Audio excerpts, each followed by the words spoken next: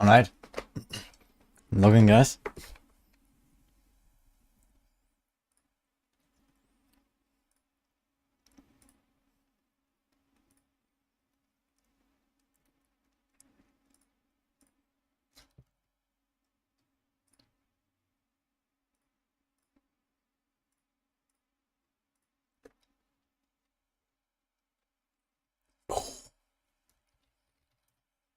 How's it going, guys? Hi, Symphony. Hi, Devlon. Hi, Bassett. Nice to see you guys. So many people here. My pin does not work. I see it. But you have to be careful as you are, sometimes it falls off. I'll show you the pro tips. So, you press this, press this, press this, and then you click into chat. And that usually keeps it. Sometimes it bugs out. And then it falls off. Okay, guys, good news. We have a Barb. That's kind of cool. Oh, thanks for the subs, guys. Judge and Dark Sith. I see nothing. I see it. You guys see the pin?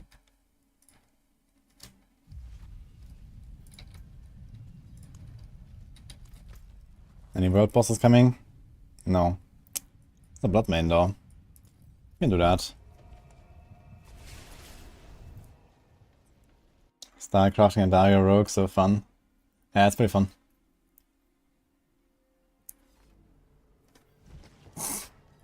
Hello, shame. Are you getting TV builds? Soon. I'm just enjoying Darius too much for now, and I want to farm more mats. Still want to min-max it.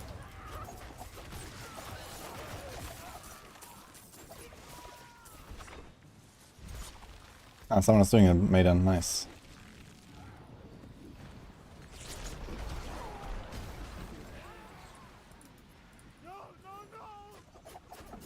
We haven't played E2R.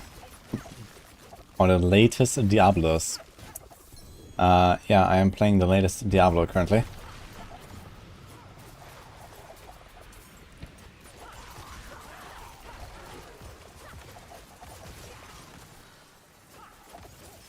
I have played E2R when it came out, yes.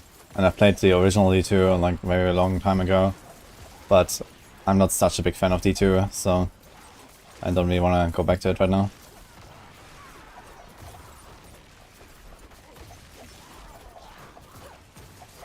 It's a good idea to stack dodge on Druid for Sage.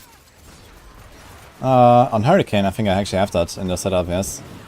Routed Sage with dodge. Can be kinda nice for just some healing. Especially if you're like tanky enough. Oh, this guy's pumping.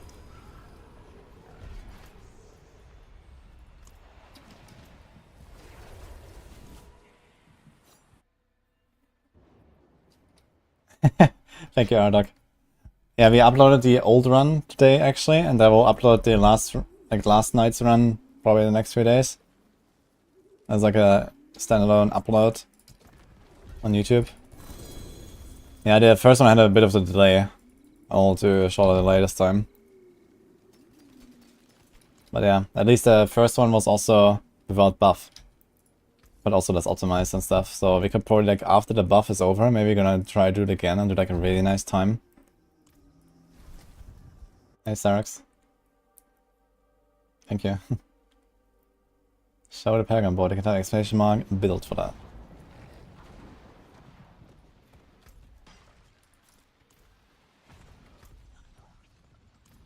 Goblin. What's this?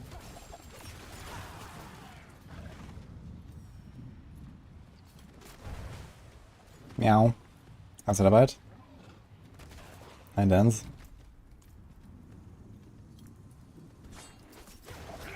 Hi Wingston, nice to see you too.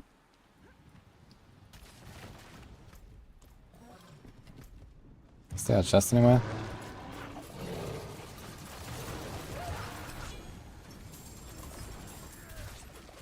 So maybe today we're gonna do the goblin farming session. Like, it's completely crazy how much you can farm. So I wanted to see like what can you get in like 2-3 hours of just goblin blasting. I'll have to make some space in my stash though. But yeah. Probably set up my Barb and then go ham. I mean, the thing is, you don't have to go very high knife penetration here, right? You just need to farm like 40s or something to get 925 loot. So you don't need a very strong character for this, just go like ultra fast blast mode. Oh, I have the thing running.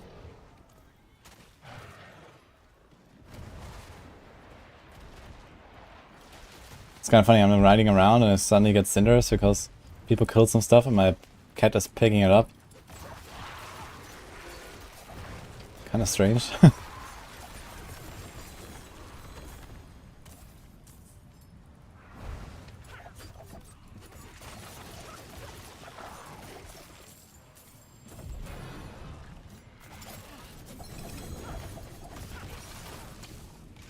Yeah, I feel like with the goblin stuff going on right now, there's probably like no reason to actually do this stuff, right? Like whispers, and even like opening the chest, I mean, who cares, right? Just realize you get so much shit from the goblins, man. I just found the goblins. It's like 10 times more efficient. Like even running out there to the chest, even though I have the cinders, it's probably not worth it.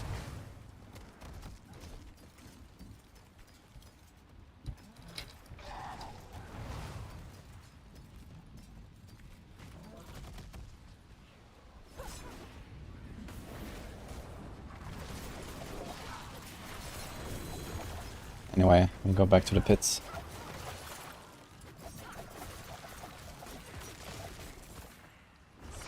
I need gold, by the way. I have 200 million gold, man. Fuck. Why am I so poor?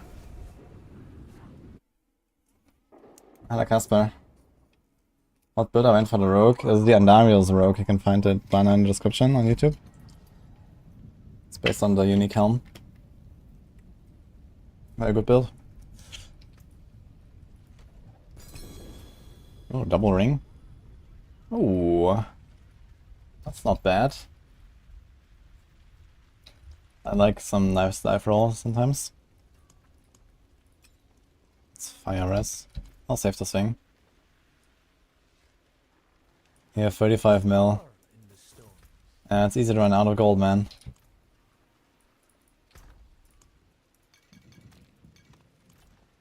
Can we go pit? Actually, wait a minute. Did I want to do the change now? I think so. I think we have to roll this to attack speed. Let me double check this. So, how much attack speed we got? I think we need to hit 144%.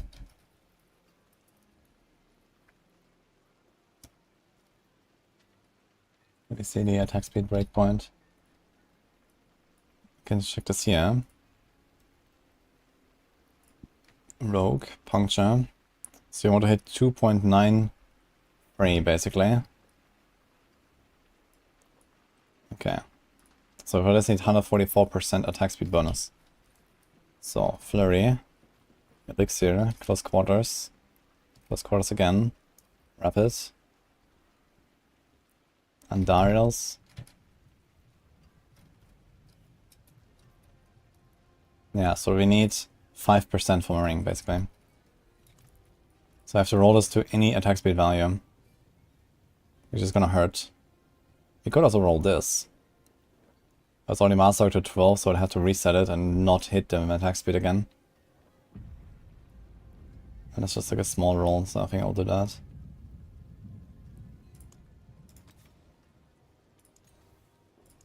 Let's see. 7% attack speed, okay. So this should be fine.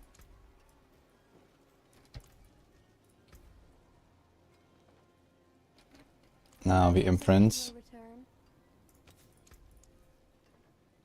Testy.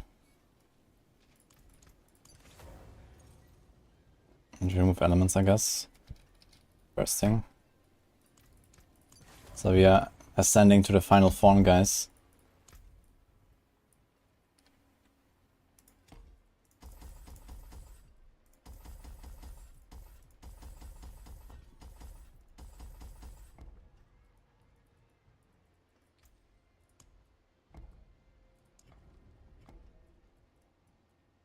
There's also life somewhere here. So I think we're supposed to path in there. Grab this life. Oh wait. This way.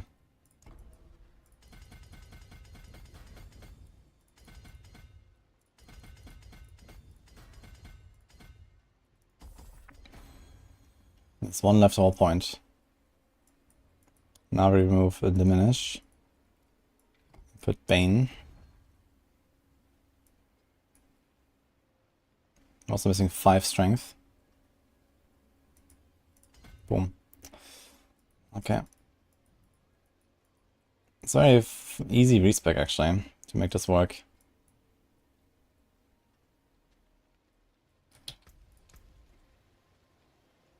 Okay.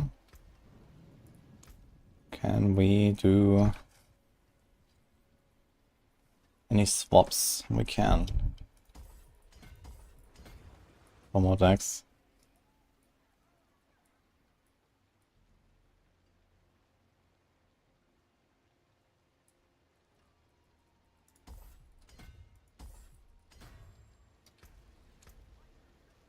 Okay, and one more.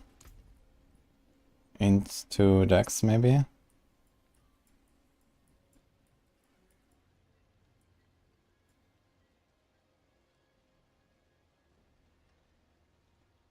Doesn't seem so. Okay. I don't see anything.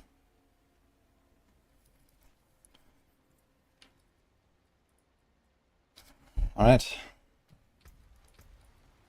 Oh, we have 59k life, almost 60. So that's cool. We lost like around 10% life. We gained Eldritch Bounty, which is 20%. And we gained Bursting Venoms instead of Elements. I lost Moonrise. We have the same attack speed breakpoint. How was my move speed? Move speed is 197. That's nice actually. Because we have around 50, and then we have 70, and then we have 80 something, and then we have haste. Okay, so we are basically movement capped all the time. Nice. Okay, let's do it.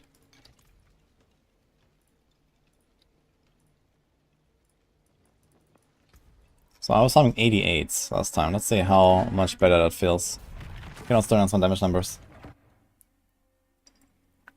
Not even 200. I could put 1 point into Stutter Step instead of Agile, and then I would have the 200. But also, I also Shadow Step frequently, so this 3% move speed doesn't really matter. Neither does the Agile dodge, I suppose. Hi T-Verf, by the way.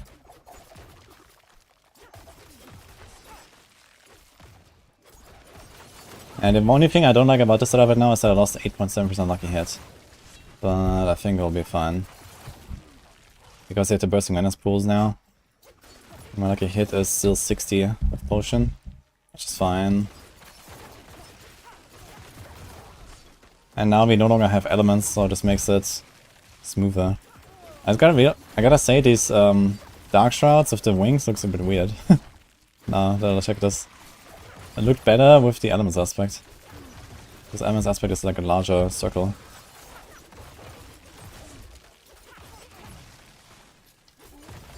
What do I think of PoE 2? Well, I'm very excited to play it. I think it's gonna be very fun, especially after half to 1 year of fixing the game after launch. Where have I seen that before?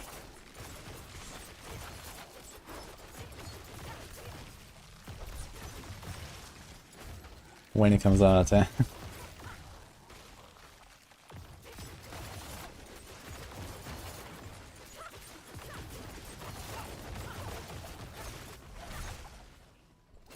And I think that PoE 2 might have a lot of issues when it comes out, due to the complexity and due to the difficulty of the game.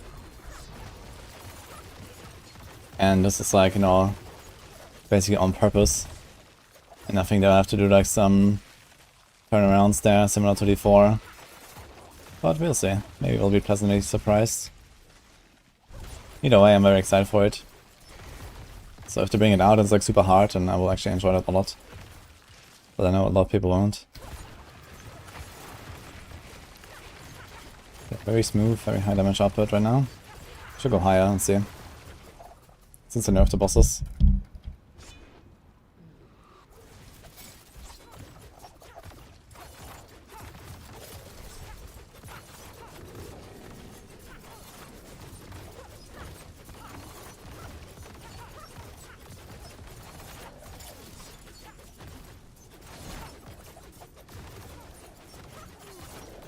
I'm going to show the numbers.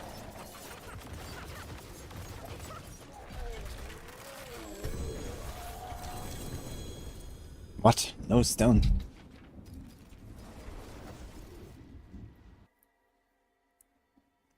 Excited to take the PoE plunge and learn PoE 2. Should probably play a little bit of PoE 1 before. It will definitely help you to like get a better understanding of things and, you know, you recognize a lot of features and stuff like that. Definitely can't hurt to do a bit of PoE 1. How do you stagger so quick? Well, the same way that everyone else staggers so quick, which is freeze, stun, immobilize, slow, temper. And I have concussive strikes on top of it.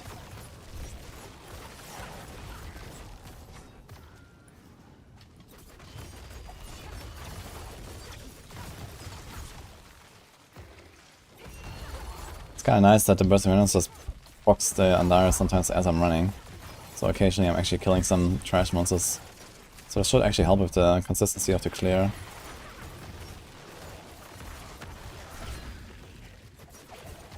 What is it here, by the way? Slow also adds to the stagger, yeah. But I think it's less than, like, you know, the hard CCs. So the best ones are stun and freeze, and then daze, I guess. It might be all the same, I'm not sure exactly. I haven't really checked that specifically, like, you know, if they add different like stagger. But I assume they're kind of similar. And then I guess immobilize and slow and chill are a little bit weaker.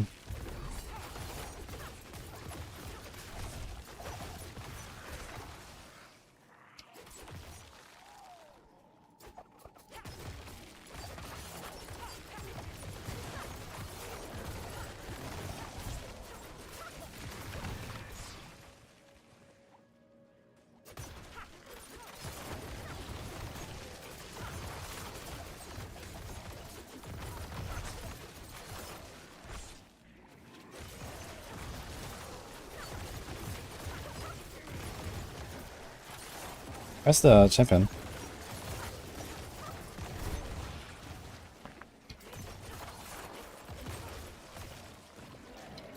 Oh, these guys are just healing, man. I'm running away. They keep healing. Final freeze that chest. The white circle. I don't like any of the stats. I mean, there can be greater affixes that I don't really care about. Yes, impairment, reduction, healing received, these kind of things.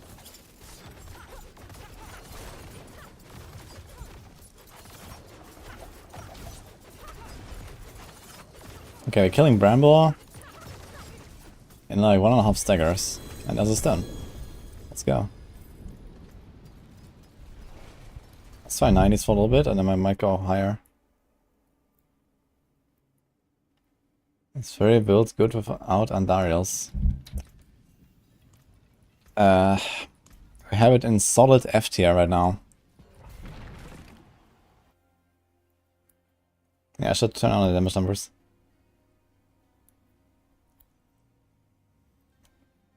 Sakara. So it's Sakari. Did XP event start? Yeah, that's like a few days already. And this is permanent. You just play the game and get extra XP. And there's also lots of goblins. They drop extra stuff.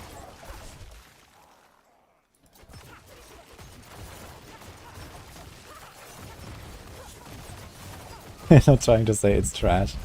Well, I can tell you that Flurry is currently the only build ranked in F tier for the pit on the max roll tier list. It has its own tier, man. F stands for Flurry.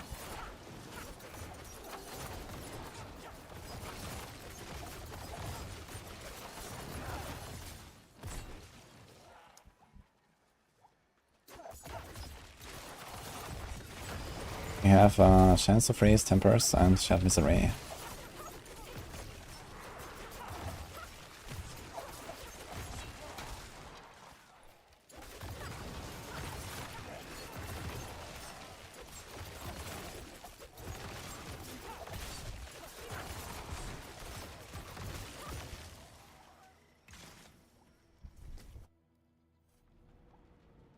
Everyone's selling GA and Venom Amulet on hardcore. Alright, any other wishes? What are you gonna do with Venom? I was playing Lynch here now. Plus.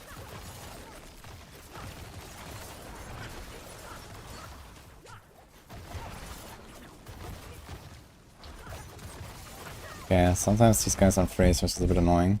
And there's champions. Can't kill the champion fast enough sometimes. This one is over 2 minutes already, why is it so slow?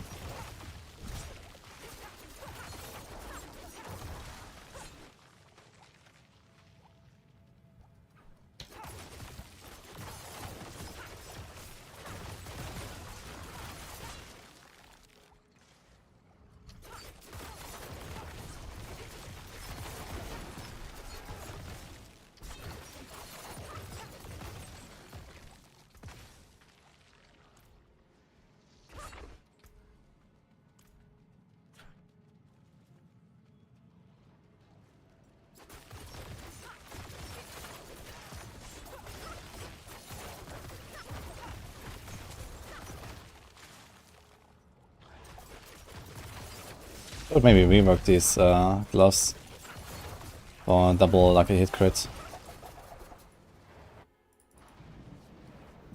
This is a puncture build with Andario's Visage. Really just bust this attack speed. Got the damage numbers again. Look at the HP bar, it looks very funky.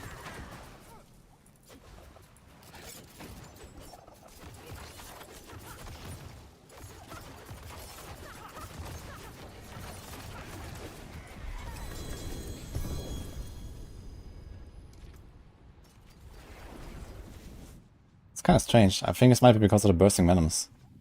Maybe it's like, okay, you get the Andarius proc and then you get the bursting venoms. And the bursting venoms has like this kind of weird HP bar interaction. It's 292. This time I'm not gonna forget the damage numbers. The best class to start hardcore, never tried before, you play Barb. Iconics, by the way.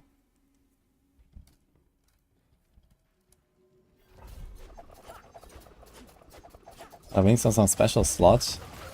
I think they're on the back slot. It'd be kind of weird to have the wings and some back attachment.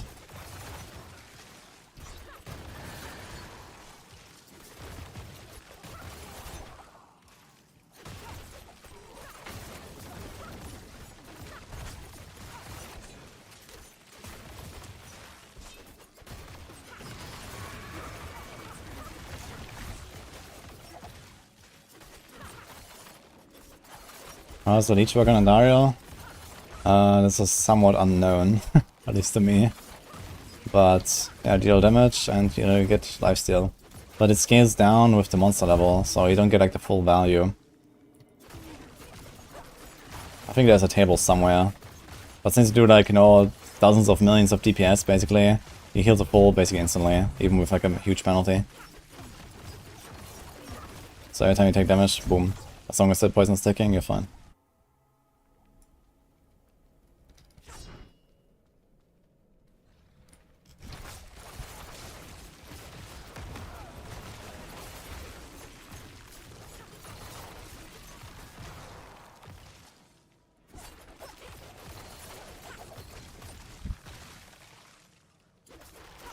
Build is posted somewhere, yes.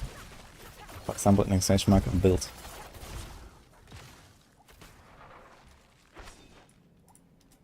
Actually, we have a Maxwell guide written by Darkseid. I reviewed it last night. So that should probably go live. Yeah, maybe later today or something, or maybe... Yeah, maybe I'll check it again after stream if he's done any updates.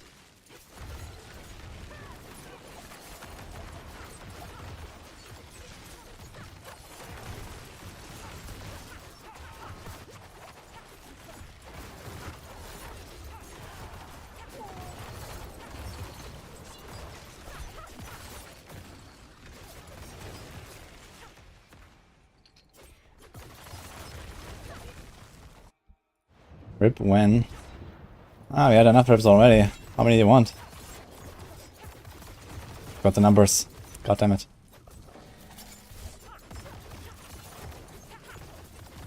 I'm probably taking for like over 100 million if fully stacked in the exploit range.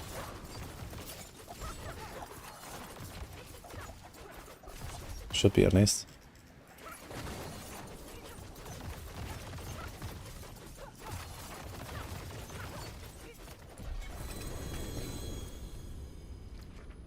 People look so weird with this bug.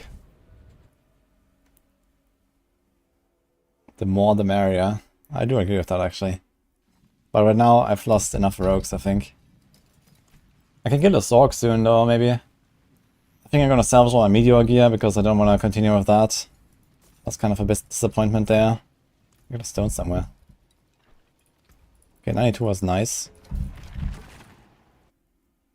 But we've also used Death Trap in order to group up mobs. I mean, you could, but I don't see much of an advantage here. The Death Trap is not that much bigger than the Endara's AoE. So, what's the advantage really? And it has a long cooldown, you can use it like 3 times in a run or something. Maybe 4. I mean, you can, yeah. I mean, I have Concealment right now, which I basically just have as a hardcore backup choice when I get stunned. I haven't even pressed it a single time today. Usually I would recommend Smoke Grenade there. People also run Shadow Imbuement for the extra non-physical damage. That's another option. It squeeze out an extra tier of boss damage out with a Shadow Imbue. I would recommend Smoke Grenade, is what I have in the planner. But yeah, Death Trap, you can also do that if you really want.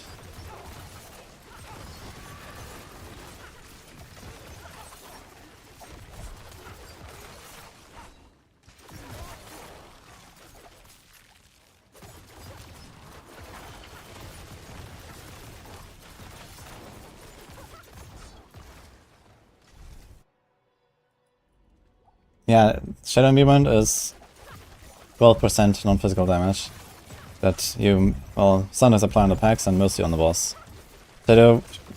Smoke Bomb does not work on the boss, but it's much more consistent on the packs, I guess. Because you don't necessarily hit the entire pack with a Shadow Imbued Flurry, because it might be on cooldown or you just don't hit all of them. So you will mostly apply Shadow Imbuement, sometimes on a pack here and there, and mostly on the boss.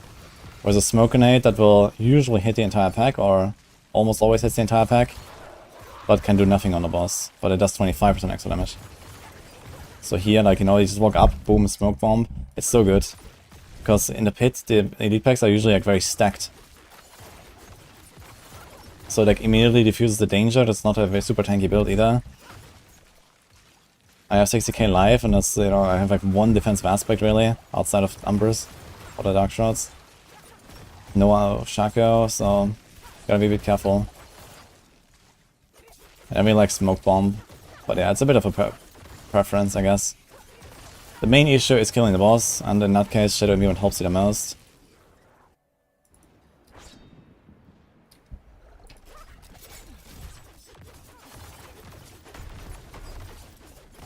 Got the damage numbers again. Nice.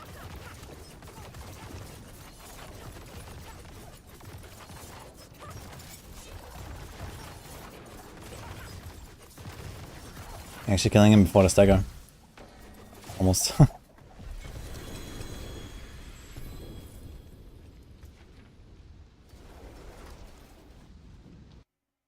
Damage numbers. Thanks, Ars. You tried. Oh man. Damage numbers, guys. Should we go up? 94.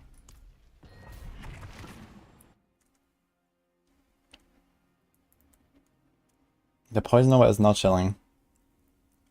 It's chance to freeze temper on utility slots. And shared misery aspect.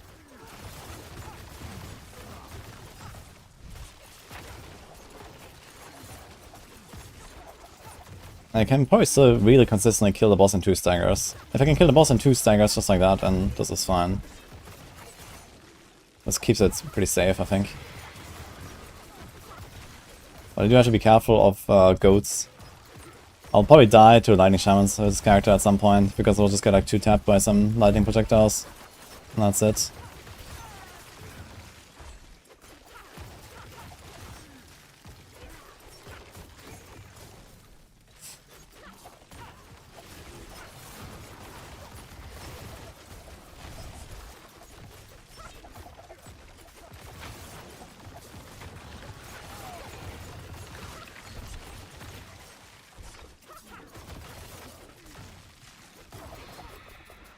Only item that's not masterworked yet is my amulet. I was hoping I would find a better amulet, but it's not happening. So that's what we got now.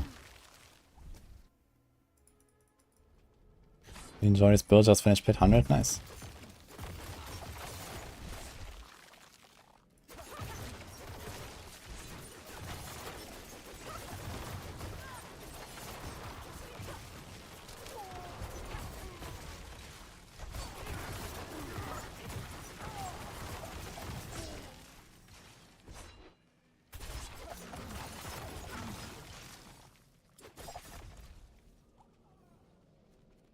Oh, the protection. Wait, there's 2 shrines. I didn't even see the second one.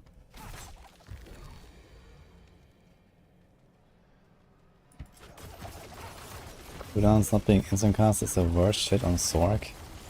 I just wanna like press all the buttons at once, so it's a bit strange.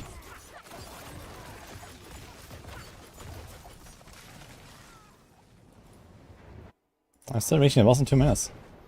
It's very legit. Damage numbers. Okay. Oh shit, he got staggered.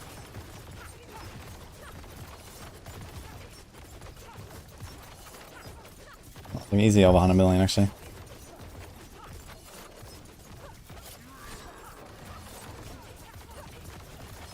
Uh, 60, 380. Alright. Let's go.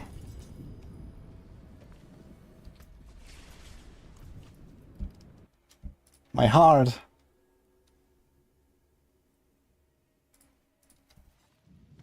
Hotkey toggle for damage numbers wouldn't be a bad idea. I don't know. I don't think this is really necessary. 95. Yes, I asked cap on gear for Nariel. No, the helmet is only enough if you get a greater affix and I think at least 2 masterwork crits, or maybe 3 on the Nariel. So yeah, most people will not have that, so you have to do like a ring attack speed roll. But this one does not need to be upgraded much or something. So it can just be the normal roll. But if you have like a GG gear and a greater affix on Nariel, then yeah, you can skip 1 affix on the ring.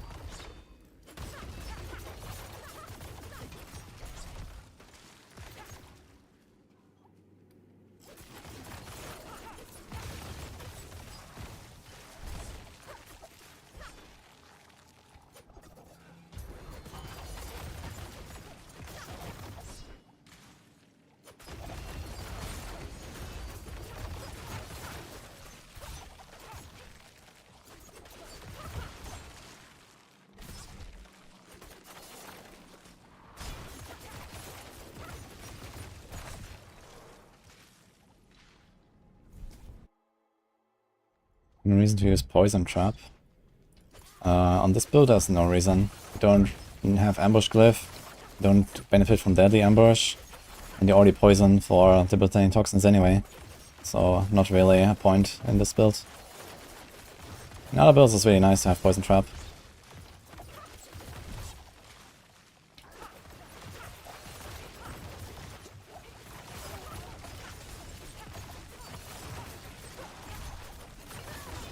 It's a bit harder to tell sometimes, like how much I've poisoned them up. You have to pay attention because it is. I think it's a bursting venom bugging out the HP bars, and they show his full HP and no dot, and then suddenly they're dead. I think it's also the bursting venom producing this weird double tick. Like you saw the 380 million tick. This is like a bug. It's like a double tick. It's like 2 in 1 basically, and that's why it's such a high number. Because I take for like 150 million, 150, 150, and then boom, 300. And then 150, 150. It's because it skips 1. And I think this has to do with the bursting venoms.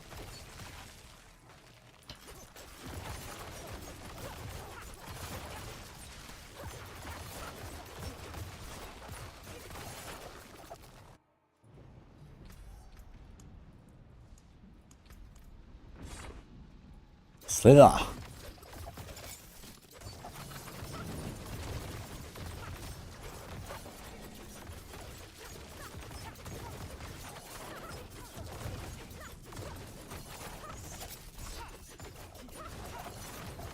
That was a really shitty nuke.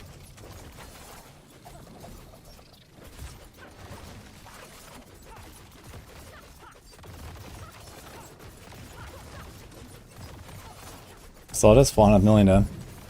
This is outside of exploit range.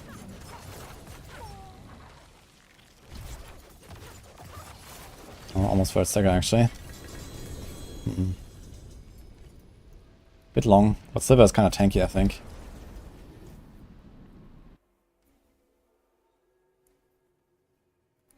Will it give more synergy between the classes because of the raids? I think that would be a mistake. I think Diablo 4 does pretty well without like a support meta and these kind of things. Any room to grow DPS wise? Oh, absolutely. I mean, this is a hardcore build. I have 60,000 life. You can run half that life if you want. And, well, probably get like plus 50% DPS just on that. And then some more YOLO choices on the Paragons and so on.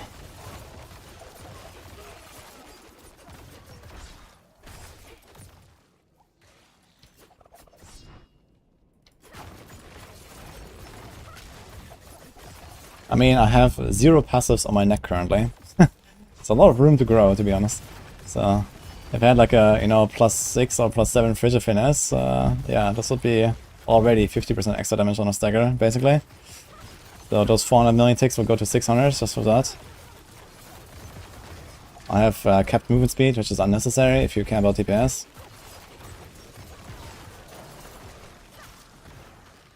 I have, you know, a bunch of damage versus crowd control rolls that are not anywhere near perfect. Like in a planner, I'm supposed to have like, I think, almost 1100 damage to crowd. But now we got 82% multiply, man. Missing like almost 30% just from that multiplier there. Well, I guess in effective DPS that's more like 20-25. But yeah, together with the, let's say, 50% from the better neck, that's close to double damage already. And then other optimizations. You can definitely more than double the damage from here.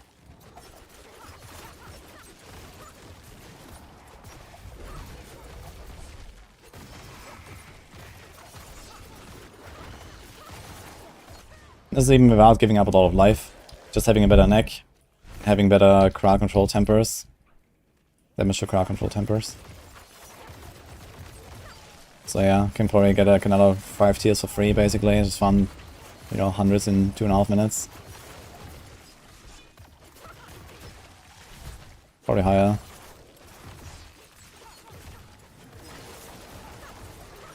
Still need to master my neck actually, I should probably do it now.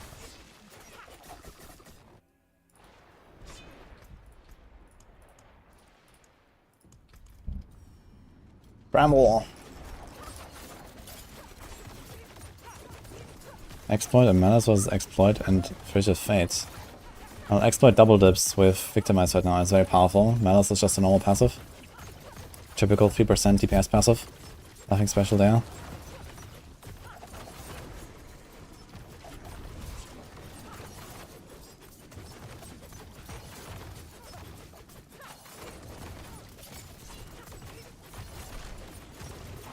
And Frigid Fate is just the most ridiculous passive in the game outside of Envenom. So you always want that. Going for the third stagger is a bit too slow. I mean, you could go higher and go for 3 stagger kill. You can probably go to 100 and do 3 stagger kills pretty consistently.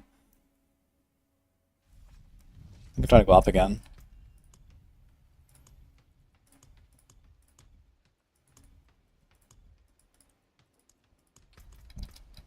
But the boss kills are getting kind of slow now.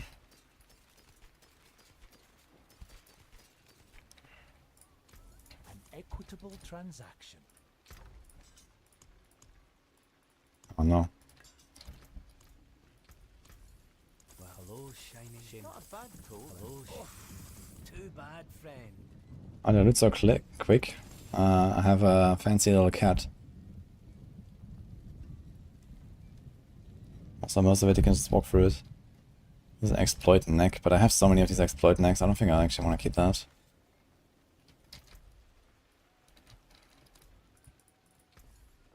Fine indeed.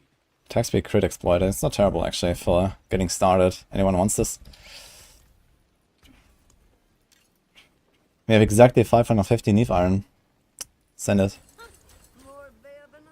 And we hit. Small move speed. Yikes.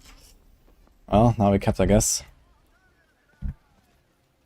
Now that is a shitty masterworking outcome here. Movement speed, and a dex. It's like all the worst stuff. Oh well. Let's do 97. Pot. 84 good. There's no way to earn those wings in the game. Does anything teleport Sorc to use Enquiries? Yeah, teleport has pretty high like a hit chance. So I guess because teleport doesn't really do that crazy amount of damage, maybe you can like supplement it. But the thing is that Sorc doesn't really have like any way to scale that damage, so it's gonna be pretty shit, I guess. Outside of like, yeah, very easy content. And in very easy content, I think you're probably just better off running an actual helm, you know, Shaco. It has cooldown, which is very helpful for the teleport stuff. It has ranks, which is helpful in general for Sorcs. Can't really imagine that this Enquiries stuff is really popping off, but it might help a bit of the consistency of the clear.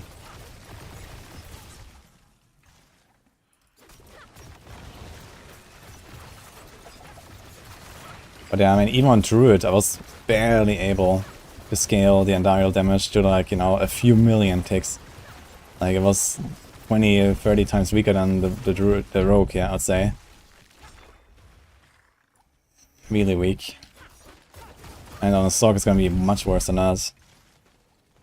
I mean, you have more like a hit by default, I guess, as a Sorc, because you have like stuff on the tree, you have a wand.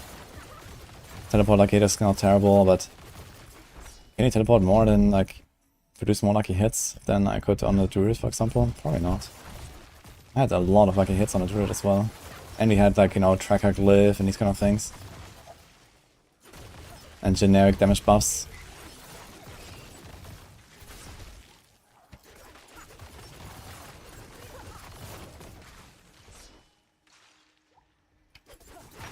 Unless you can scale with Burning Instinct. Does Burning Instinct work for all dots or just for burn? I guess that would be important.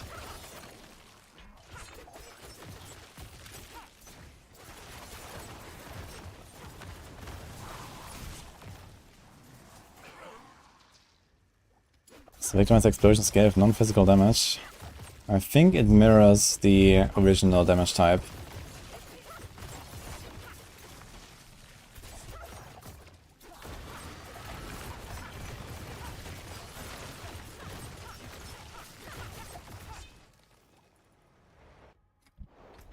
Yeah, Burning Instinct is only burn, yeah, then I can't really do that. If you could use Burning Instinct for Enquiries on Sorc, then there would be more potential, I guess. Still not really great.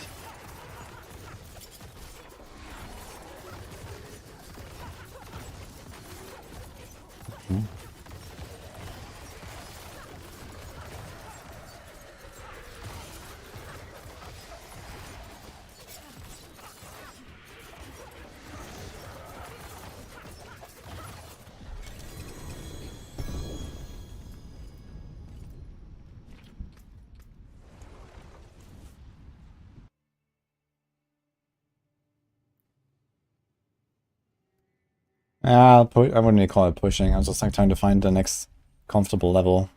I think I'm probably gonna stick to something like 95s, which is like +7 from what I was farming yesterday. Let's do 99. I was just trying to see like where I can like consistently kill the bosses in 2 staggers. Thanks, Josh.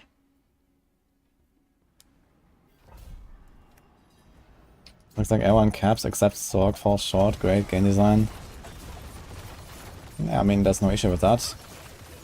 I mean, not everyone just caps out on attack speed. I think, in fact, like very few people cap out on attack speed. It's actually very easy to cap as a Sorc if you use Ancient Flame, for example. And you cap 1 at least. But most builds do not cap out. This was like a thing from the PTR where you could roll attack speed at much higher values and on much more slots. Literally every build had attack speed cap, or cap 1. But that's no longer the case now. Like, this is the first rogue build that I played that has attack speed cap because of 45% extra from flurry, for example. Because you get also like a bunch from close quarters.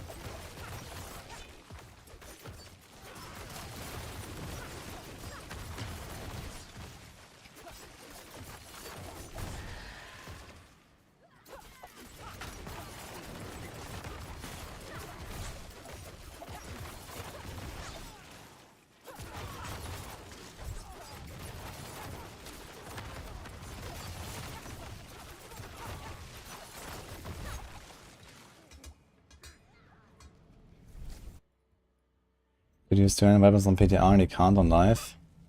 What prevents you from using 200 weapons on live?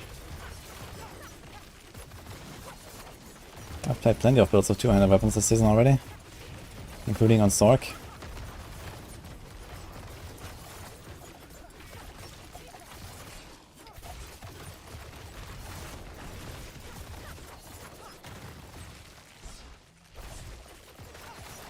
The cast speed is dog shit. I think this is more of a healing problem than it is like a balance problem though.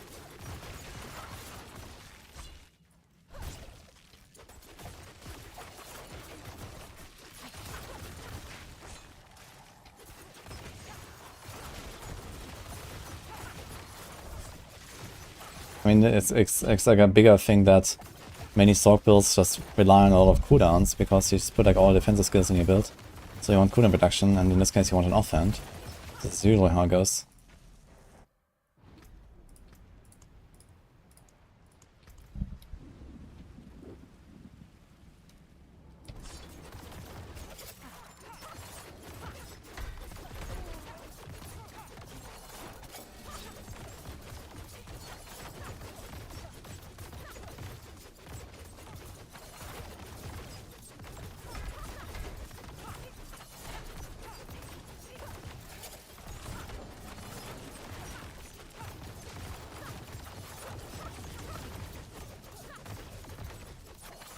$285 tick, and I think this was not a double tick.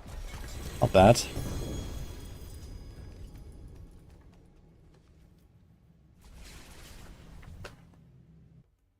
I hate trying to track cross quarters. Yeah, I mean, it's like an 8-second rhythm. You just press your buttons. You know, it's like not that hard to track really. I never look at my bar for close quarters.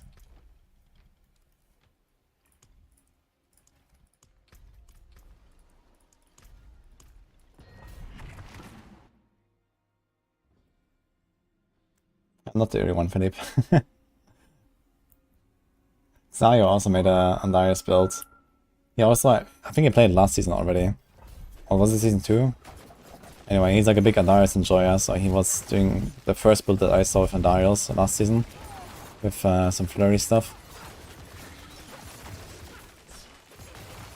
I went back to it this season as well.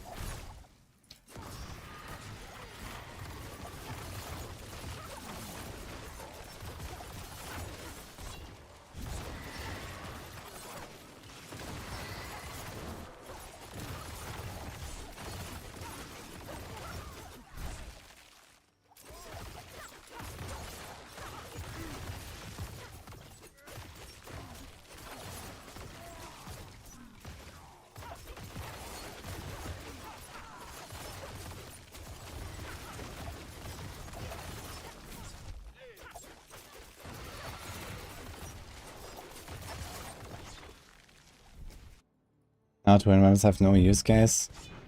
I mean, it's still like best in slot for Incinerate at least. But yeah, I mean, it's like a general stock problem that 200 weapons are not great because of the cooldown on offense. So, I mean, Frozen Orbit on the 200 weapon is not even that powerful. I did the math the other time, but it's not even something that you necessarily even want to put on the neck.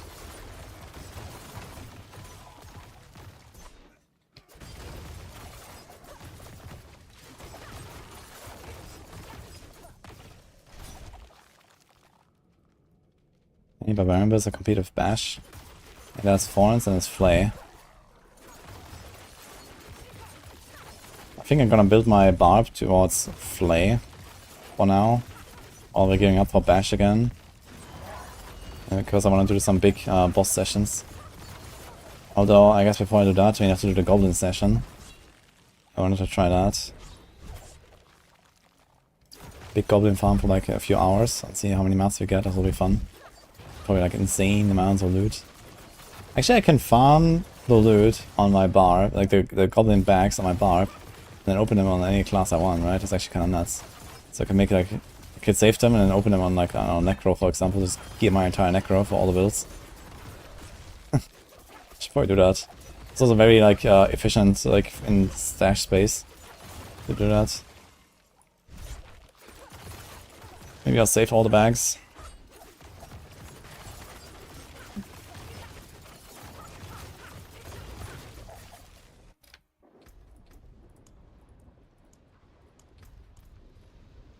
We had over 3 minutes now for this run. Getting a bit long.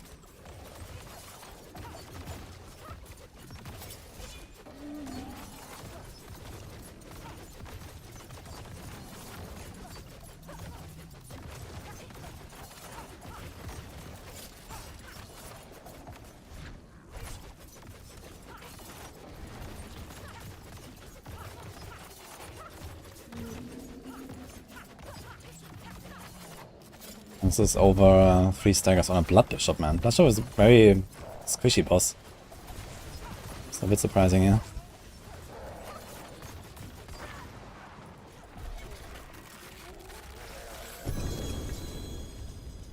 But he also moves a lot, so I lose my inner calm all the time.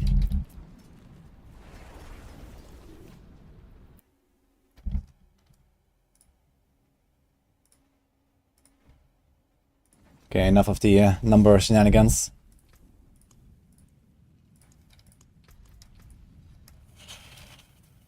Oh.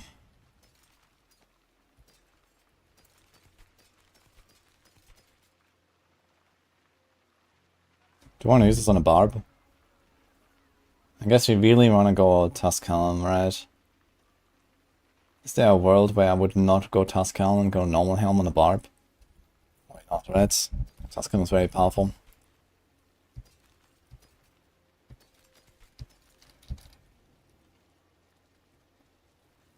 How viable is this build versus 2 bosses? I mean, you saw me take for like 200 million consistently on the stagger. So you do like 1 stagger and the boss is eventually dead. So, like, these bosses already have way more life than the 2 bosses. I'm just gonna kill them in one go. At this point.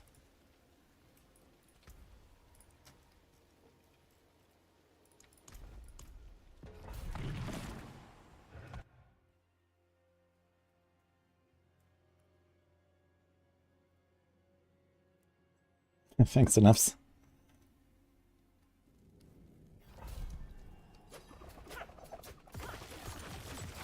Oh, Luminoxar. I don't really have to worry about this scaling versus bosses.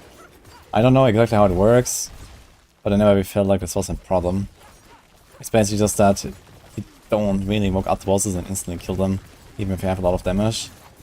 But it's kind of like a very minor thing.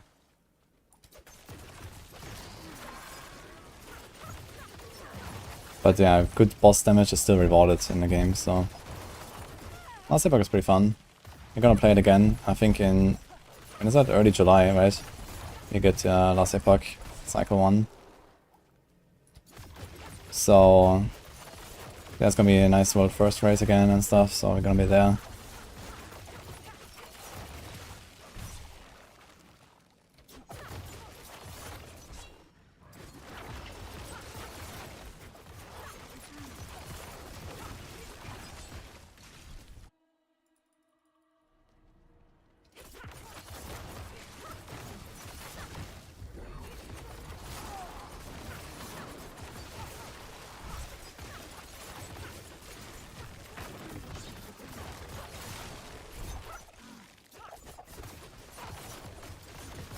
Yes, hello SVMT.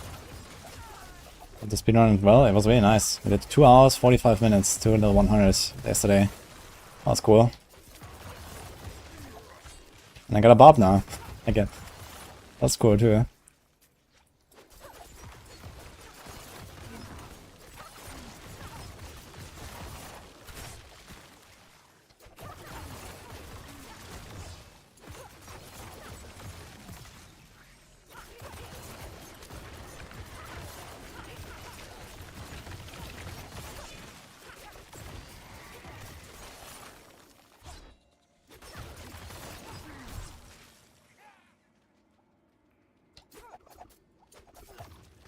You don't have to clear level 200 monsters in the pit to do the minor bosses.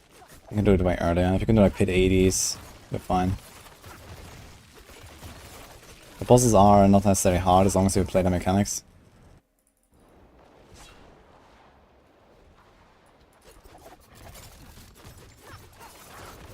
That perfect jump, man.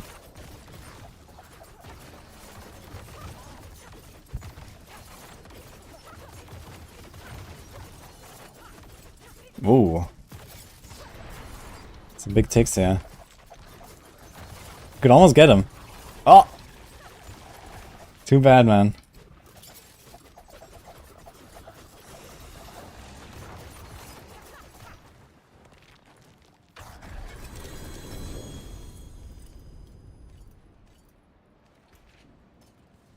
Yeah, it's kind of sad that this boss loses all the dots on him when they go invisible. Outlaw Sharpshooter can die in stealth, but then Mother just vanishes and all the dots are gone. Sad. So, how's the Nephi going? We get how much per run? 95? We get 54 per run. So 10 runs, we get 1 item to 12. Not exactly. It's like 13 runs, I think. You get 1 item to 12. So it's like less than an hour right now to get 1 item master to 12. It's actually nuts. Okay.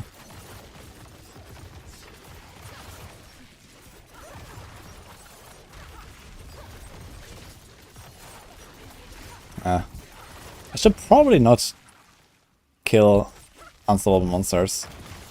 Like if they get unstoppable, that's it. I'm just gonna run. Unless they're like really low. But this guy was like 30% and still took me like 10 seconds to finish him. There was no CC.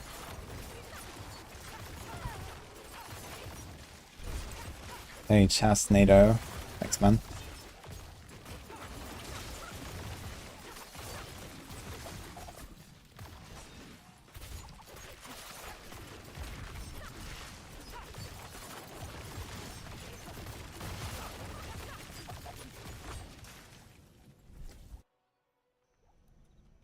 That's what I like to do a 96, gives 55, so it's 10 runs for mastering. Yeah, I mean ultimately it doesn't really matter, right? It's just like, okay, it's like a nice round number, but does it matter? No. You know, like your number's always gonna be like fucked because you're gonna, you know, redo masterworking and reset and like convert materials and everything. So yeah, I guess if OCD they wanna do the certain round numbers. I also hear people farm 101 because you get exactly 60.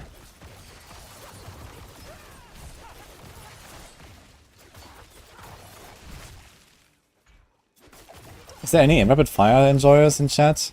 Like what tiers can you farm in 3 minutes? With like a nice geared character. I'd be kind of curious like how does this compare to rapid fire? That's actually a lot of damage left in this thing. Yeah, so it's 2 minutes to the boss, yeah, let's go.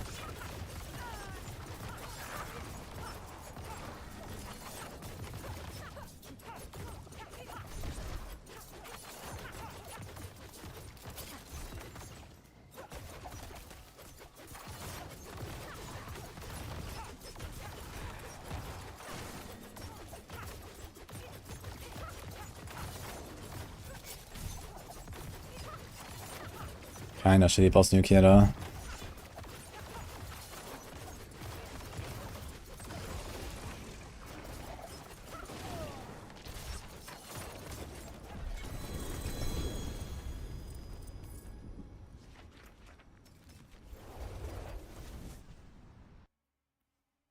No way rapid fire does anything in 2 minutes. Yeah, 2 minutes is very optimistic.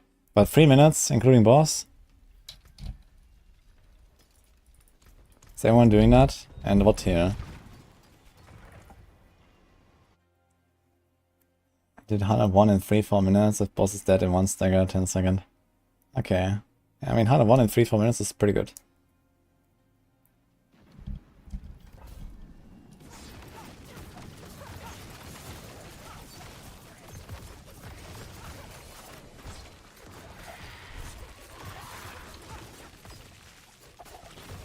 Everyone is expecting World Tier 5, the expansion. Yeah, it's pretty likely to happen, I think. It depends on like what they're gonna do. Are they gonna expand the level cap? You know, are they gonna like how they're gonna rebalance the game? I mean, the expansion is a whole new game, right? So we don't know a lot of details yet. But yeah, World Tier 5 could definitely happen. I mean, we've been asking for stuff like that for a long time. I guess they're already like, you know, trying to do some stuff like it with the Helltide Mind Cage thing. And they could, you know, just do like some end game difficulty, right? I think it's just like scaled up for strong characters. Because honestly, even if they give us an armory feature, I don't really like the idea that much that I have to make like a special setup just for Helltide, and then another special setup just for the pit, and then another special setup for I don't know what, you know? Like, I would like to have like, you know, some kind of like more consistent difficulty, where, you know, let's say we have like outdoor content and it's like a tier 100 Diamond Dungeon difficulty, and I can just go there with my pit build, and it would actually feel good, you know? Instead of I'm going there with my pit build currently, and I fight all 100 monsters, and it just sucks, and I could do like a 3 times faster build.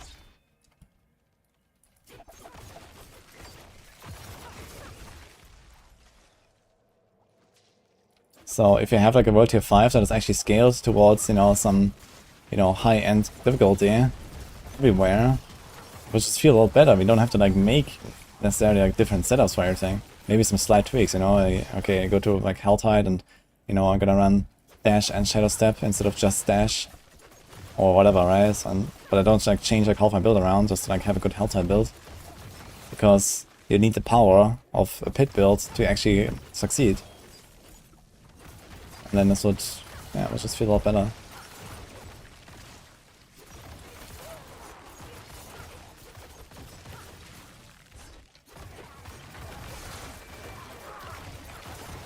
So yeah, I guess we'll see what happens in the expansion.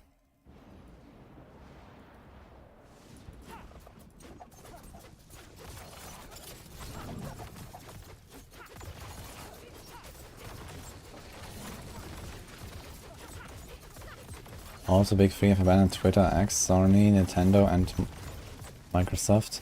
Wait, really? Why?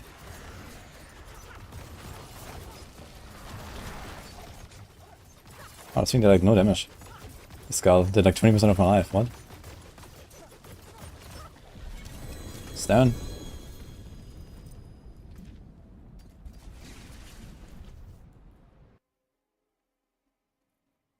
People would abuse the item swapping. Yeah, I guess having instance content helps a lot with like this kind of stuff, but I mean, don't have to necessarily make this content very try-hard. You know, like, you know, Whisper farming could still be somewhat chill in a World Tier 5. And Helltide could be somewhat chill compared to like the Pit, for example. In that case, people would not necessarily bother with like item swapping and like, stuff like that. Unless you want to go real try-hard.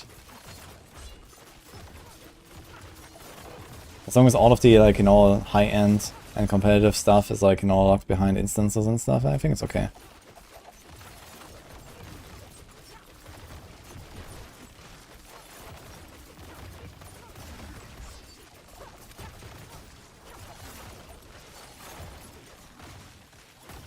What I think about current pit pushing against bosses.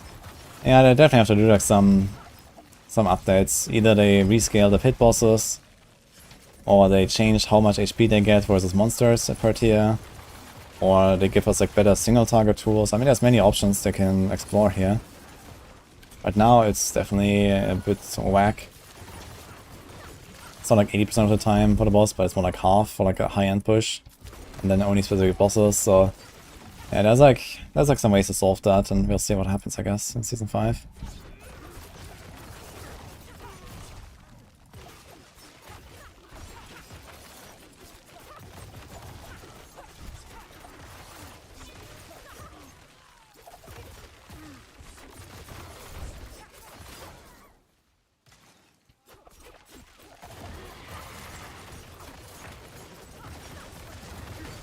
When the fire is released, they're gonna unhinge the Paragon levels and dungeon level. Have you heard of Diablo 3?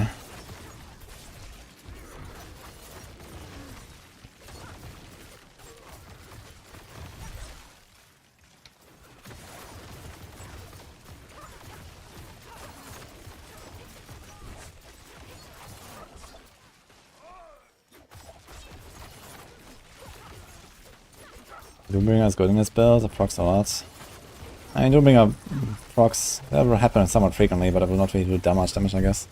I think it will literally proc for like more than a few million. But yeah, I guess you could squeeze in a Doombringer if you want to be tanky. You lose like 5% attack speed, you lose an aspect. Which in this case would probably be, you know, calm.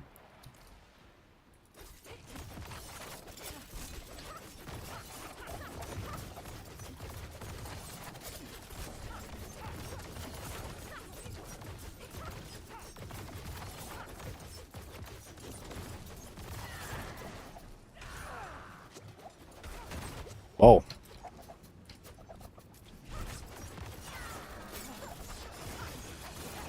Consider the Elias spawn.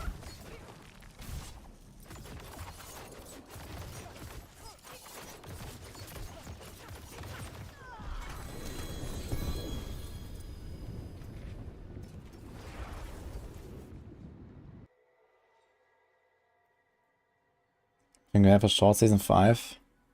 Yeah, season 5 looks like it's gonna be 2 months.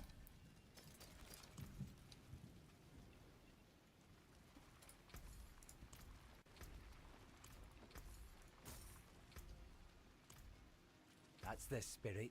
Hello. Oh, hello, shiny. Chill stun does not count as slow. Go one more.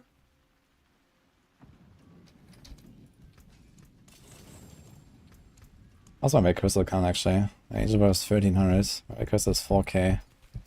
Boy. Dude was out his life on hit. Come, traveler. An equitable transaction. I think 2 more season is fine for like the pre-expansion stuff. I would just skip the mid-season update and then go from season 5 straight to expansion, season 6, and boom, there you go. I think that's okay.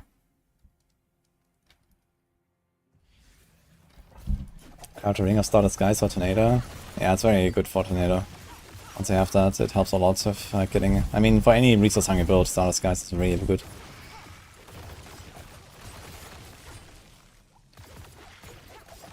When you get the stars on a gear, you activate the streamer client. Oh wait, there's different kind of stars. There's also those stars here.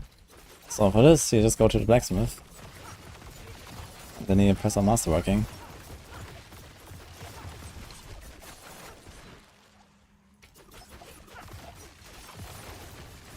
How long after October 6th will Season 6 begin?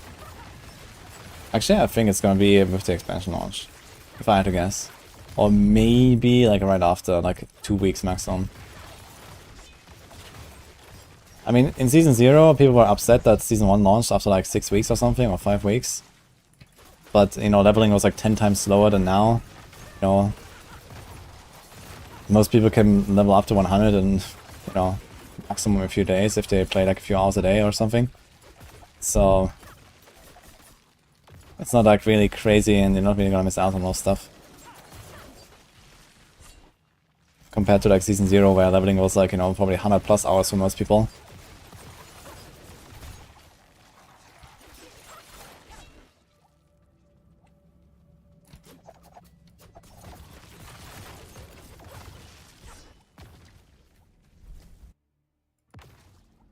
Yeah, the greater affixes, they're just random drops, so you have to find them.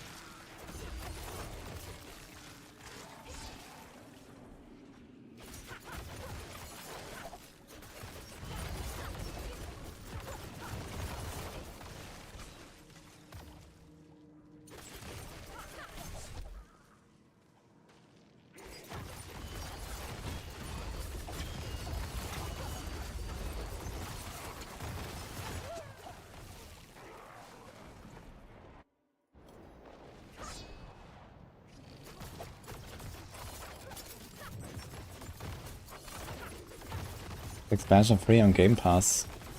A good question, actually. I guess so, right? We can play D4 in Game Pass, so probably play the expansion.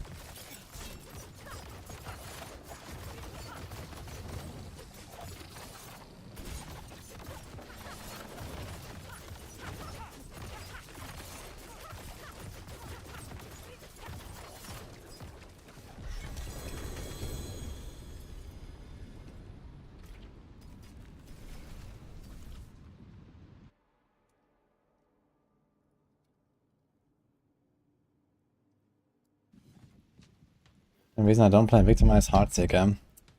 Yes.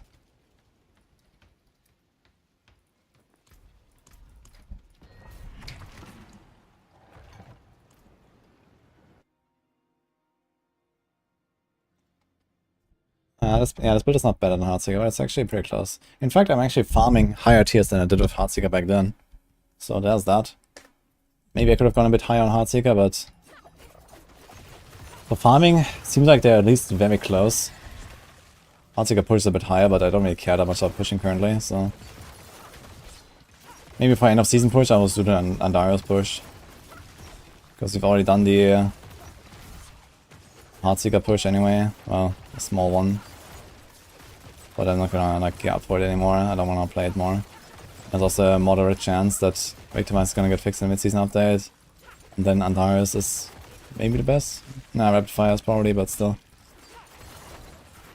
Close.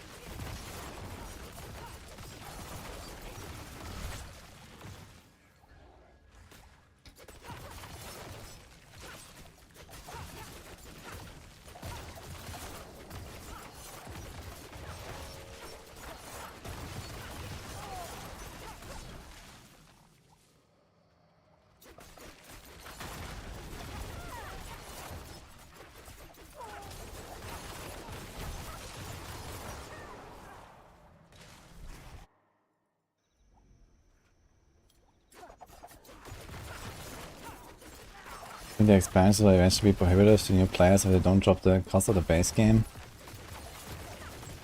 Well, in case you didn't get the memo, you can buy the expansion and the base game together for the price of just the base game. $70. Turns out. That's not nice.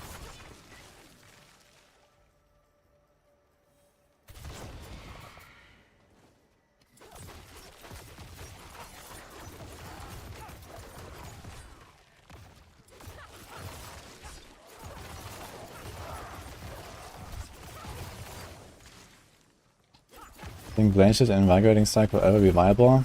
Yes.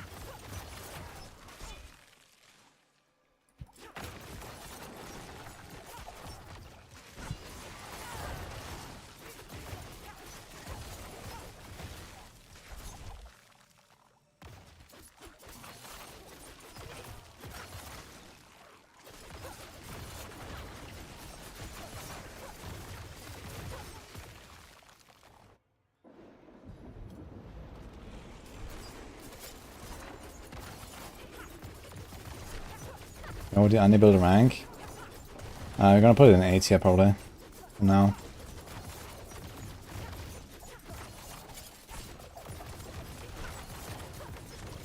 Maybe like top of 8 here or so, like together with like Rapid Fire, I think. Do we have Rapid Fire in A or S? I'm not sure. We have Pen Shot at the top of A, so if we're gonna put next to Pen Shot, that seems about accurate. Shot should be around here as well.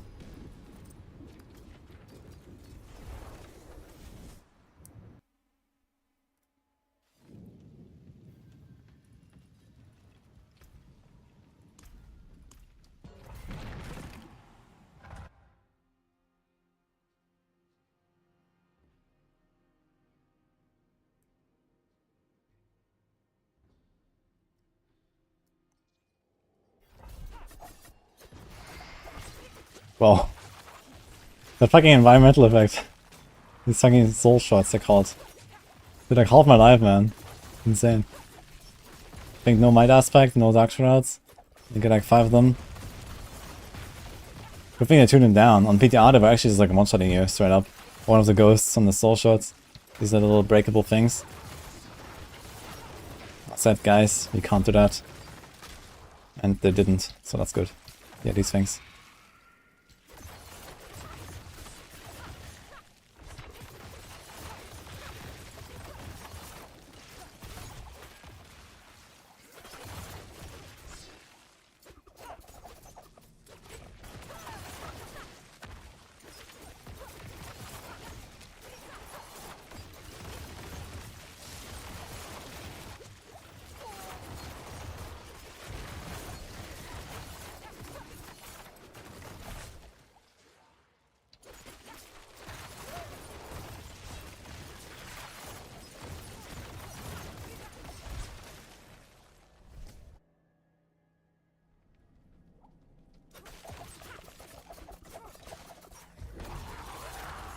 You say TB Rogue is bad?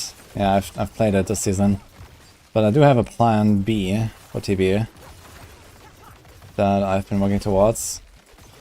So whenever I respec this rogue, we'll see what I can do.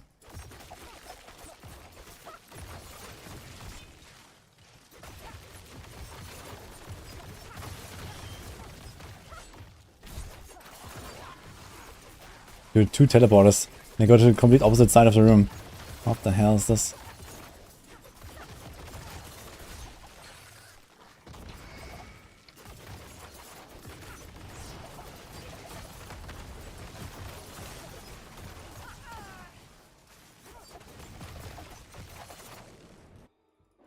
Yeah, I'm cooking on TB.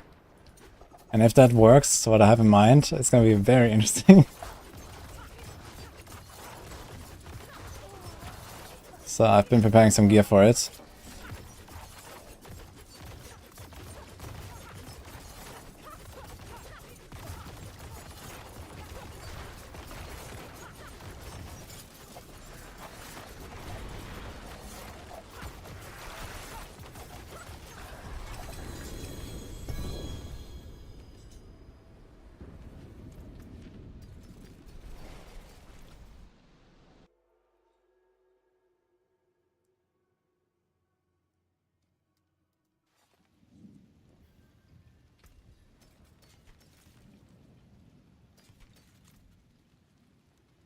No hint.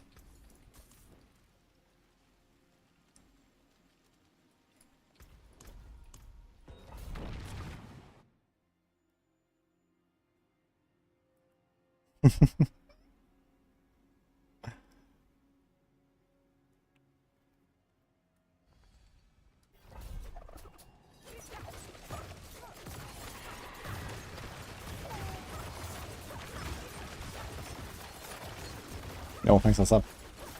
Nicer. Tutti frutti, yeah, indeed. I actually went swimming today, guys.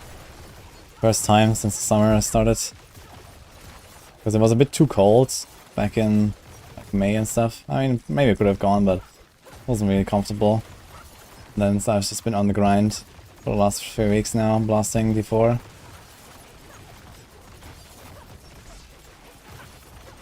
I actually left the house, man, for the first time in a month, basically.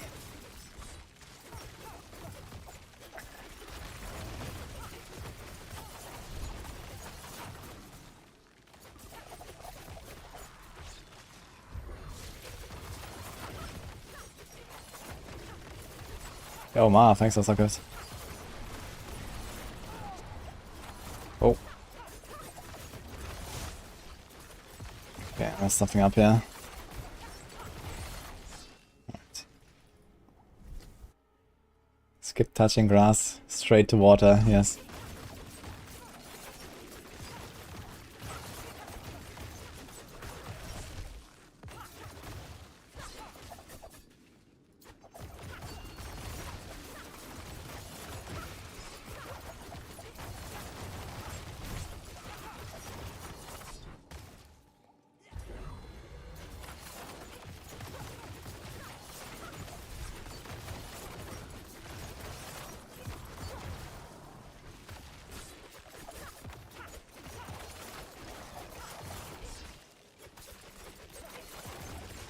Most of you guys play softcore or hardcore? On this channel? Surely softcore.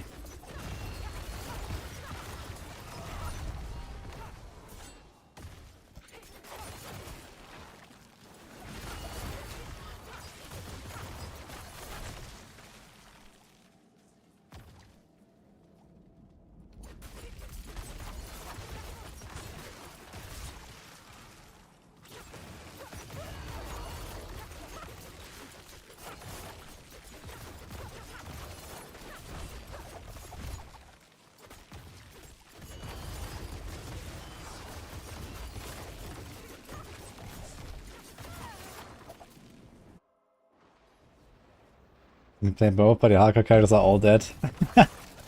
Unlucky.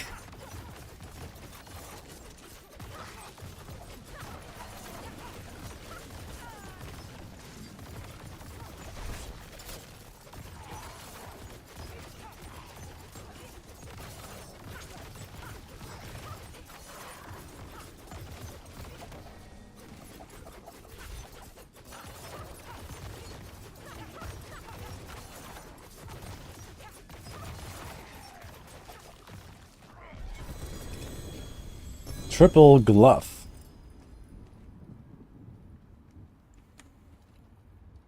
Huh.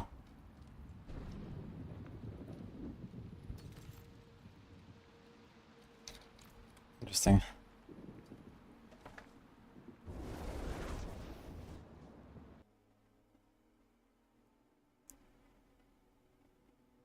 What are the max ranks you can get by triple critting on greater affix ranks to skill?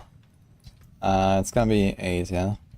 It starts at 3, then you get +1 from the greater, and then you can get +4 from the masterworking. And it's 7 for passives. But it only applies to legendary items, not for uniques. For uniques, this is a different system. Barrage is very good this season. Hardcore just feels better. Yeah, I gotta say, since the season, man, hardcore is amazing. I really like it.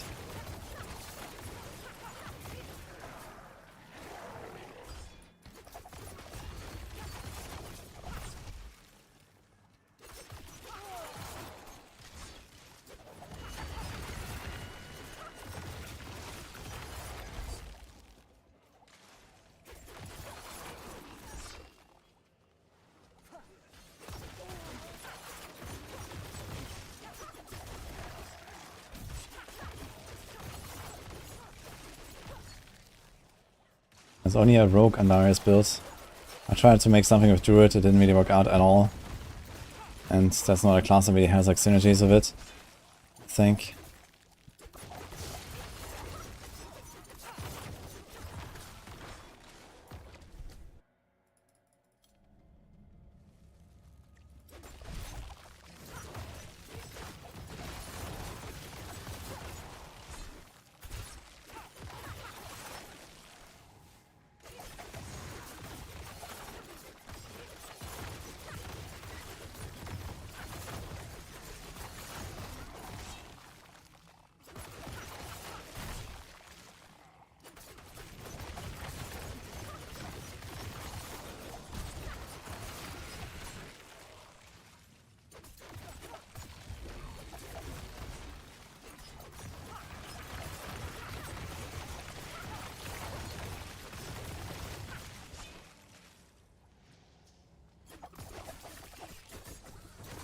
Mandario, Doombringer builds.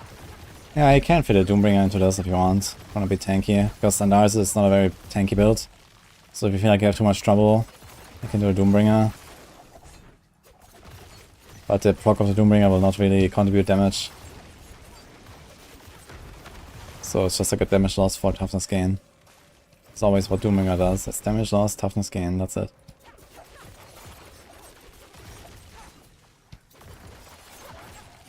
Oh, that's one exception, which is Fawn's Barb, I guess, where HP equals damage.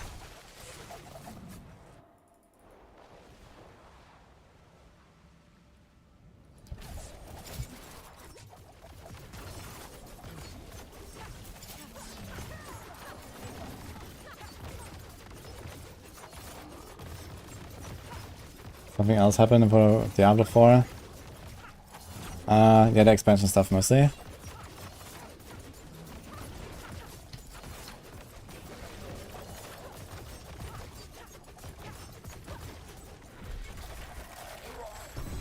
Oh, the patch also went live. Which is another thing, I guess. Ooh. Ah, look at that. Move speed is a bit low, but otherwise.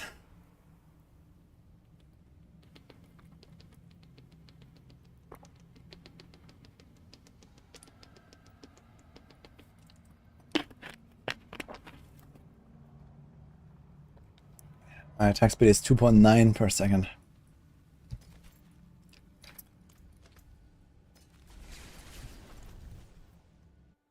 Barbarian shout build. Yeah, for barbarians it's a very good item. Because you just shout.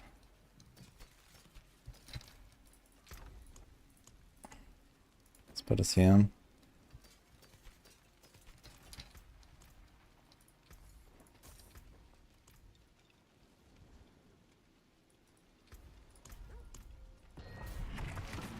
System blades and left drive builds still good. No. Yeah, that's great for Sorcerer, Perma Ice Armor. Yeah, I mean, it's not very hard to do perma ice armor without anything on a Sorc.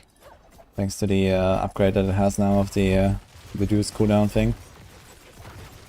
And the thing is, on a Sorc you have like, you know, 3 or 4 other cooldowns that can randomly trigger from those boots. So it's not very reliable. I guess teleport doesn't work. But I mean, there's flame shield, ice armor, maybe frost nova. Okay, if you have only teleport, ice armor, ultimate, and main skill, that's 4 skills. I guess it doesn't hurt to get a random flame shield sometimes. Instead of an ice armor.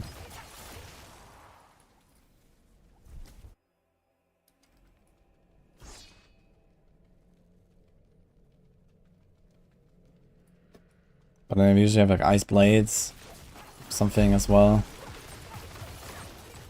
That will just randomly go off. Which I guess also doesn't necessarily hurt.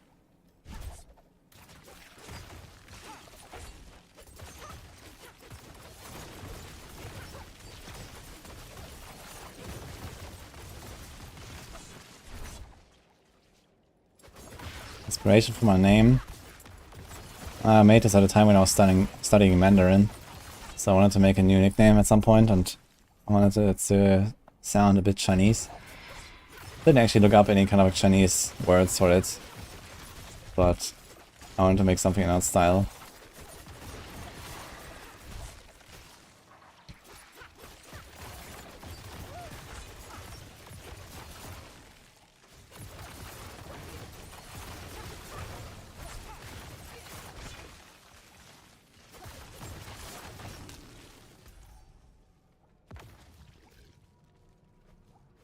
The gauntlets just fall off completely. Yeah, I mean, making content from a gauntlet is not very successful.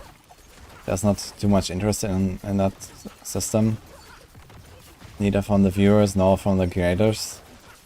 So it's kind of like you go in, you have some fun. That's it. I mean, some people still blast it and really try hard. I mean, you know, I've done my duty there. I've done like 4 weeks in a row, rank 1 when it came out, and I got my prize, which by the way has never arrived so far. Where the hell is it?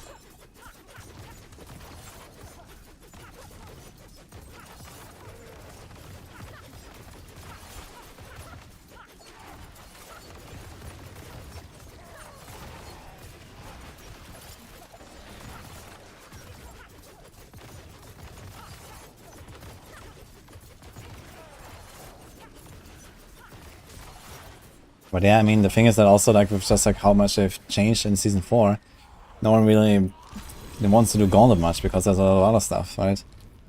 So there's that.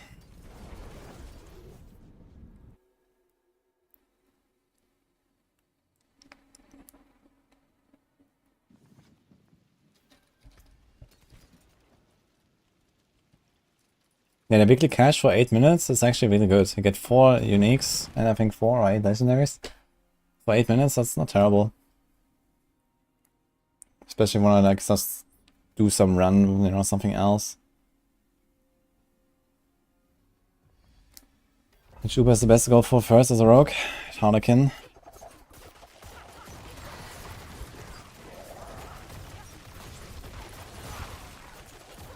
Dude, I'm gonna die just fucking soul shots at some point. It's crazy how much damage I do. And I already had some dark shots there.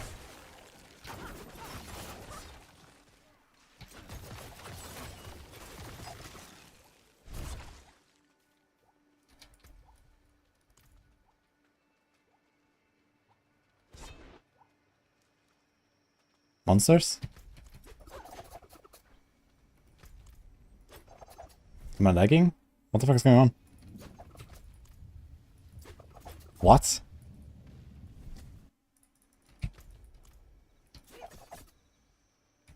There's just nothing here. This entire path.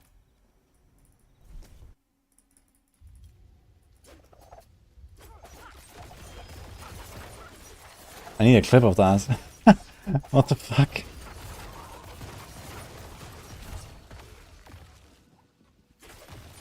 Monsters on a break.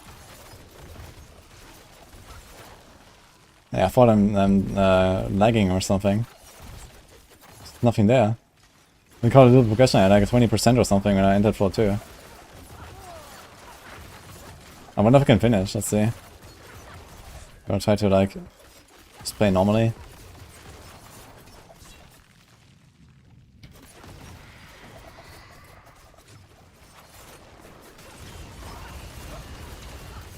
You've seen this before?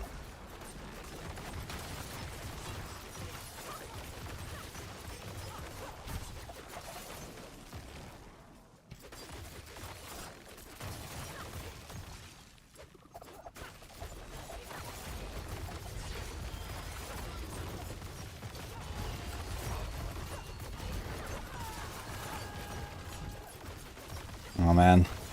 That has become unstoppable. Now this guy is healing, shielded. Oh my god, dude.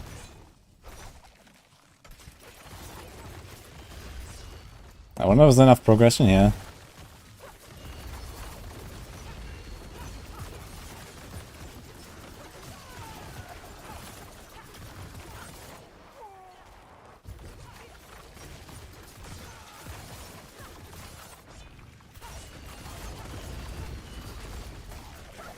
Having a couple tough times. I've never seen those actually.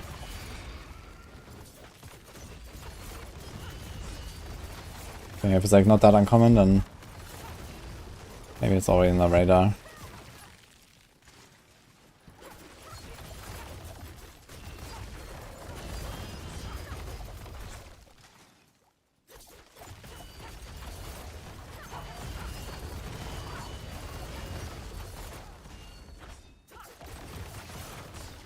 It's getting pretty close. But doable, I guess.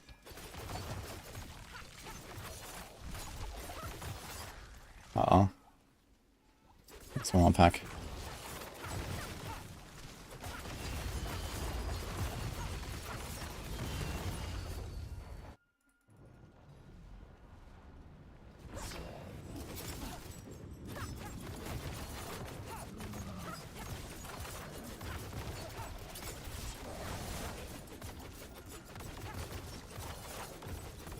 For his purposes, build is attack speed buff, yeah. And you can also spread vulnerable with it sometimes. And activate close quarters when you don't want to dash or shadow step, which is also nice. Thank you again, Ma. Appreciate the sub, guys.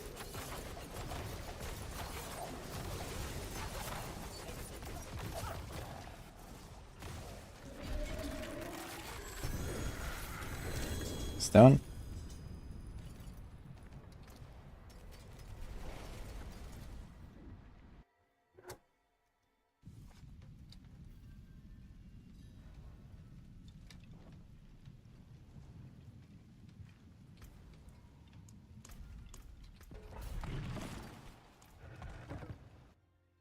Yeah, see Andara's Rogueman in the description.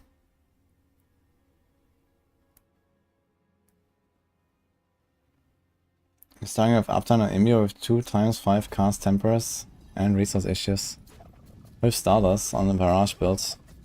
Yeah, with 12 Imbue charges it should be pretty fine though, to be honest. It might be that you don't run into the bursting venom spools often enough, so pay attention to those sometimes. And you know, press the button. It's a bit of like muscle memory, you also have to learn. Like when do you press your poison imbuement? You know, when do you expect procs when you shoot into a pack and stuff like that. And then try to like keep an eye out for these pulls, run through them, press your button. In big monster packs you should very consistently get your bursting on pulls, so it can just mostly happen on the boss sometimes that you don't. Also advantage elixir, very good. Extra lucky 8 chance.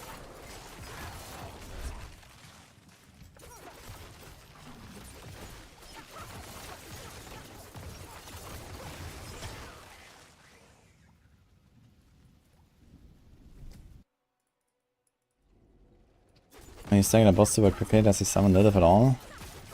I've not seen a single Lilith today. Because usually you have Lilith can only appear when the boss is like less than 50% life or something. And she's always the third in a rotation, so when you stagger a boss, usually the rotation resets. So you have like a 1, 2, 3, and you know, since they increase the cooldown, even if the boss comes out of the first stagger with less than 50%, I'll stagger him the second time before Lilith ever appears. And even the third stagger is like fast enough still that most of the time I won't see Lilith, I guess, with the longer cooldowns now. But if it goes beyond 3 staggers, then you'll see Lilith, yes.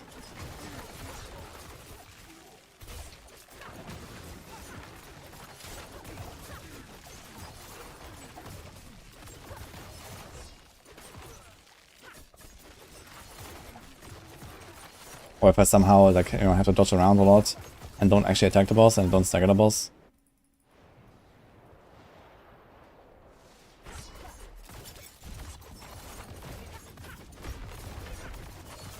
Got a manual, by the way.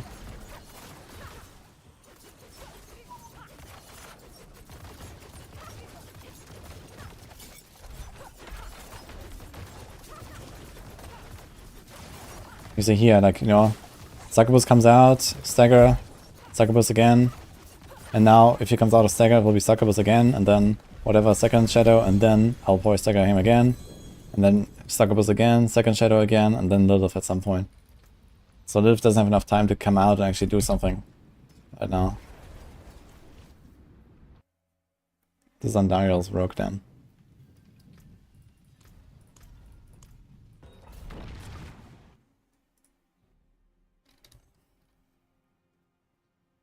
Yeah, you can't get the Season's Journey twice. You can only do it either on softcore or on hardcore, and the same for the Spark, you know.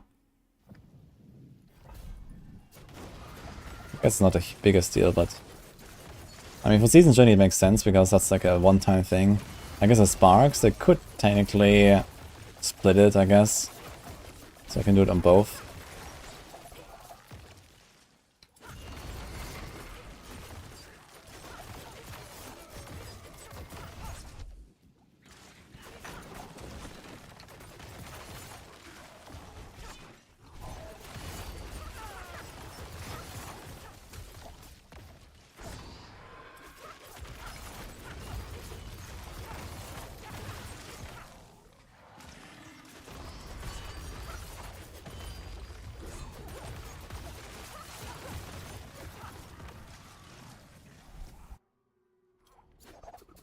As you refund your season blessings on softcore, you use them on hardcore.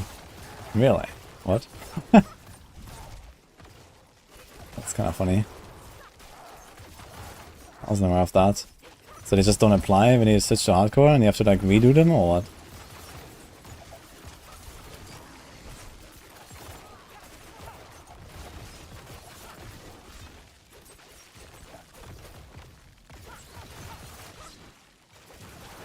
I thought this would be like, you know, similar to Season Journey, just like, you know, you unlock it and it's active and that's it. Crazy.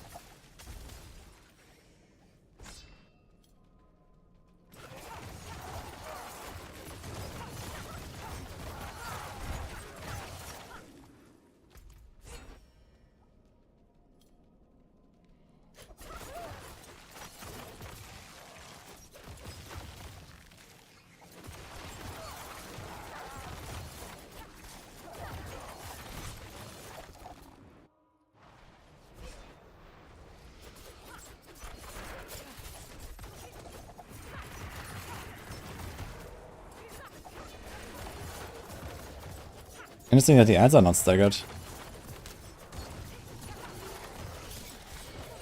Oh, incoming call, monk ass. Wait, that's a bit early.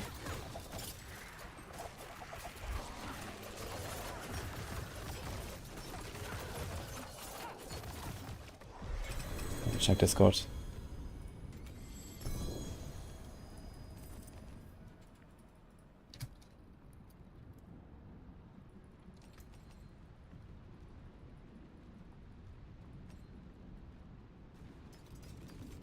Okay guys, I will have to mute for a little bit. I have a call that I need to take. so 1 sec. I'm not sure how long this will go. Not too long, I think.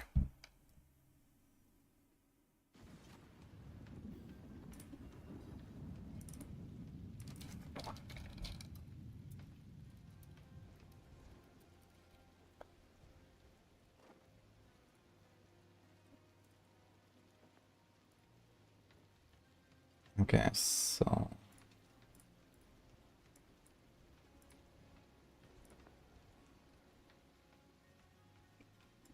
can you just tell me really quick? I'm gonna join the call. Tell me if you hear any voices. Now.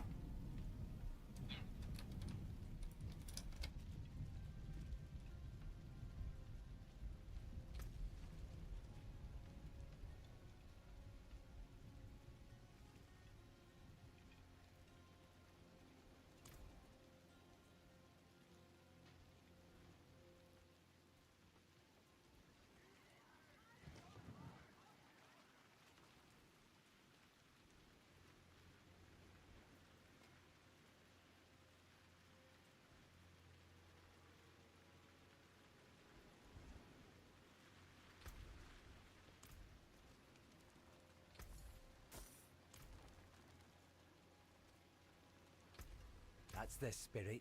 Hello. Not a hello. Not a bad pull, that. All finished, are you?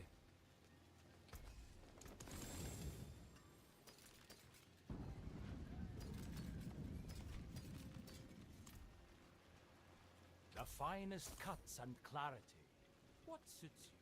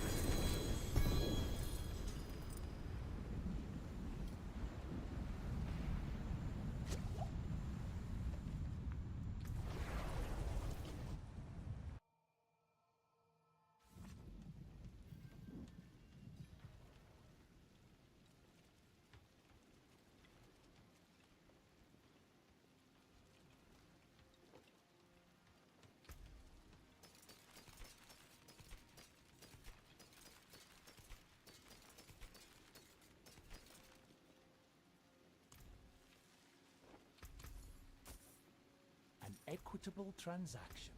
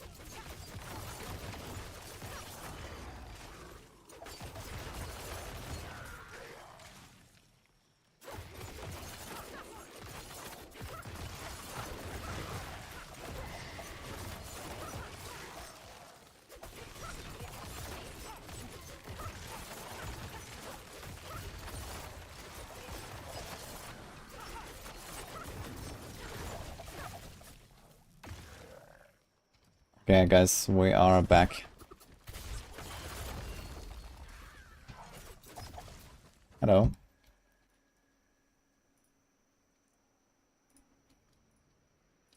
So, sorry about that.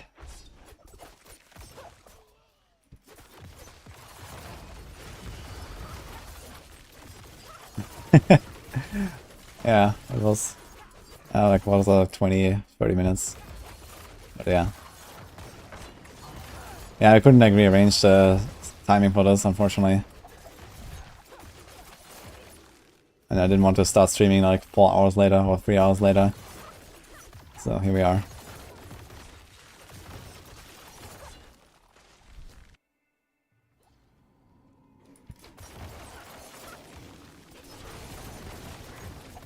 I'm still muted? What? I'm not.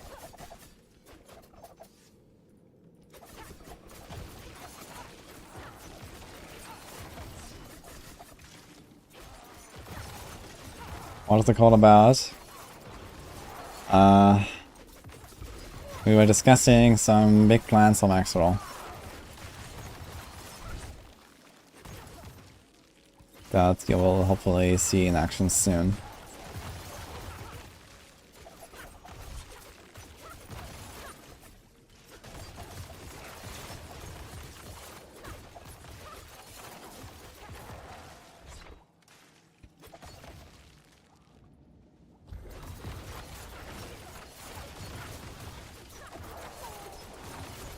There's a lot of fucking shamans here. Okay.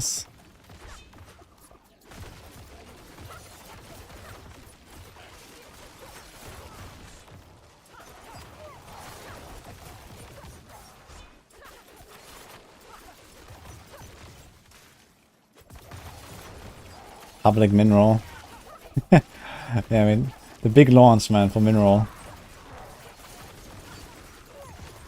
After years of work. So far we've produced one build.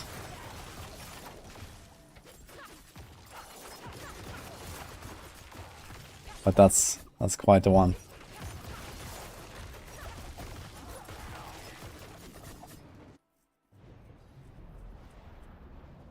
Where Maxwell event, I want to win a hoodie.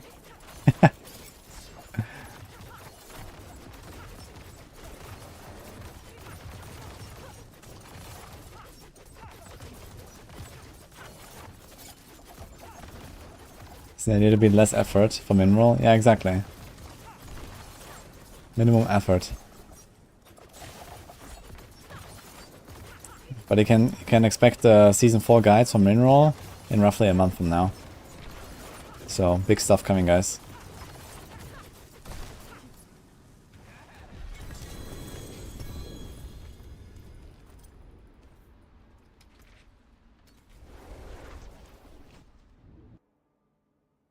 There's no poison function aspect on Dire Rogue build, but I'm using it now. That is correct. I just swapped to Pestilent and Bursting Venoms instead of Moonrise and Elements. And I sort of changed my Paragon board, removed Diminished Glyph and Deadly Ambush board to get Eldritch Bounty.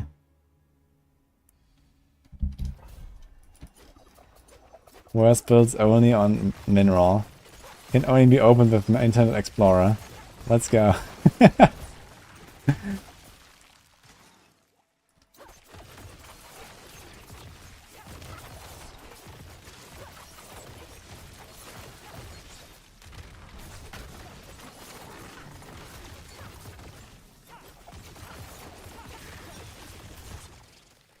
Yo, AOZGG. Thank you so much for the sub.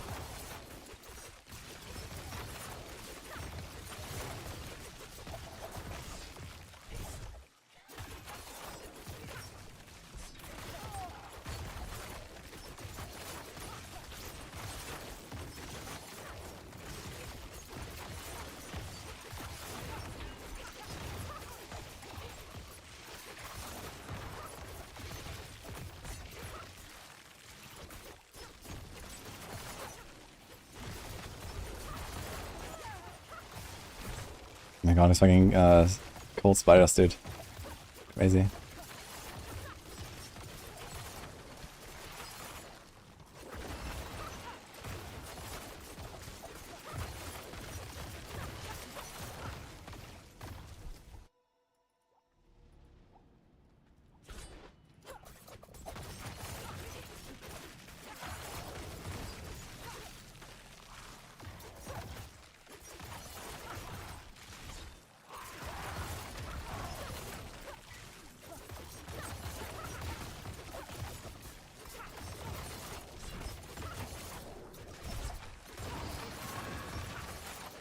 I'm changing planner. I guess I make a second version basically. It's a pretty minor tweak. And I only would recommend it after like a certain like gear level.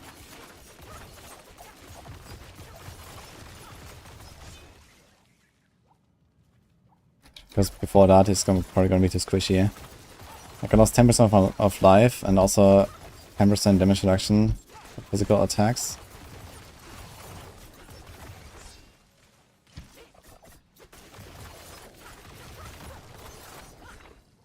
And a little bit of lucky hit in order to make this setup.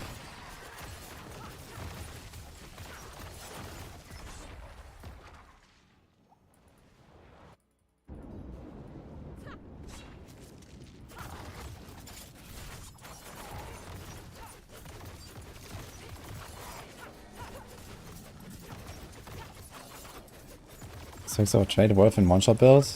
Yes. 75% for usually just a few points. It's very good.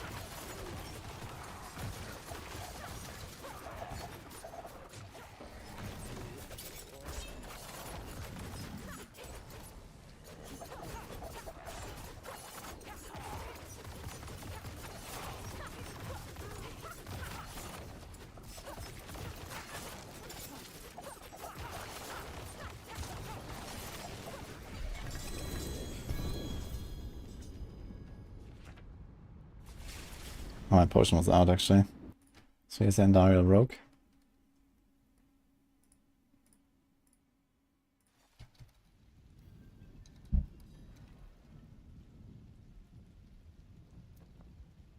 So let's do this basically.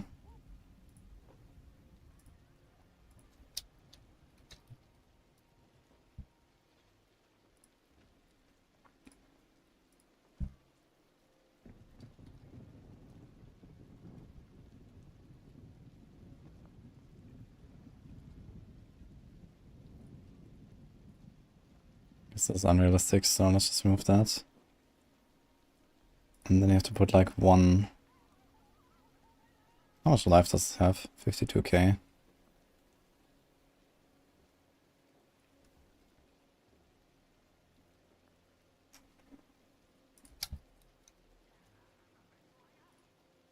Wait a minute.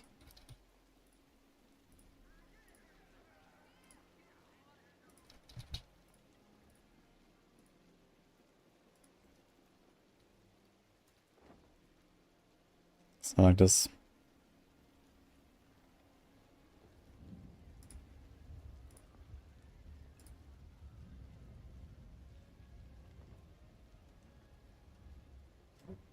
Attack speed here is 35. Yeah, so this is overcapped. That's fine.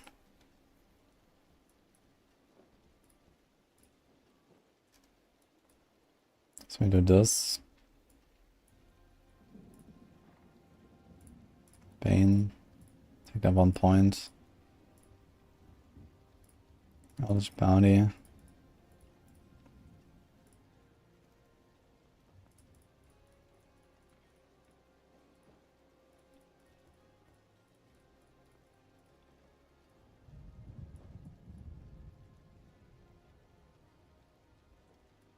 And there we go. Do we change any of the nodes to decks maybe?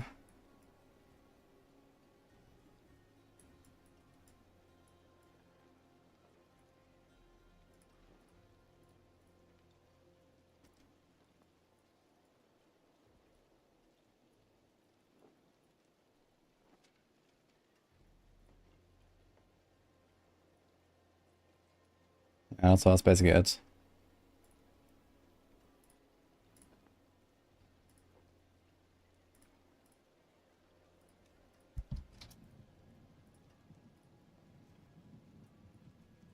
We change the, we keep the rest unchanged. So this is 70 rest still.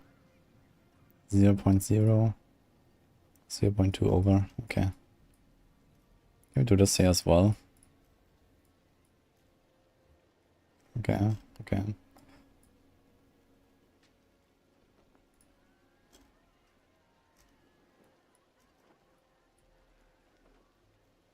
So this is 53k life, and this is 51.3. I don't lose that much by putting life on the ring.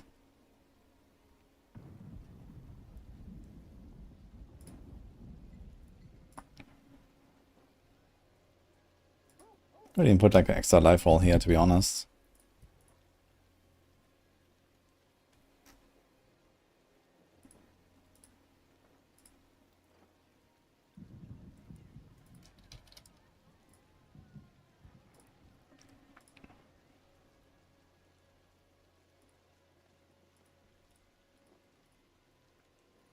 Okay.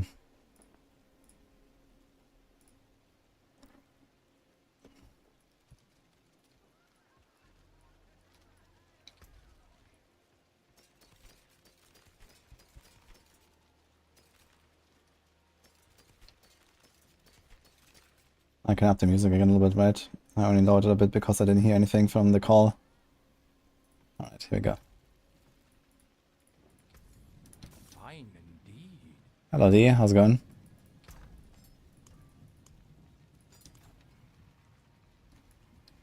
Don't you want to max out Bane and non-physical? I mean you would want to, but you don't really have the points. And you already have a lot of additive damage, at least while bosses are staggered. The thing is you don't really do much damage on bosses when they're not staggered, even if you have like a bit more on the glyph or something. Because you lose so much, you lose like over 1000% additive from the damage towards crowd control, you lose your frigid finesse, you lose your retribution.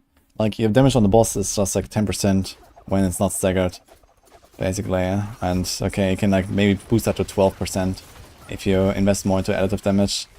But realistically, you're not gonna kill any boss outside of staggers. And the same applies to monsters as well. So you just CC them, you have so much additive damage with damage from crowd control and stuff. And that's it. Maxing out Bane Glyph and whatnot. Yeah, it's nice, but you only really do this when you really have nothing else to take. And you already can't reach anything important, like a next Glyph or a next legendary node or something.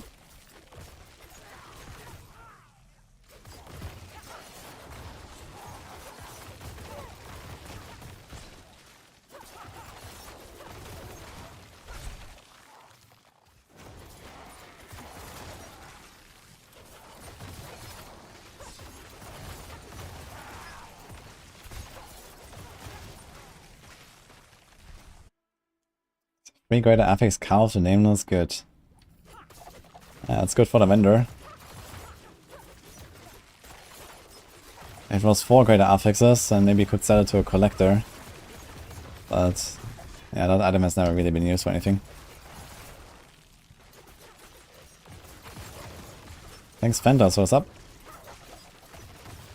Oh, it was you actually asking a question. I just... yeah, anyway, thank you. What's that? Channeling Shrine.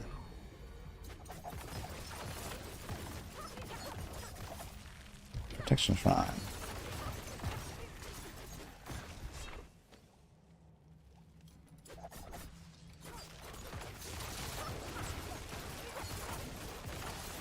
Hello, Cole.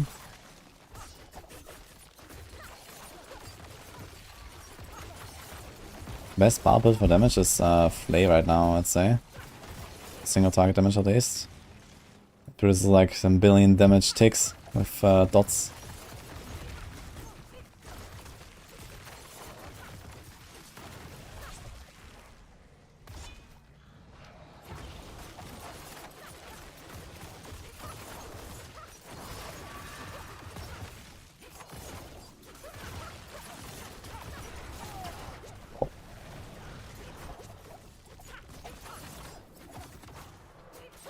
By pumping me.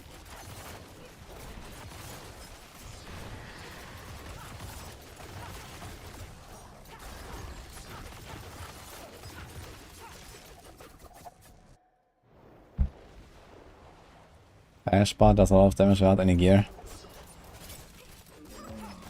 Yeah, Bash Barb is really powerful. I also noticed that like my trash Barb, I was like farming like also 85s or 90s or so. 0 greater affixes, everything masterwork to 4, like trash stuff. Crazy.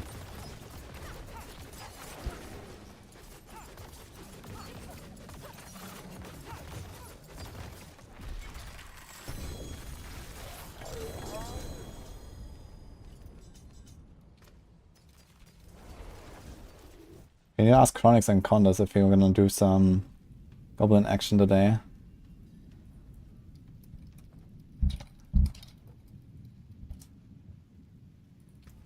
I'd like to see that.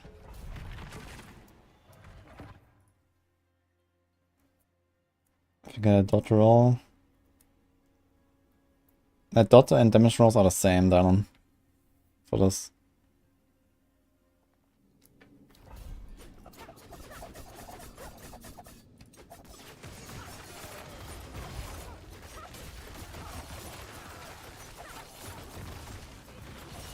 I always thought there's a big discussion in Rob's stream about boss HP. I claim I said that at some point. I have not said anything about boss HP. What the fuck are they talking about? In fact, I said I don't believe that there are breakpoints at age 10 levels. But I've not done any testing on it, so I'd like to, you know, have someone do the numbers or like collect the numbers. You know, like do the same boss in every tier and collect that HP, and let me kind of understand the scaling. And so far, I think no one has really done that. Because the HP difference between the different bosses is pretty massive.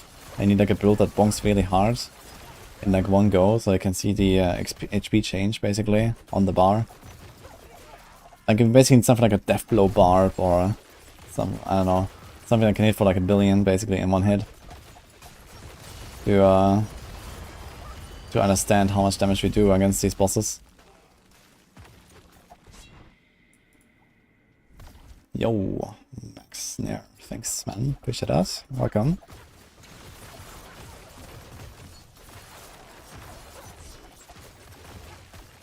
And the Prime game as well, Maximino, thank you.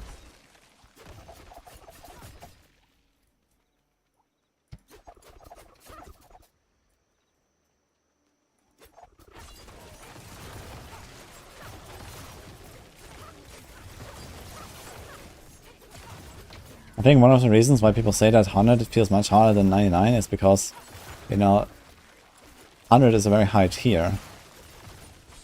And, you know, the closer you get to your, like, maximum, the harder you're gonna feel the brick wall that you're gonna run into with every tier, like, approaching that brick wall, basically. And, you know, I can farm 94, I can farm 95, I can farm 96, I even did 99 or 100 earlier. And it was basically still like a 2.5 or 3 minute run. But the thing is that the closer you get to that cap, the easier it is to, like, you know, just run into situations where elites suddenly live much longer because, yeah, I let them go unstoppable, and if I let them go unstoppable, then I have to wait like 8 seconds and then I can kill them. And suddenly the elite fight goes from like 3 seconds to 13 seconds, you know, because the elite survived with 20% left from the first time they went unstoppable. And it's gonna be similar for other builds. Or like, you know, you don't kill the boss in the stagger, well, suddenly you're not gonna do any damage anymore. Because you hit that brick wall, basically. And this is probably why people think that certain tiers have, like, you know, increased scaling or something like that, because they're just at a very high tier already. They can't go easily very much higher. And then you're gonna run into those situations much more often. And currently I do not believe that there's actually like a real difference between 99 and 100 compared to 98 and 99 or 100 and 101. It could be, but it doesn't really feel like that to me. I think it's just the fact that people don't understand the scaling and how their build like starts doing less damage on higher tiers.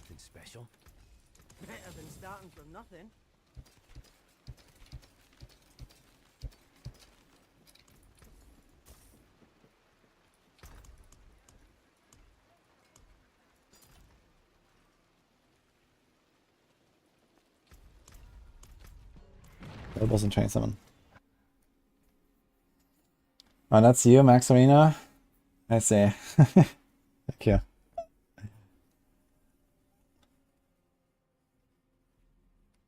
How the other rogues shooting out frozen zombies?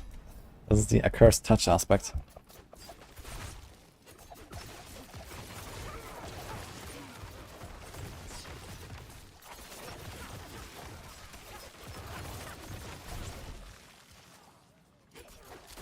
Ah, free skin from the shop. We get a new one.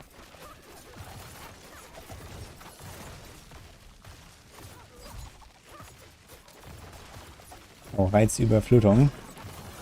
Thanks, man.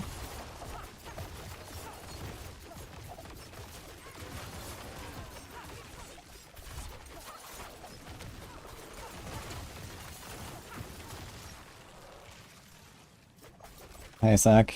Enquiries is not really used. I mean, if you find one while leveling, yeah, sure, but later you don't really care about those.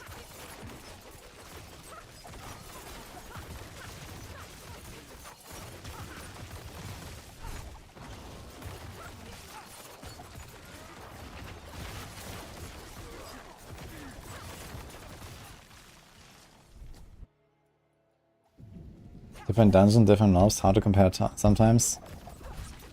Yeah, exactly, like, you know, people may not be aware of the RNG as well involved, and they may think, okay, hey, I can do a 100 in the same time that I can do a 95, woohoo! But then sometimes, you know, they don't realize that this was just a good run, and they happen to, you know, hit the average that they were doing 5 tiers lower, because it was a good run. You know, I can do like 2.5 minute clears, and then I get to 100, and I get a 2.5 minute run. Yeah, that was just a good run.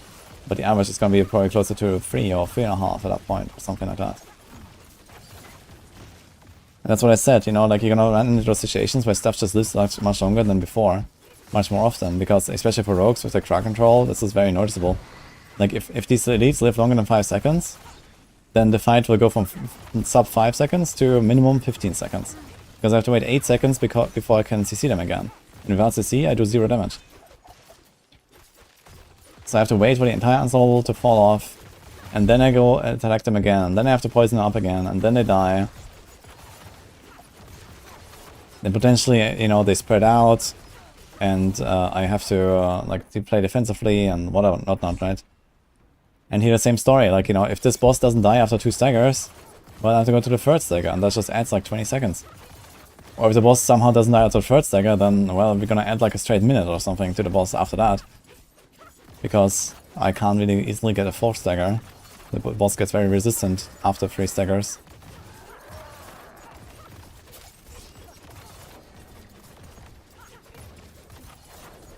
Now I'm gonna finish him in the stagger. But you know, like a few tiers higher, he would not die in the stagger. You see, this was like perfect timing. 5 tiers higher, he would have like a third of his HP left or whatever. And then I have to go to the next stagger. Boom, 20 seconds extra.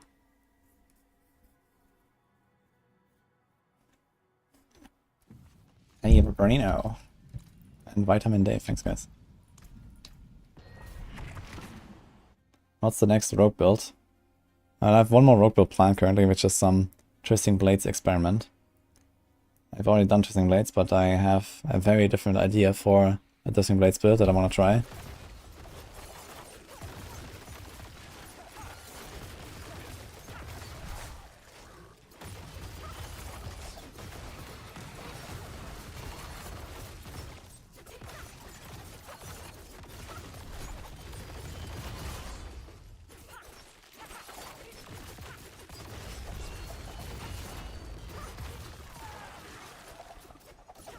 Building the Bash Barb now.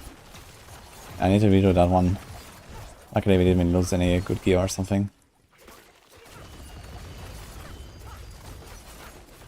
Need to be... Where can we sign up? I didn't make a planner for it yet. But yeah, in the next few days I guess we're gonna experiment. I'm not sure how well it will work.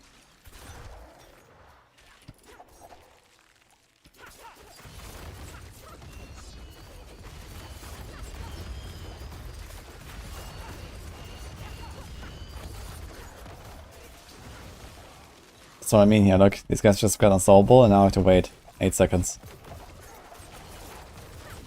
Here we go. This would never happen on, like, let's say, 90 here, for example. So this one just got like plus 10 seconds just because there's one pack. Because I'm on 94 instead of 90.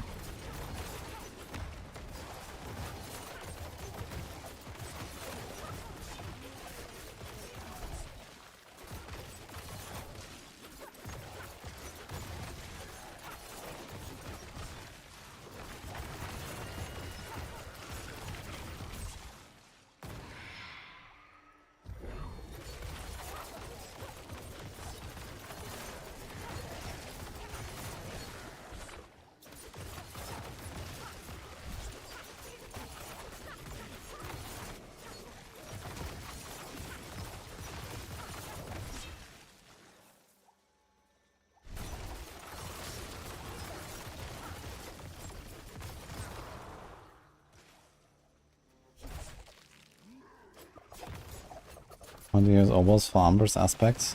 Pants. Or chest. I guess it should be the same. I guess chest, you can try to get a Dark Shroud chest.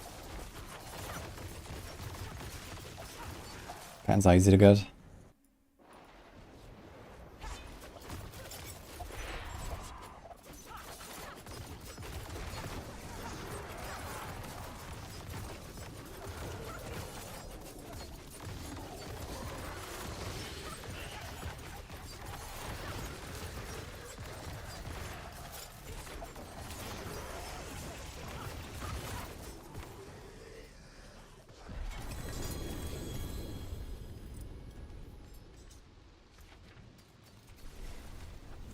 Oh, butts, why did he hear that?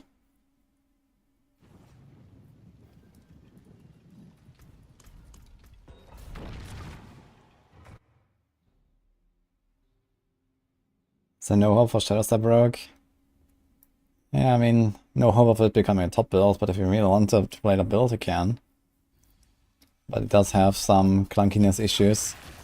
Don't really expect that there's like a huge demand for it, and I don't think we're gonna keep the guide around for the next season anyway. On max roll. I also don't really want to go back to it personally. Adam Fletcher, can we get a link for the Adam Fletcher tweet?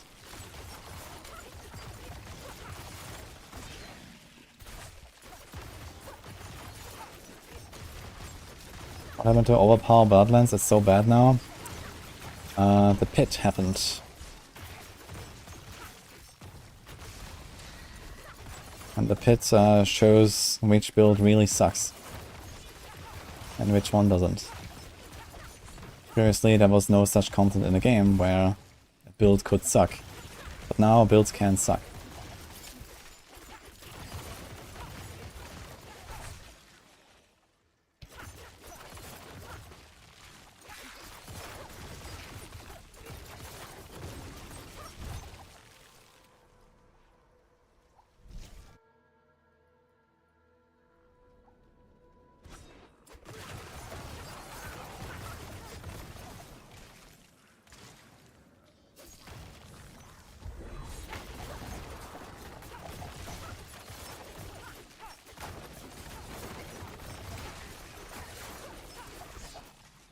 TB sucks a lot.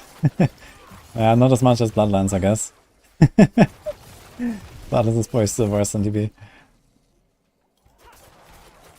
Necro Blood Bills are really down bad currently.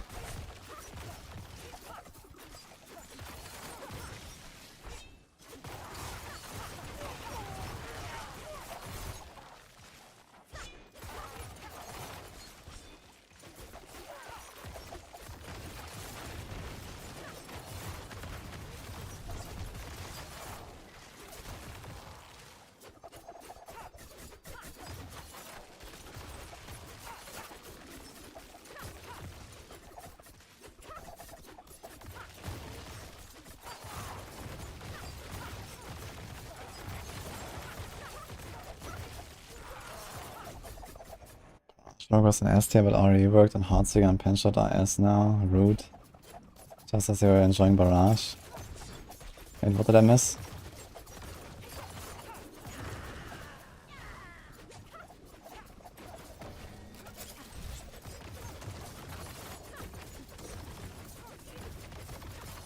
How much time do I spend on theory crafting?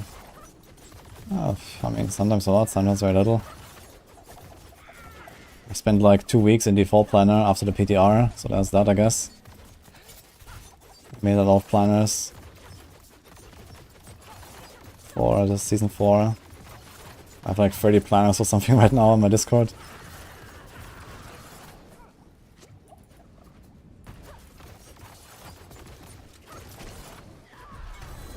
That's a lot of work to do.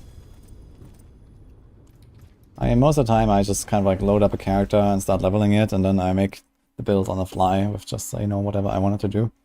Like, hey, I want to play Incinerate Sorc, and so I play Incinerate Sorc. And then at some point after I've tried it, I will, you know, actually manage to make a good setup. I like that a lot more than just like in planning everything out in advance. I mean, sometimes I have no choice, you know, like when it comes to making the guides for rogues or whatever, like, you know, I write my Maxwell guides before the season. I cannot play this build before the season. I mean, now we could because of the PTR, but usually we can't. So I have to do the planning first and the playing later.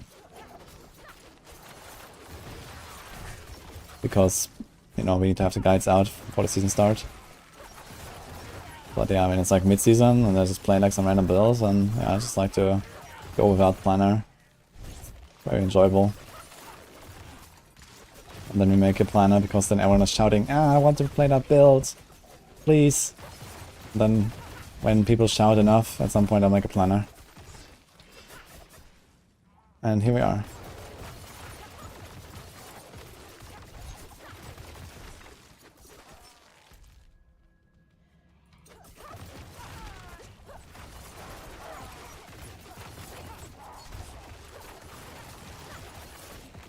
I've been shouting about Kratos planner. Ah, shit. Yeah, so I have to make that one, I guess. I mean, it's not really that many adjustments, actually. I can probably do that fairly quickly.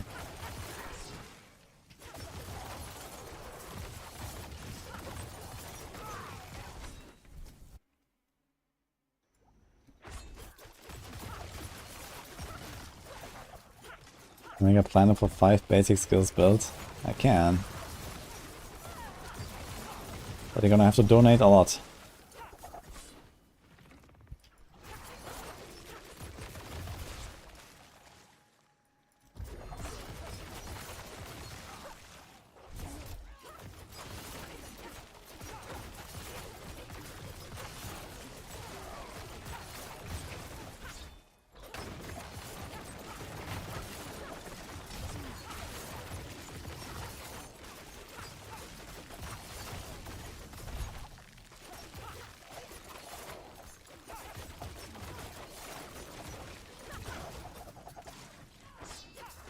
Let's see that Iron Flash I tweet after this run.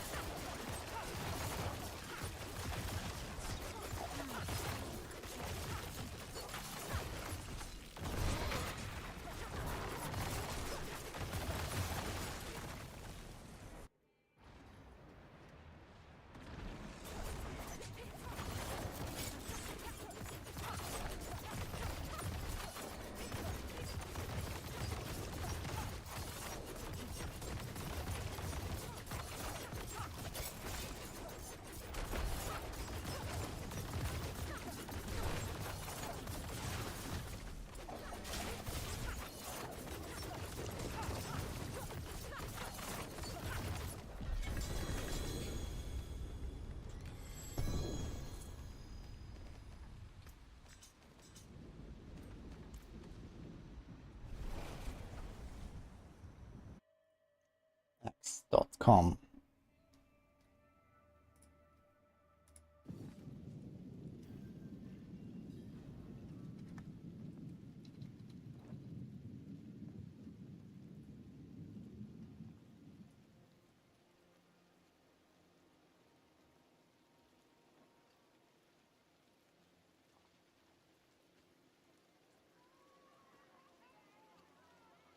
See no tweet.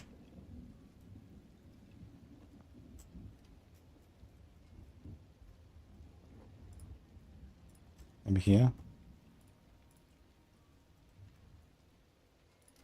Where's the tweet?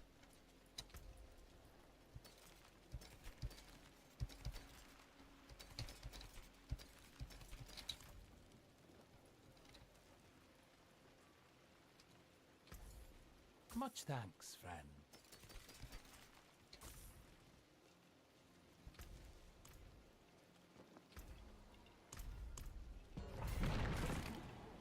Alright, that makes up from the pre-order. Oh, wow.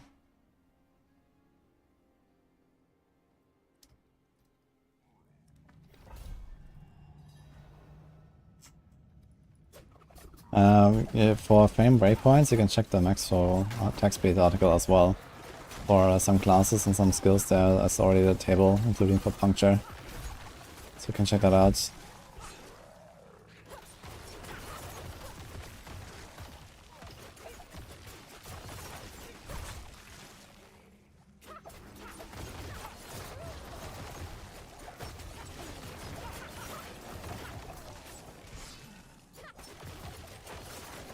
Blue days.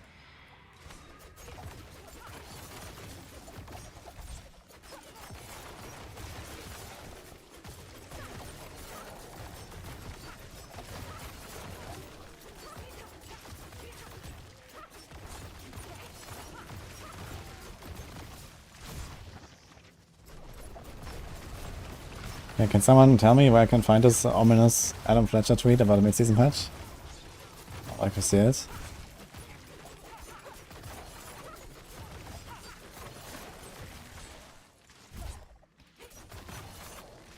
I'm just farming a little bit right now because I'm enjoying the rogue. I fully masterworked it finally. Finished the last upgrade there and so get some more mats now. I asked the boys if you want to do some goblin session later, so I don't want to respec my Barb just yet because double swing is very good for that.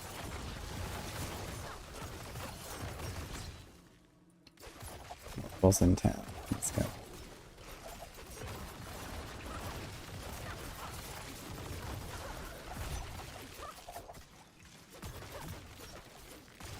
For this build and for all other builds is always in the YouTube description. So, okay.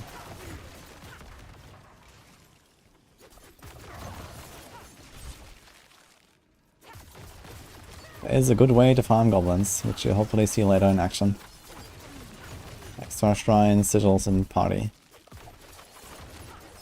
It's completely ridiculous. Turns out.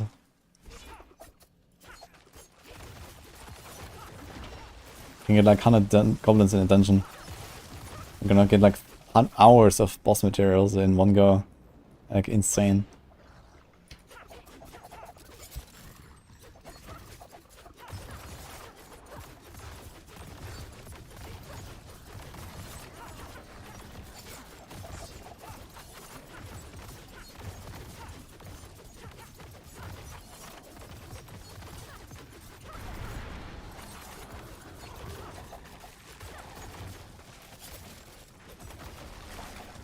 Insta stagger.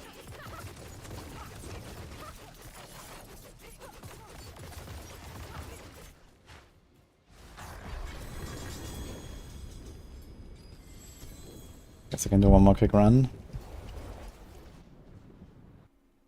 Yeah, I'm not gonna do goblin session solo. The whole point is to try it out in group. Like it's just this is completely busted in group. Like solo it seems like somewhat balanced.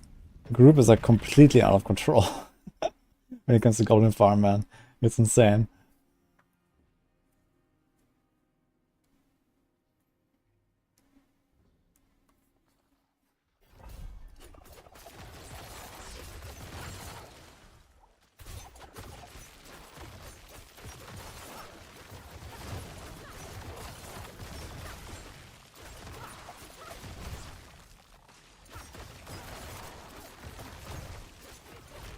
They've been doing a goblin killing solo and they got half a stash full of these bags. Oh my god.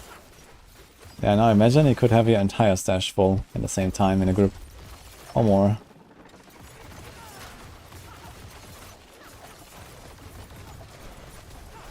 And all the mules as well.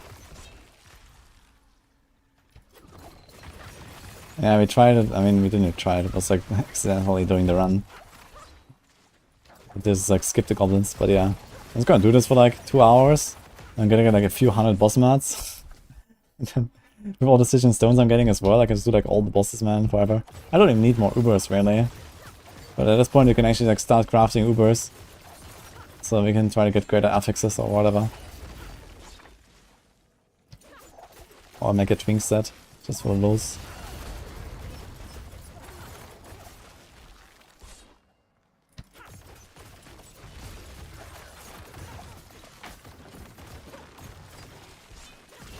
Good luck. 180 bags.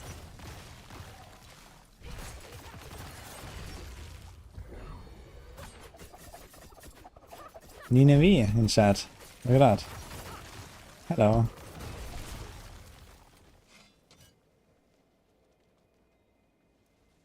World boss 7 minutes. Let's go.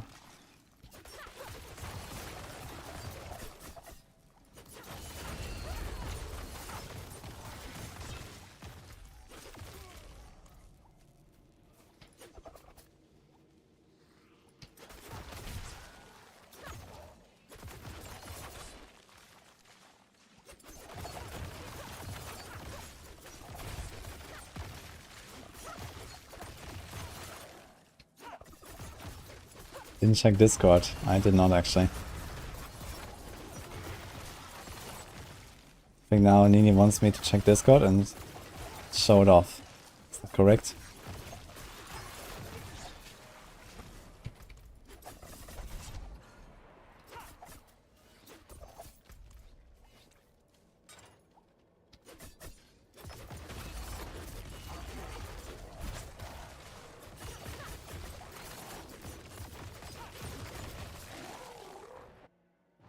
This is Andariel's rogue, Thomas.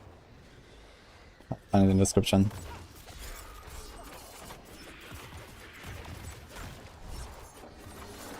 And Ichiban. Hellstone, then you mean Nightmare Dungeons? Yeah, Nightmare Dungeons are mostly for leveling. And for glyphs. After you have finished your glyphs, you don't really go to Nightmare Dungeons.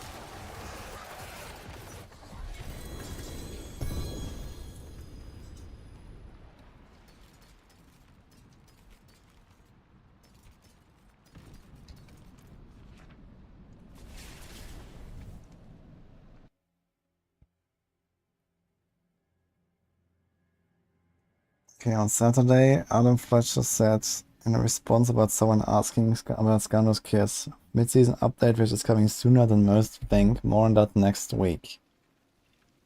Okay. Well, it seems like a big week for Diablo 4 and it keeps on giving. So we should hear that soon. There was not like a full tweet on it, it was just like some replies somewhere. Should be able to find that. The last day of the Goblin event is in 9 days.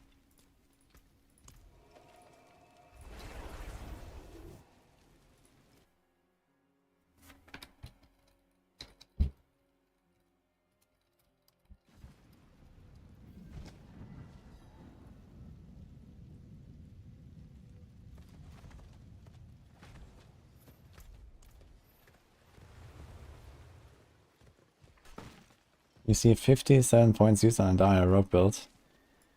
Oh, maybe you need to look again.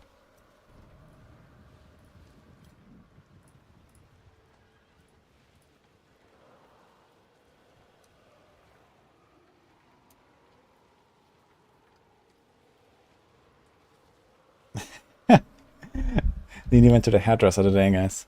She's very pretty. That's why I need to check Discord. I hate red.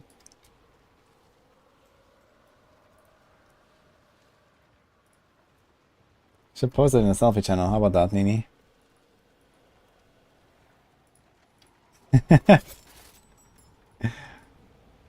do you guys think?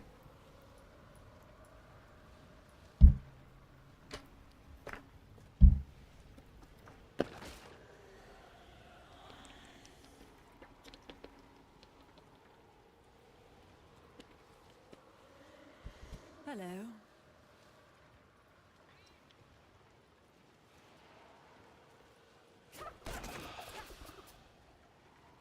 Got your hair did. Exactly. Good graphics. Yeah, it's very nice. Hello. Come here, Nini. Why are you so far away? The Sorc hair. Greetings. Hello. Yeah, she's like a foxy.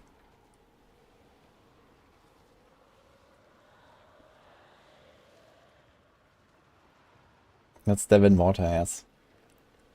Just bought it. Actually, I need food, I just realized. I haven't eaten anything today.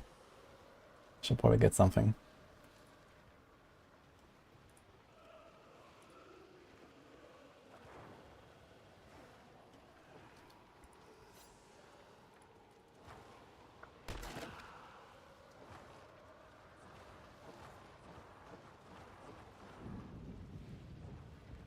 Yeah, Nini has been away for a long time now. Still in Greece.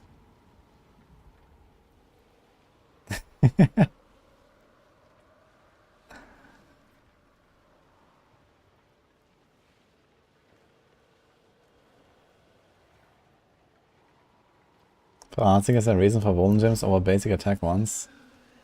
Yes, it scales the key passive. It's more like at some point you replace Golden Gems with basic attack gems. If you have like really high end gear. Where are potential victimized build videos? I'm not sure if anyone made a guide on it or something. I mean, I played it a bit very early in the season. But right now I have no plans to go back to it anyway. But you can probably find like a clear or two from the Max Roll leaderboard. So you can go there for the pit ladder. On the events. How was the beach? Yeah, it was nice.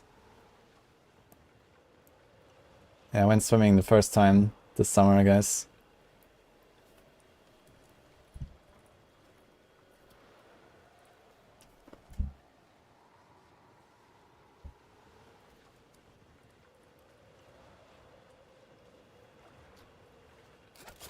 Did they buff the drop rate for greater affix unique items and bosses? They did, yeah. It went from 0 to normal. And it's crazy. It's an infinite improvement. I mean, it's like very warm here these days. Okay, and I'm blasting during the afternoon and the evening and stuff. Like, it's very hot here. So, it's nice at the beach. I was just chilling for like an hour or something and then coming back.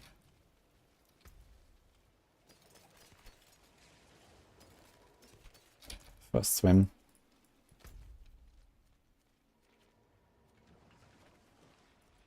There's a lot of Blood Maiden action going there, actually.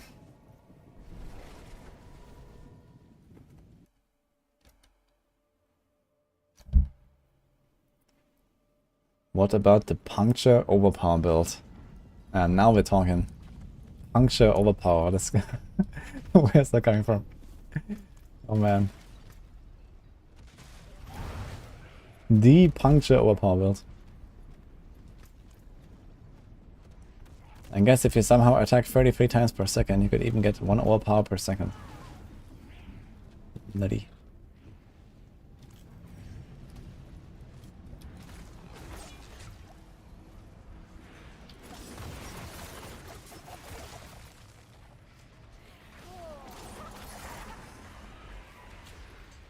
Ach man.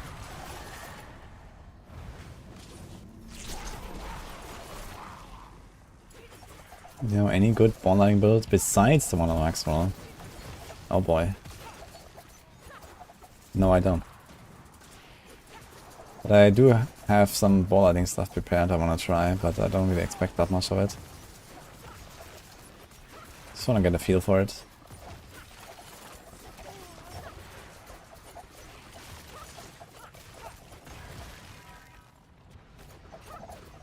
Well, Dark Cordo, maybe you missed like some, like you know, additional points from items somewhere and you miscounted or something.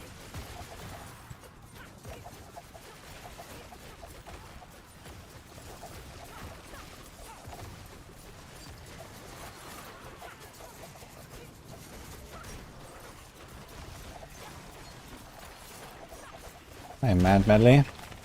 Altsiga is still very much kicking ass. So enjoy.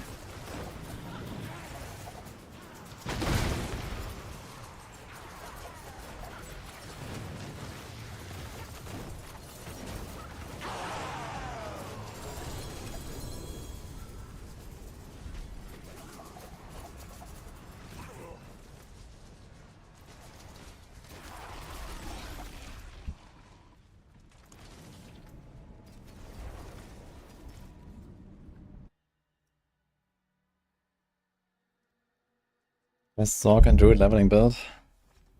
For Sorc, I would recommend. I mean, the best is Blizzard, but only if you have like gear and aspects and stuff. It is done.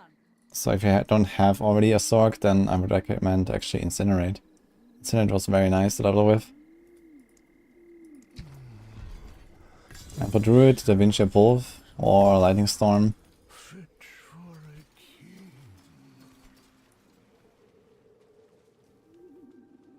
How does any compare with Poison Barrage? It's a bit more consistent, easier, and stronger. But I enjoy the Poison Barrage more. I mean, it's also fun, but Poison Barrage is really cool.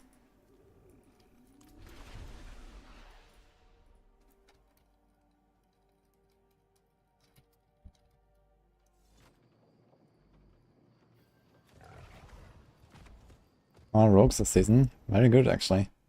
Turns out. Blood May is here somewhere on the left, right?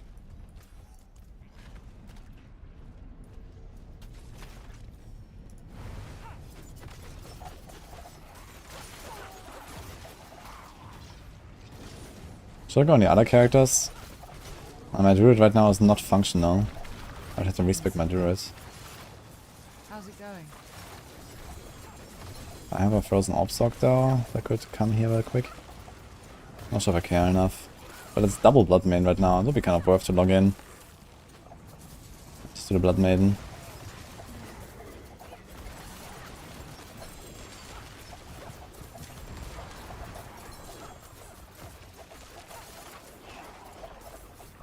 As heavy-handed, I might have too much impact on the damage for Bash build.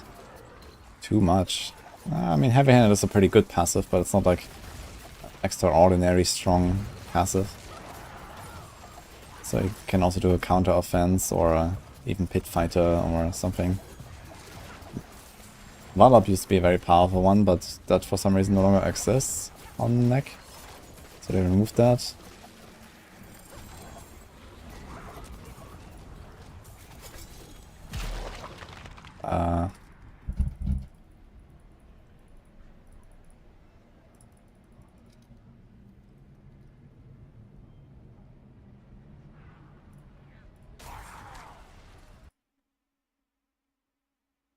Okay, it seems like we didn't die.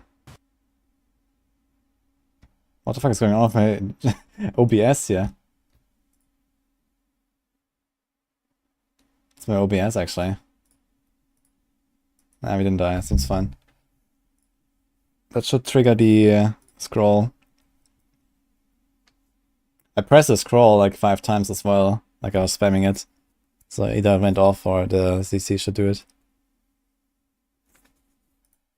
Seems like we have full HP now at the end when the screen unfroze. What happened with my OBS though?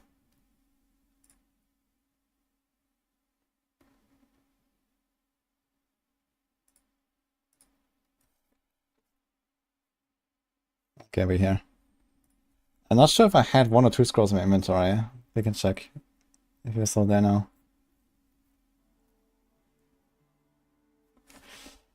Yo, thanks for Prime by the way, Orlando. Did anything happen to my stream? No, we're live, right? I'm still standing here. I did not get a Blood Maiden kill. I'm in a different instance as well. Seems like this is... Oh no, the guy is still here. Yeah. And I have 2 scrolls. I think I had 2. So my scroll did not get used. But everything's just dead. I guess the guy just destroyed everything.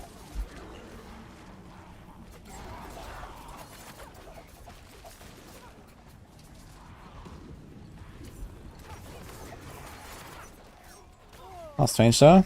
Why did my OBS just jump to like 100% GPU usage? Are you drunk?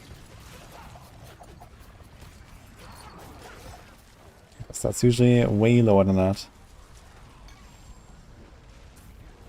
Yeah, like 40-50 is usually what I would expect, yeah.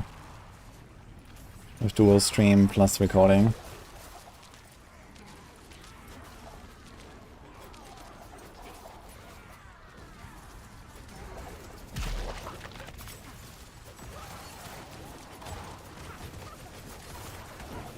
This guy's wrecking, so I'm fairly tanky. And I had life leech running as well, I guess.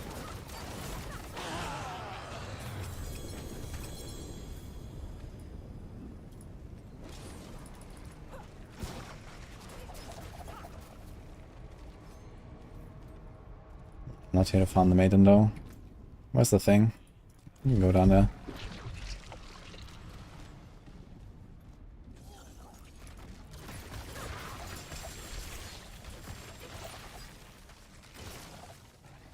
I'll bit of advice for leveling with Necro. I'll just take like a minion build, I guess.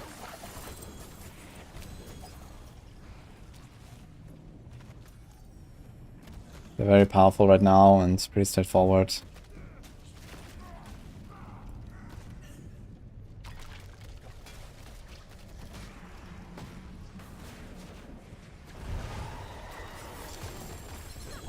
Someone got an assist Iron Wolves.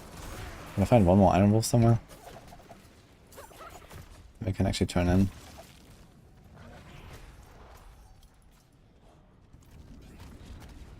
Don't see anyone.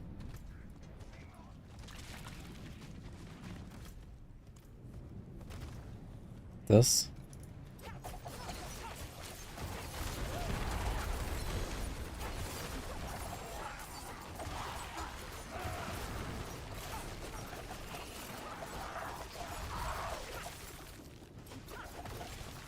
Just disappeared, what? Ah, screw it. Here. Okay, let's do it.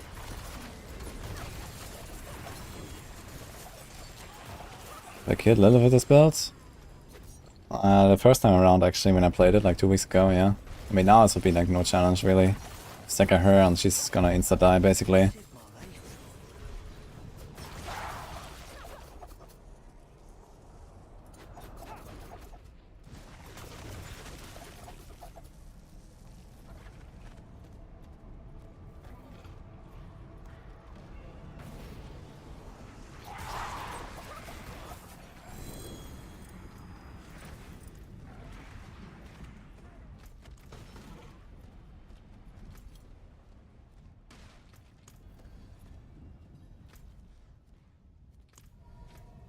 Pretty nice if like somewhere in the interface you could see like if you have auto walk toggled. Because sometimes I'm not sure if I've pressed it or if it's still active. And then the character keeps running and interrupts the portal.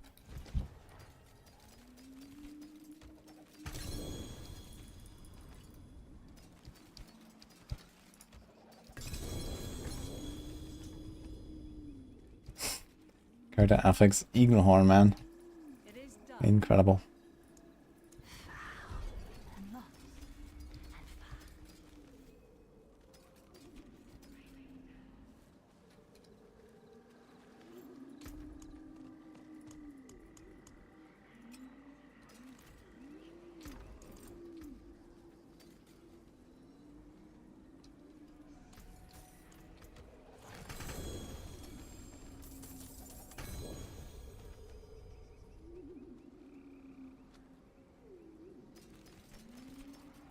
Have many another time then.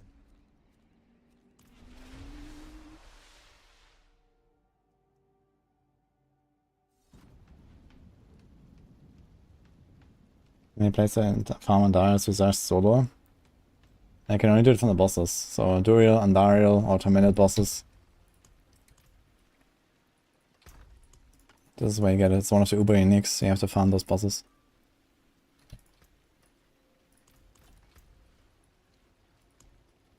Okay, do we do more? How's my Neve Iron looking? 1700. And lots of Ingolith and off the side, so it's kinda cool. So I guess we're just gonna farm up a little bit more now, and then we have like a lot to put on our other characters. Need gold. Oh, why did it jump to 119 by the way? Didn't remember the last tier now. How come? This is the 4th rogue Brennan. Yeah, this would have been a shitty rip though, to be honest. I mean, I've done what I wanted to do with the build, but I don't really want to give up my rogue right now, especially if mid-season news are coming this week. You know, maybe there's some cool stuff for rogues, and I have to prepare for that, and I don't want to level another one now. So... actually want to check pass radar again. Applies.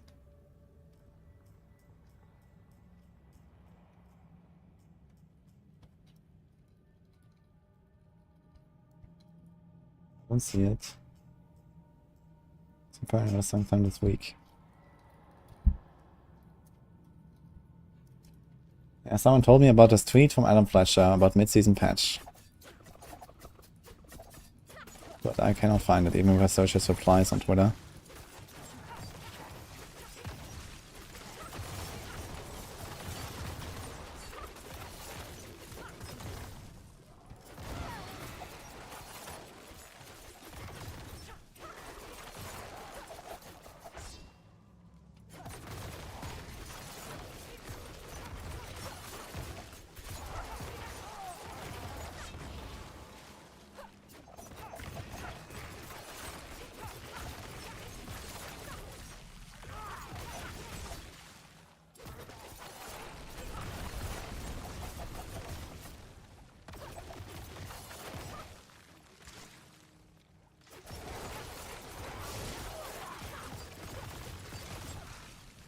Clear the entire pit and portal haven't opened.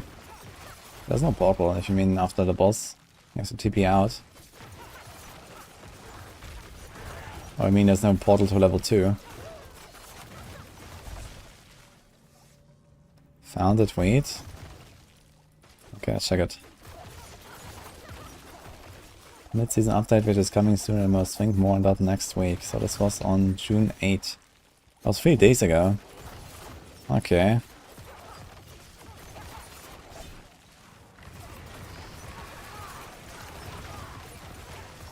And it replies to what? Scoundrel's Kiss fix. Uh-huh. So they are actually changing Scoundrel's Kiss again. Interesting. I wonder if they're gonna allow you to have no minimum range. That would make it very powerful. But then we're basically back to shotgunning. Melee range.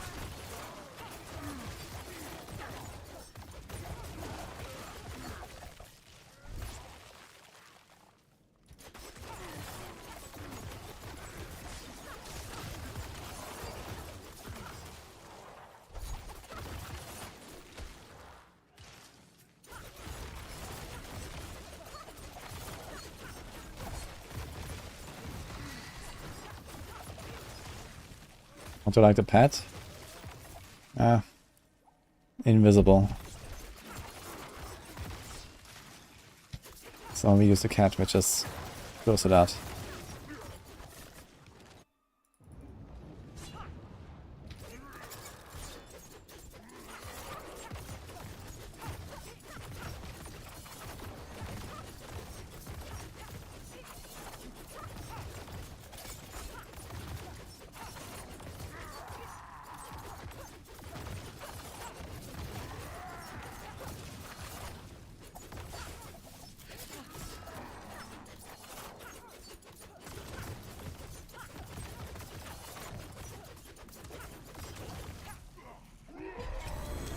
Stone.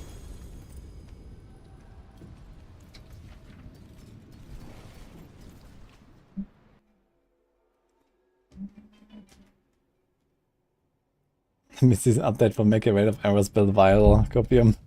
For sure. That's what I've been working on. Rain of arrows. I'm certain. And Shadow Clone is coming back. How do you have wins? You get them from the pre-order for the expansion.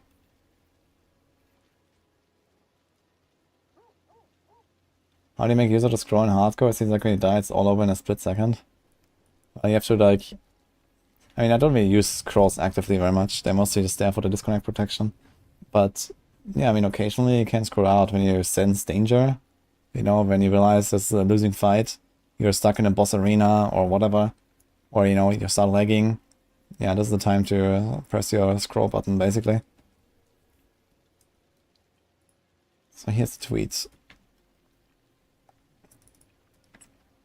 Mid-season update coming this week.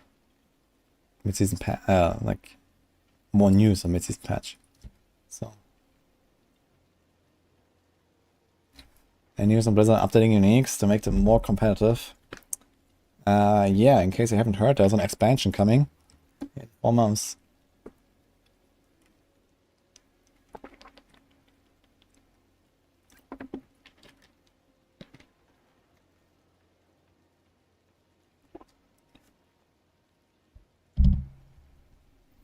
Mid-season patch after anniversary.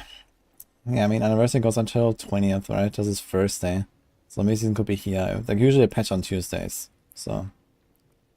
But if they say sooner than most think, I mean, the season started, it was 14th, right? 1, 2, 3.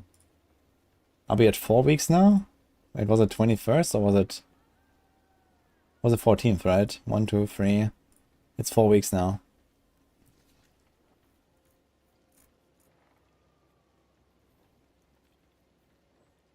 Yeah, we finished the pit ladder on the 2nd.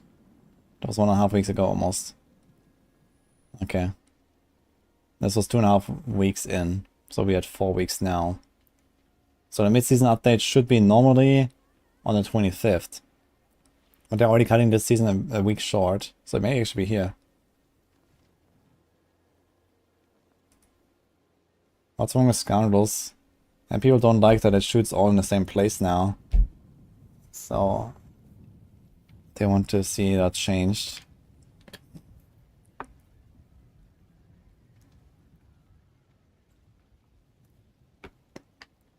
Fireball is not the same as Incinerate Sorc, but it benefits from most of the same stuff.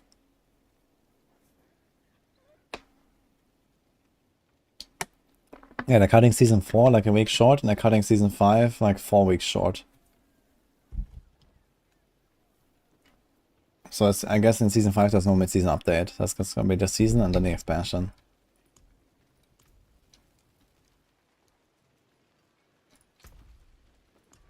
I do have a link to Sorc leveling build. Or you go to the Discord link with an exclamation mark build.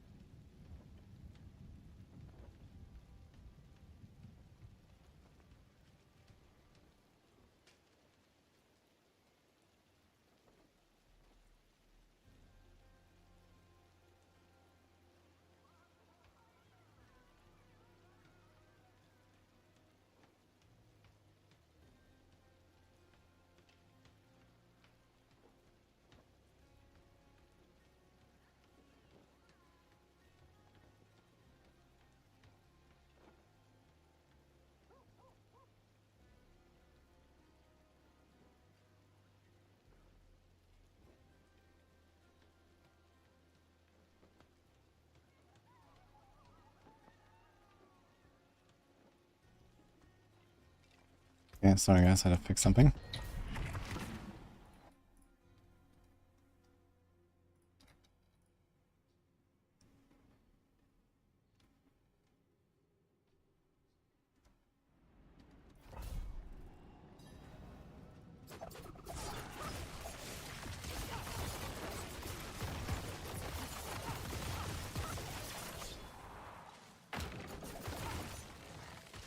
Martha's come back in mid-season. That would be cool, man.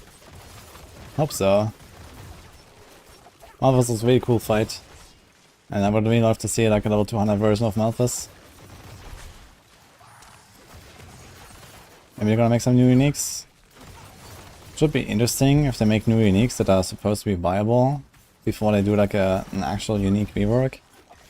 So yeah, it would be kind of strange to add a new boss. But I mean, they can just like, you know, stretch out the loot tables a little bit, right? Like we have so many items on Lord Zir and on Beast in the Eyes and stuff, and I think they can just like take one item of each boss's loot table, put it on Malphas.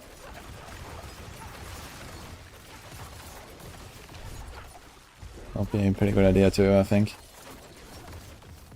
Well, I don't know, maybe you stop something completely out of the ordinary, you know.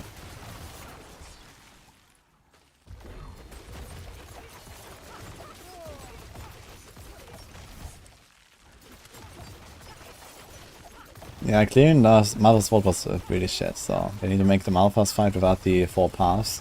Just go up to the boss, basically.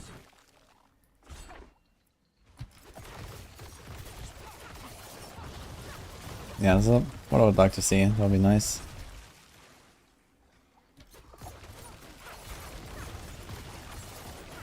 How do you play hardcore? Well, you play some character creation, and then you have the option, there's a checkbox on the left. Click that, and that's it. Log in.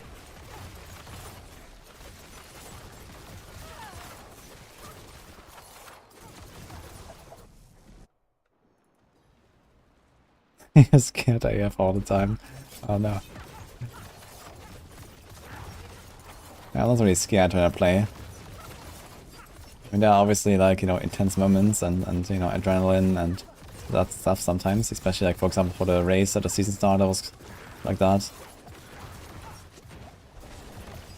But you know, right now like I don't have high intensity, you know, very dangerous action or something. It's just kind of like chill farming. I'm reading chat. Malphas drops construct pets that pick up gold. Actually, it would be kind of cool to have the Seneschal again as one of your companions, maybe a bit smaller. You know, it was kind of large, but as a bit smaller as a pet, that would be cool.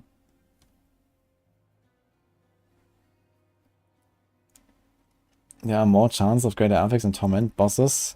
I doubt it.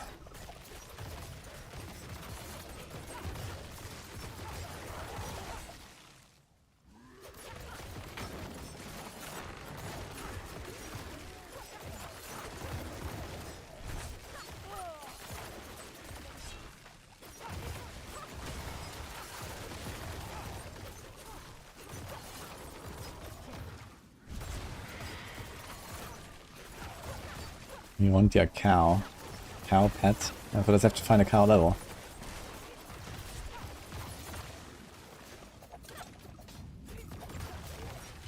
Raid dungeons coming with the new expansion. Yeah, I wonder what raid's gonna look like in Diablo 4. Like, we don't have like tanks, healers, whatever, right? So, it needs to be a bit like in Diablo Immortal, I guess. You just go in and you do your thing. And then you kind of like, you know, have to like maybe coordinate or, you know, like one guy here, one guy there, or whatever.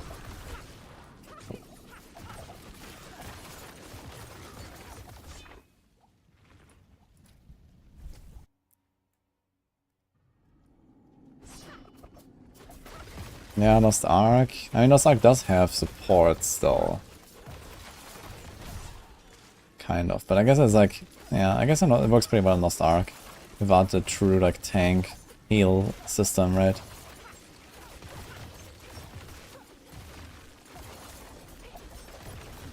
I mean, why not? Could be fun.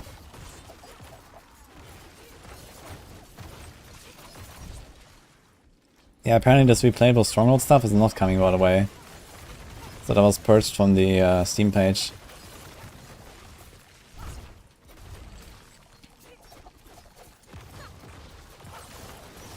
F.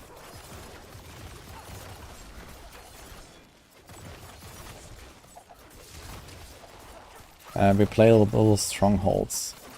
That was mentioned in the Steam page for Vessel of Hatred. And it's no longer there. Unlucky.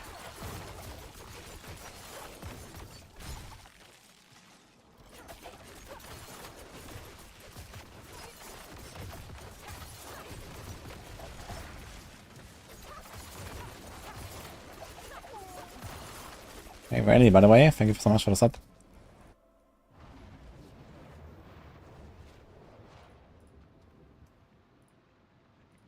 Here.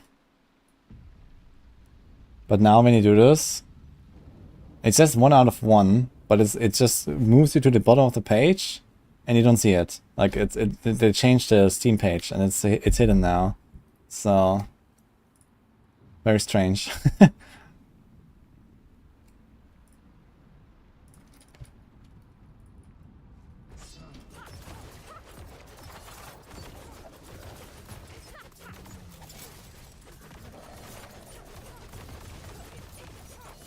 I kind of like the idea of doing strongholds again.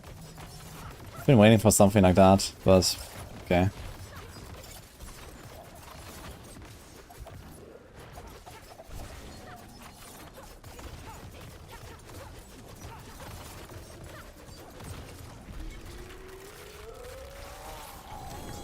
Stone?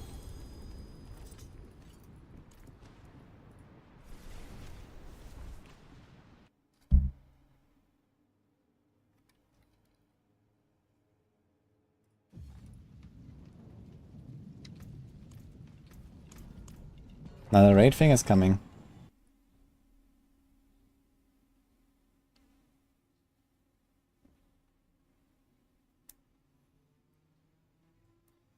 Defend the strongholds after you do them once, huge waves inc. Yeah, I mean this is kind of like what I understood strongholds should be when they first advertised the game, right? They said like, oh, strongholds, you know, the evil comes and like takes over this place and then you have to purge it, and then it sounded like a dynamic system. And maybe this was what I planned, you know, like 4 years ago or whatever, when they announced it. But I definitely got the vibe that this was supposed to be a dynamic system. Like an open world, you know, thing. And now, you know, this is like invaded by demons and you can go there and like clear it, but then they come back. But yeah, then they made it like, it's just like this one-time thing, instance for everyone, and that was basically it. I mean, I kind of like strongholds anyway, but I think there could be so much more potential of them.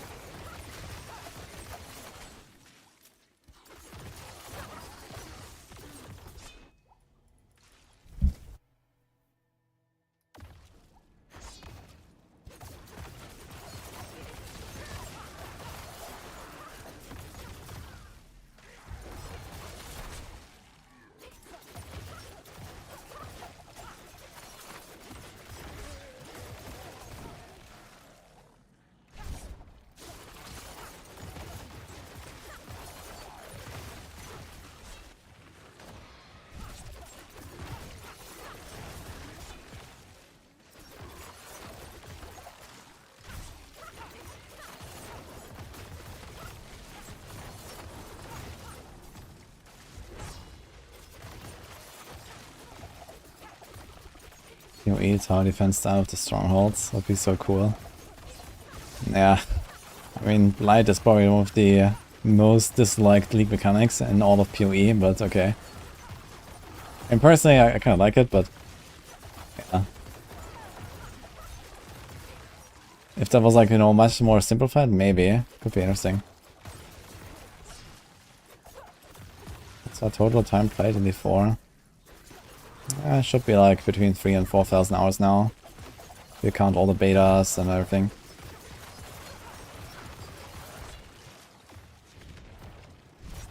I don't have a good way to count it. But it's not napkin math. 10 hours a day, 365 days now, 370 days. Plus some holidays, so let's say like, I don't know, how many times have I not streamed the game for 10 hours a day. Let's say 50. So 320 days, 10 hours. That's already like 3.2k basically. Just since release. I don't know. I don't necessarily do like 10 hours every single day, so... But I also have a lot of days where I'm over 10 hours.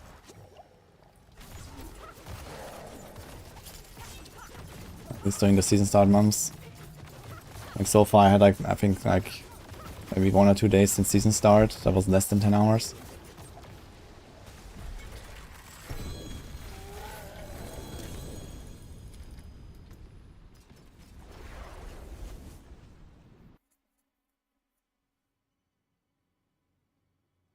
The Twitch tracker. Actually I could check that. Wudijo Twitch stats.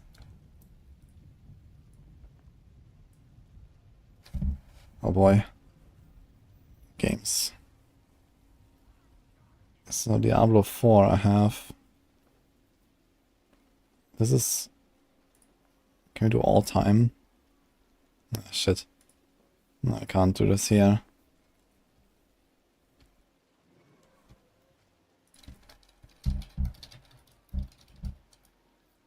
Another website.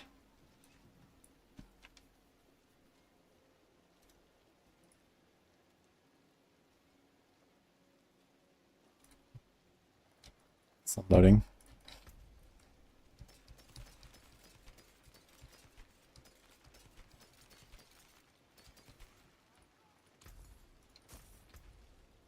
I mean, there is stuff that I have not streamed where I spend time in the game.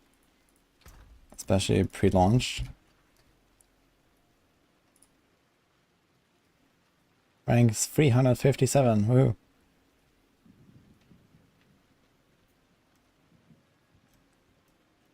Ah, hello, that's me. Here, Diablo 4. I have 2,600 hours on stream in Diablo 4. I mean, not all of this includes just game time, because I've also been doing like the 4th liner streams, you know, theory crafting and, you know, watching events, especially pre-launch. I guess there was a lot of stuff where I was just like sitting in the D4 category and not playing the game. But yeah, let's say we have like 2.3k hours on stream since launch. Yeah, so I guess we're definitely over 3k like pure game time. If you include betas and whatever. Plus what I ever do is sometimes off stream, which is not too much, but a little bit.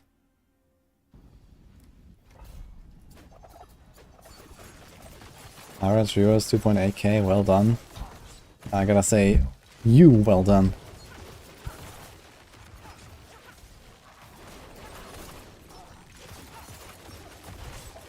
I didn't do nothing.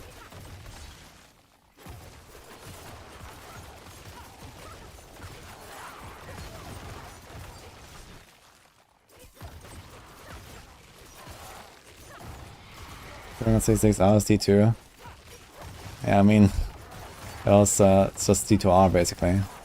It lasted it for like 2 weeks or so. You know, streaming didn't really exist in D2 times.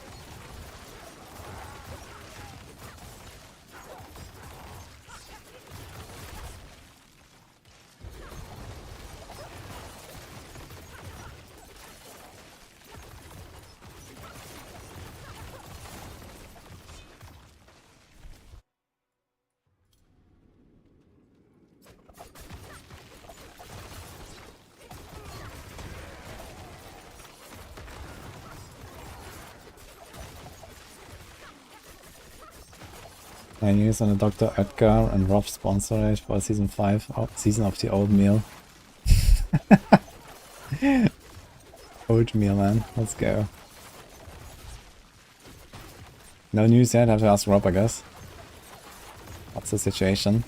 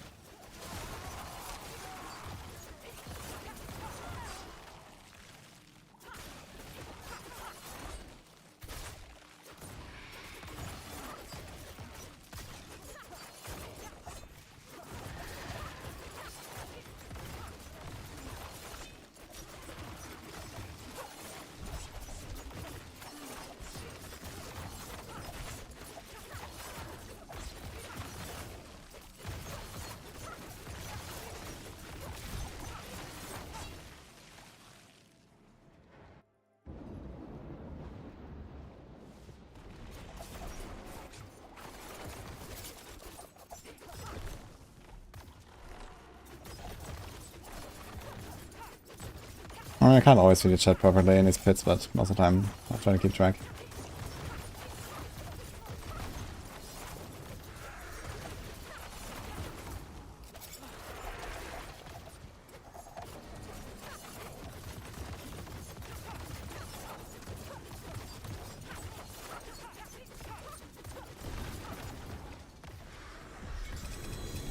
Stone.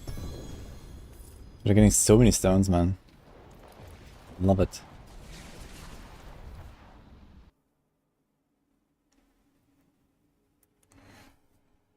You're wondering if the Windshield Druid will be good to PvP in self-core season.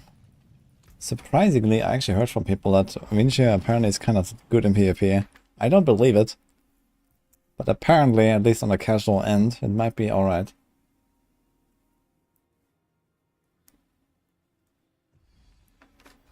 Strategically time the messages. Some people definitely do that. I definitely noticed that, you know, sometimes people, like, you know, anticipate the end of the run and then they post like a long question and stuff like that. It's definitely people gaming the system, which I appreciate. I do the same.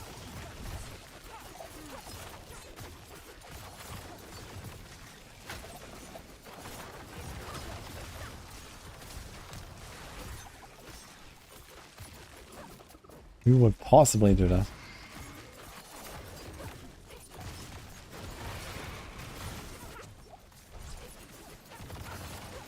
Dude, I'm just hitting the wall, man. Oh shit.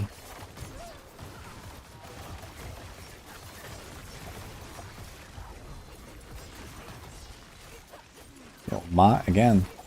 Third time today, I think. Thank you for all the sub gifts. Oh no.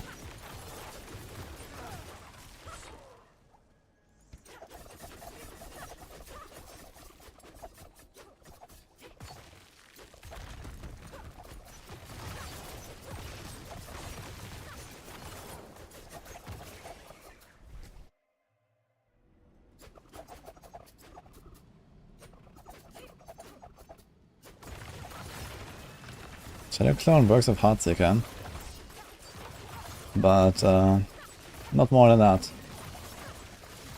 Technically it works with Heartseeker, let's say. But practically it does 5,000 damage if you're lucky.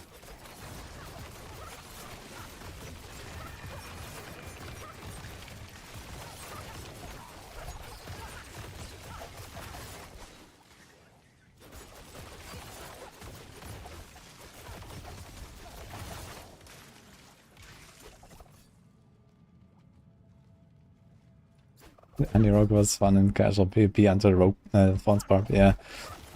Yeah, Thorns Barbs definitely ruin the day there in PvP, I guess. And also Immortal Sorcs, I mean...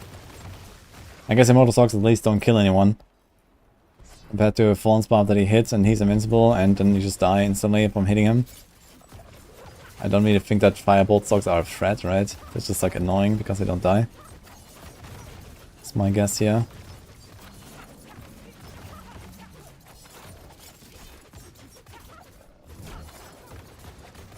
Thanks again, Ma.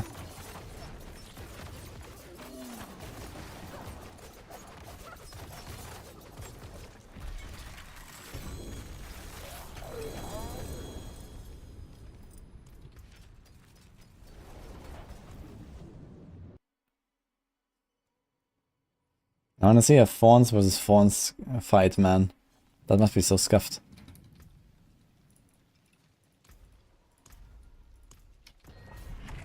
And another pot.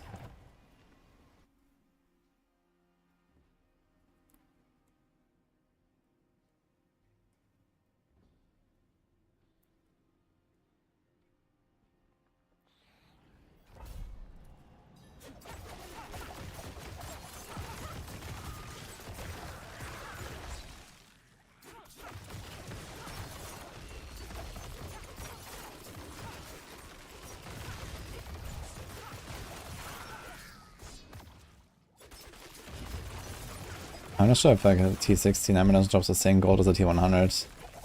If I had to guess, I would say yes. But maybe there's like some scaling of monster level, I don't know. Not that you really get gold from monster kills anyway. The gold comes from either whispers or from selling items to the vendor. Not from the golds that you get from the monsters, really.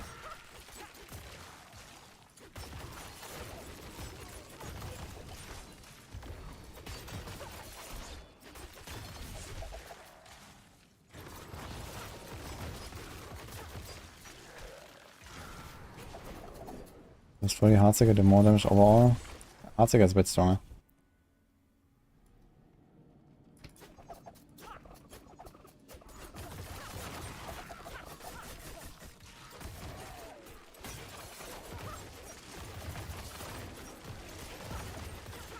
Yeah, percent damage or percent damage over time is the same for this build. Because percent damage is ×2 for dots.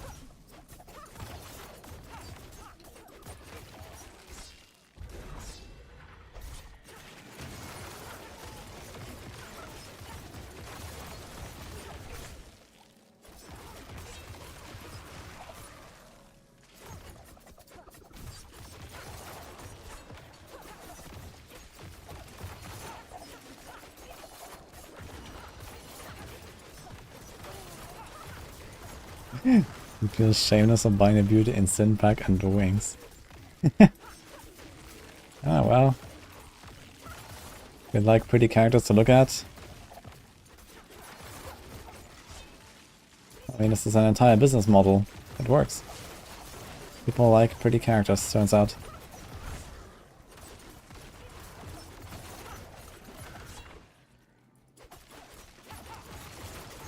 I mean, you don't have to feel that ashamed, you know, this is not Genshin Impact.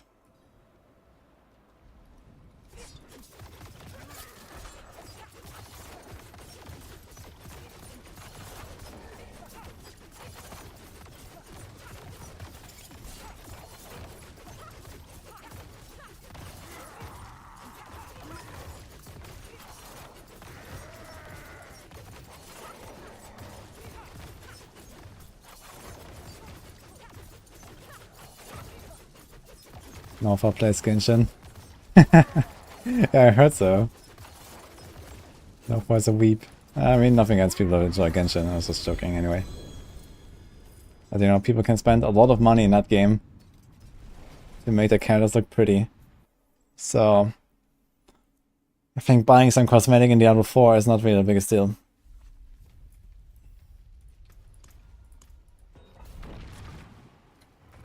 Greetings.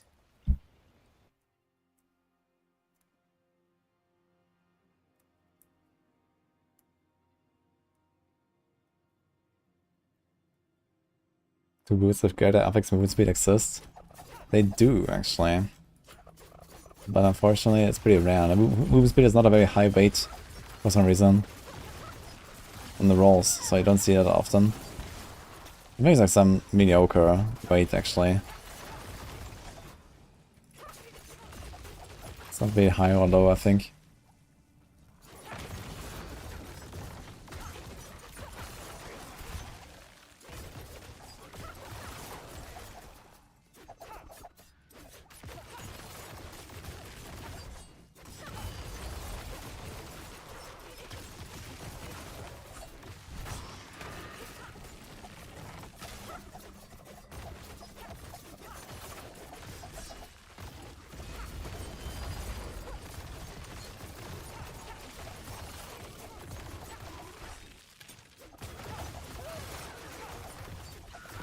The best way to find a lot of gear is Blood Maiden spam with a lot of people.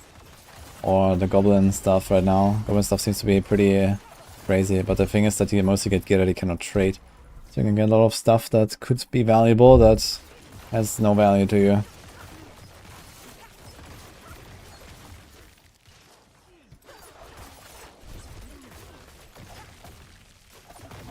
And for hardcore it's pretty optimal though, because you don't really trade much on hardcore. But on softcore it'll be a shame if you have like items that are millions and millions worth.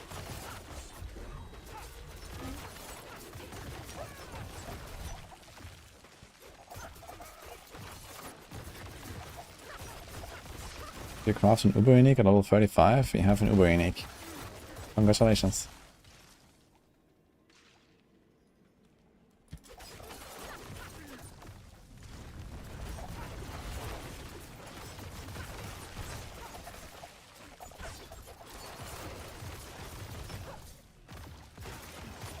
And use it at 35, yes.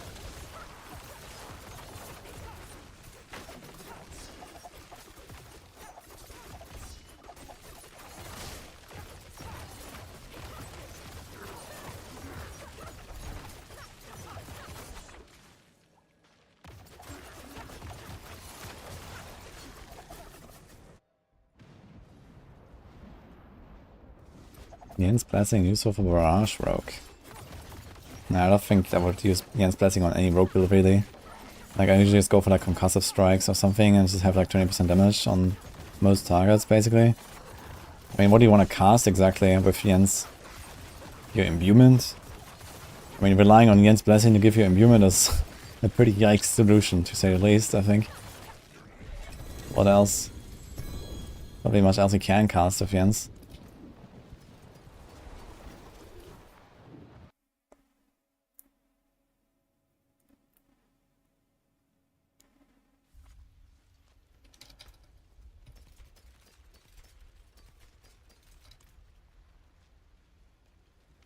The finest cuts and Do not recommend to run Starless on this build. Not a bad. Hello, shining. Well. Hello, shining. Well. There's something special. Better than starting from nothing.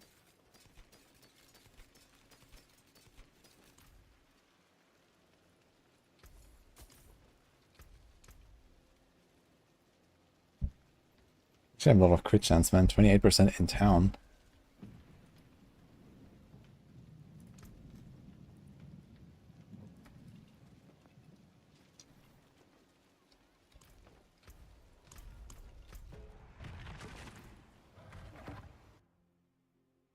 Thanks, Matthias. Yeah, it was fun.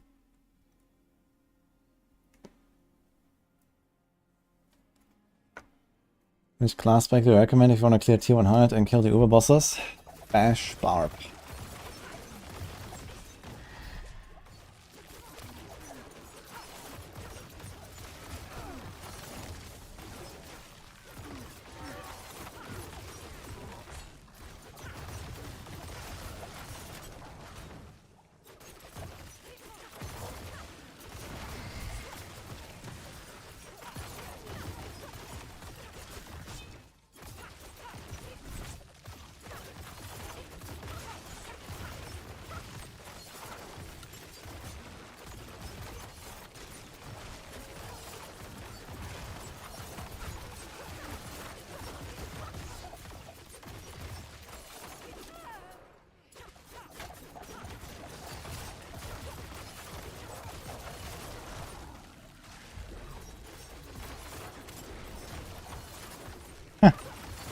That sounds very cute.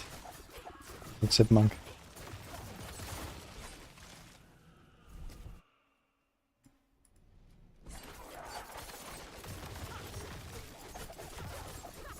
Can you do Andarius on Hardseeker to do massive stagger damage?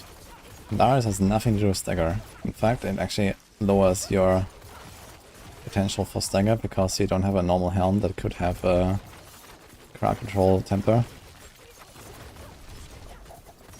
Or lucky hit. Talking about stagger nuking? Also no. If you're talking about the damage itself. Because, well, Andarius on a Victimize build will just do nothing. I mean, yeah, okay, you have a bunch of like lucky hit. A lot of lucky hit actually on Heartseeker, but less than with Puncture. Then you have no close quarters combat, so you just kind of deal half the damage. And then you have like no tracker glyph, no bane glyph, and you know, a bunch of other things that are just missing, no Eldritch Bounty. So yeah, I mean, Andarius will probably do like maybe 1/10 of what it's doing on this build. And at that point it's just like a wasted slot on your helm.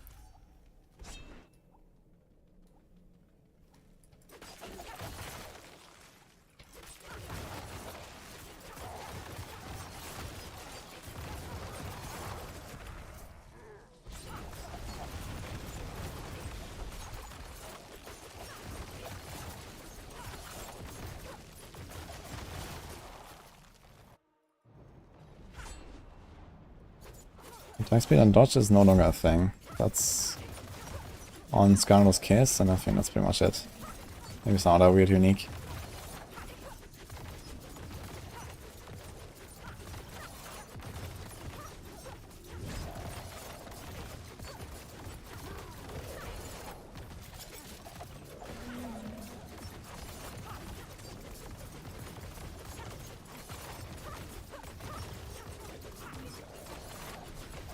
I mean, you want to stagger the boss on like any rogue build. Like any rogue build wants to do a lot of damage during stagger, so you always go for like, you know, different card controls, stun, freeze, whatever. To stagger the boss, and then you nuke them down during the stagger. Dude, can I sell Stygian stones, by the way? I've found so many of them. What if I just sell some Stygian stones, man? What are they worth?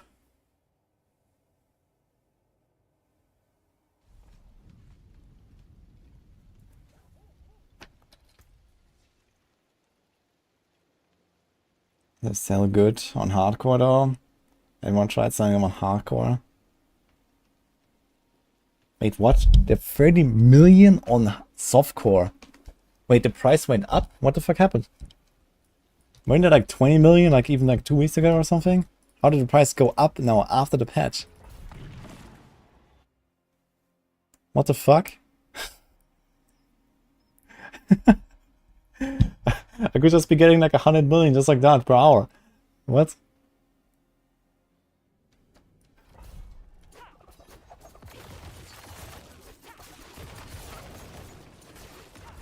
Yeah, but I mean, it's like a month into the season, man. Haven't the armed tiers already RMT'd? Like, who's paying like 30 million for a fucking stone at this point? After patch. Now that everyone's getting them.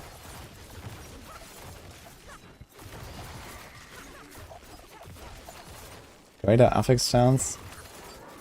Oh, is everyone going back to like farming bosses now because of greater affix stuff? I guess there is a bit of a reason to do that, but holy dude.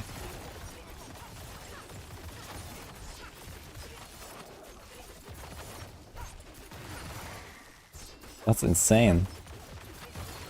30 million per stone.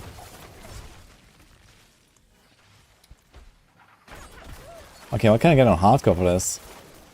If I can get half of that on hardcore, I'd be very happy actually. But that sounds very optimistic.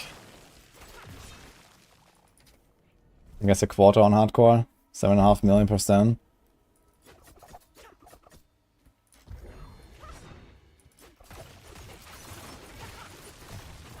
Like, I can literally just set off an entire stack right now. If I want to. And I kinda need to. Put on million gold.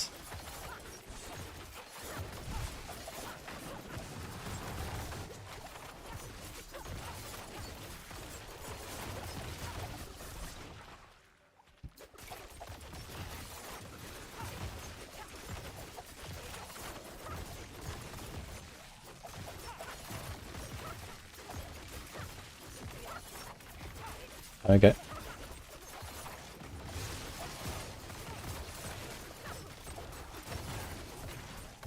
Except I don't know. Rogue. Shit, I didn't see the name now. Uber Lilith. I can do Uber Lilith.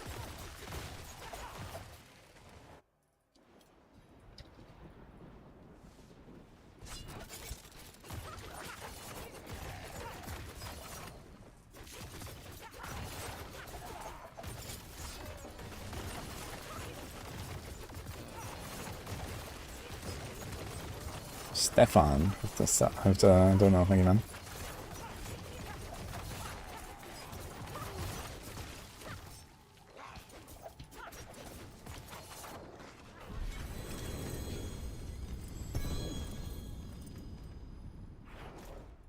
Okay, then.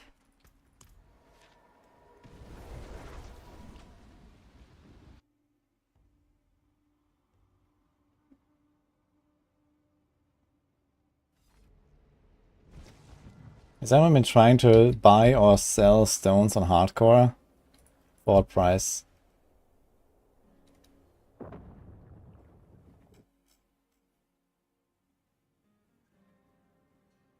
Which one the boss is the easiest? Gregoire is the easiest, I'd say. This build doesn't spam flurry, it's just like every 3 seconds roughly, you use it for the attack speed buff.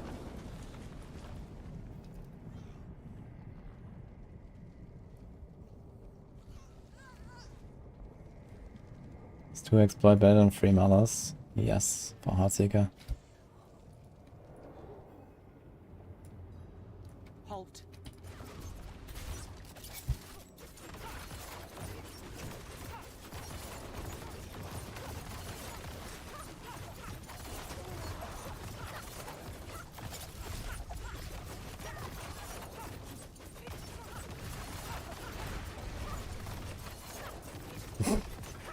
Looks funny. Okay, so if you don't let her auto stagger, you actually don't have to do any of the ad phases. Interesting. Yo, Norgren, thanks for Prime.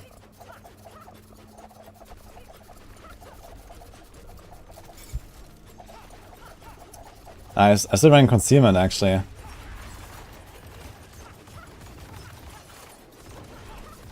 Huh?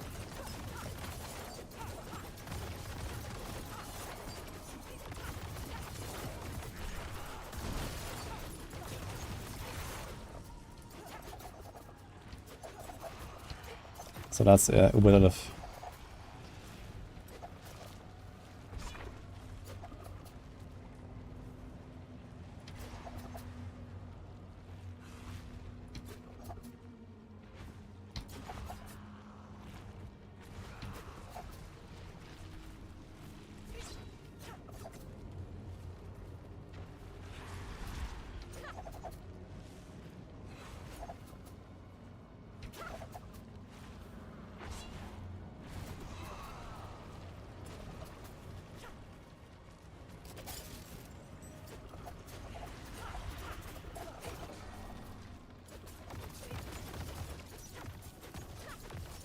Interesting. So you can't die during a stagger.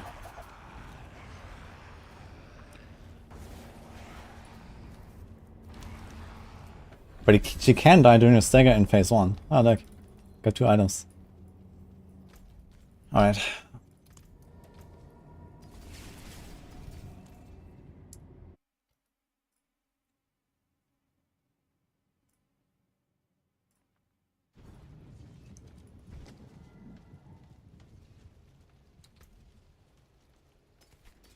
You don't have to use Elvish Bounty with an imbuement skill if you have past 7 points. Because I have the same right now. Yes. Greetings.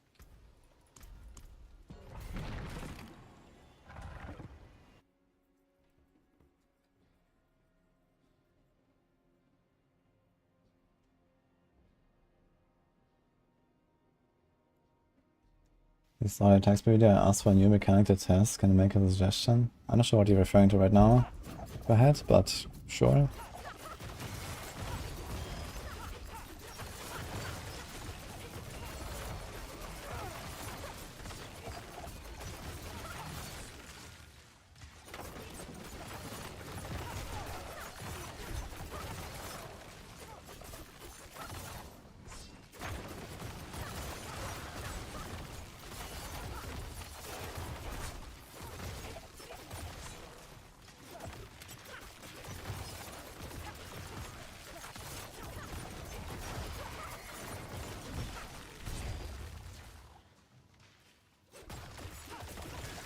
You have struggles with Lilith on Heartseeker. I mean, just try to do similar like what I just did. You try to get her ready for the stagger right before the 66% HP mark or so in phase 1. Stagger her and you can probably kill her if you have enough damage in 1 stagger. And if not, I mean, then you just play the ad phase. You have to dodge the waves a bit and then you finish her. And then kind of same story when phase 2 starts. You just stagger her instantly with all the CCs. Just make sure you have like, you know, a good combination of different crowd controls you want, you know, 1 immobilize, 1 slow, 1 stun, 1 freeze or something. This way you stagger really fast. And then when phase 2 starts, you're gonna stagger her just like I did here. And you're gonna nuke her down. Make sure you have the caltrops properly placed. This is like one of your biggest damage boosts.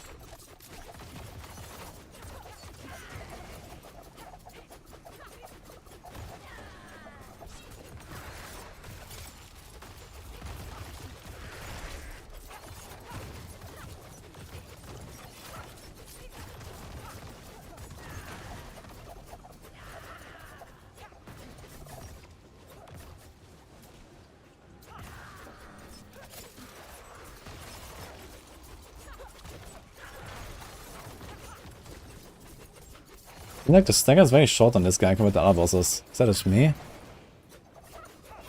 Seems shorter.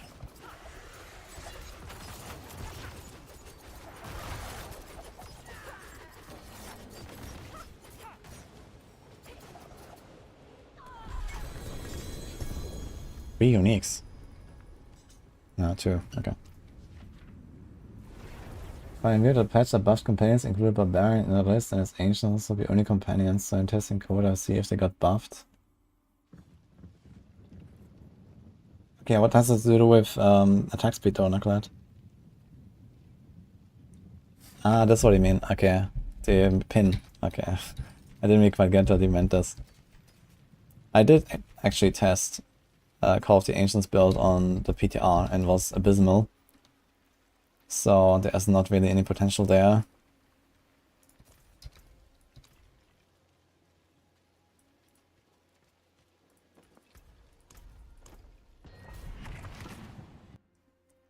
Yeah, concealment is just a hardcore button right now.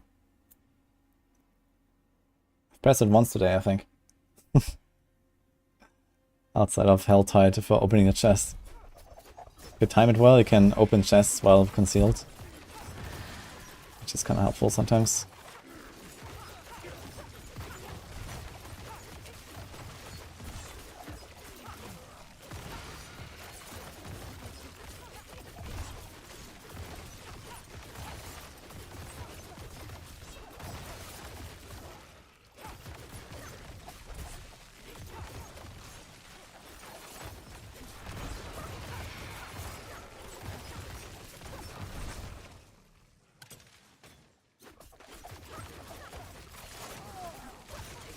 Yeah, they nerfed the boss damage, not the HP. HP is the same.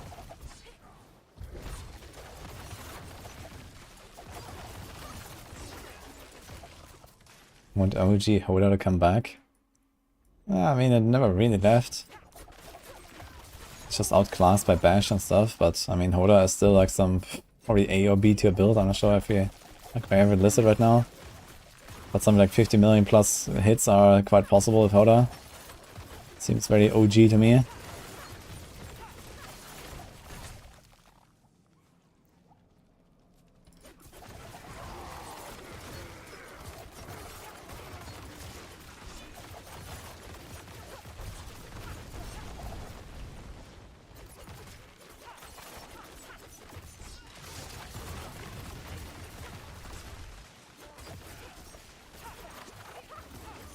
There's a lot of cultists here, holy. I never use the smoke, no.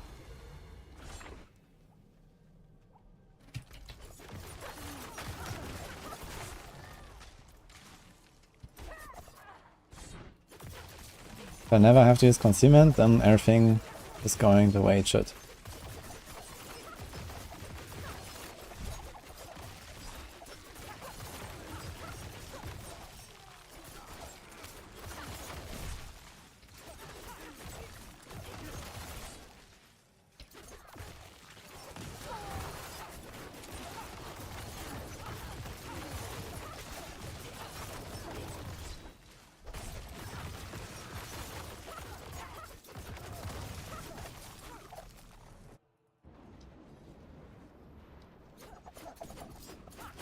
The Ancients do 90,000 damage per second for 6 seconds.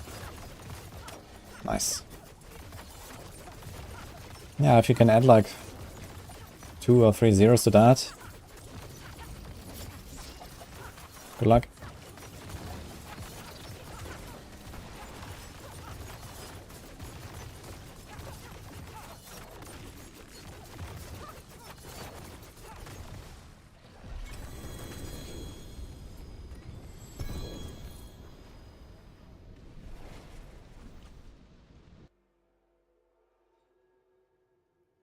Good luck with the Andy, please.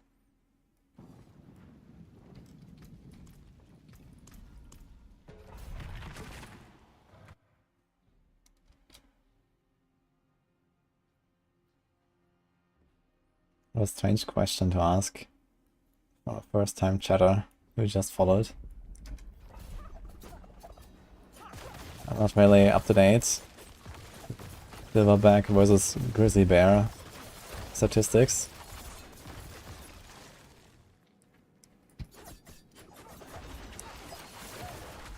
I'd probably bet on the bear.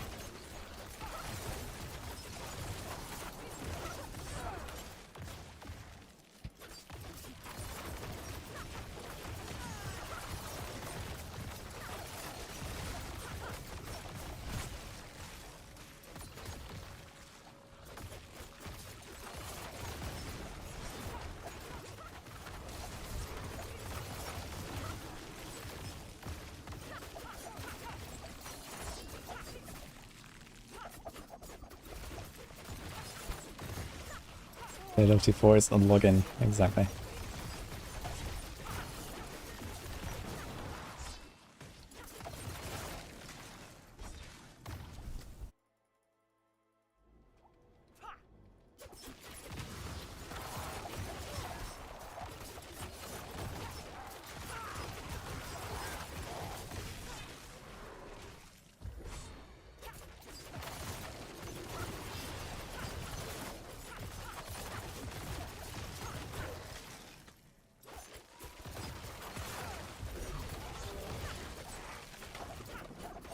The Ancients up 24/7.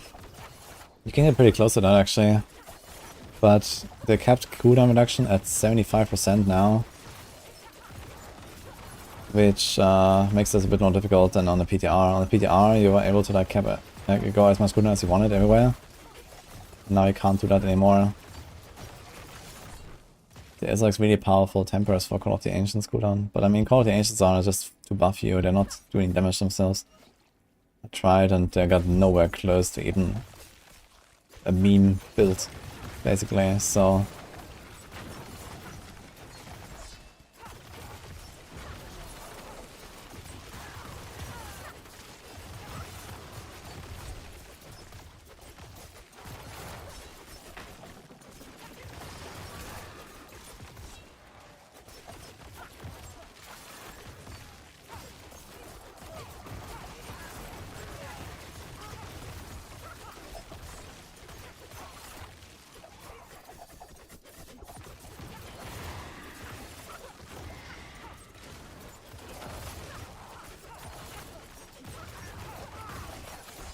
What should we upgrade glyph before? I mean, there's 5 glyphs in this build, so you just upgrade those glyphs and then you play the builds. Or you play the build and upgrade the glyphs, like, it doesn't matter. The build is powerful enough to do 9 nonsense easily, even when your glyphs are scuffed.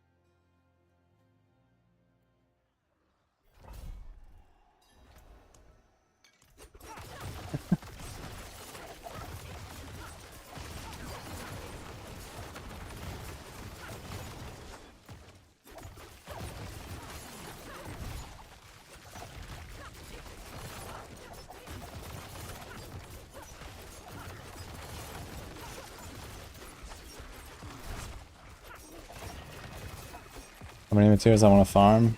I don't have a goal in mind right now actually. I want to get some stuff ready because there's probably gonna be... I mean, I'll also farm on the Barb, I suppose. I've been playing this build a lot now, but I also want to kind of like, you know, reap the fruits of my labor. Now that everything is 12 out of 12. It's a nice, efficient, fun build. Gonna go on the Barb soon though, and then start working on that, and we can also use the Barb to farm. Although not just yet, I guess, because I want to do the Goblin action with the Barb first. I think what I really should be doing is I should go and empty some of my stash. Guess we'll find a lot of items soon.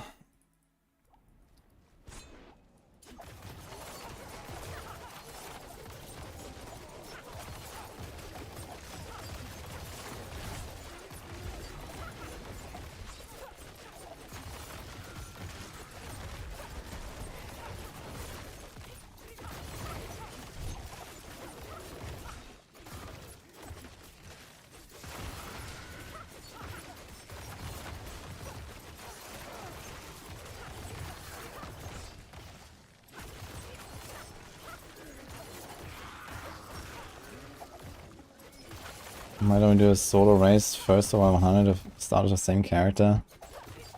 I mean, not everyone is interested in racing like this or is really like fit for this. And a lot of the blasters are also playing softcore, not hardcore. And you know, something like this is only really interesting if it's hardcore. I mean, you have to race on season start every time, although I guess this season I focus more on the boss race and less on the just 100 race.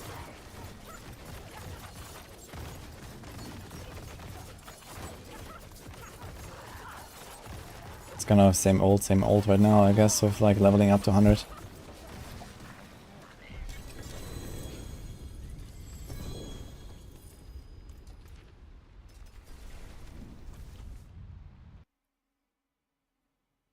Guys, Robert.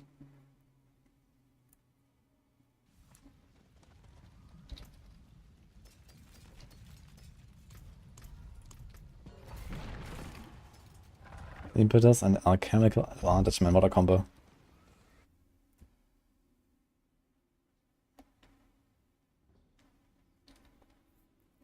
I should do a 1-in-1 race of who can level to 100 fastest. You mean like Condas, Chronix, Rax and me? Yeah, I guess we have like a... I mean, at least Condas and me, and I guess Rax have probably an unfair advantage though compared to Chronix. Because we all know how to play Barb. I'm not sure how much experience Chronix has with Barb. So that would already be like one factor. Not that he wouldn't learn Barb easily, but you know, the experience definitely helps.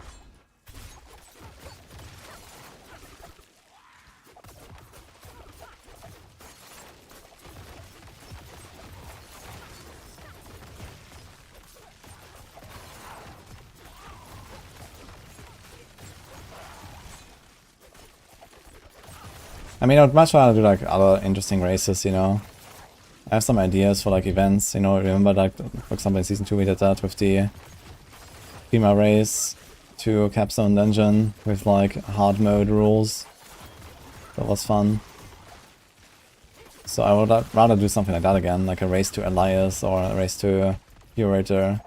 That is like over in like a few hours, but it has like some special rules and objectives. That'll be much more fun, I think, than just like another, okay, race to 100 under certain understanding conditions. Like, I'd rather see like a hard mode race than I would like to see a speedrun to 100.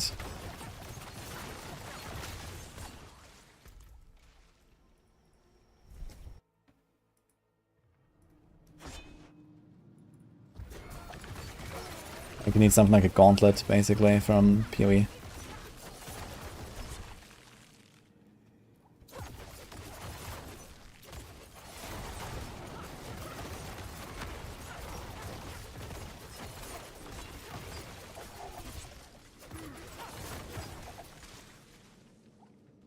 A one-shot boss challenge.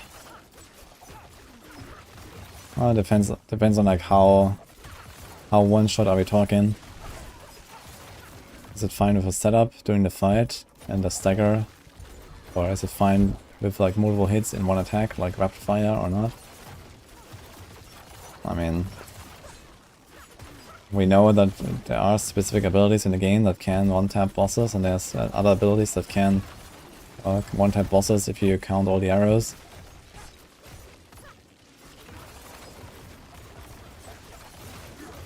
It's not much of a challenge though, it's more of a gear check, I think.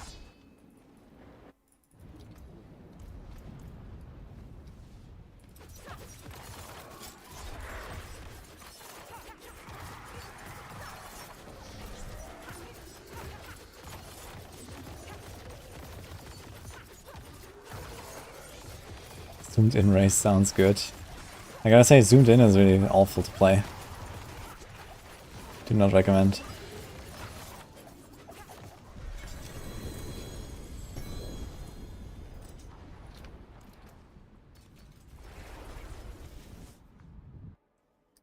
Hello, my Korean friend.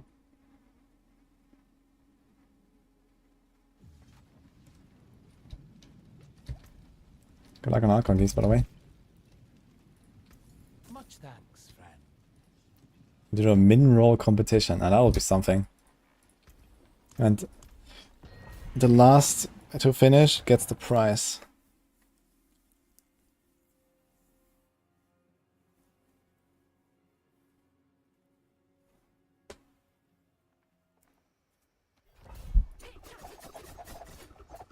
The best build is Heartsiger on Rook.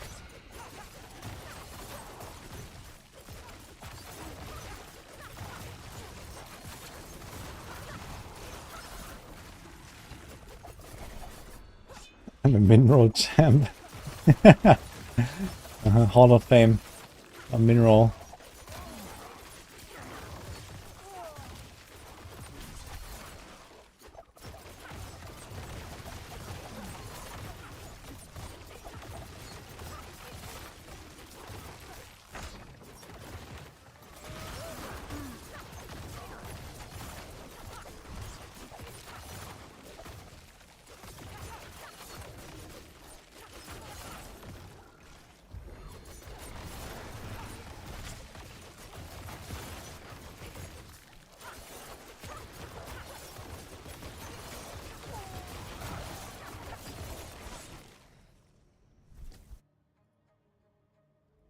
Highest of Cold Barrage. Didn't go super high with it, because I was like day 1 before I respected Rapid Fire, so I didn't go very high. But I can definitely push all the way to like 100, I don't know, 15 I guess, or maybe more.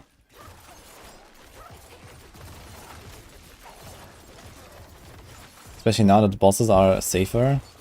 You can actually, like, you know, nuke them better with Barrage, so that I actually got like some kind of like big benefit from this patch with like the nerfs to the shadow bosses.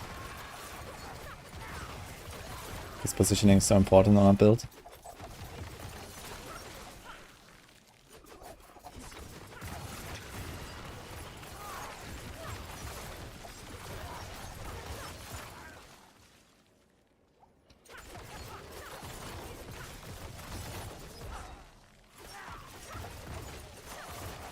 Let's see if the boys said anything about doing a goblin party, by the way.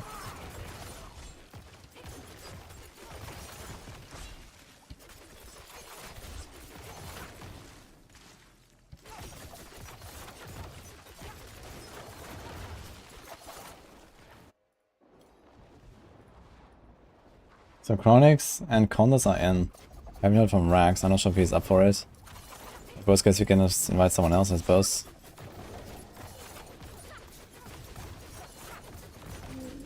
Is Rax live? Let's see if he's live. Or at least online.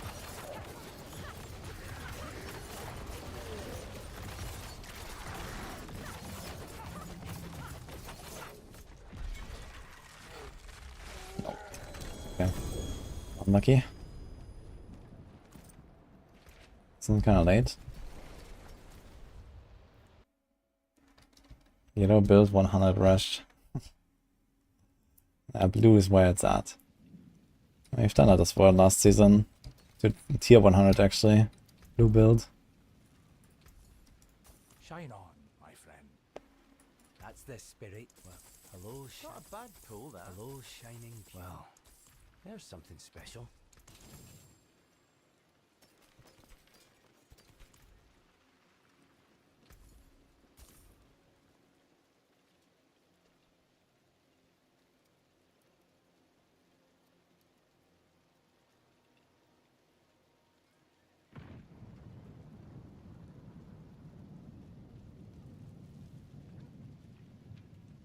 Okay, dark here.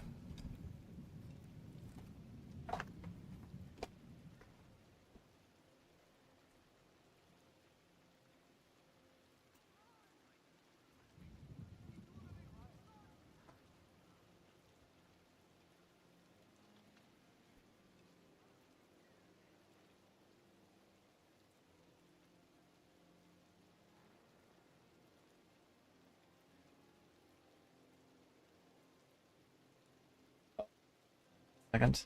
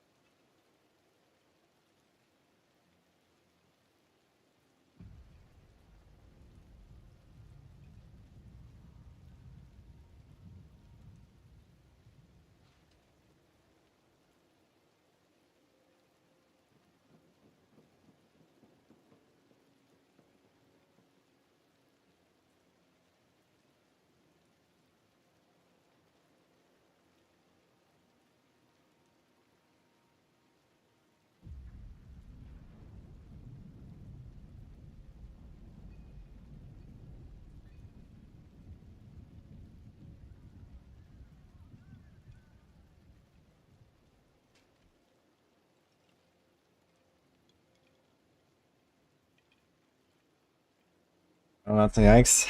I'm waiting for my food. And this guy called me 10 minutes ago, and it's still not here. By the way.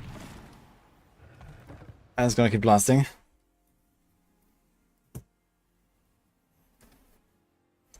He's too dumb to find the others. And I'm pissed.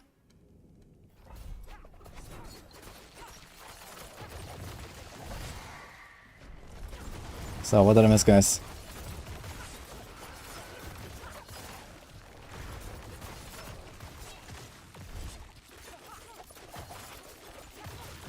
Actually, Woody Rage, man. Okay.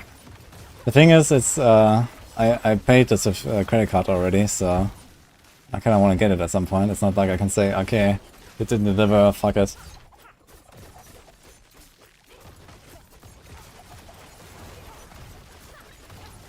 I mean, I took the time real quick to like also stretch a bit and go to the bathroom.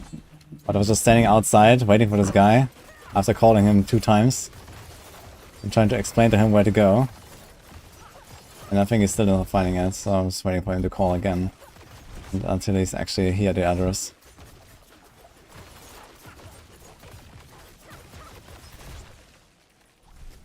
Get a nice kebab, that sounds good. I'll take a kebab as well. Yeah, a bit of default plannering to do. People are still waiting for the Kratos Barb. Is anyone else waiting for the Kratos Barb, by the way?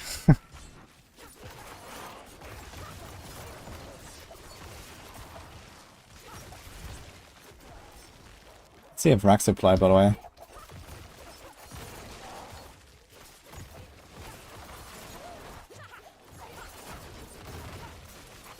No, he doesn't.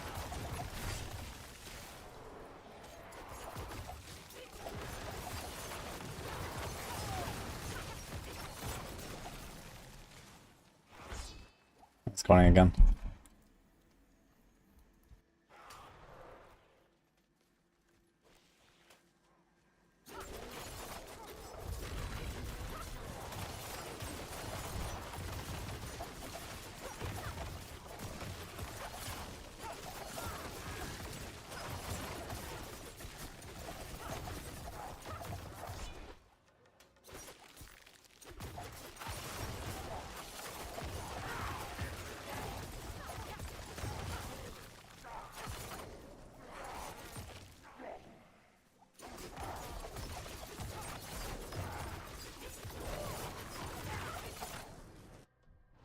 He's here!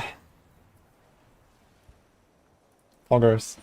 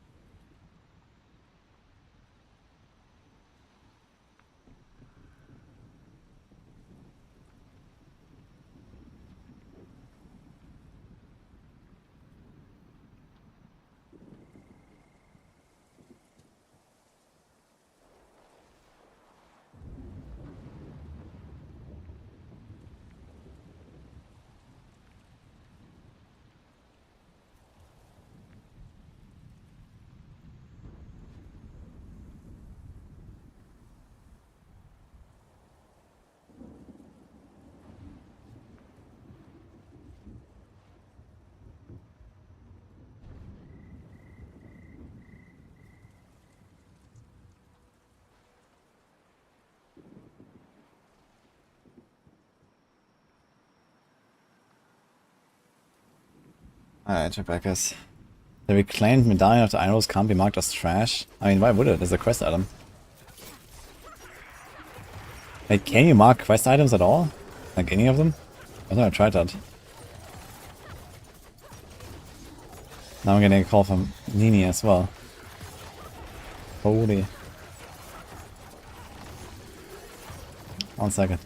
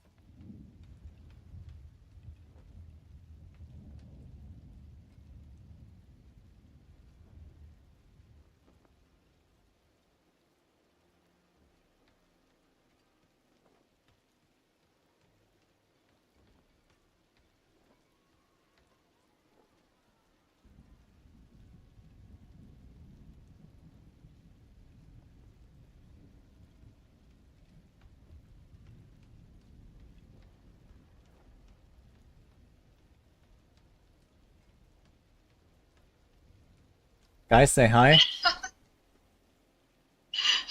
Hi, Jeff.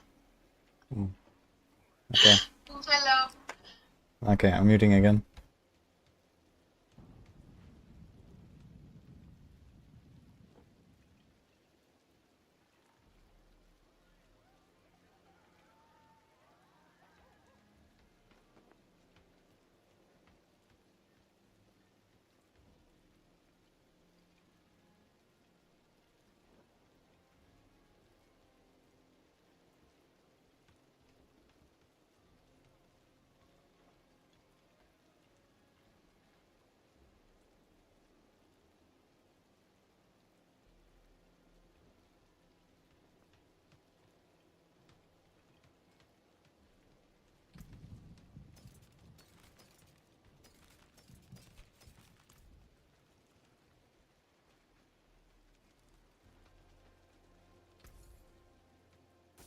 Shine on, my friend.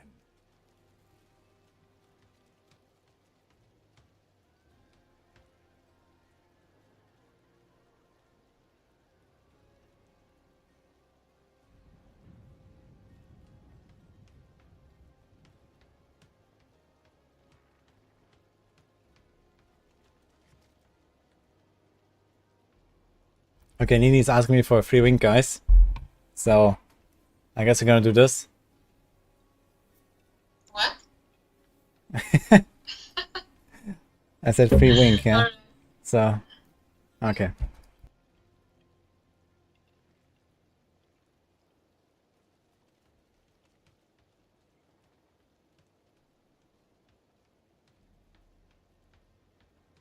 Alright, we're back, guys. Anyway, while I'm eating, let's do some plannering. So, is the guide updated for this build? My video is like 2 weeks old, so I need to make a new one for that, because there's some developments. But the planner is, yeah, what I'm playing right now. I changed to the high-end version now. What we really have to do is Kratos Barb. So let's make that planner. While I'm eating.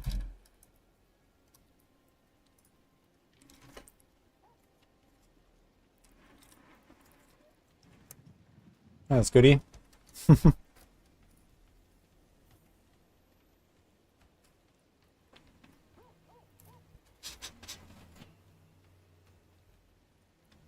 Why do you use Frigid Finesse on Necklace for Hardsticker work instead of Exploit and Malice? Because Frigid Finesse is 10% damage. Exploit is like roughly 5 to 6. And Malice is free.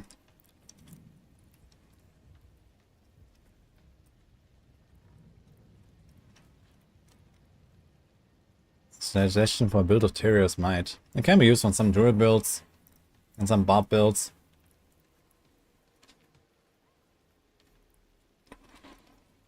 I do play the puncture build with the third hit poison, yes. I added a passive points and bursting venoms now.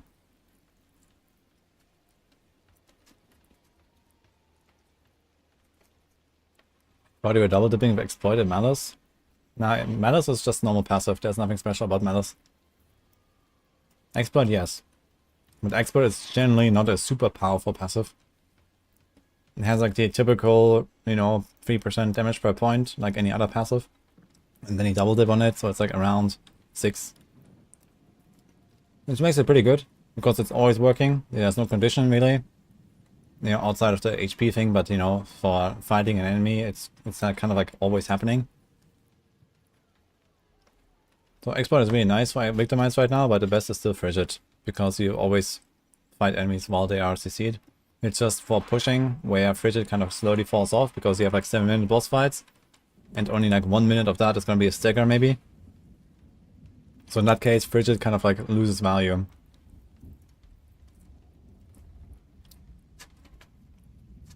Which Druid Tyrios build would I suggest?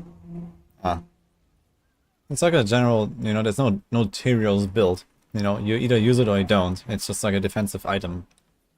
It's just like if you don't have any good defensive powers and you don't need like Spirit per second, for example, like Tornado, then you can run it.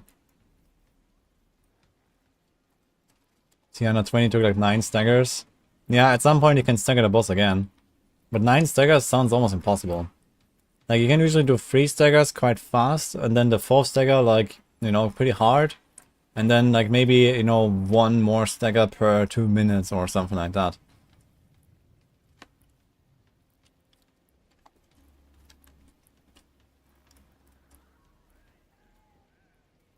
The Diary Planner is updated. There's 2 setups. It sounds a little off on the screen. It's because of the window. I have the window open right now.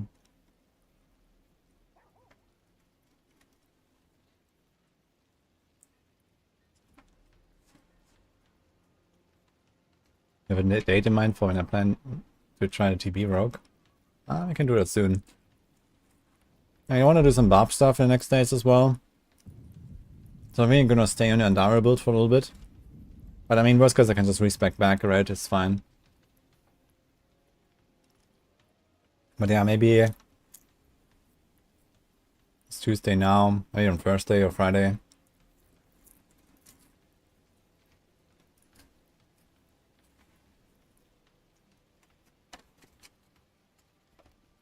Sorry, I did 11 staggers in a fight, holy. Okay. Yeah, maybe it's like faster than I'd say, but 11 staggers sounds ridiculous.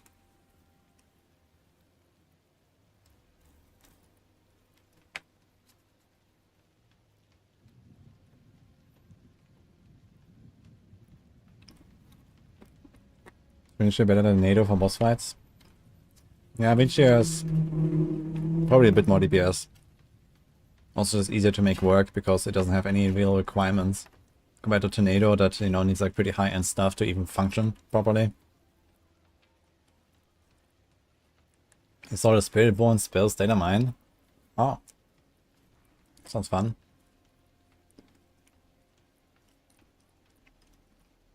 Will Rogue be affected by the mid-season balance update? That sounds very dramatic. Affected. But the answer is yes. Every class will get something.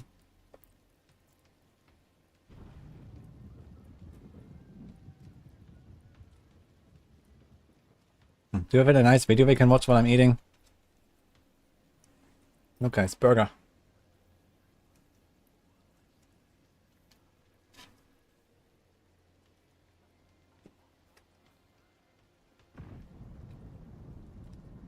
I meant like nerfed. I know. But you meant nerfed. Well, I think it's relatively unlikely they will nerf victimize mid-season.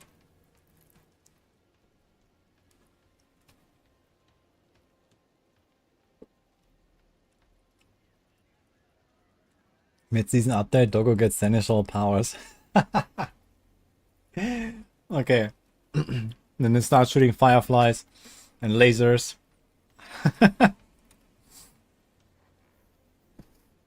Some expansion talk. Okay, what's that? IGN? Well, oh.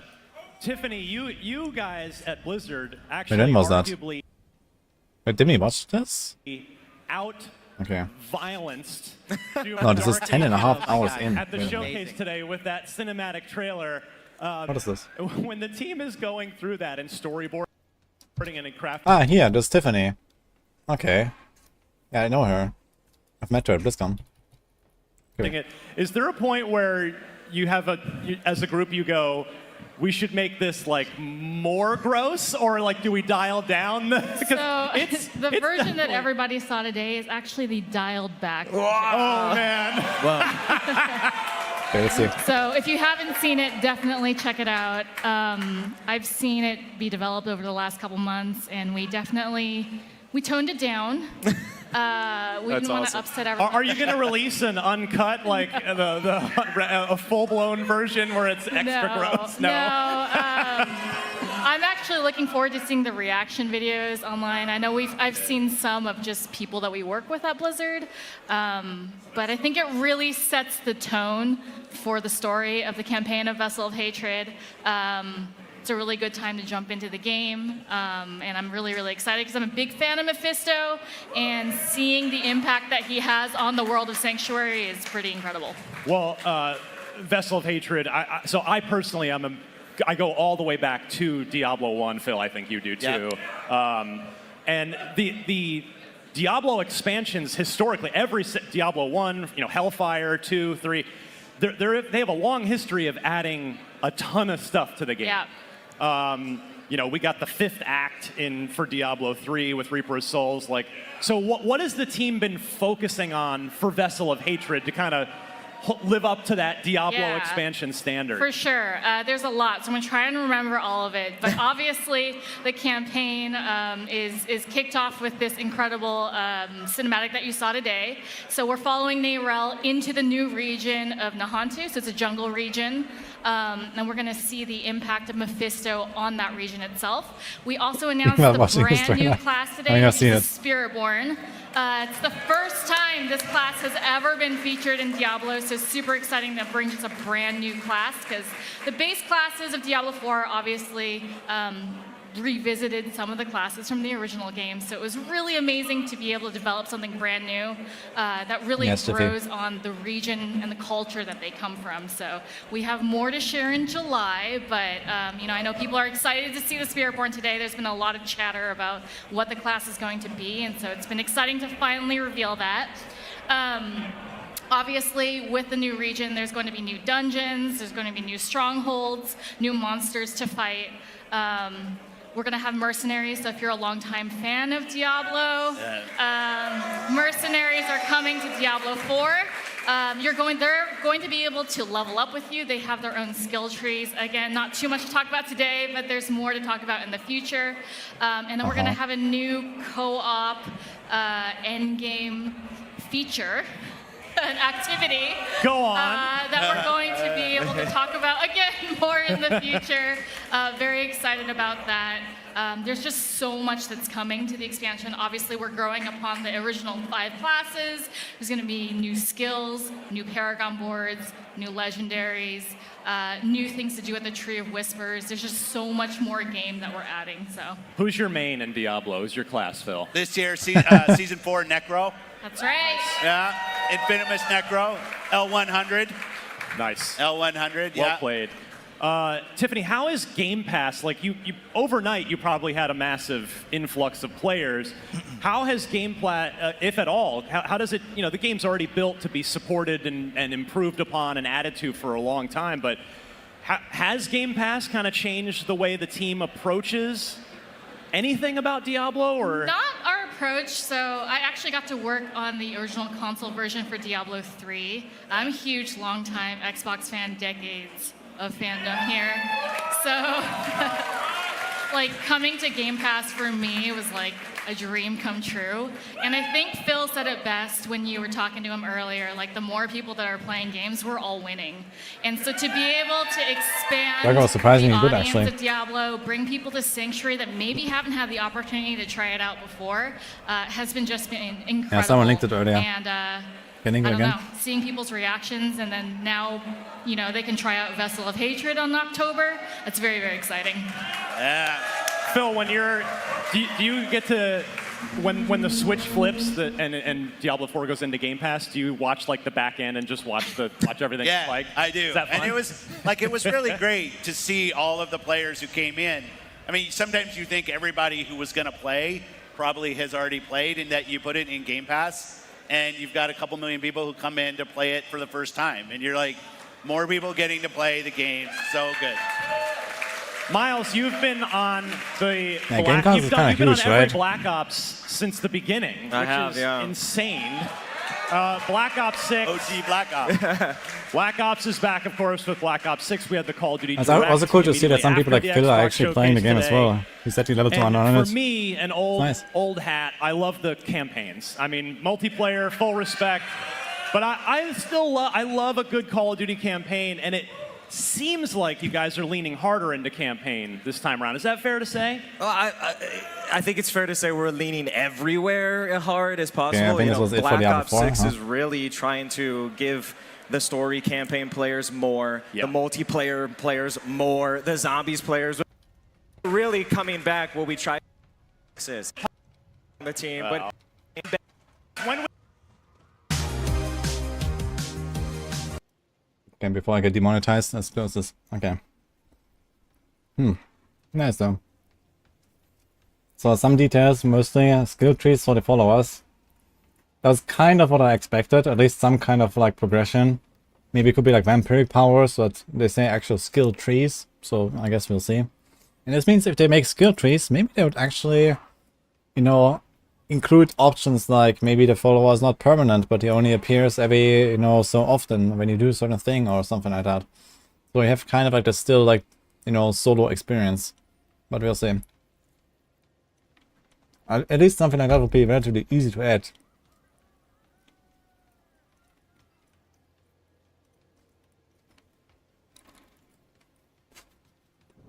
Soon Nicki Minaj skin in Diablo. Who's Nicki Minaj? They never learn. Yeah, I wonder, like, let's make a poll actually, I'm kind of curious. How many people are excited about mercenaries versus how many do not want to see them? I'm kind of curious.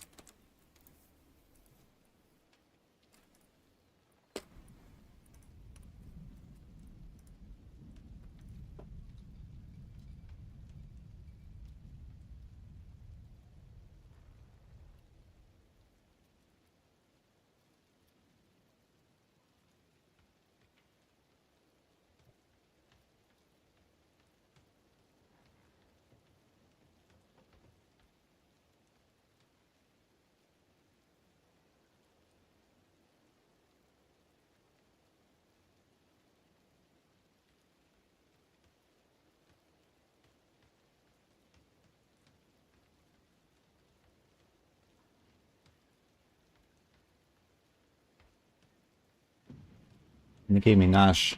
Oh, sorry. The singer. I don't know her.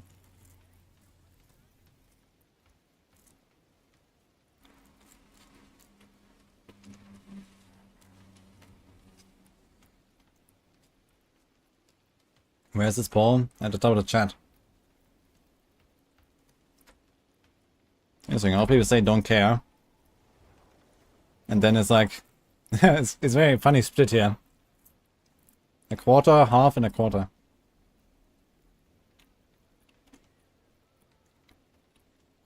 It will most likely be optional. Yeah, I don't really believe that. But it's not unthinkable that it will give us a lone wolf option. You know, other games do that.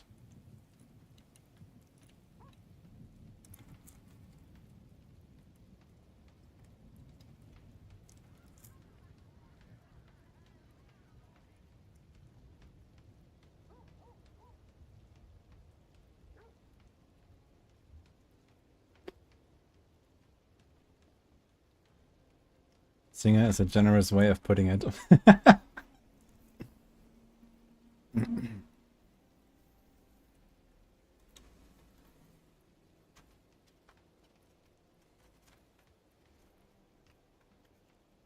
We never used mercs in the fray. Interesting.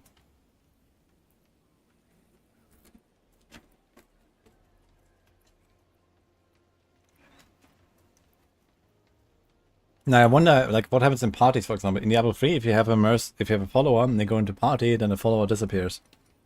In Diablo 2, everyone brings a follower, and this is a clusterfuck. Yeah, so maybe the follower is supposed to be like the, you know, solo options similar to Diablo 3. Okay, most people say I don't care either way.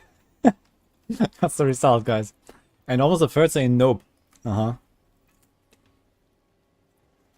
Yeah, generally I'm also in a nope camp, to be honest.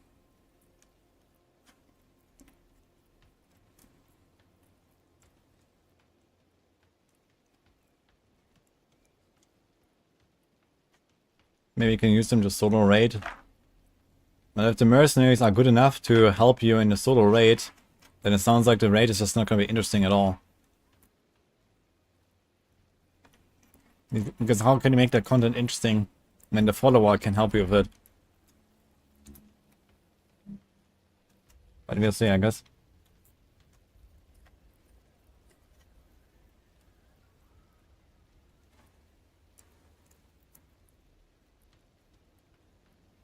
Stop eating. If I stop eating, then at some point I need to stop streaming. I kind of want to stream. But you win. My fries are over. So I guess. Okay, Quails Bob later, I suppose.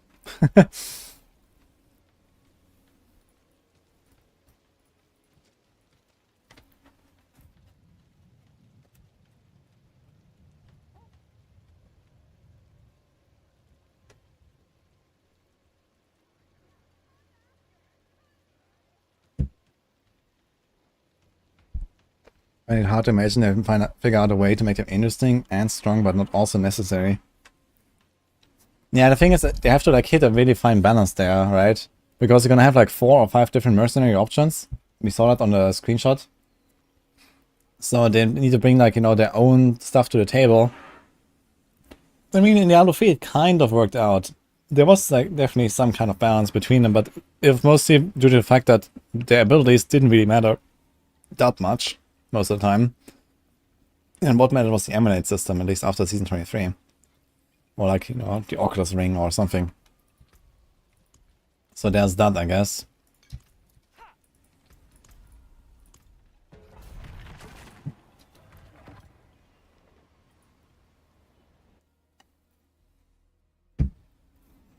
Is Meteor at the moment the best for farming and leveling for Sorc? I have no idea where you got that notion. But the answer is hell nah.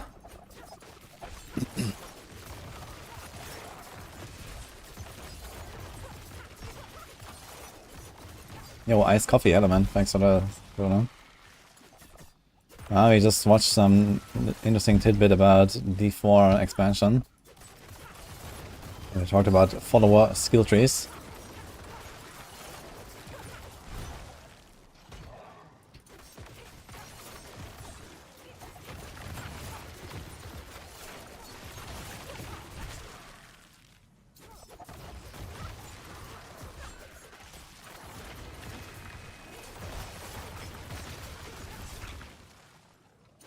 Oh, not we're just blasting here right now.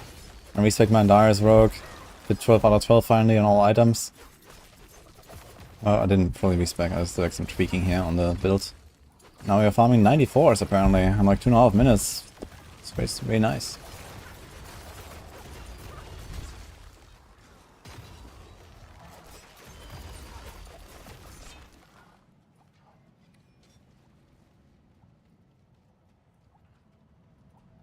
You got 2 in 20 runs. Yeah, a bit on the unlucky side, but you only did 20 runs, so 2 more runs and then we'll be fine. Yeah, Session Stone Drop rate is like mega up. It's like triple or so, I feel, at least. The patch is pretty legit for stones.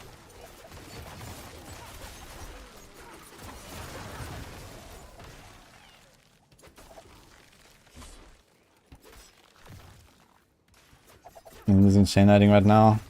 Okay, so anyway, Meteor is not a great build currently for Sorcs. So the best builds for Sorcs are... For leveling, I would recommend Incinerate actually. We don't have it on Maxwell unfortunately, but I did make a video on it a few days ago. So you can check that. There's a plan or two. And you can just follow along there. For endgame, I would recommend Frozen Orb or Firebolt if you'd like to play that.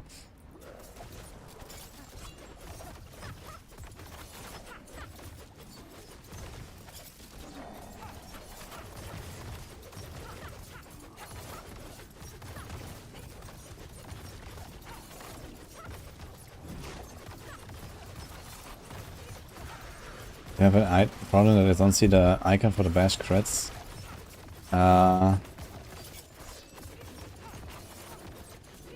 Maybe you don't have the right upgrade selected? I saw the numbers.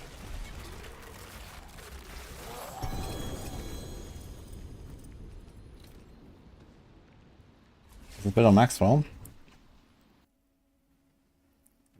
Apparently it's published. I reviewed Darkside's guide yesterday, and I think it's out, yes.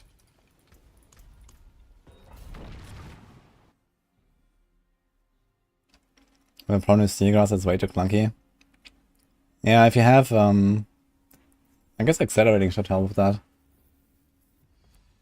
But then you have to activate accelerating somehow, which is kind of hard to do on Flay or Bash. So it's like hard to really get a lot of attack speed for this. Yeah, it is kind of slow ability, I agree. On the other hand, it's a very OP ability, so I guess it deserves some downside. One thing that is really good for Seagrass is the Seagrass Stuns Temper as an utility temper. If you get one of that, it's going to be really nice because you pull the entire room to you and they're all stunned guaranteed. And you get the Retribution modifier, you get your Barb modifier. Give them kapow.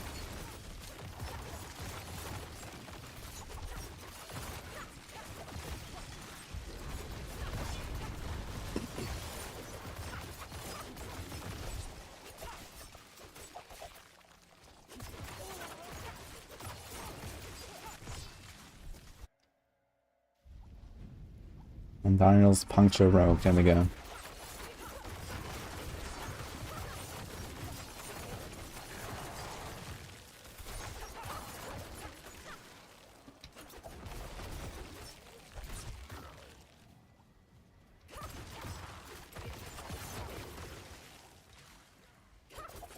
I didn't see the final version, but I saw the draft from Darkside and reviewed it yesterday. Actually, he did what I suggested with the two different setups.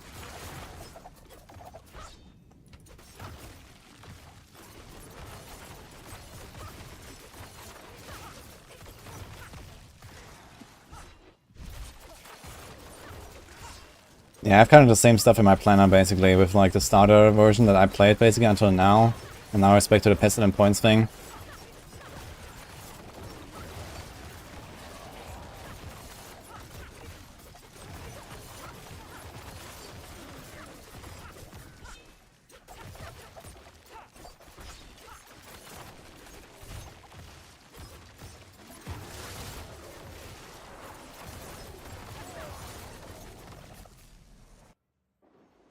What's my favorite potion? I basically never use Holy Bolts actually. It's not very good on rogues. It's pretty good on Barbs and especially on Necros because of the bug of the minions. But yeah, so far I've barely ever used Holy Bolts, maybe for leveling here and there.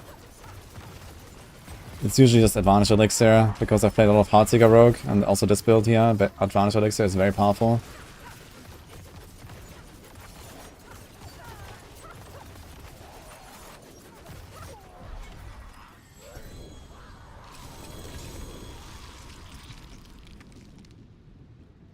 Maximum life and overpower. I guess we can make a big bonk Barb.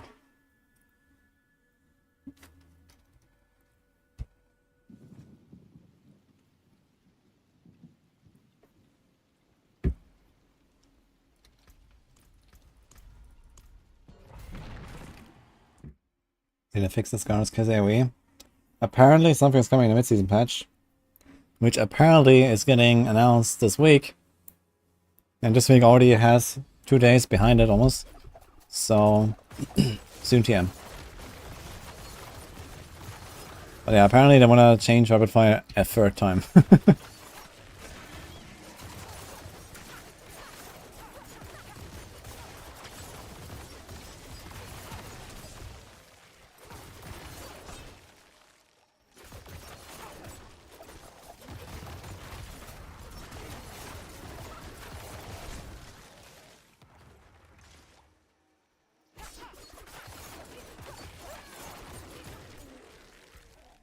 How much is my Dark Shroud ranks? Actually 11. So that should make it 8, and then I think 0.4 per rank. So 12. 6% ER with 11. Yeah.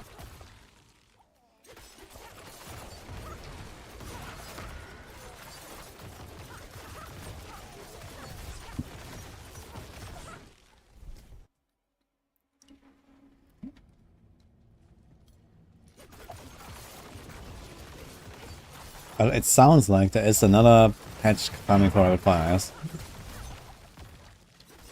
But we don't know any details.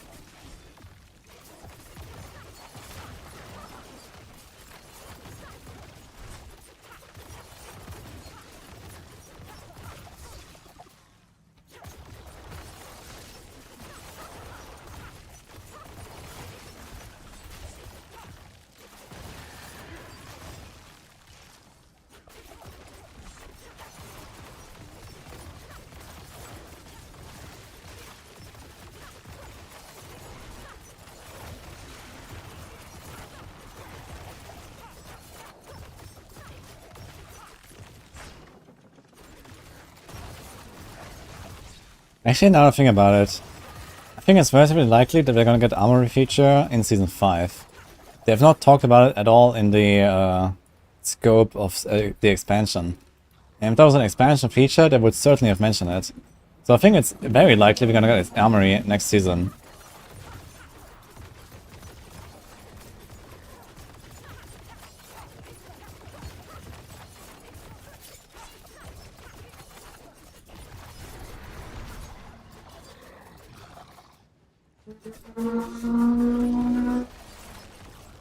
Nice stagger.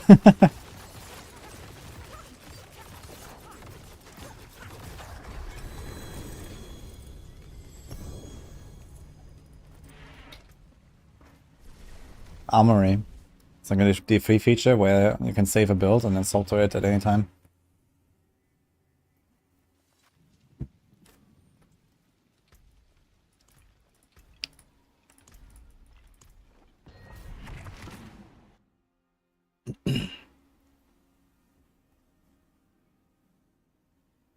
In a few minutes, there's a car bike blasting up the road. Yeah, people really like to race around here. Turns out. I have my window open right now because I need fresh air. So, sorry.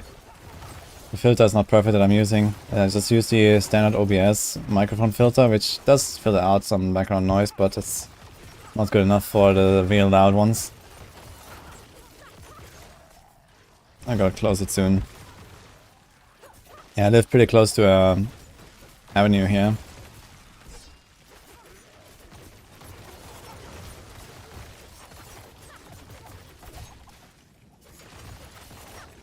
Pro streamer. Well, I did use NVIDIA Broadcast, which is actually a really nice program. But at some point it started bugging out and it started adding like some crackling sounds that I could not get rid of after some update. I've not tried it for like a year. Maybe I should try NVIDIA Broadcast again. That was really good. It's like some insane AI filter that just like filters out anything besides your voice. It's nuts.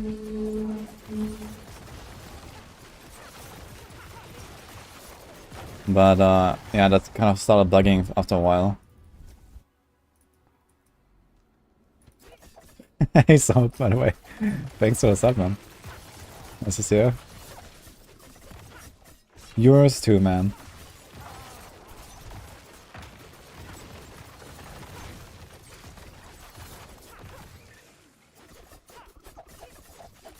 No, coca is very toxic. Really?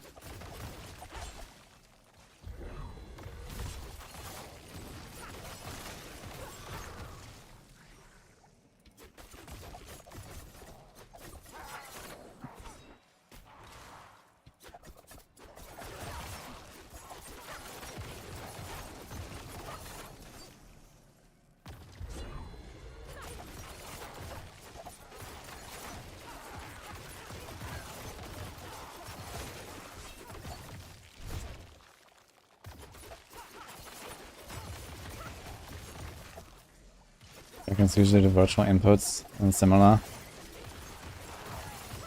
Yeah, I mean, this could be, because I have some pretty sophisticated sound set up. Although for a microphone I usually use just like the basic input. I have virtual audio cables for my, for like basically adding extra tracks on my OBS and on the stream for audio. So I have like a separate track for, you know, my voice and the game and the music and all that. But for my microphone, usually this is not really necessary, but it could be that it has to do with that. Anyway, maybe I'll try it again at some point. Most of the time it's fine with the OBS filter.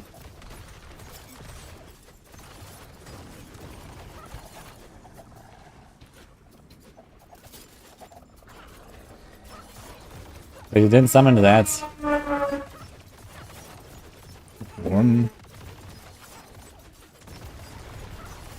think it was not in Kados.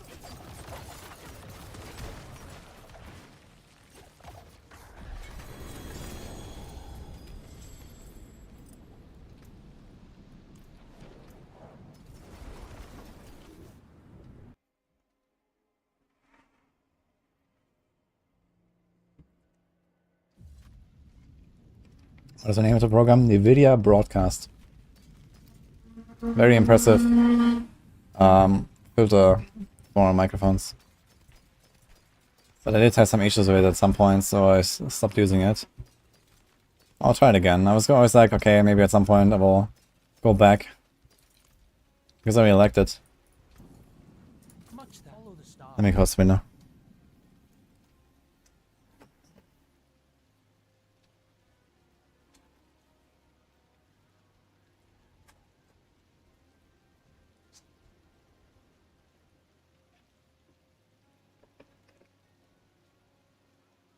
Bulgaria nature is effing beautiful. Yeah, the countryside is actually pretty nice, I'd say.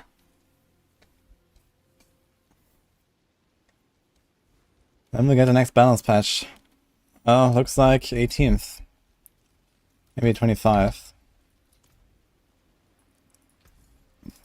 Hello, shining. Well, there's some hello, shining. Not a bad tool, that. Why is this week huge? Well, we had all the expansion stuff, and we're also gonna get a mid-season update.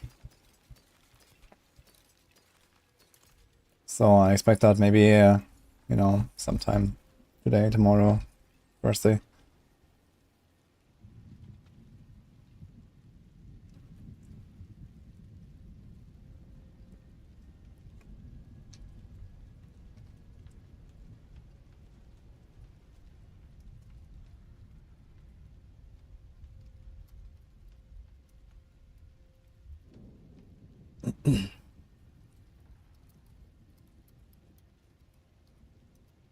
Okay, I'm asking Chronix and Condas if we're just gonna look for like +1 and go for goblins. I wanted to try the goblins farm.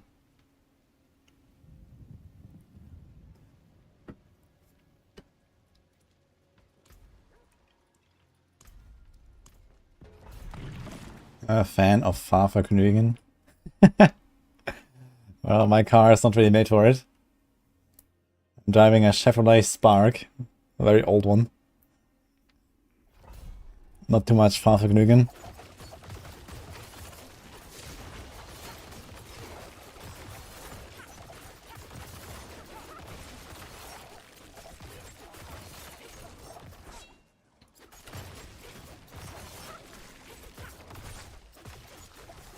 Fahrvergnügen is a German word for the pleasure of driving. That Sorc was using there.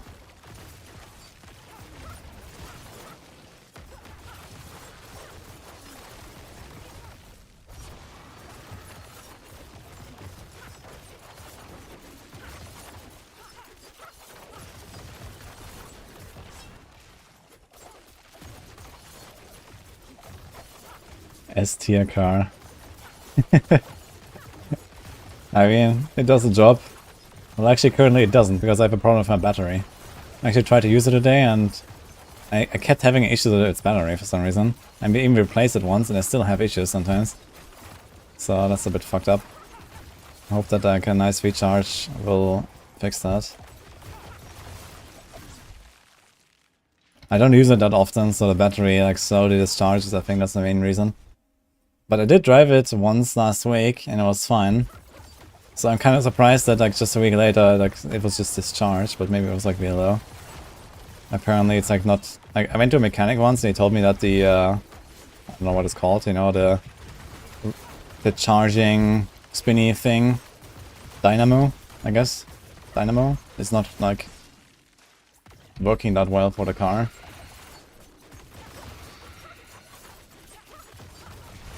And on top of this I drive it very little.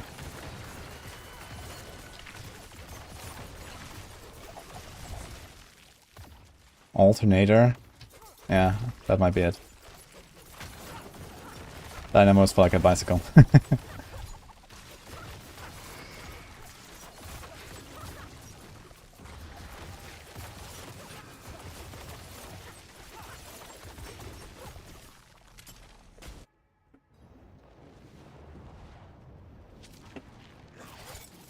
Yeah, anyway. Struggle, man. I need an electric car. So this cannot happen, you know, you just plug it when you get home, and even if I don't touch the car for like a month, it needs to be fine, you know, because I don't use it very often.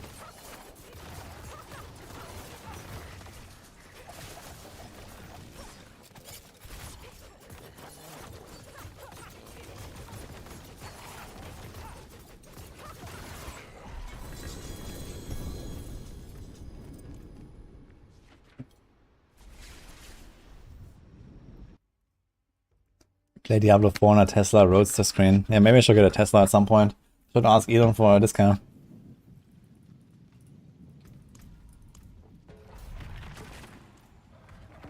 Yo, Katanzuno. Katanzuzo. Thank you. Stone. Yes. Elon can do a Tesla giveaway.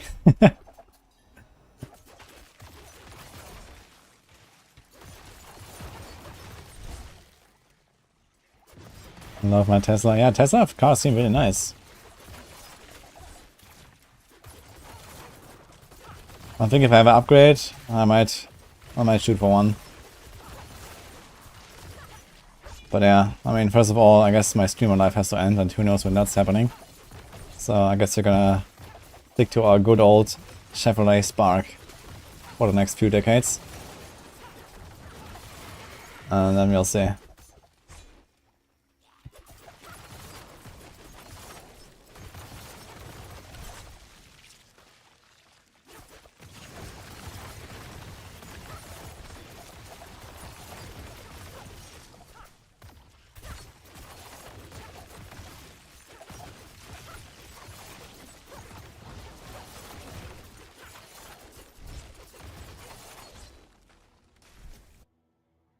Would a 3-star mutilator plate be worth anything?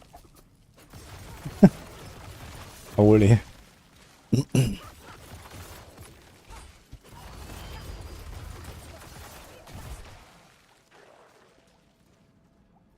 should ask the blacksmith how much he's giving you.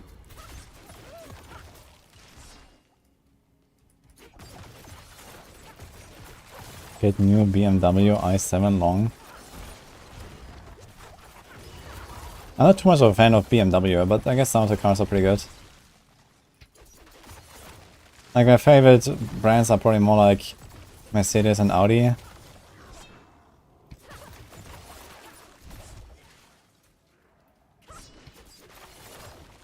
But realistically, I'll probably go for a Tesla whenever I get a new car. Just because, you know, electric is the future and I want to get a nice electric car. Tesla just makes the best ones. So I think that's pretty straightforward.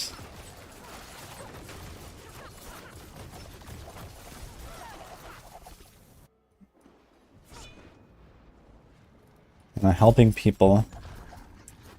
In what sense? With their builds, with their issues?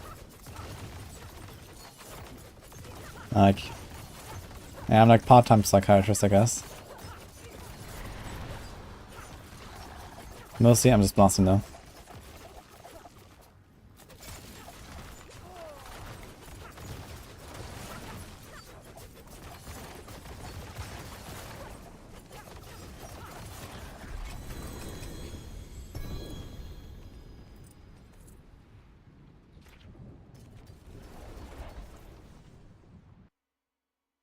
The build is in the description, anyways, that's the Andariels.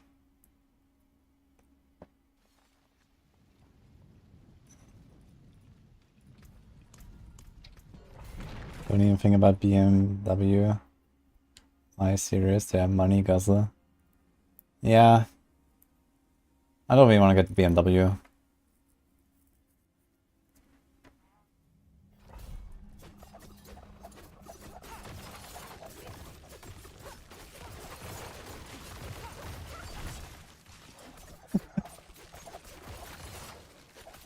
Let's go, blue skies. Take matters into your own hands.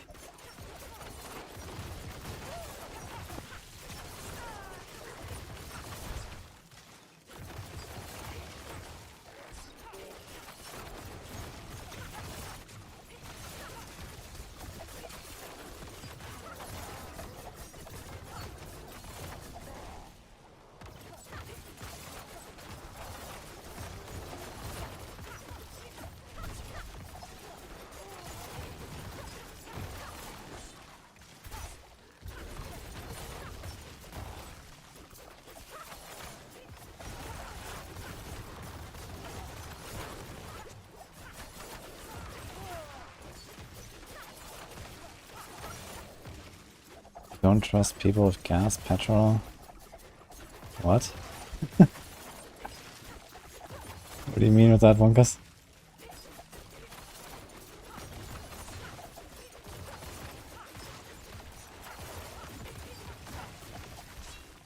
Are you talking about the Zeppelin? New default dagger has some stuff in it. Oh, we should check that out. Fix those up, Apache.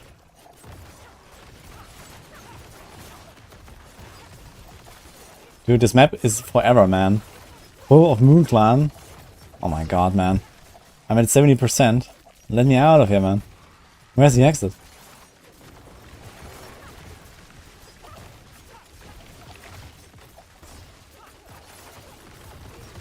It's like a one-floor map almost, man. Hydrogen. Yeah, I don't think hydrogen is really the future. Like, battery technology is already so good, and you know, the charging and all that, like, it just seems like the easiest solution, honestly. Like, what do you want to do with hydrogen?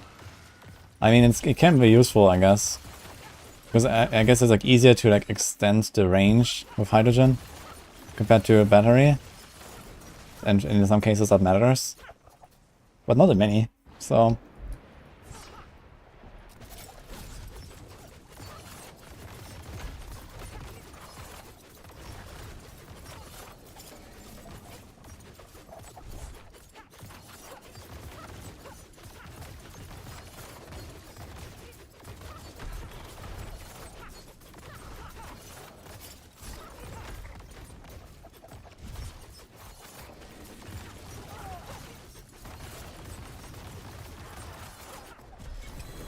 Stone? Dude, there's so many stones.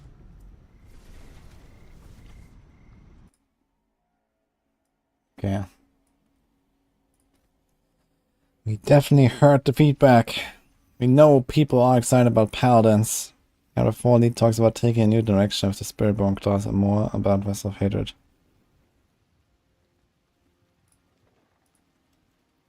What do you need to know? You asked why Spiritborn was chosen as the first new class and not Paladin. That was for a class that fits a new area in a story. Season 6 will run concurrently with the expansion, and our team is already playing and testing how the interaction will work. Okay, so it means like launch and the season at the same time, I guess.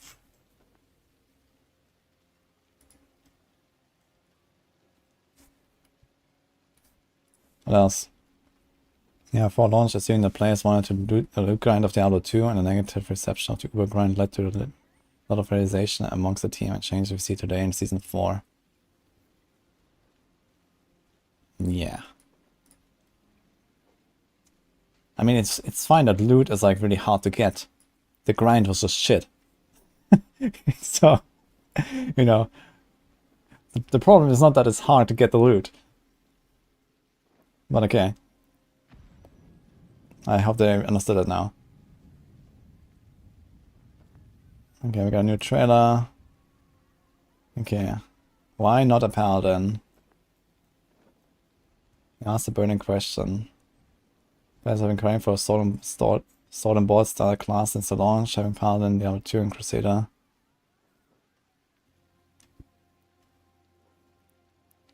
We look at what we had before and what we launched before. We wanted to make sure that we were honoring the past, because we were essentially 10 years or so between Diablo 3 and 4. We want to make sure we had some classic classes. So like the Rogue, the Barbarian, Sorc, Necromancer, and a Druid. Look at making a new class, you're looking at both, fitting in something new.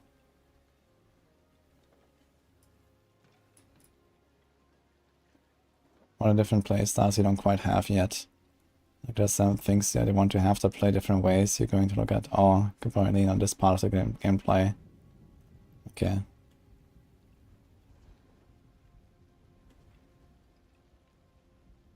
Don't think the Spiritborn will satisfy a sword and board playstyle. People more often than not, people are sort of rearward facing.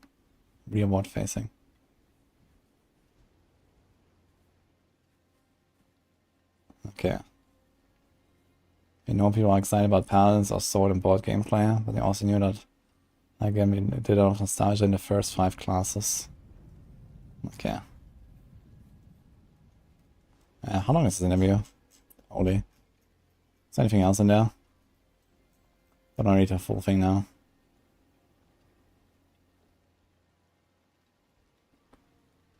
Diablo Season 4 success and how that fits into the wider plans for the Vessel of Hated expansion. Random screenshot.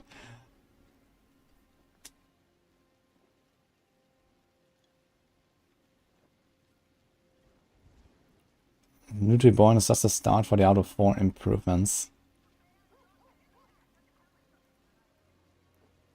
Okay, all the changes that you're talking about leading up all the way to Season 4 is all part of a grander plan to continue to improve the game. So it's definitely a road to Vessel of Fate that we're working on. I mean, the road is kind of short, to be fair, at this point. But I guess we'll see what Season 5 brings. And then, you know, beyond the Vessel of Hatred launch.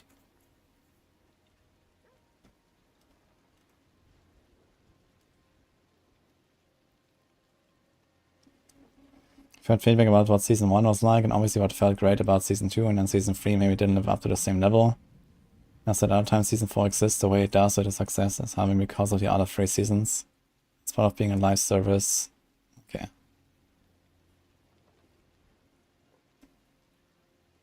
Now we look at the other aspects. So also a friend that came over around the expansion and always complained to me about only having one place to get glyph experience. I'm like, Brent, could we please get glyph experience in something other than Nightmare Dungeons? Maybe we're gonna get that, guys.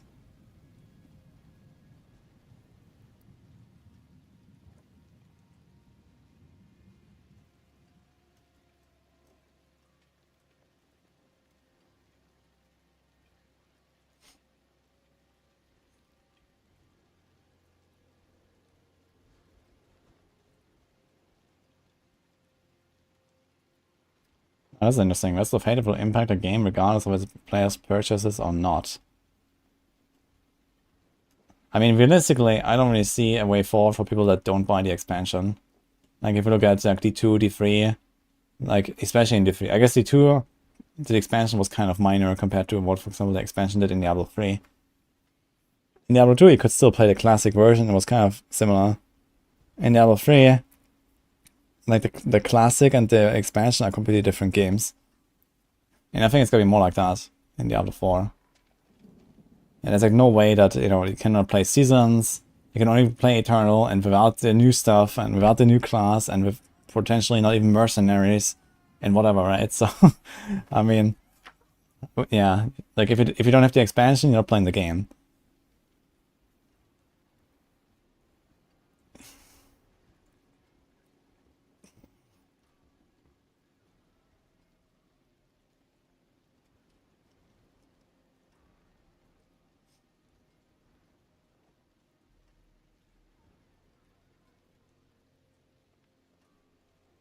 Okay, so the expansion represents another region, another full region that takes from 5 to 6. Total scope is the size of the region. I have a feeling that apparently it's like split between 3 different areas. So it's probably going to be like one big region that has like 3, maybe like half-sized areas. This is my expectation. But we'll see, I guess.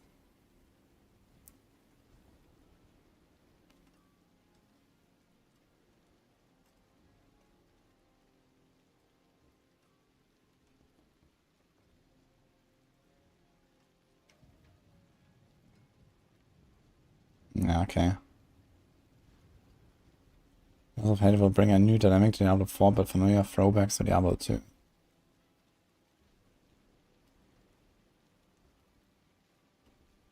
Get over that story and stuff.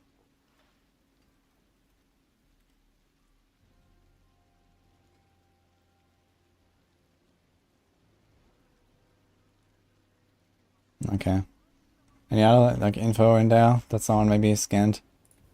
It's a long article. I don't want to read the whole thing now.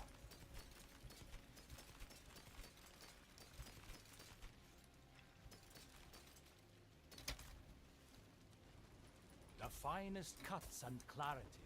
Yeah, Doominger doesn't have a visual effect, but it does proc.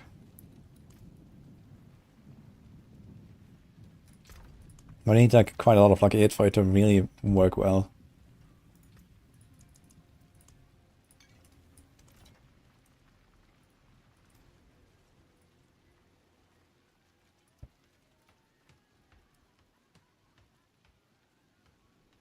Okay, it seems like Goblin Hunters tomorrow, guys. Cronus is going offline. So we're gonna do Goblin action tomorrow with the Barb. Hope Poison Necro is coming to the expansion.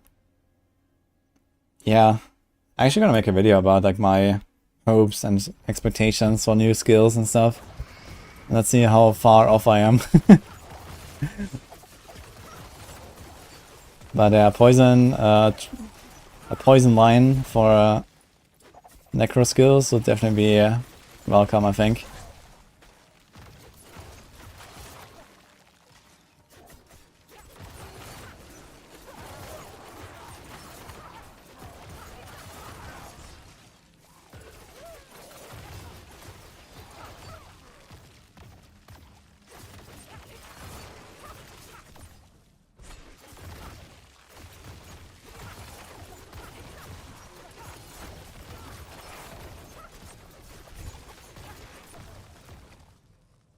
Then I can't work for minion damage. I would assume so.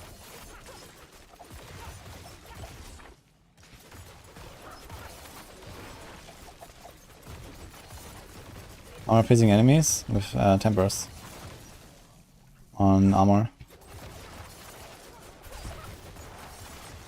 And I have shared misery aspect.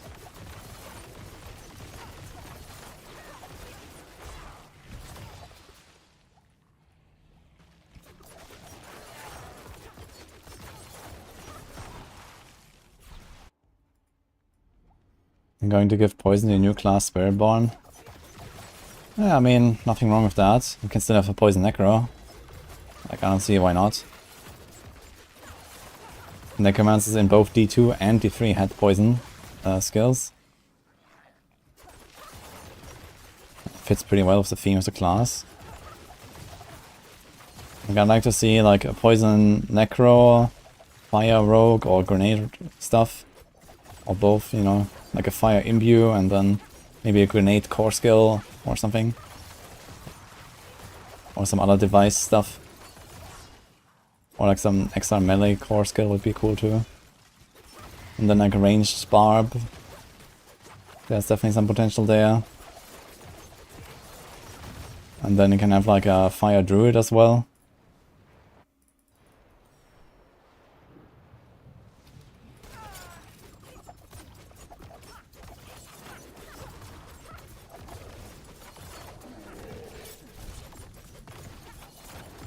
Yeah, maybe Arcane Sorc.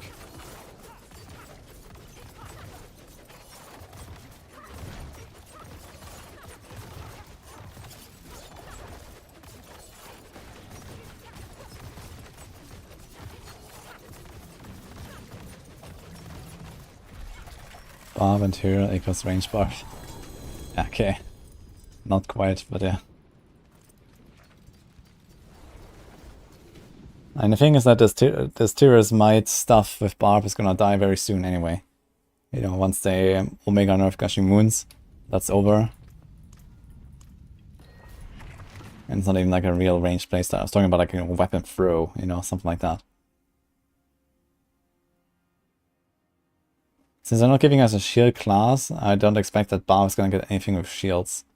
So whenever they bring Paladin or similar, and we're gonna have another shield class, I think this would be the time to like, you know, make a shield line of skills for Barbs as well. But we're not there yet, so this might be like expansion 2 stuff.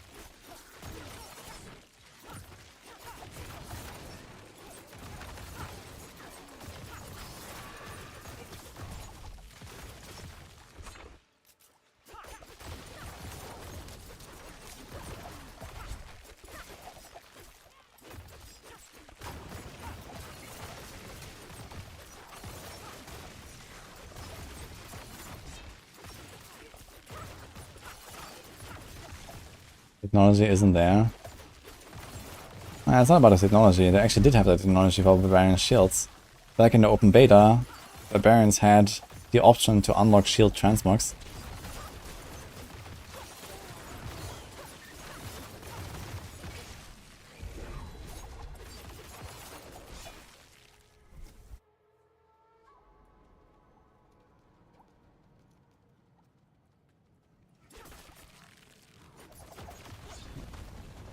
Yeah, this is a Pandarius build, yeah.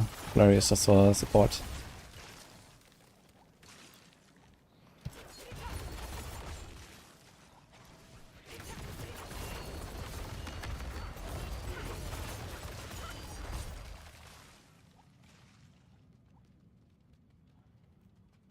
You're also better at Diablo as a boss.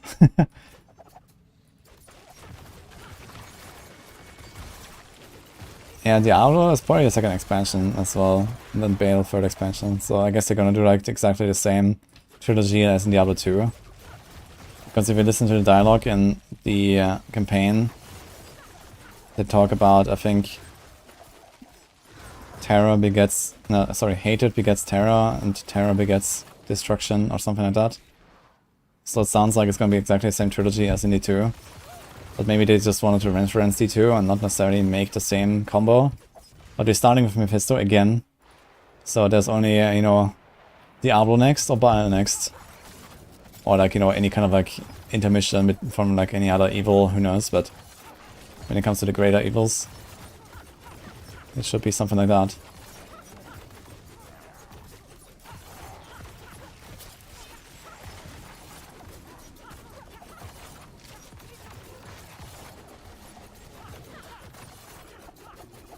Oops. Destruction begets chaos.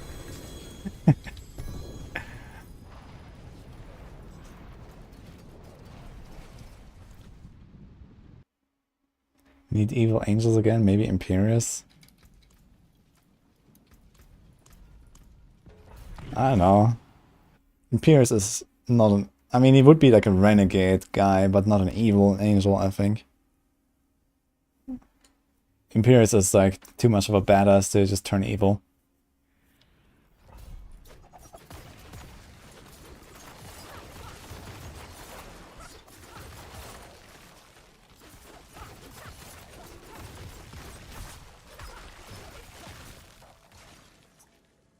I mean, technically, like, you know, Inarius wasn't evil. He was also more like of a renegade, you know. He abandoned his brethren and then did his own mission.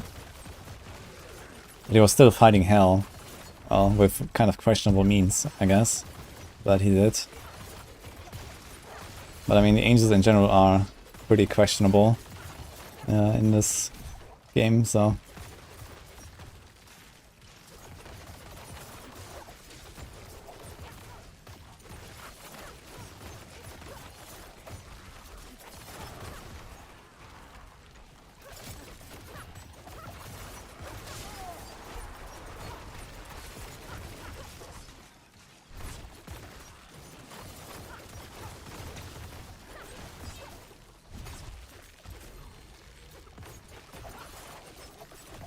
Nice, is a complete idiot. Yeah, I mean, some stuff he did was definitely not a smart move.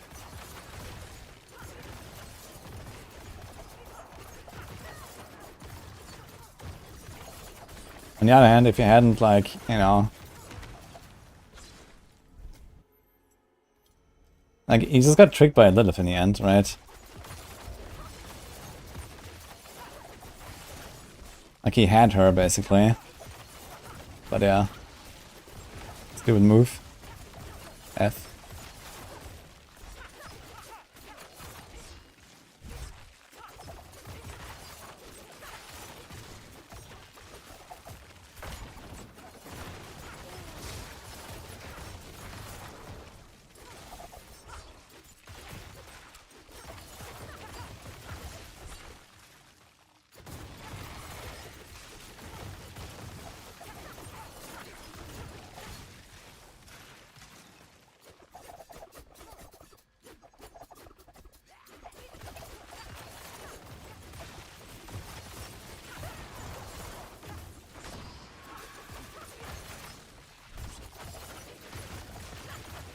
What build I'm using? This is Andariel's Rogue.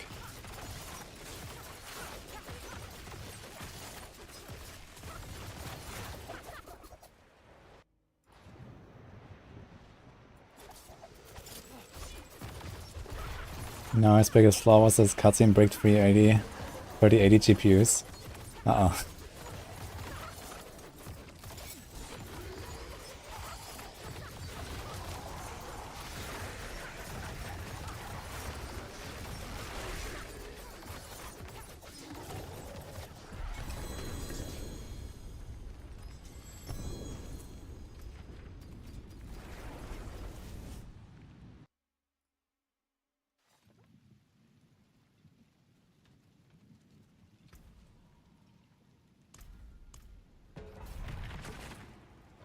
Got an 889 Masterwork 8 crossbow for a ranged build.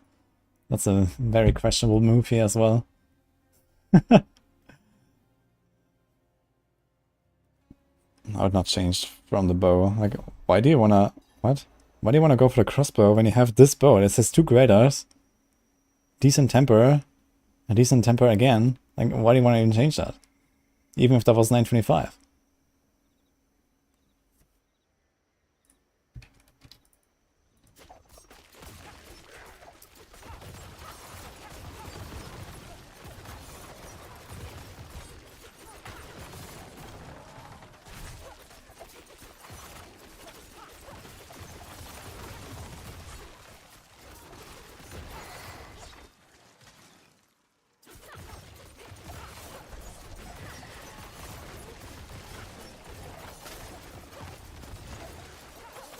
Yeah, it doesn't really matter if you have a greater affix dex or greater affix crit or greater affix life. I mean, who really cares? So he has 2 of them on the left, he has 1 on the right, and on the right he also has an 889 weapon, which has like, I don't know, 15% less DPS or something. So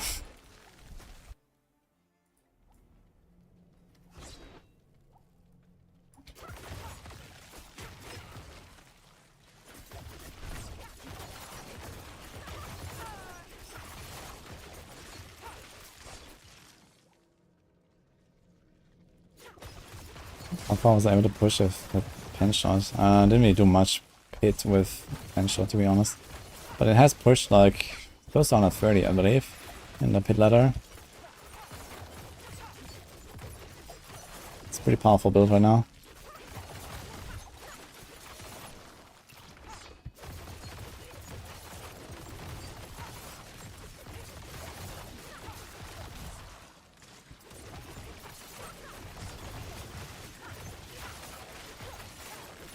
For barrage, usually go crossbow.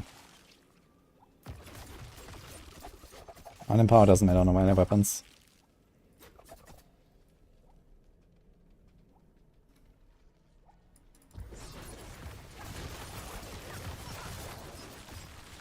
And speaking of barrage, and I was talking about the possibility, or more probability, of getting an armory feature next season. So the question is, if you get an armory feature next season, are you gonna have like the rogue Helltide build, and then the rogue hit farming build, and the rogue push build, and the rogue leveling build, and then we're gonna put all of these into the same planner, and one of them is barrage, the other one is Andariel's, the other one is rapid fire. Is that how it's gonna work?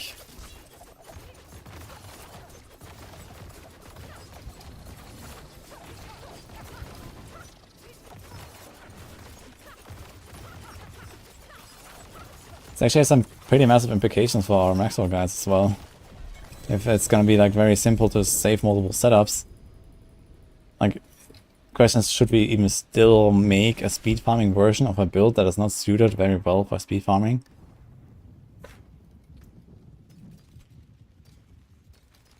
Like, you know, rapid fire Helltide version.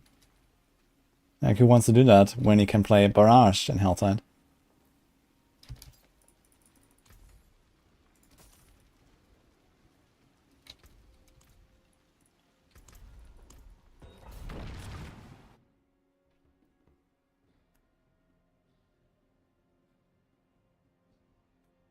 I do use my right click on this build.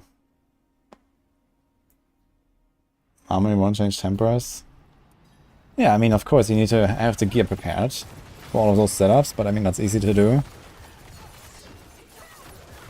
You just, you know, save them there and then you throw it in your stash, and you have like your one tab in the stash with like all of your setups.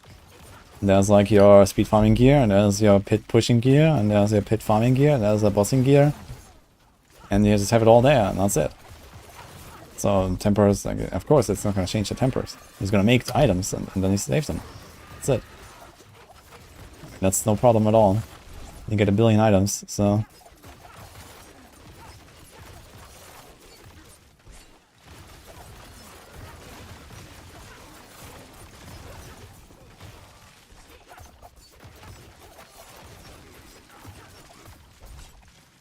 Deadly Venom versus Exploit is almost the same.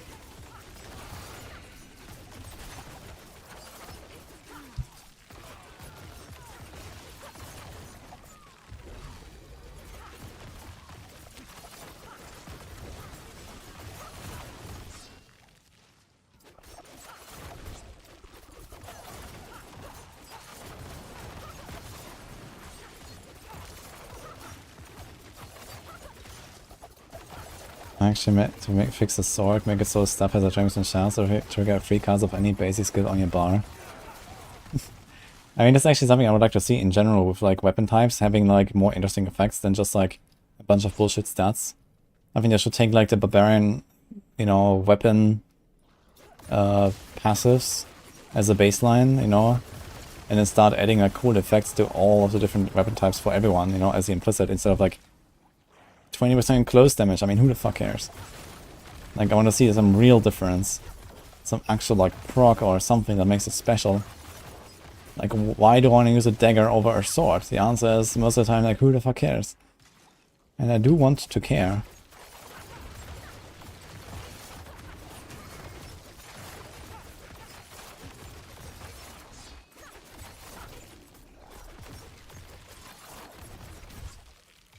Less is more. Yeah, I don't think this is one of those cases. Like, are you happy that weapon choice is like completely irrelevant in almost every case?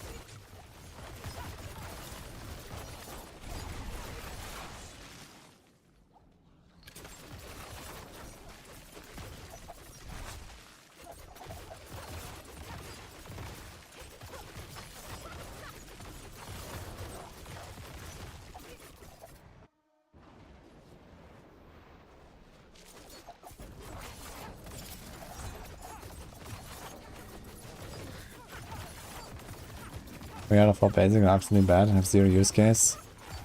I mean, that can be fixed. I guess it's a general problem of basic attacks just not being extremely useful in 2024.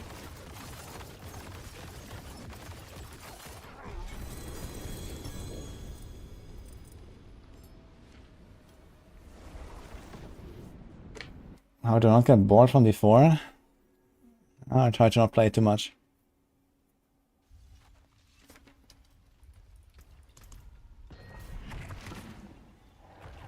I Drogle. I can send build. Yeah. What's going on here?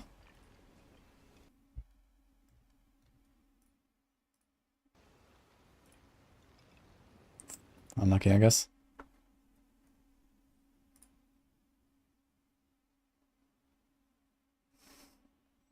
Need to play D3 again. Did you just come to my chat to ask me how I don't get bored of D4 and then you say I need to play D3 again? Oh boy.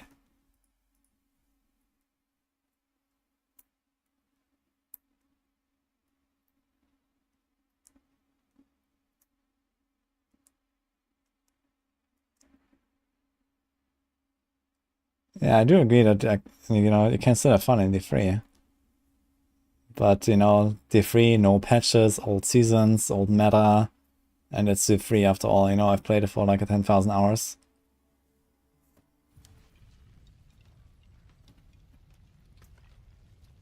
Like, what am I gonna do in D3? Push you Demon Hunter for the 12th time.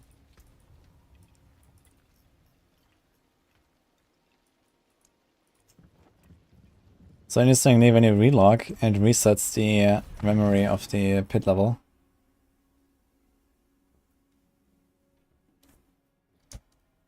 Is this worth fully masterworking?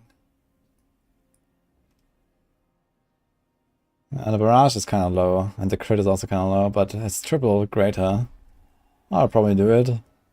It will probably take a while to get a better one. And you can still kind of make up for it with your melee weapons, with the chance. You might actually get close to 100% if you work on the melee weapons.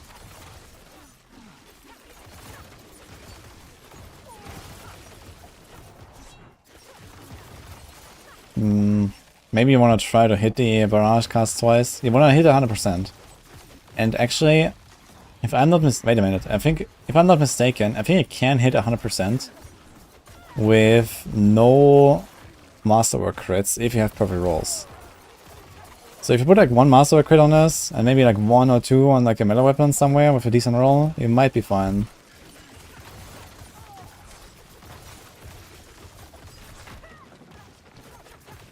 But you're already at 10, so it's gonna be somewhat costly to reset.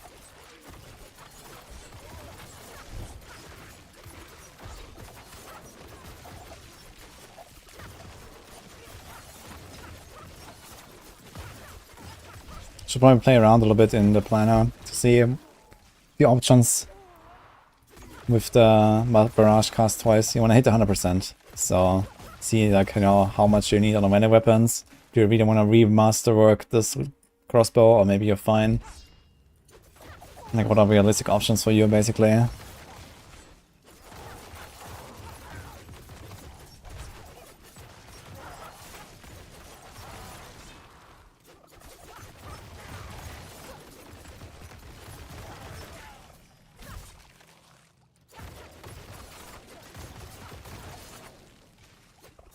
Thanks, Ron.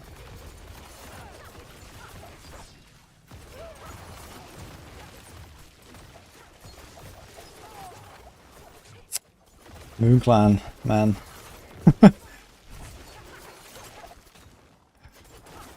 Without the potion and the Endari here, I would have just ripped there, actually. The potion alone was probably enough. The Endari is actually doing work here in some of these cases.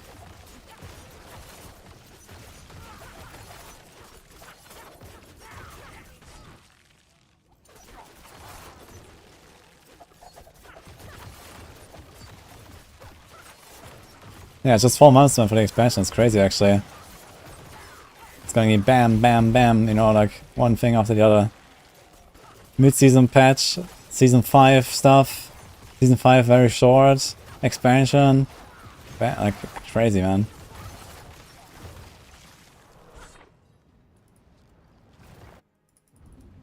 There should be more lifesteal in the game. I hard disagree with that one, to be honest. Lifesteal is always a disaster in the RPGs. And it's no different here. It's just like limited to a single item, and that's a good thing.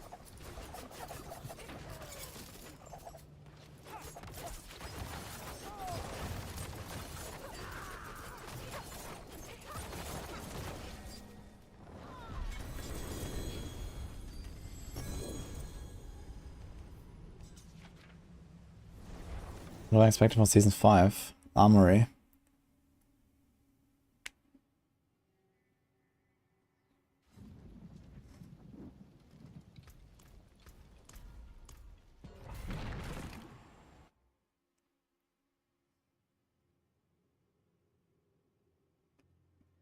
Why do you prefer percent damage and not dot?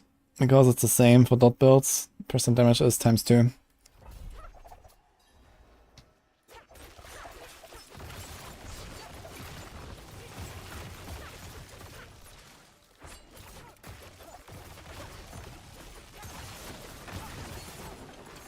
Sharpening strikes as balanced lifesteal.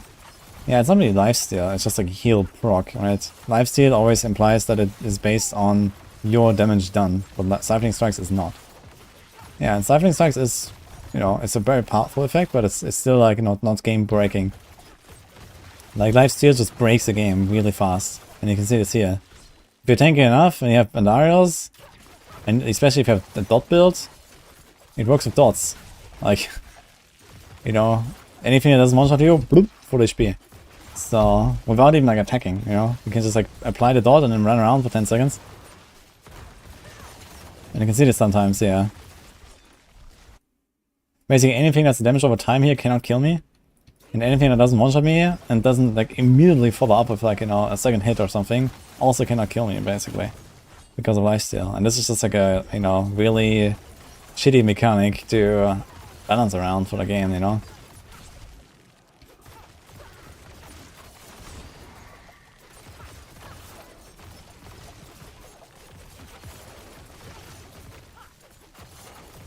And even though not many builds really want to use Andariels, I think just the fact that it has lifesteal is fine to keep it as an uber unique. Even though the lifesteal doesn't really matter in the current stage of the game. We don't know, you know, what's coming. We don't know, like, you know, how much sustain matters, for example, in the raids, in the expansion or whatever, right? Maybe Andariels is completely busted because you can just stay alive forever against, like, I don't know, attrition bosses or something. So, and there's other ways to do that as well on other classes. There's healing from shouts on a Barb, and there's undying, and there's healing from flame shield on the Sorc, and healing from warmth. So a lot of classes have healing if they want to. But lifesteal is always like, you know, another level above.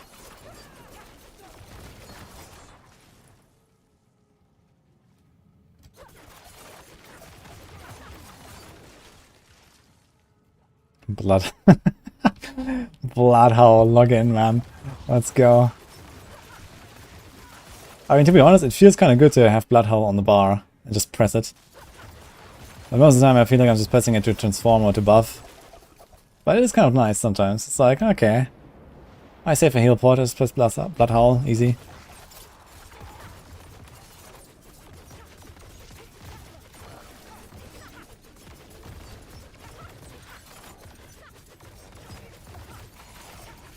Sword NTX in the store.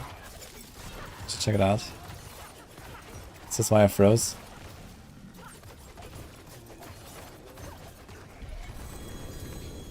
Doesn't die in every season, never used that. This season he wants one so damn bad. Oh no. You can try to craft it then. Why does it say the tax rate for gear effects is 15% when you can get more? I'm not sure what it says in the sheet exactly, but yeah, you can have more. It's just in cap 1 basically, that's what you need to know. You need to like get it all together.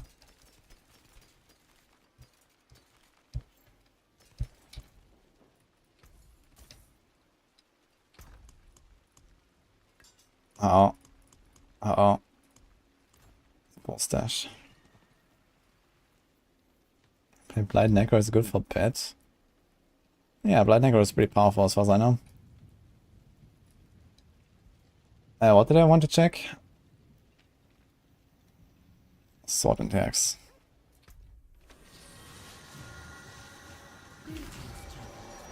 Behold the marvelous tales I have to offer. Sound selection. That is not a sword MTX. But I'll take it.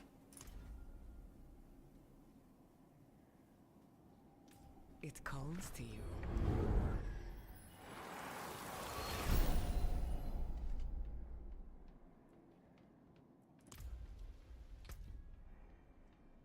Your return honors. Do I have to relog or something?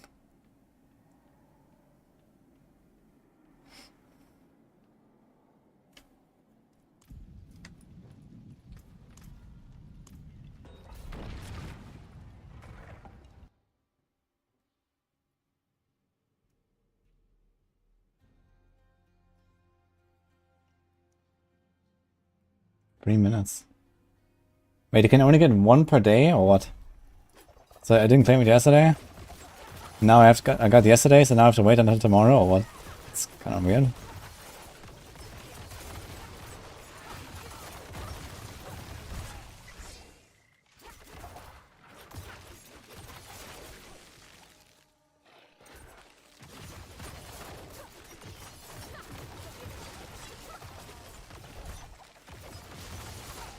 have to wait 3 minutes.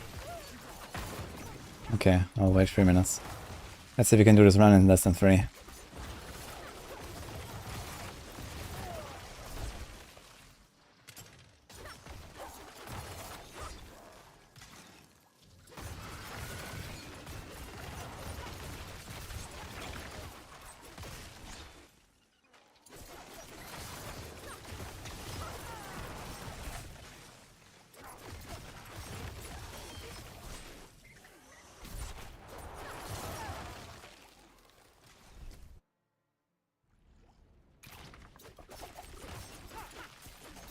$12.07, my free gift isn't in the shop. Oh no, people riot. They owe me.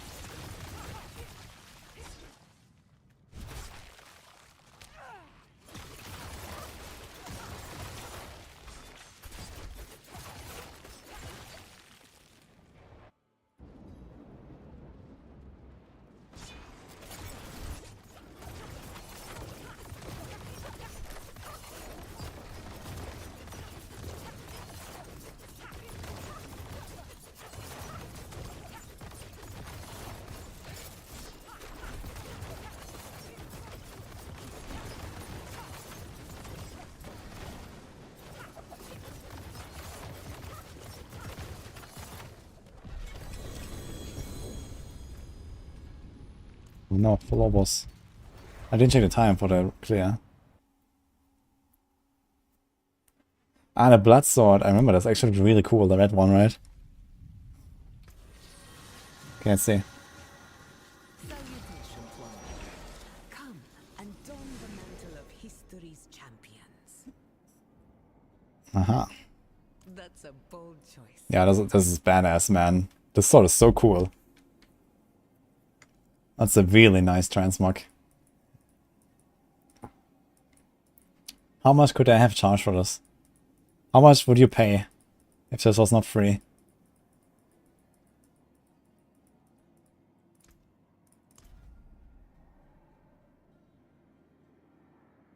It calls to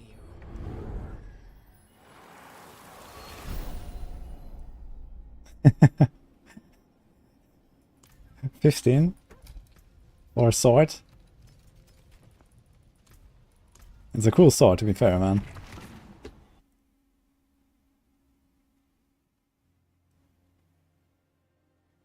No animation. I like that it doesn't have like any kind of weird animation. I mean, I'm saying this speaking with those poison dripping daggers transmogged. But I think for this sword, I really like the you know, the simple red, basically, and that's it. It looks really badass, I think. Definitely gonna use that at some point. Currently, no swords equipped though. Maybe next time Twisting Blades meta comes around, we're gonna make a red rogue. To go with the meshing fire imbuement. Copium.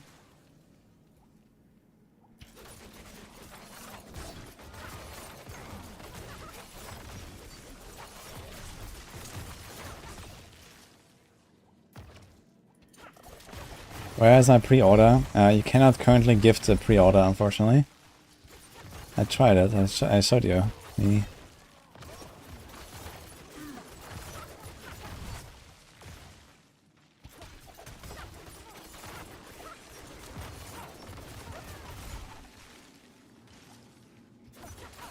I tried to gift it to Nini, but it didn't work for me. I didn't have a gift icon in the shop. It works for the base edition, but not for the expansion.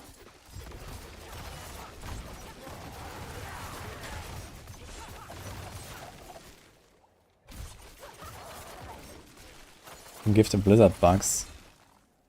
Okay, we could do that, I guess. It's not the same.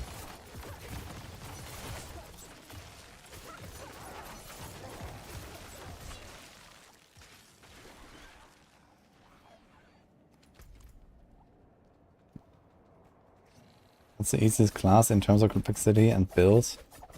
Barb. And then Barb again. Then Necro.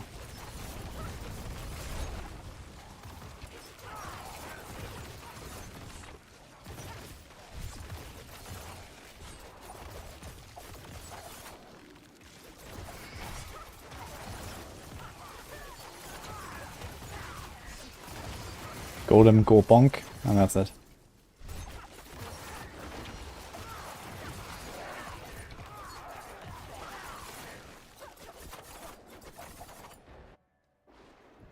Not built for Necro. Yeah, minions.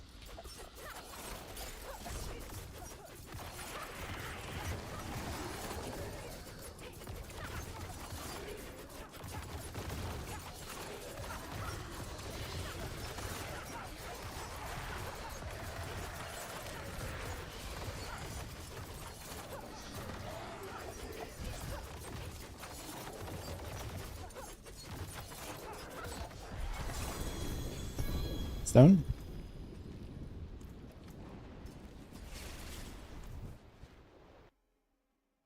No focus uniques? What do you mean with that?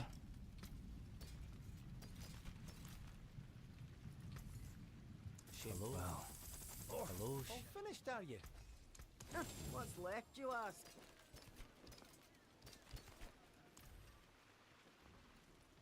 Come, traveler. The stars of sanctuary await. Ah, offhand. No. But there's actually one in the data mine that doesn't have an effect that we have. And I think accidentally in the planner.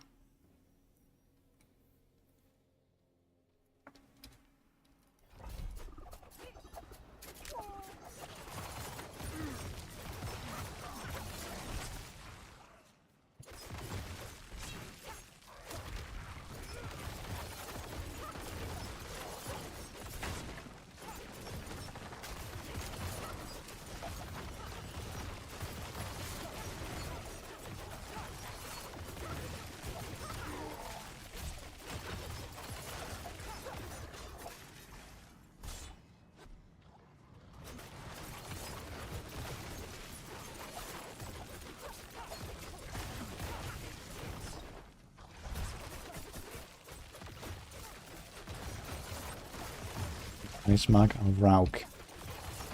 Rook. Rook. That's a lot of poison.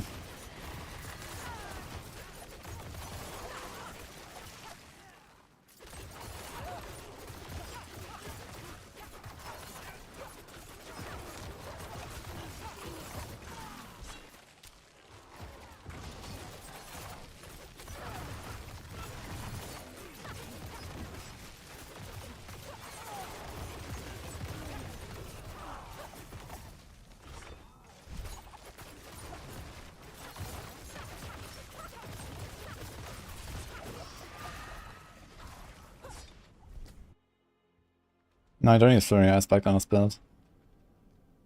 It's just a 1-point flurry.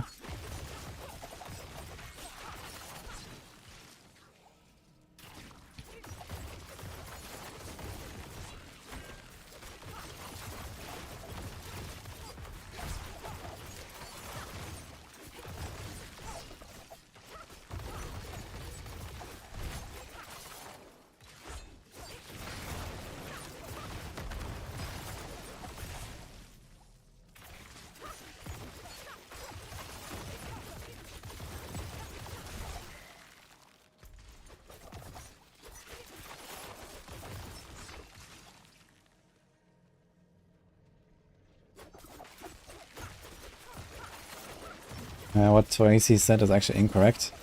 The poison mutant here comes from Pestilent Points aspect. That can activate your Eldritch Bounty Legendary Paragon node. But the poison damage itself comes from Darius Visage, so that is correct.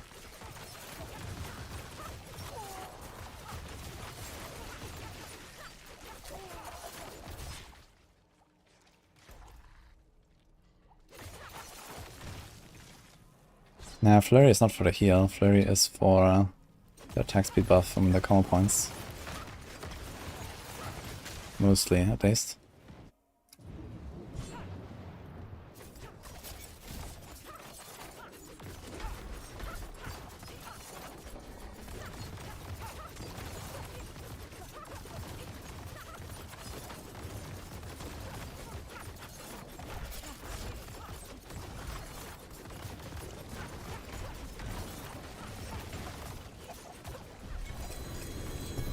feel like this guy has kind of low health.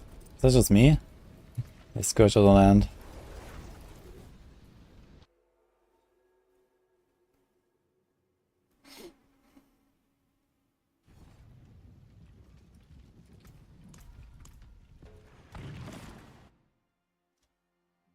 Definitely easiest. Is he even better than Spirit Caller? Because for the push, everyone is fishing for Spirit Caller. And he doesn't do anything. He's not moving, doesn't do any damage. And he seems to have rather low HP for how badass he looks. Which is kind of strange. Especially after he had Son of Malphas last season.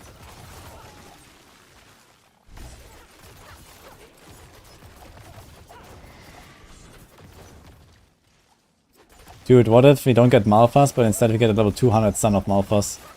Disparage. Those are some tanky motherfuckers, man.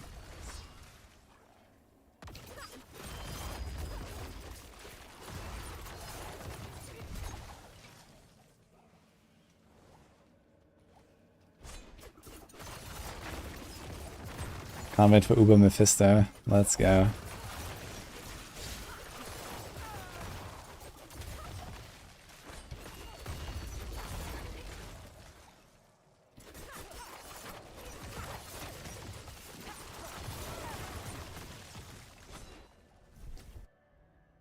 You're fishing for Sharpshooter only. Yeah, Sharpshooter has pretty low HP as well. But for some reason, no one really wanted him in a push. I'm not sure why. I mean, he does disappear pretty often.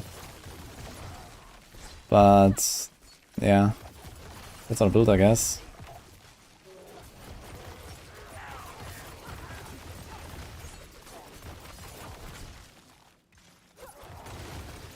How many expansions until Diablo? I expect the second expansion. And the third one, Bale.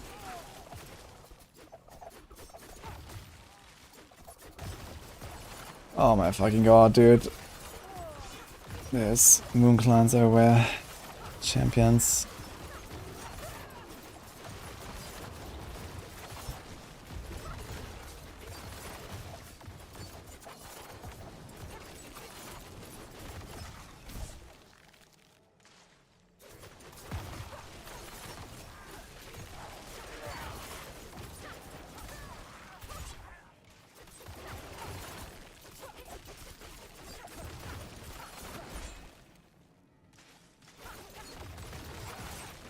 War expansions to Diablo.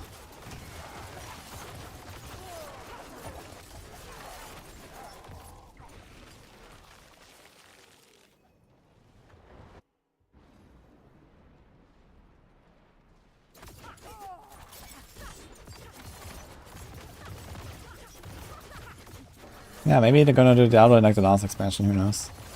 I wouldn't mind. If they have like enough story to tell that is interesting until then, I'm up for it.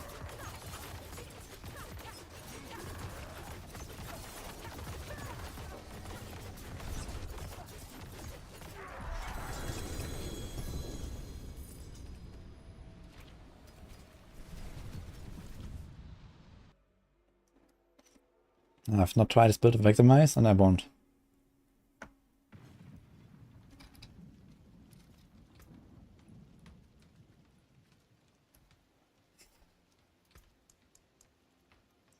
That's a nice dagger.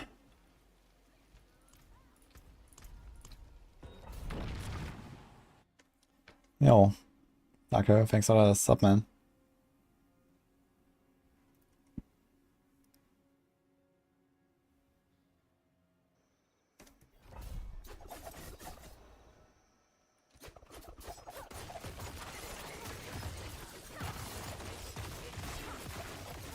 Get an FX counter roll with a 20 roll out of 25. That's probably still worth.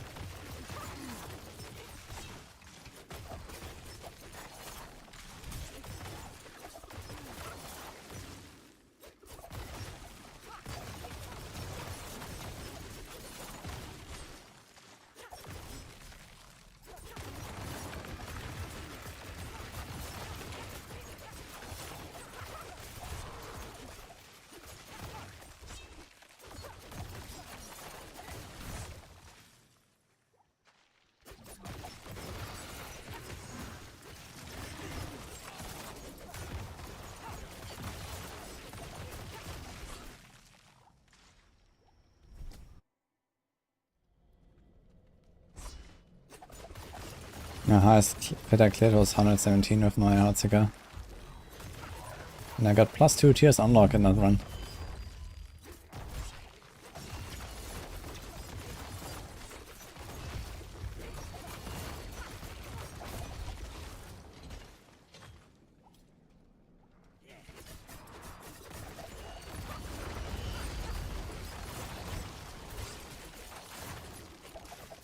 Spent an hour and a half updating Paragon Board for support Druid. I think Boiler has some big plans for the mid-season patch.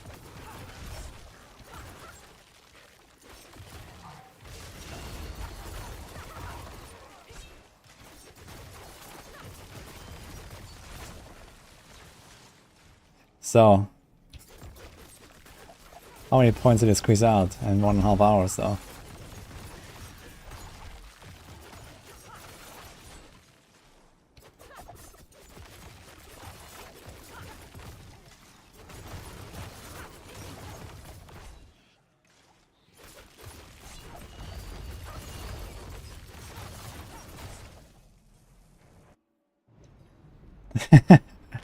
Yeah, come to hardcore Boiler, let's go.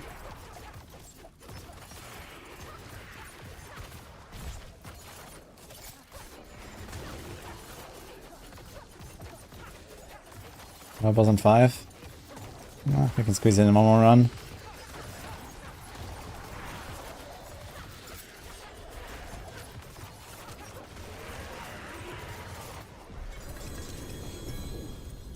Let's go.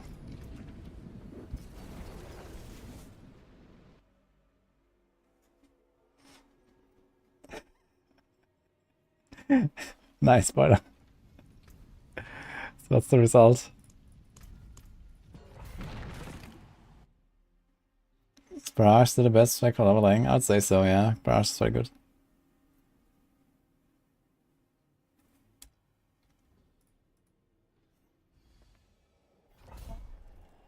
Heavy-handed, cut to the bone, and brute force.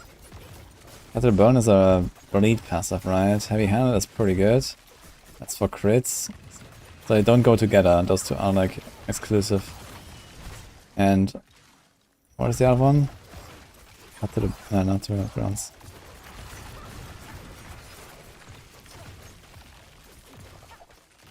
Brute force. Which one is that? Is that the overpower? That's the overpower passive, right? Yeah, this is a combo. Heavy-handed and brute force is a good combo. But it's for overpower builds. And overpower builds are not meta. So there's like a Hoda amulet or something for some Hoda enjoyer. It's definitely worth more than that for someone who wants to play Hoda. The question is, do you find another buyer who wants to pay more? The answer is not likely.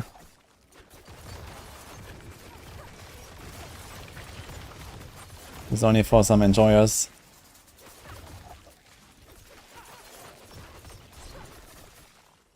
There's an Andarius build guide now that Darkside has made on Maxroll. You can check it out. Andarius guide is out, guys, on Maxroll. Check it.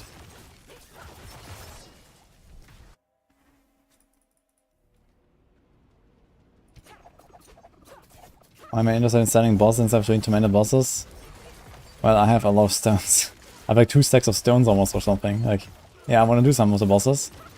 But I have all the Ubers I need currently. Unless I rip with a Shaco, I don't really need any Ubers currently. Besides maybe a Grandfather or my Barb.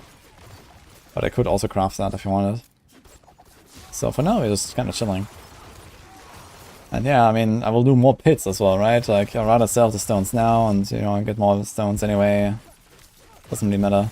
So, I would sell off like 1 stack of the stones, maybe.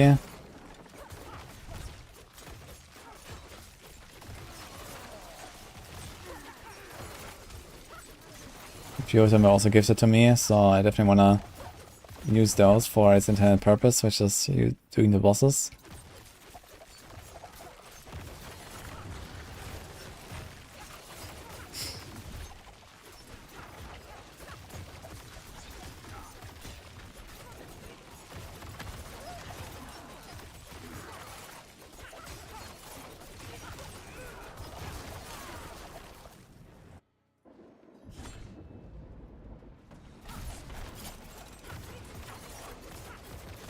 I have a flame barb prepared, but not spec'd currently.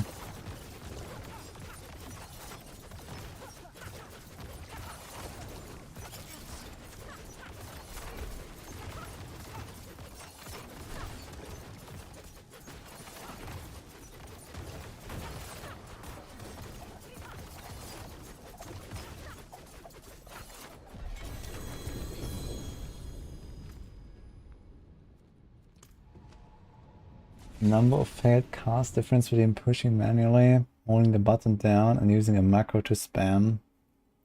You use all of different spell cities while holding main attack. I have no idea what you mean, Shami, sorry.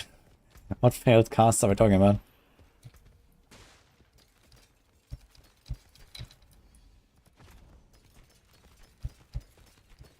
I guess it's a question of like the right timing on the inputs.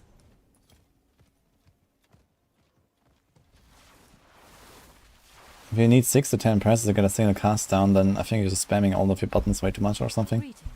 That could be it. Greetings. Greetings. Let's try this here.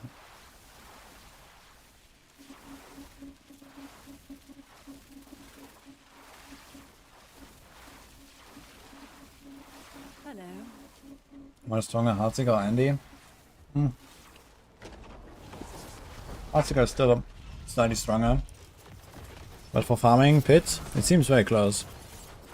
Push, Heartsiger wins. Oh, this guy got one tapped on the top left, you see him? Unlucky. Wait. Don't go any further. Halt.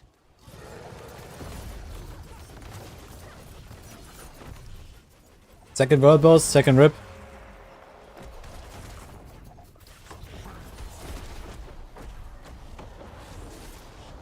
Any halters?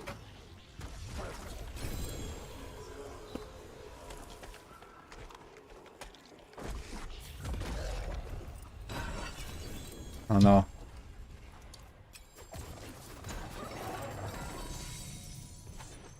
What? No organ.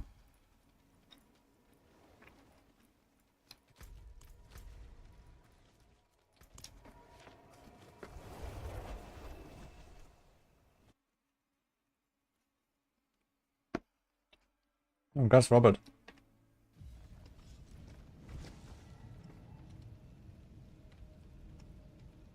You hold down your main spam, none of your cooldowns work properly. With ball lightning. Okay, I've not tried ball lightning, but I will actually, so maybe I'll experience that. Maybe it's a ball lightning thing, I don't know.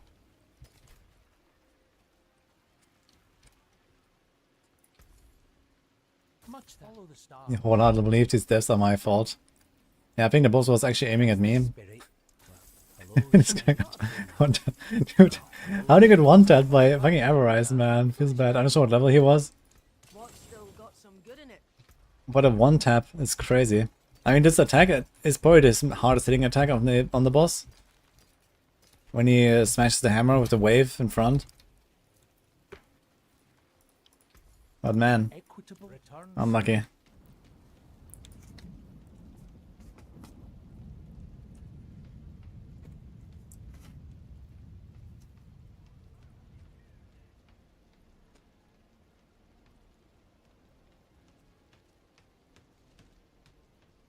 He was level 54. So it was like another -5 Ubers incident, I guess.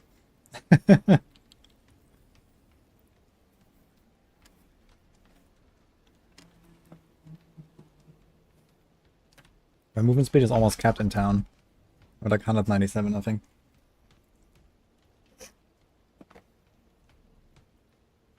The chest swing is a big one. Yeah, the chest can also hurt. But the chest is easier to avoid. You just need to stand close to him.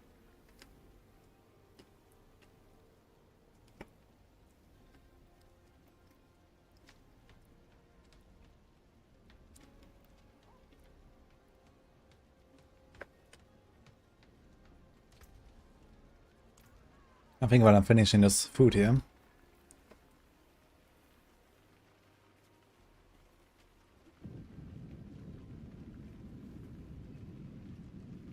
Actually, I'm gonna BRB 1 minute.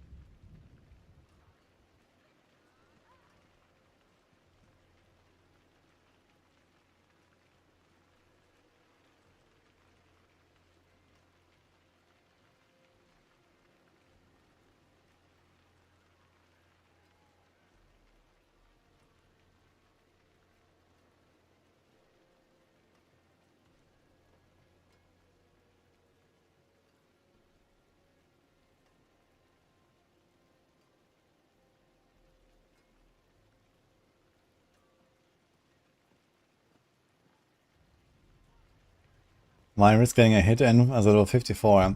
Yeah, I think what's happening is in their minds, they're like, oh yeah, world bosses are super easy, they die super fast, I will be fine, you know. Worst case, I dodge a thing. And then Monkey Brain activates. Ah yeah, world boss spawns, let's go, hit him, yeah, kill him. And then they're like level 54 doing like 20 damage. Boss turns around, bonk, and that's it. So, especially when the boss doesn't die instantly. I mean, this was a relatively fast boss kill, right? But it was not fast enough for that guy. It's just that you're so used to just kind of standing there, not taking any damage, and then just wait for the boss to die, right? But then level 54, then, well, you're waiting to die. Shocked Pikachu face, yes. Oh man.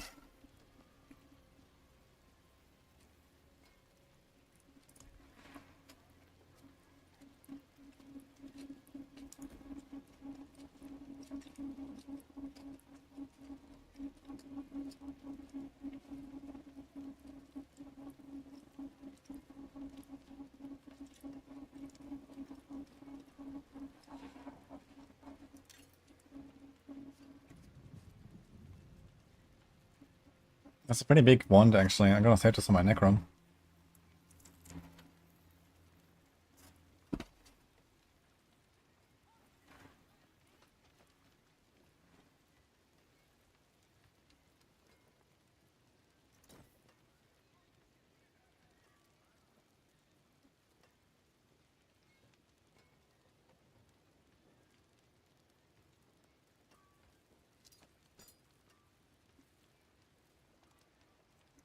Yeah, I think I'm gonna sort out some stuff here.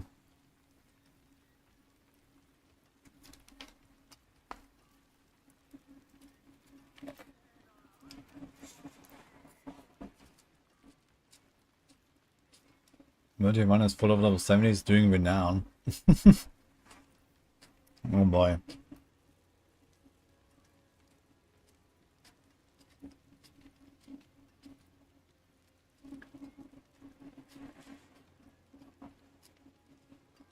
Stormbrand, huh?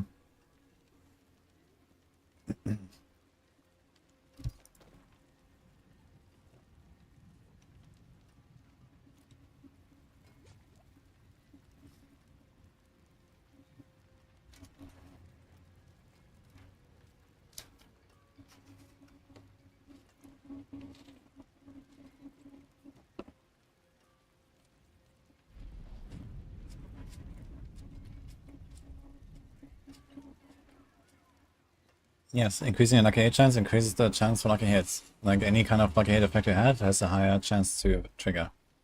It's like here this helm, for example, at 6%.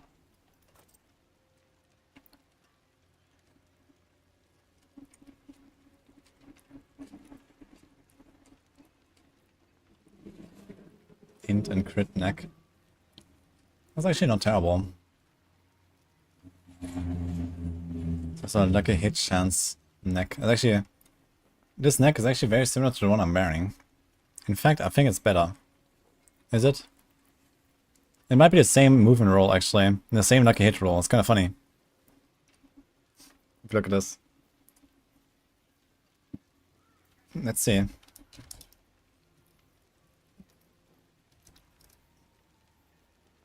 Almost. It started at 14. And it starts at 13.5 movement.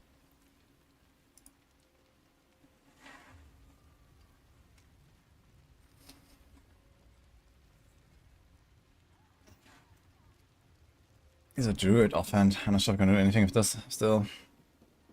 I mean, if we are getting the mid-season patch announcement, I guess I will not sort out like everything just yet. You know, there might be some stuff that I will be interested in trying on other classes again.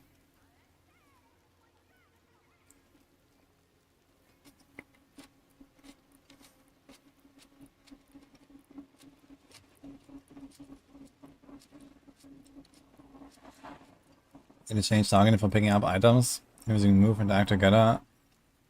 I don't know, I usually just left click on items.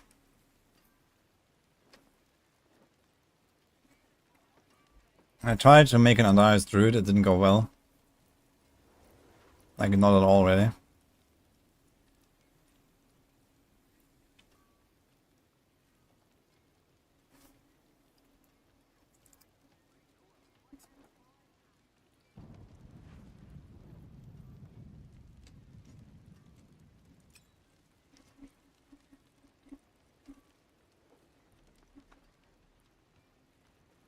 Like a chance glove.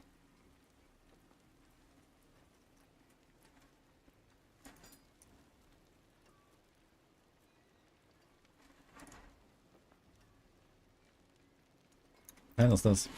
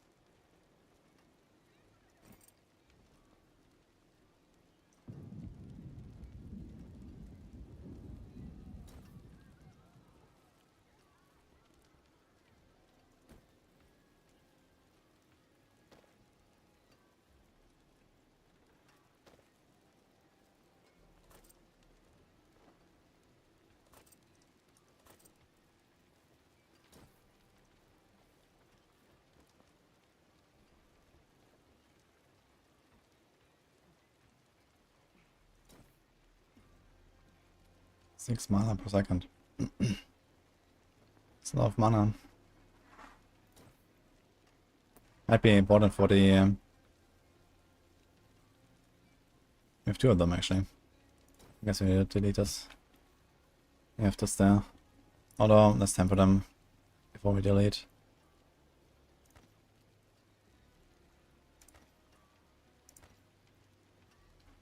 That's ball lightning.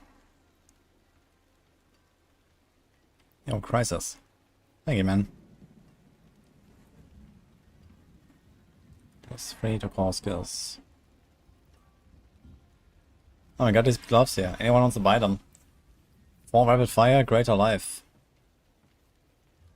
Kinda cool. Can you add more wings and battle passes? Absolutely.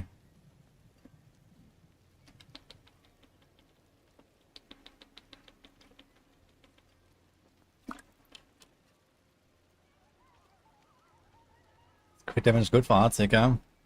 Nope.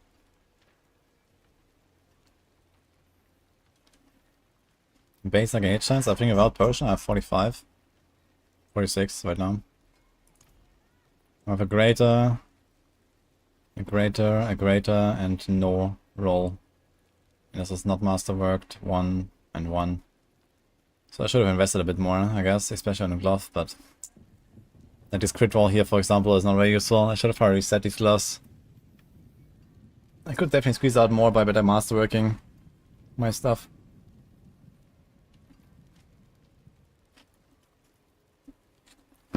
Yeah, Deadly Venom is good for this build.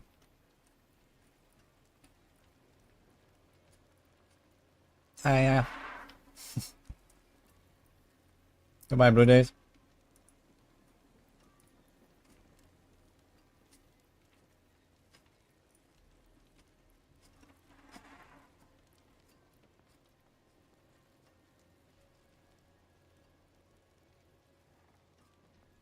So I made this amulet, but I never rolled it.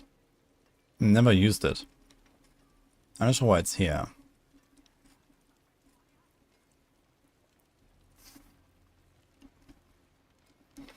Okay, these random 2 exploit amulets, I'm gonna start deleting them.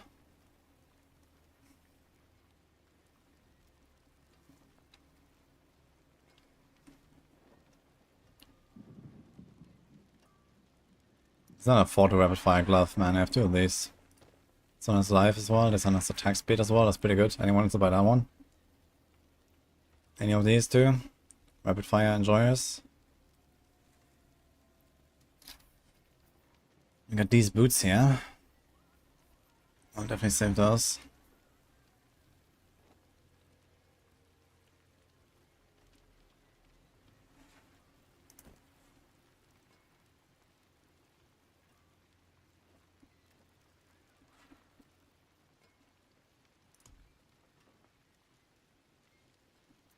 How the rank classes or how fun they are to play. Rogue, Druid, Barb, Sorc, Necro.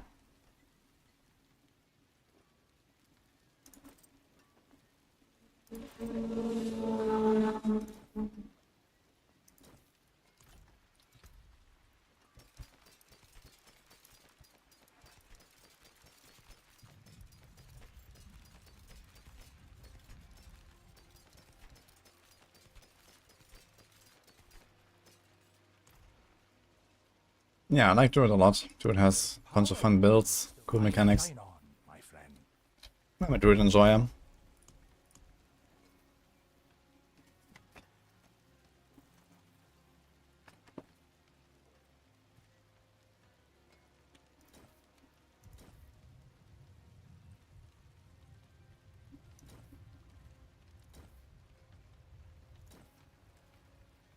It's not a 4 rapid fire glove. Dude. What's up with these gloves?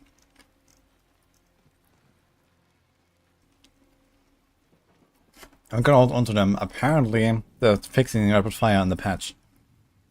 Which maybe next week or a week after. I'm gonna hold onto these gloves and sell them.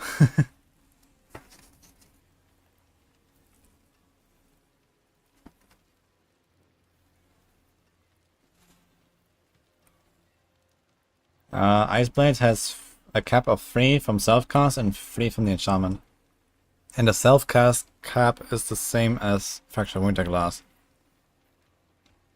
So, if I remember that correctly. And Lightning Spear has no cap, I think. It was a 4 to penetrating shot.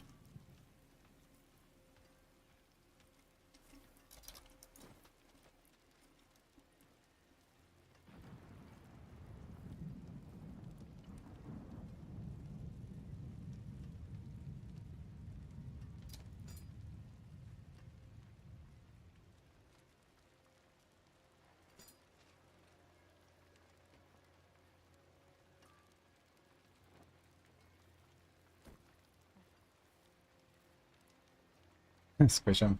It's been a while, but yeah.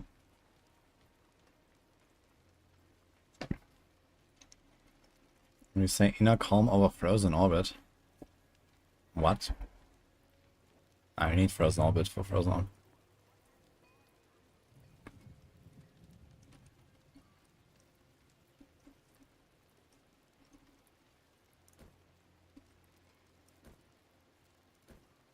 Dude, I have so many ball lighting boots here.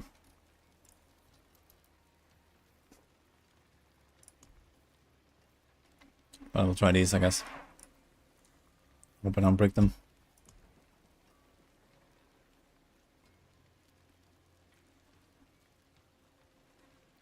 Rax just got 250 gifted memberships from a single dude. Wow. Nice.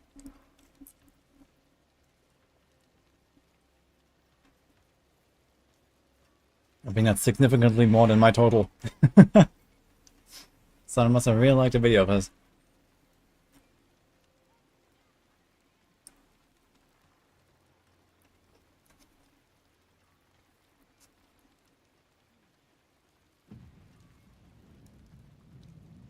I'm gonna keep this chest around. The armor can come in clutch, I guess.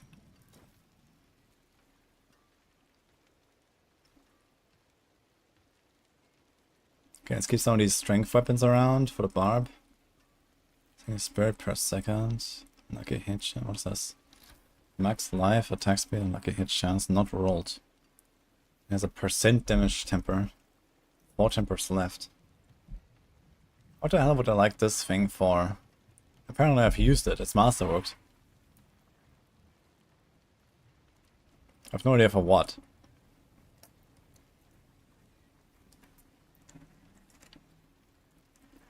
Actually, what's the aspect? Inner calm. Okay. No idea when I use this one.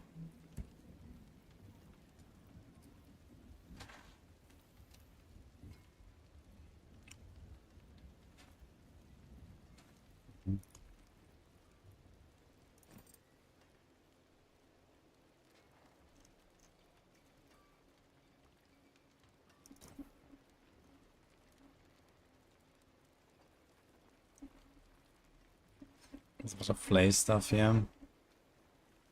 To the frigid.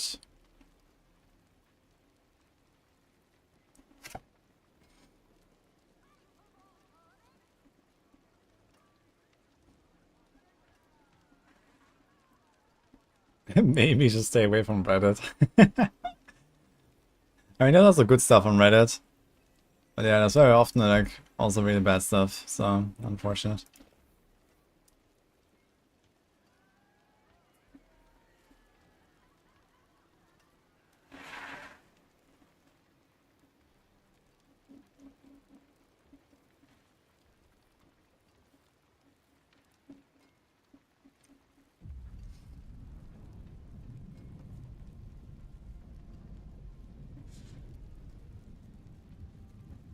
Brute force. Yeah, I don't think I'm gonna do anything like that. Brute force.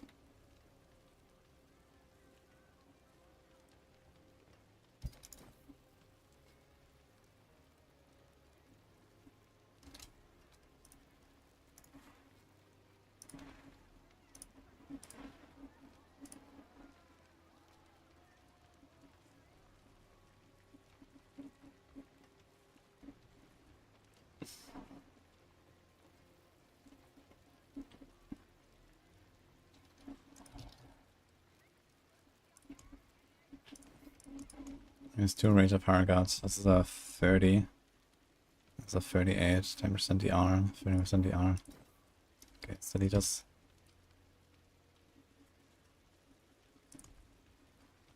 Oof. Alright. Let's keep a bunch of these daggers around. Until we know what the patch brings. We have some more space again. Anything else we want to delete?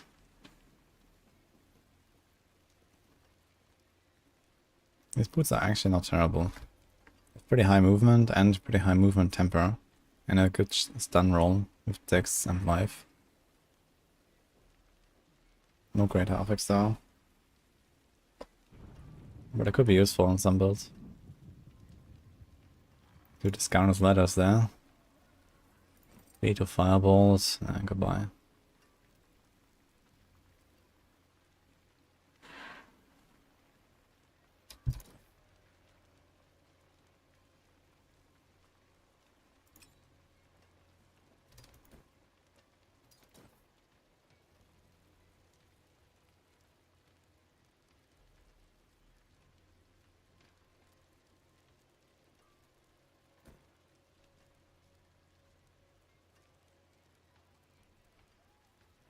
Here's a crit and frigid amulet.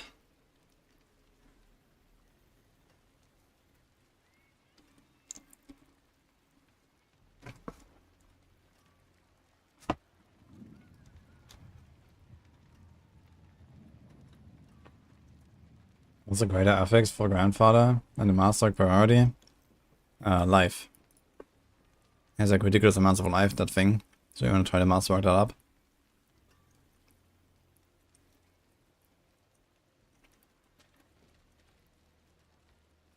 Dude, he has Saboteur's Signet. 8 crit, greater life. 27 affix.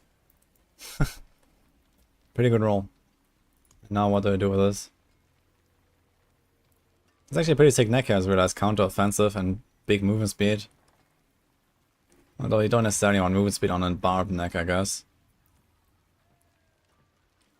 But you could temper something that's not mobility.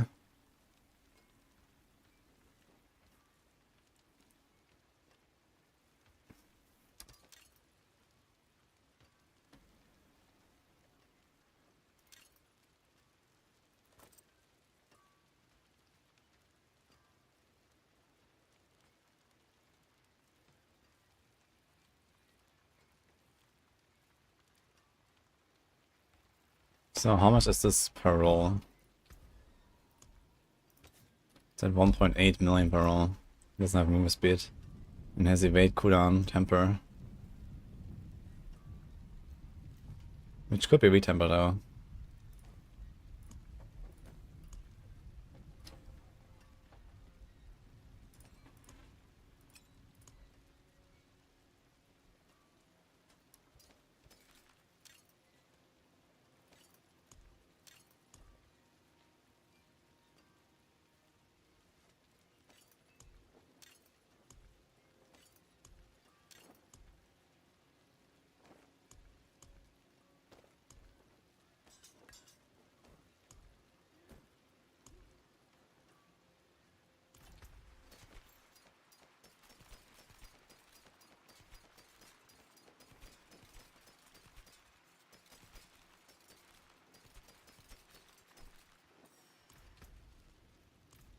The finest cuts and clarity.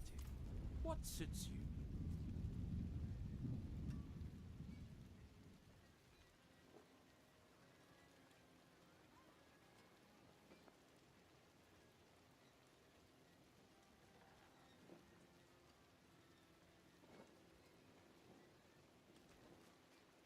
Retired RPG Blaster. Just full-time chatter now, Iceberg. Nice.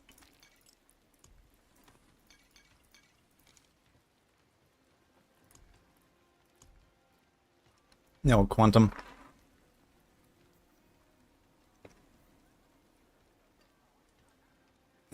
Thank you, man. Appreciate that. You're stationed in Germany. Are you from US or what? I know there's a lot of US stationed. I'd enjoy it.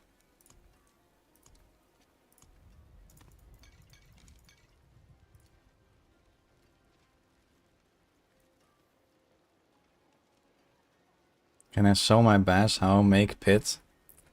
I died on my bash Barb. And now I have to remake it. It's level 100 again, so not a big problem. But currently I don't have the bash Barb set up.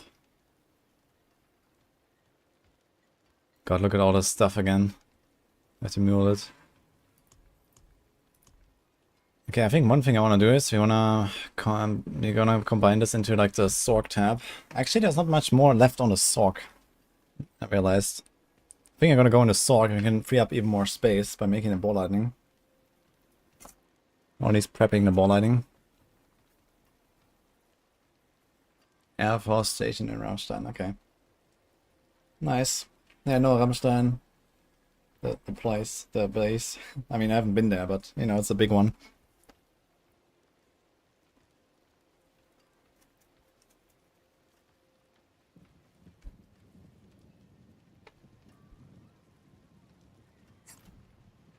Going to Desert Chain Lightning Sorc? Let's go.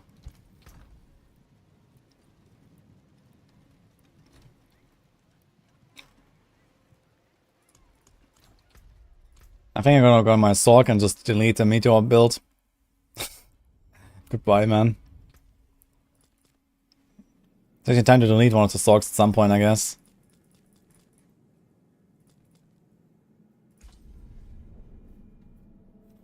Rolling damage affix on both daggers. Yeah, dex, life, damage. Or damage over time, doesn't matter.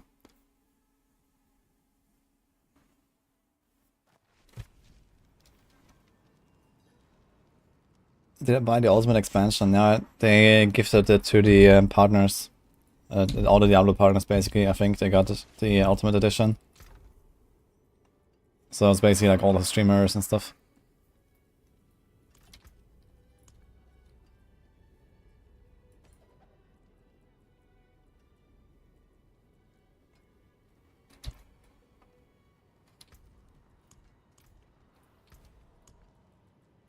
Until spring.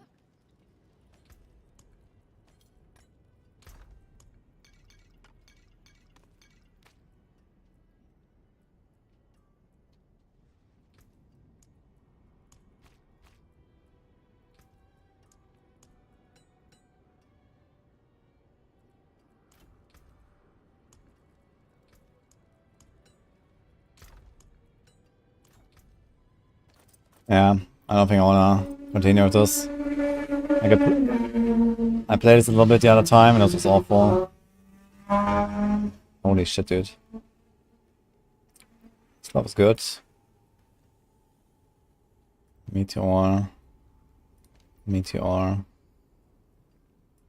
Meteor. All those we save. And this could be used as well. It has mastery damage, which applies to both. Lucky hits. Probably okay. So actually not changing too much of my gear probably.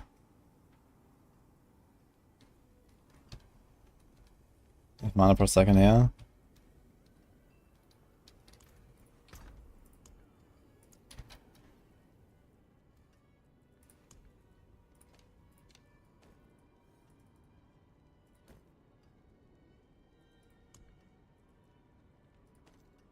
Wait a minute.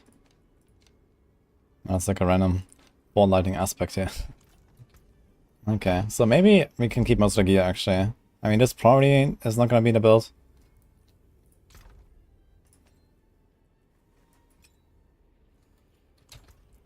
So I need like a helm, a ring, and not too much else maybe. I wonder if I'm gonna have enough mana. I have 1 mana per second roll here, which may not be enough. So I may have to put it on the boots, or the helm, or both. Just go, Shaco. Kick. Be wary on the road.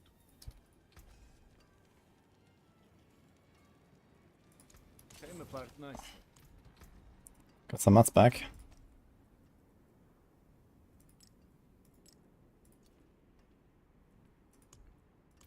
Alright.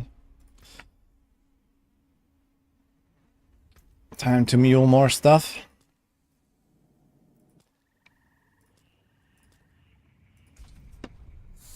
Yeah, I'll respect this to ball lightning. I'll try ball lightning. This meteor didn't work out really the way I hoped. And I don't want to do more of it.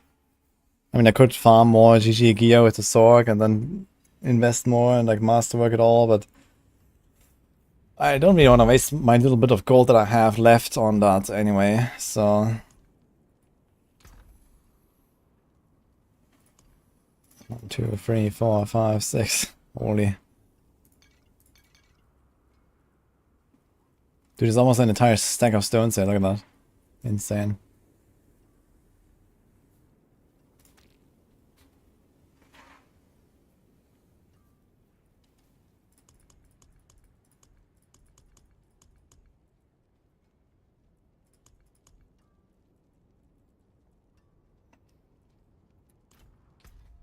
I guess I have to go in the Barb and start making some weapons of bash again. Maybe I should do that while we're at it. So I'm not going dual wield bash, right? We're doing two-handed bash, which means that it doesn't matter which weapon type we have for our melee weapons. Which means we want 2 axes per best case, right? Oh, Nini's playing Sorc now, guys. Look at that.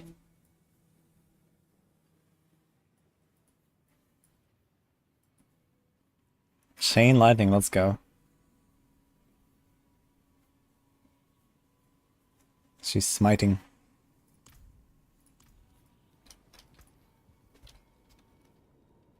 Hell yeah.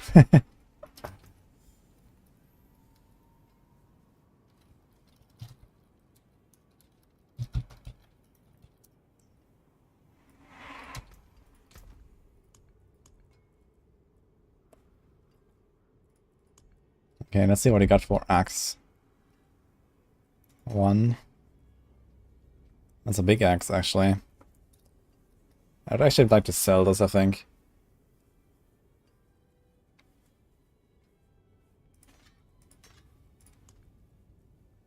There's a 200. It's also 200. Well, kind of same story, right? We can go for 200 for bash. Anyone wants to buy this axe? Seems very good for flay.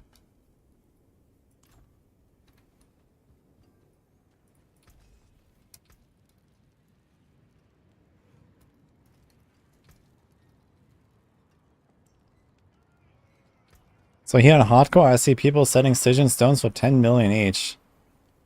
And if I sell a stack of Stygian stones, that could be 500 million. That's pretty good.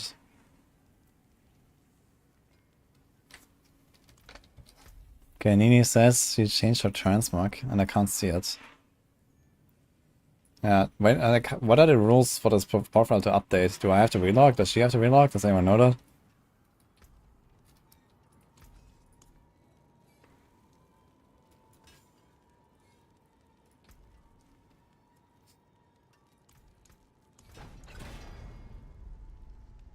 Okay, 185 cleave.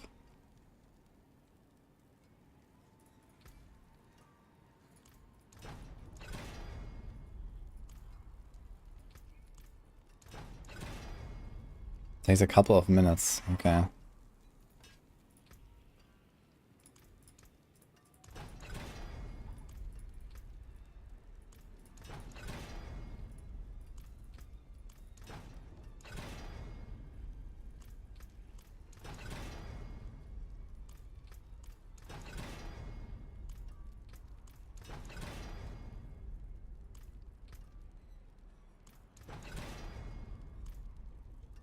And Dutch.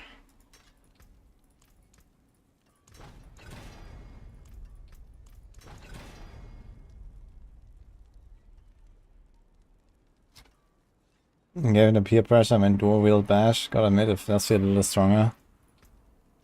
Yeah, it should not be stronger. It should be slightly weaker, but it should feel better, I think.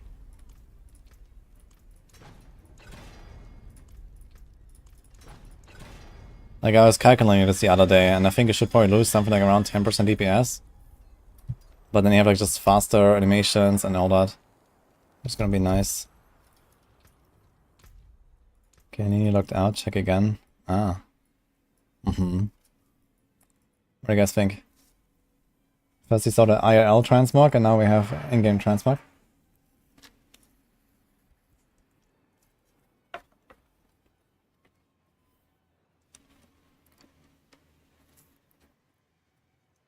Thanks for the prime, Deliminator. Very mysterious, yeah, this woman.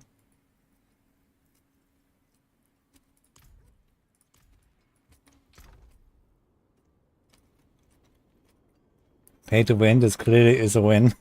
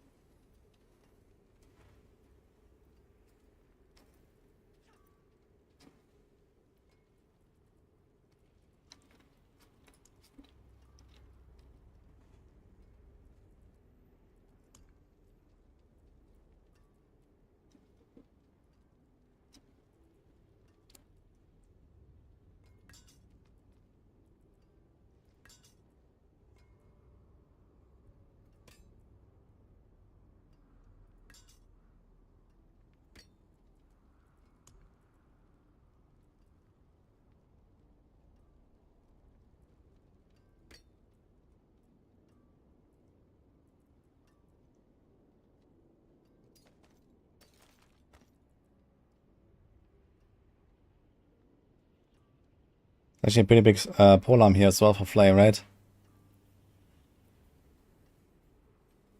Although, I don't think you want percent damage on that, right? You probably want...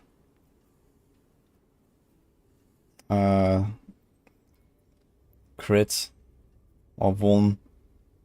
Mostly crit, I guess, for Flay.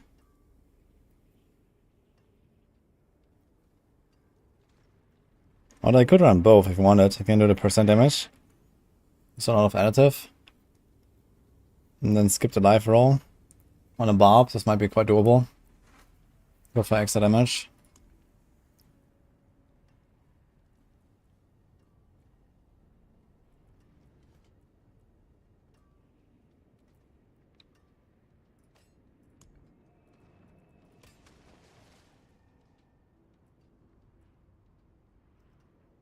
So you have 0 tempers left, man. This has 3, this has 5. So one of them should hit, yeah. That's actually very nice. Barb looks very unfashionable. Yeah, I can fix that. I mean, this was a speedrun Barb, I didn't do anything here. I mean, look at my gems. Another 100. At least the gems look pretty, no? I have 9 normal sapphires and 5 normal rubies. It's beautiful.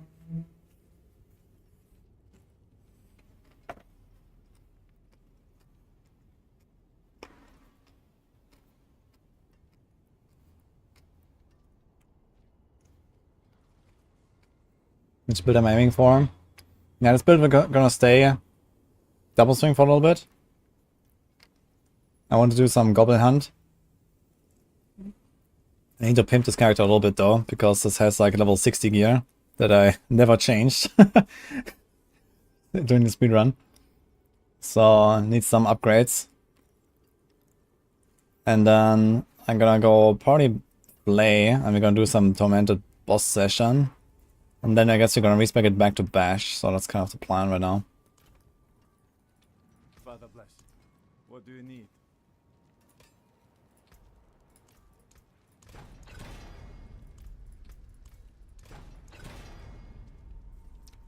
Retired is such a strong word.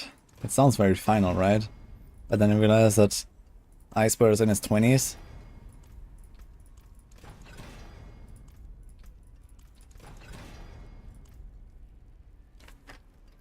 And the midlife crisis will happen at some point.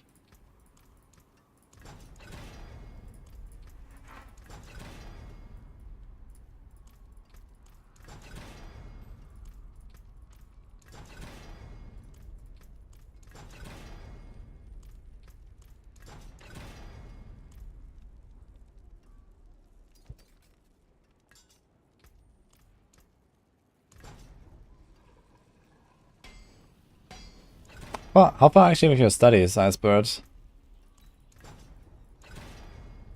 I'm not sure where you are currently with that.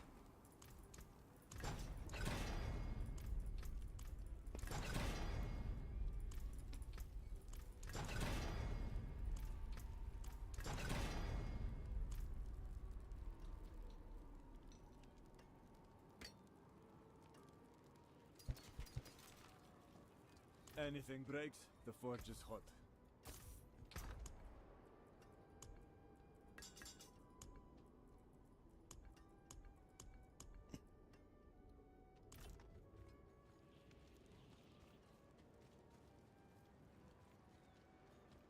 This is still 100% our burb. For some reason I have 1 unspent skill point. And 40 unspent paragon points on this character. So this is how we dinged 100. Don't ask me why.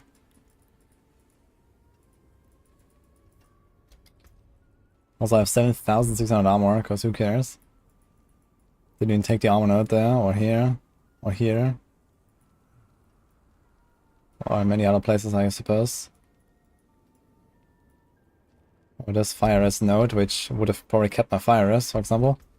I think I was thinking about this during the run. I was like, isn't like this fire res node on the Warbringer board? Well, then I never did it. 3, 6, 7, 8, 9, 10. Huh.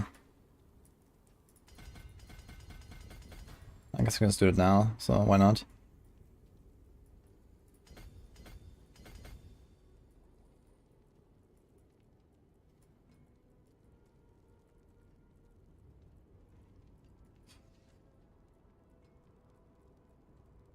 Also looks really scuffed pathing. Is that actually what you want to do? 1, 2, 3, 4, 5, 6. 1, 2, 3, 4, 5, 6. Should definitely go this way instead of this bullshit.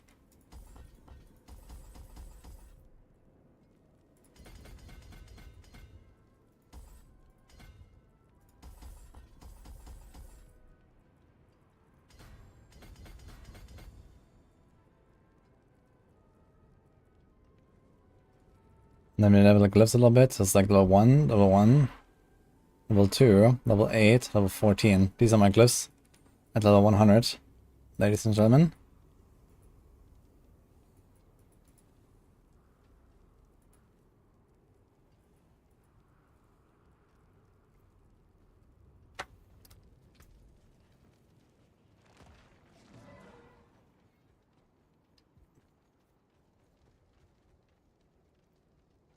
Oh, first day.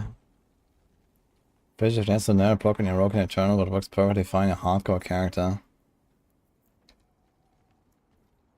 Maybe you don't chill and freeze on your Eternal character, because before the season it was actually kind of difficult to proc Frigid, and now it's extremely easy, and you're actually following a good build, and you have freeze tempers compared to your Eternal.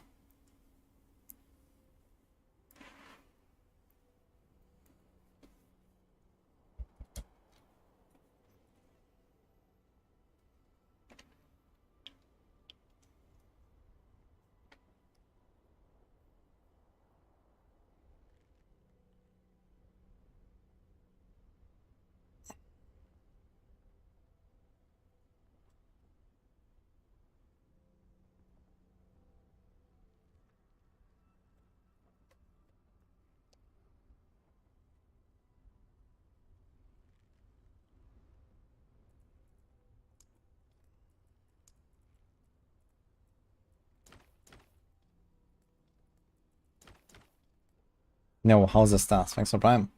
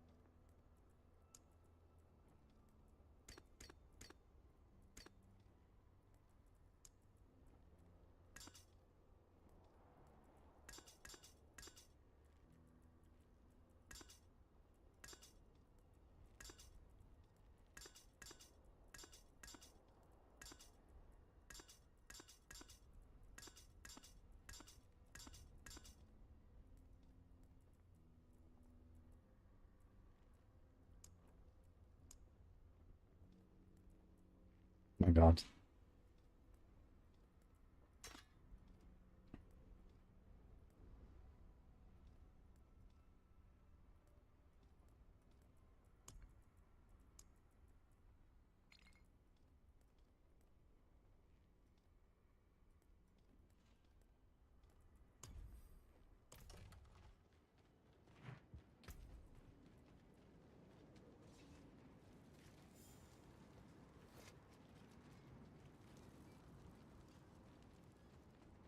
Let's see how killing stuff in solo actually works with this character. My armor's still pretty low. A lot of my resistances and stuff. Lighting is overcapped. So first of all, let's fix this shit.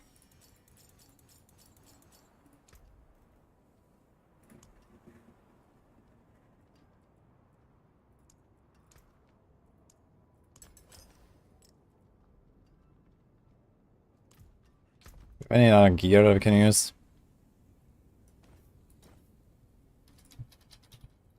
Some armor chests.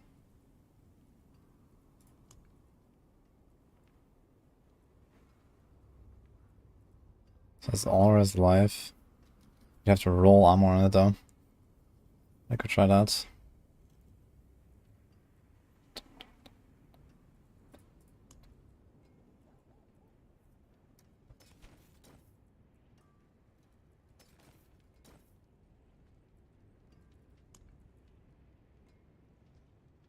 I guess there's some stuff that we have prepared already that we could try.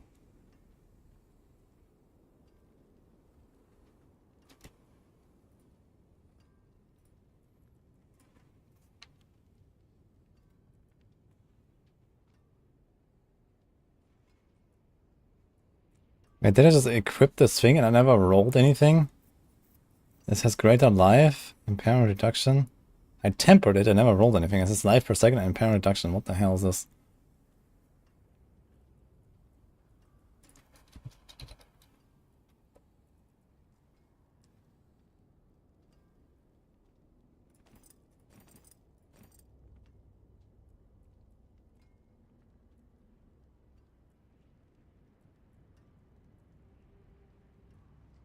So we got Shadow SC, we can roll this, so we can just look for another helm. It's imposing presence, fury per second. So how about just equip this? Is that way too much Shadow Res? Guess I got it here.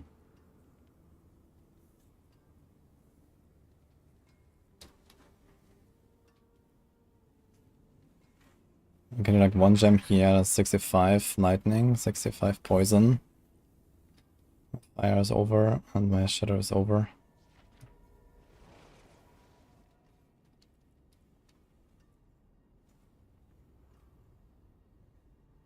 Shadow is over because of this. So it's good, I'll just be like an all-res roll. That would kind of solve the issues that we have here. Then we can also get rid of this ring.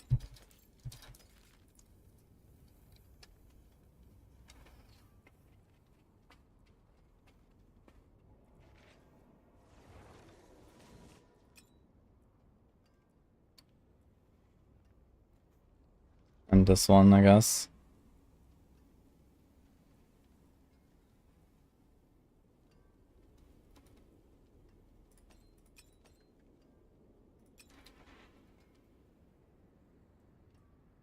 So now gem. I need like some all-res rolls basically somewhere. So these pens are not suitable.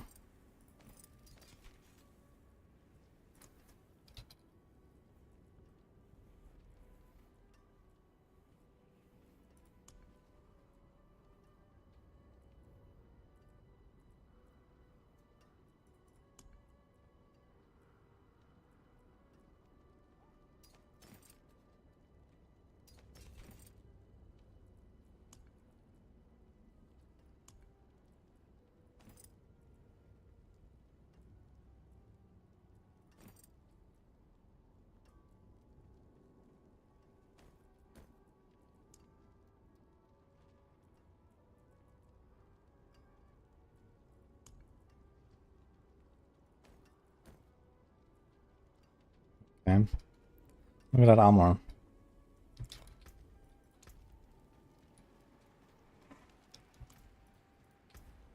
Very well.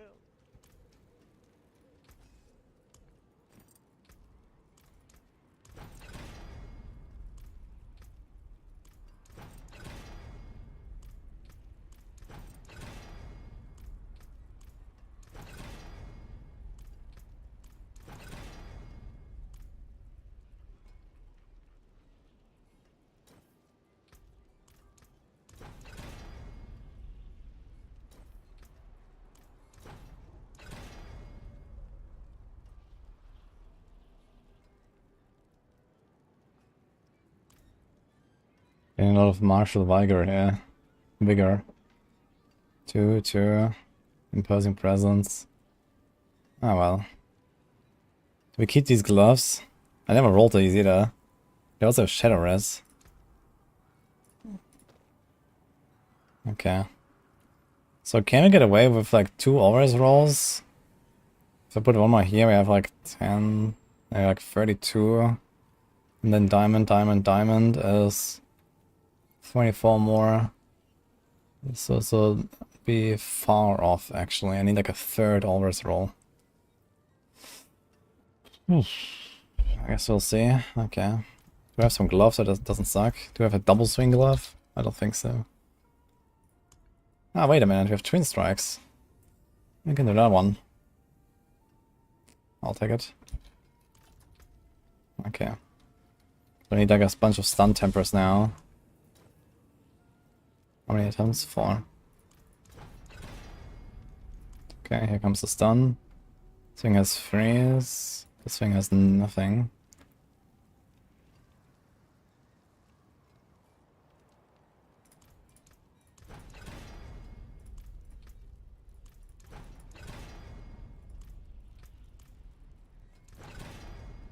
I want another stun. I want at least 2 stuns if I can.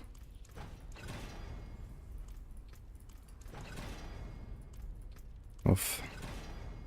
Here comes the stun, okay. Freeze, stun, freeze, stun. Let's see if we can roll this stuff.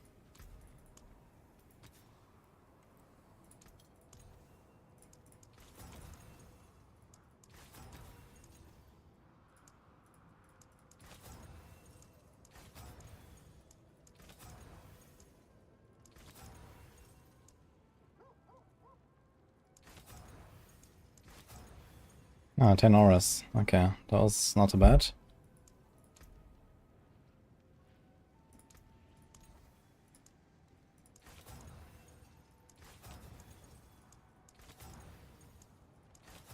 Two different skills there in one go.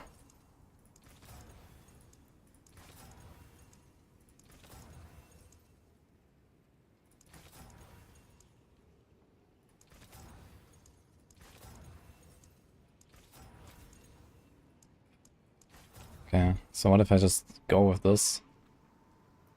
Also try a little bit to roll these and hit an auras here. First try has auras. So I guess we go with that. And now if you do 3 gems, we're gonna be almost capped. Okay, let's see. Do we have any more resistance to take? This is individual. This is auras, and this is magic nodes. Yeah, this is gonna get buffed here, so we're gonna get more there. Let's see, upgrade this.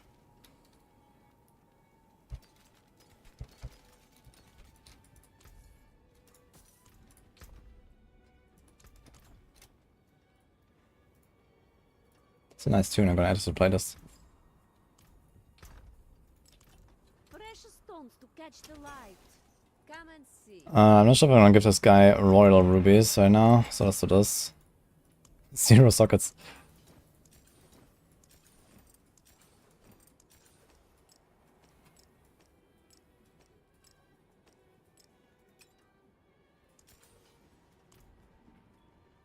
Okay, 50k life. This glove equipped. Didn't temper these yet. So how's this looking? Damage while berserking. Never. Whoops. Look at that thing. I put dust size on it, I never put an offensive thing on us the entire time. Lucky.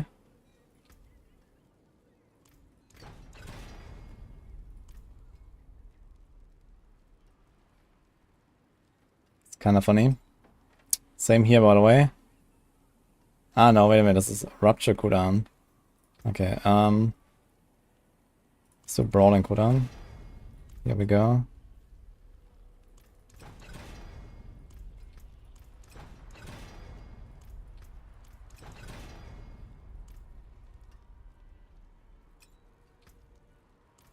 More Brawling cooldown.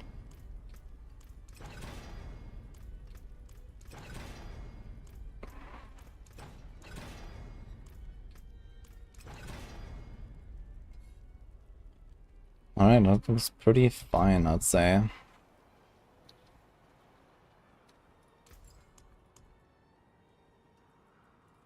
Three diamonds.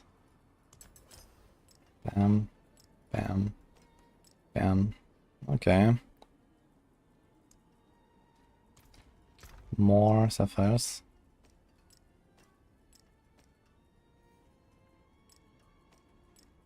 I still need like 925 weapons and stuff. So it's not really great what I got here. I need to like redo something. I wonder how the Twin Strikes feels when I play with this. So after casting 4 times, your next house is gonna hit 2 additional times. So I wonder if it has like some ghosts, like the rogues or something. So let's see. Kind of has all the stats I want: attack speed, double swing, some restores. It's kind of good. Hello, Dick Sock. You're new to the game, you're on free items. I'm not sure if that's good to go for that. You should try to experience the game yourself, I think.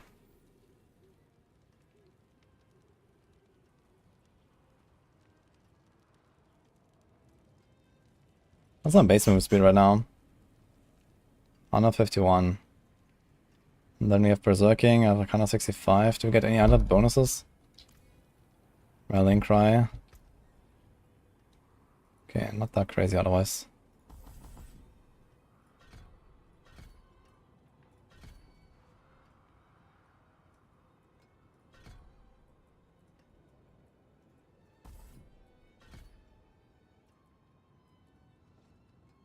Maybe we're gonna remove lunge and go triple shout.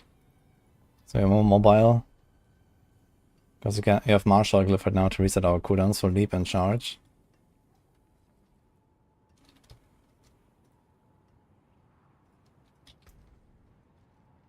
Okay, just need to imprint a few things. Brawler, Ancestral Charge, we didn't change any of this. Yeah, right, we had Bear Clan. Ah, shit, what was this? I think it was also some resource power.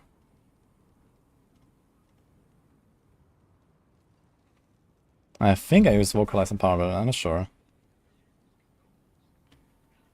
I could do Bolt Chieftain, actually. It's minus 6 seconds. I'll try that. Edge Master, Twin Strike, so we give up Retribution, I believe. Okay, then we have lights.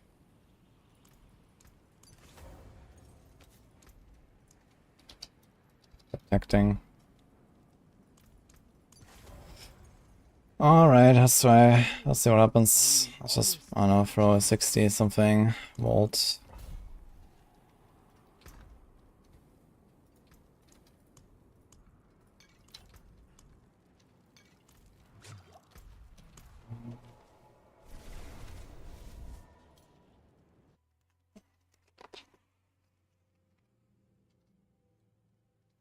Yeah, one more thing. Thanks, those up.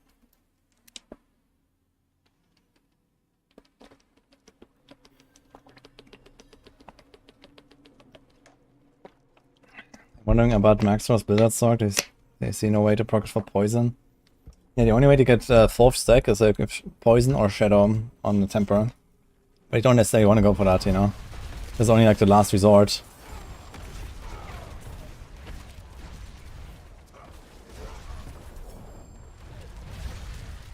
And away for 2 years. 13 months, starting the 2nd year. Thank you.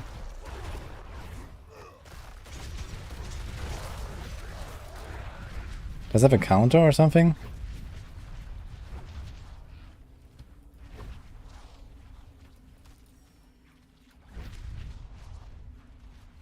I don't really see the animation of this.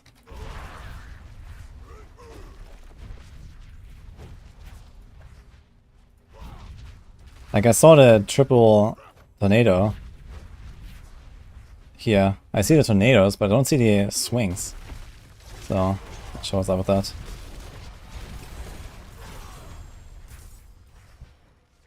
Can probably go higher. My 45 is very slow currently. Need to shout more.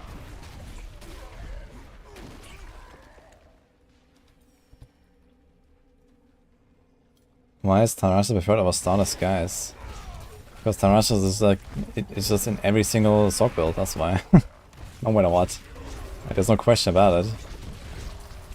Tarasha goes into every build. You don't need a 4th stack for that. You get 3 stacks easily because teleport is in every build. Firebolt is in every build basically. And then you just need to somehow trigger ice with either ice plates or with frozen orb.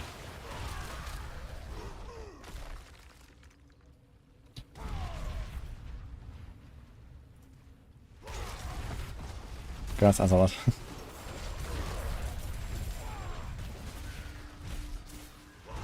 I mean, the Starless Sky is also pretty good, I guess, for a Blizzard build. Seems like it can definitely help with like especially boss damage. To solve both damage and resources. There's nothing really crazy you can put on a ring, I suppose. But the thing is, it might be kind of difficult to solve your mana, even with Stardust, because then you don't have a resource aspect. But yeah, especially for boss fights, I think Stardust would be pretty good.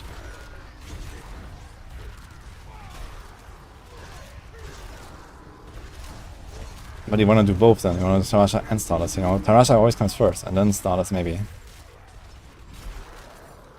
I'm not running Jens, but we should, I guess. I don't really need these boots for anything. And we found some nice Yanks earlier, so yeah, why not? Let's have a random Wind Striker here.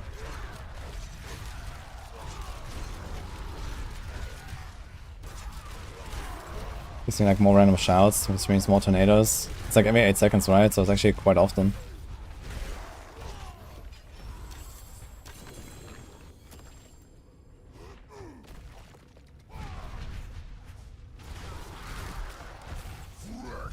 Let's see the boss damage, I guess.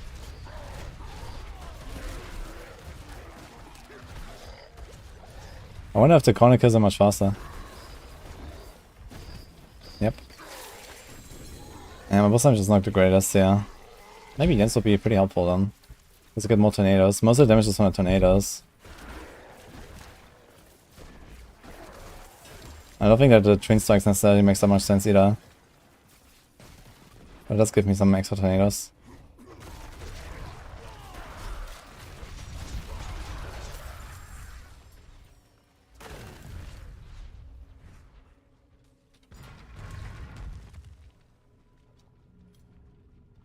Oh shit, check.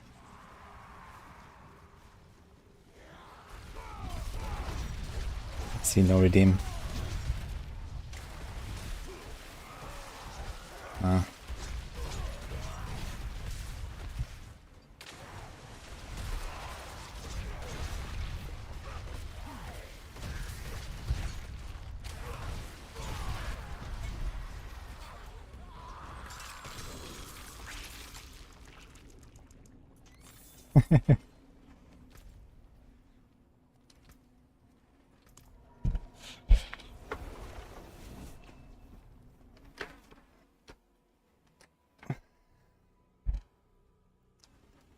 What about Blue Rose? Nah, Blue Rose is pretty terrible, I think.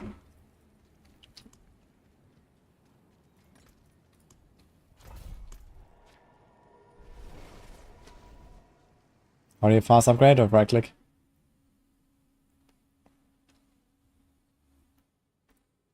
There's a new take on double swing twisters. Yeah, I'm not sure if it's really new.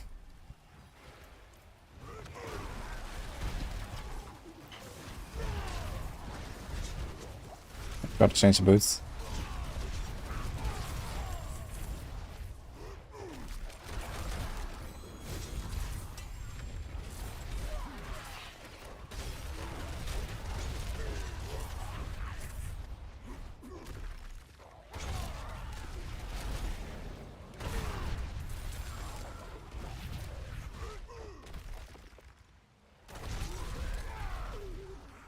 Got a grandfather from yellow bag. Nice.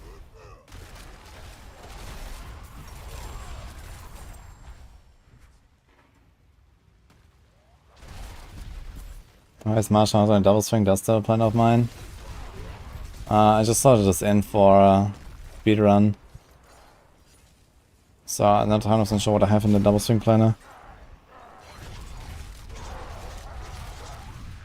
But yeah, Marshall is kinda nice for the mobility. But you don't really need Marshall glyph for like high-end stuff. So it's kind of a wasted glyph slot for like pit, I guess, if you care about pit with double swing.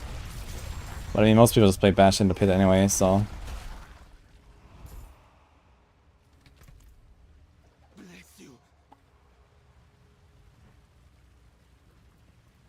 Yeah, it definitely seems like the Dusters are clearly stronger than my own double swing damage. That's crazy. And I mean, that's not really crazy tempers as well, so I guess even the Twin Strike gloves here is not really useful. I might remove them from the planner as well, just put like a normal glove there and get like more stats. Not even sure if I want to get for the 5 points. I'll just go all in on double swing. On the Dust Devils. Maybe just do like 1 point double swing. Should be kind of a bummer, but yeah. Hectic and Jens. Yeah, not really using left click enough for that. Like we should actually remove the left click and go triple shout. Just to get more Dust Devils. Like once you have better resource management, we should do that for sure. Oh, there's a Greed Shrine. And a double Greater Helm. And then instead of Might, we're gonna have Tusk Helm. Tusk Helm is pretty good. Also gives us cooldown, which is nice.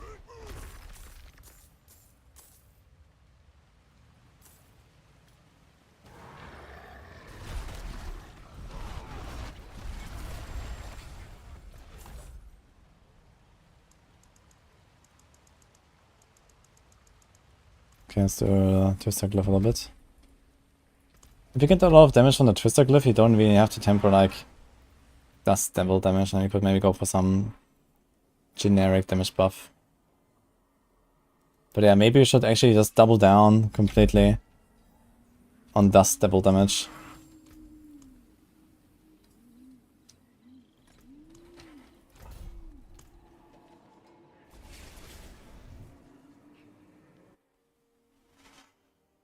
Yeah, and Darius and a Doombringer from the back. What? Stardust Geist does not look a Heartsiger. There's no way to activate it. There's not like a hit cap. And the thing is, like, if you go too deep in just Dust Devil damage, our charge might stop doing enough damage. Although with a two-handed brawler aspect, nothing can go wrong really. And just the generic, like, unconstrained and damage all berserking buffs that we have.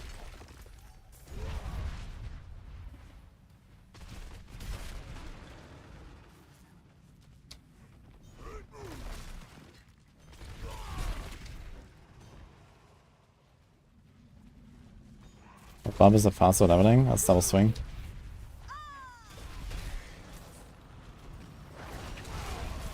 We just did a 2-hour 45-minute speedrun yesterday in 4-man using 2 of these barbs.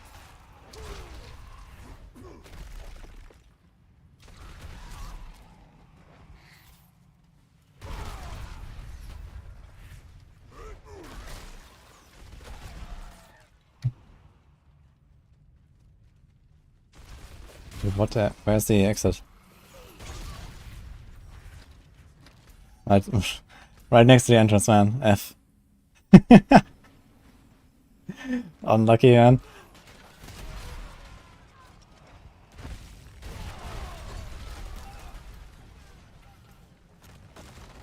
How many levels do we have here? 28% DR from the elites. Let's go.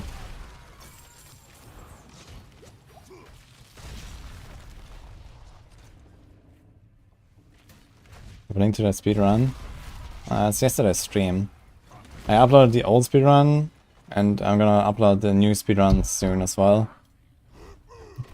I don't think I'm gonna go again. I don't know, maybe.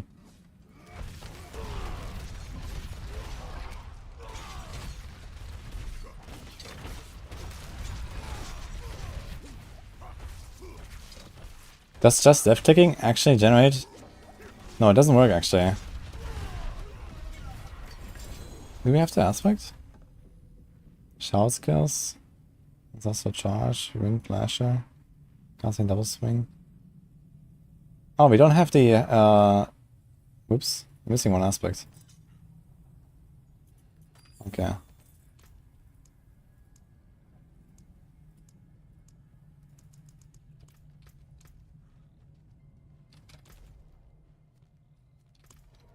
Yeah, I guess we don't do twin strikes here. I just put like the aspect with 100 fury, gives us extra.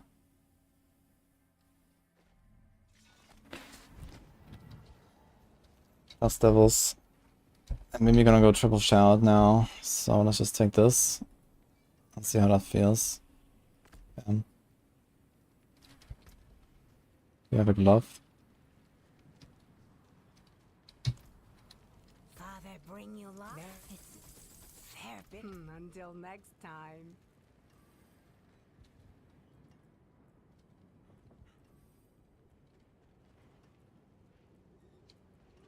Then we remove this.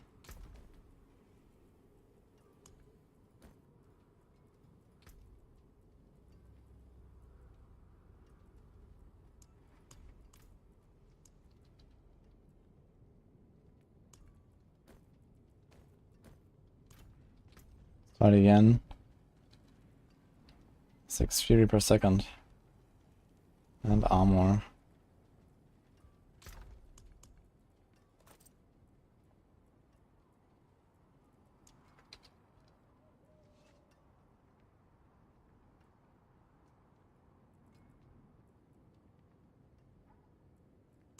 This is a crit temper. That's my incinerate stuff.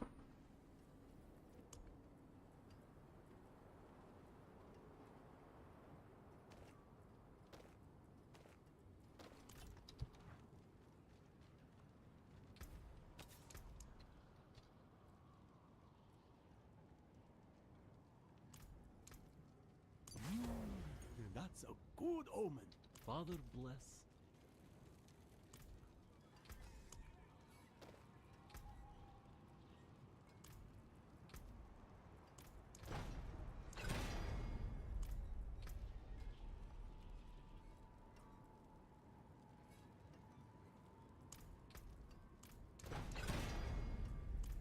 Anything breaks, the forge is hot.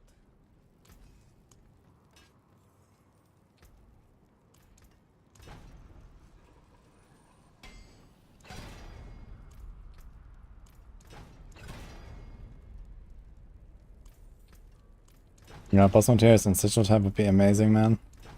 Sure, they're not doing it.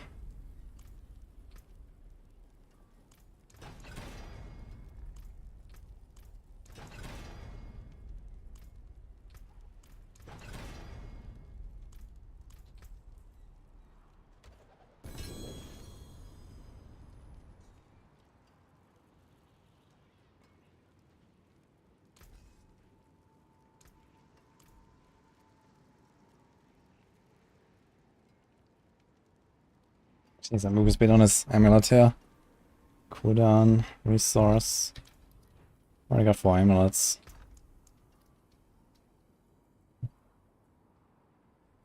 Move speed, lucky hits. Yeah, I want like cooldown and movement, that would be cool. Let's movement, attack speed. Wonder if you can work with that.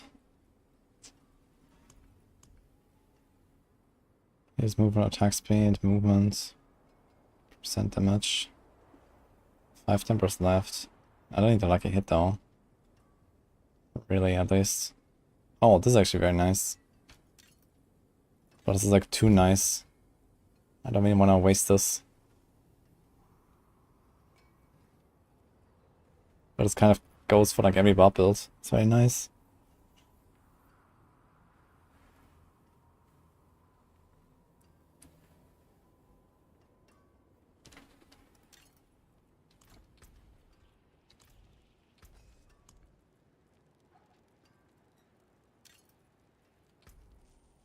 I mean, you can just do damage while berserking and movement. That kind of works for anything.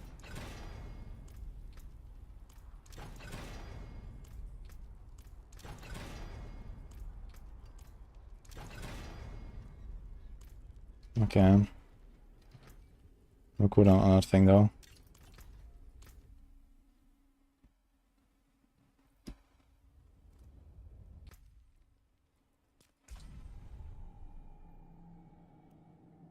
I think I don't need great affix crit. Creator's build for Barbarian viable. It's like alright for leveling to 100, but after that not much.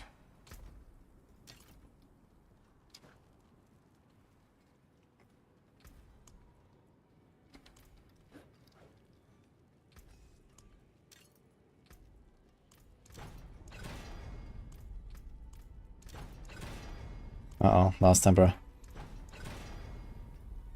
Beautiful teleport cooldown reduction. Fuck. It's a really nice amulet. Oof.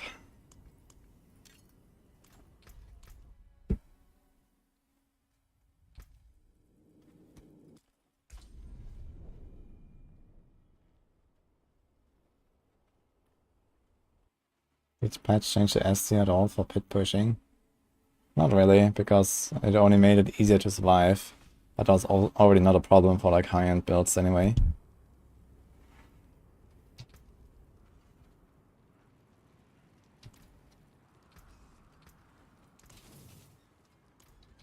Okay, so I suppose we try this neck.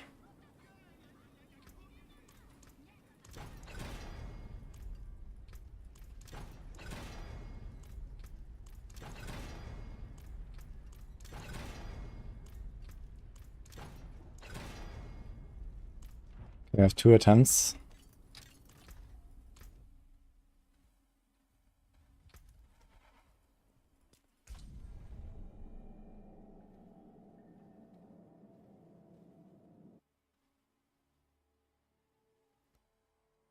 On Max Sword, I switched aspects of elements to Retribution. I can explain. We recently discovered that Retribution double dips when the boss is staggered. So it's kinda OP. Actually, I think this was introduced in the patch that fixed the broken wall wall. Fucking hell, dude. I keep breaking my amulets right now on this Barb. I just need to hit a 1 in 3 and another 1 in 3.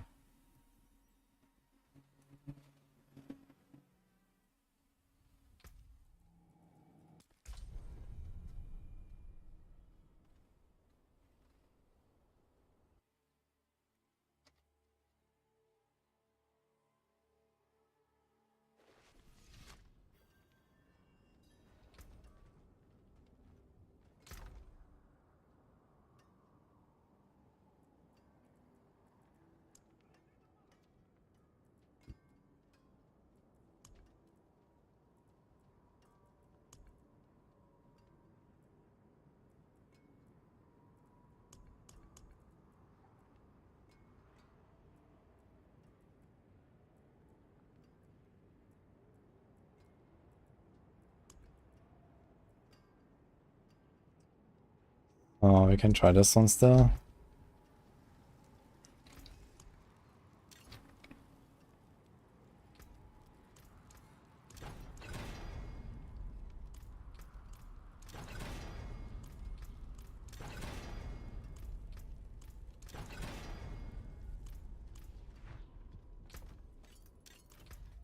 Doesn't have movement speed though, so I have to roll the movement speed on it.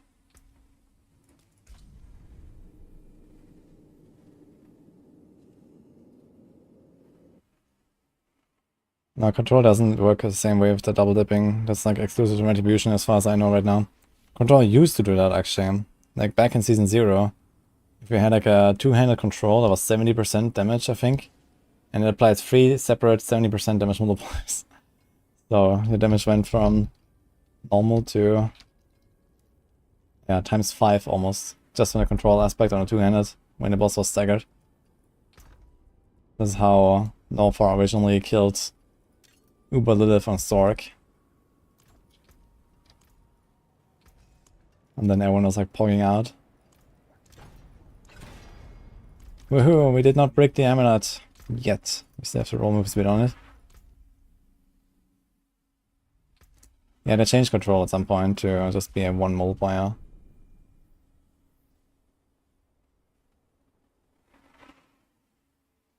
You know, some players are getting few Ubers from doing Goblin Farm. Yeah, I heard about that. I mean, you get a lot of uniques, and it's roughly a 1 in 2,000 chance. With people getting ridiculous amounts of loot from those goblins, so it doesn't seem, you know, far-fetched. But maybe they have a bit of a bonus, who knows.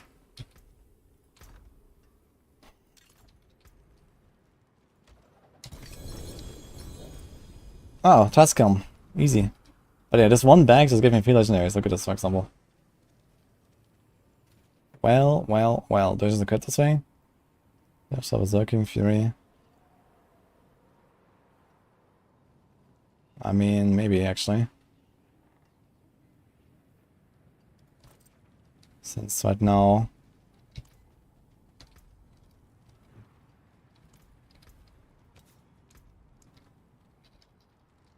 Okay, so protecting.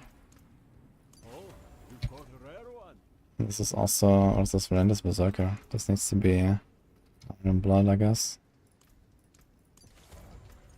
Okay. I wanna check which Jens Blessing. I have another Jens Blessing. I think it also has greater affix. Photos, DR.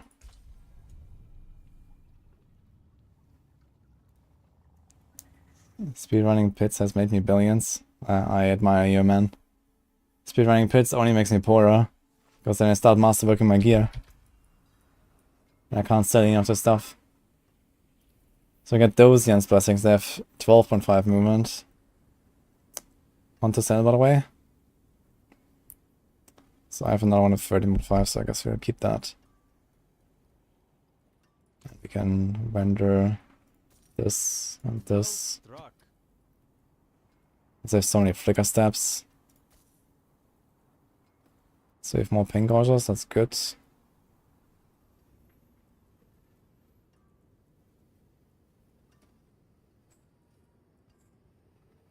There's also another fractured.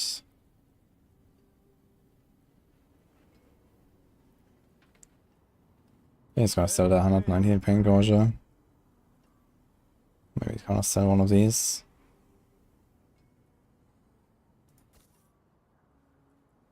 .5 Beastfall, 0.5 Beastfall. Buy. Too many bolts.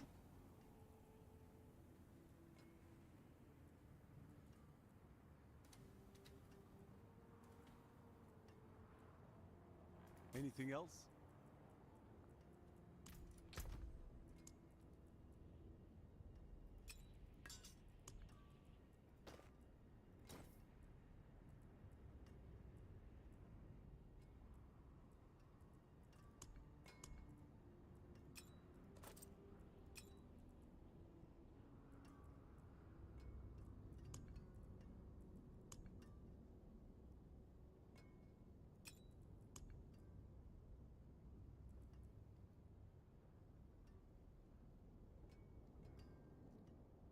He's a 1.4 Wild Heart Hunger as well as putting 40R. I need to get better ones if I want to go back to the Druid at some point. Could probably get rid of one or two of these Tibalts. There's a 14 and 20, there's a 14 and 20. There's a 13 and 20. So I'll sell this. There's a 2 heightened, 2 quick shift, 2.6 crit, convert it out. Scoundrel. So many goals there. So this one. Be wary on the road.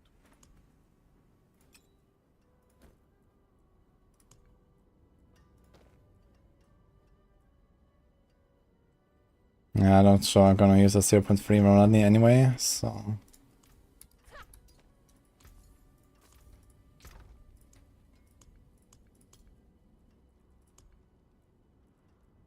Let's get the rest of how I got there. Alright. So it seems like we found our forever boots. Let's masterwork them maybe.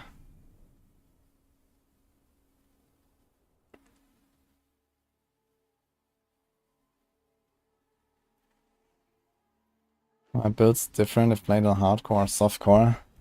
Usually not really. There might be some slight differences. Oh. Damn. And the R is very bad, and the Chinakator as well.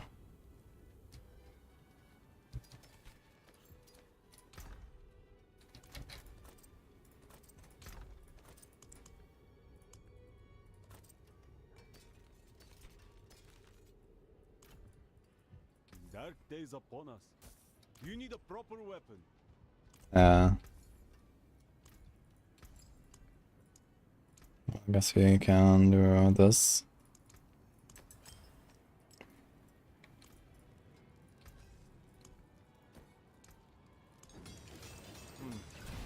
Unexpected. Great hit here. Movement is nice. Double movement. Okay. 25 close, yeah, that's actually crazy. It says 3 aggressive resistance. Let's get to 4 at least. Beautiful. Okay, let's try to hit some movement speed on the neck, and then we should feel pretty good here. 2 to brute force, that's the overpower thing, right? Okay, first roll. Guess we got a neck.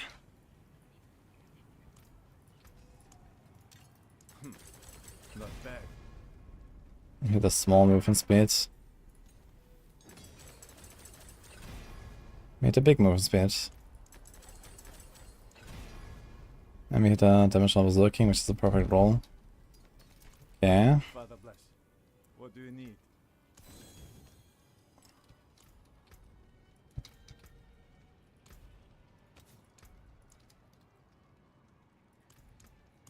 Very well.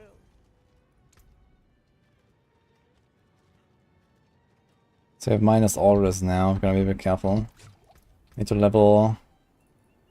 Which cliff is that? Ambidextrous. Let's level that first, so we get more here, and we also get this here.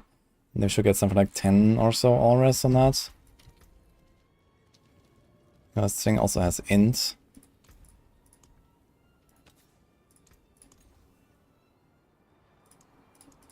And rolls int again. This thing has random cold res.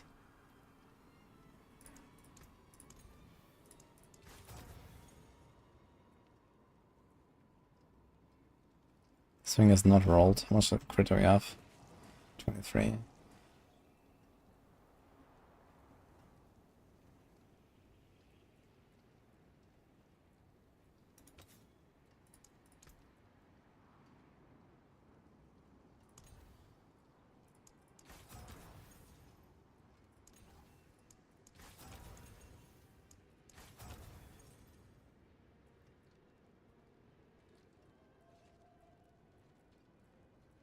Father bless. Okay. So, I mean, it's not terrible here. Unexpected. Freeze.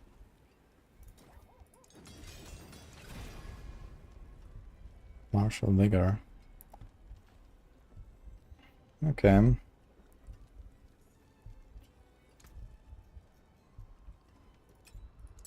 That there is worth the coin. Some crits. Some brawling. Actually, I should not upgrade these. They're like 900. Okay, and these weapons are kind of awful.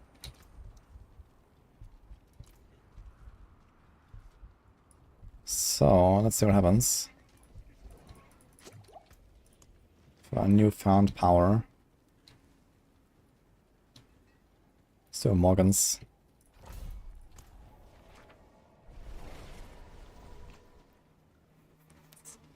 Already, Karaza.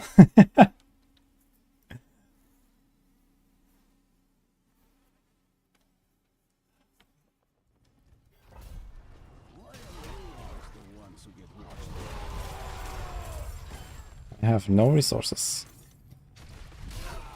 At all. Fuck. So... I guess I should not have removed that Fury on kill here. Also, I need to wait like 2 seconds.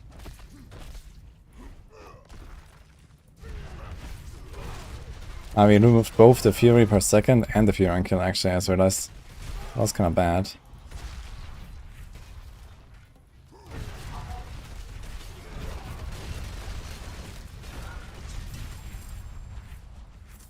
But we can do a Seething and a Raft Glyph, I guess.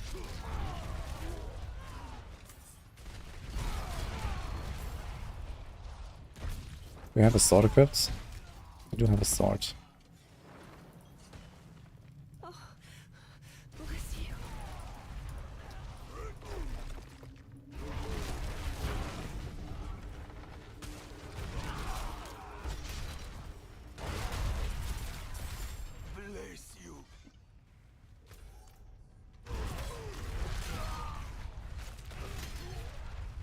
have made it without you.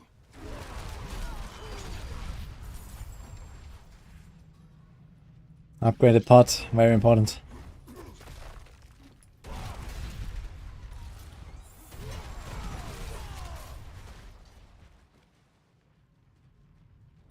I mean, I played a lot in the open world. I found the altars multiple times. I've done like, you know, whispers thousands of times. Yeah, of course, like, I know. Like if you play Sanctuary Guesser, I think it'll be pretty good.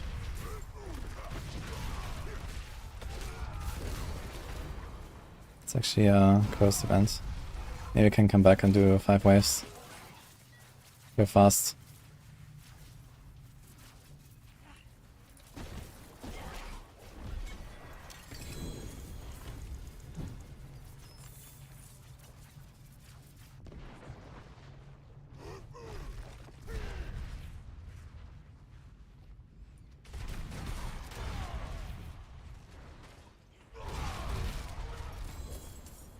Oh, we can.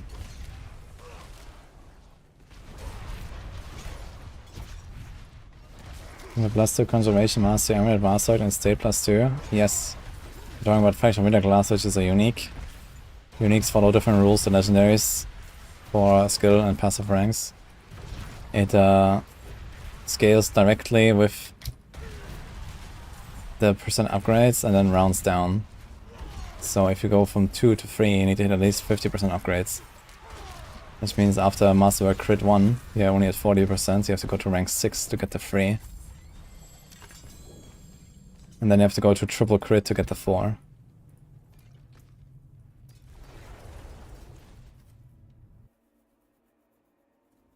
I think Shaco would be better for DD or Tascam. I think Shaco is better, but not by much. For Barb specifically, Tascam is actually really close to Shaco. Aggressive Resistance is really good passive. I mean, especially for overpower builds, I guess Shaco is better, but overpower builds are not a thing currently. Because Shaco gives you like raw life, and a lot of it. And I mean, there might be other cases where the Shaco skill ranks are useful, like you get like slightly more damage from your Warcry, and you have like a slightly lower cooldown on your charge, and whatever, right? So that's kind of cool. But yeah, somewhere I did a calculation for Duskhelm versus Shaco, and offensively it's actually pretty close. It's just defensively it has a bit of an advantage, but not that much actually.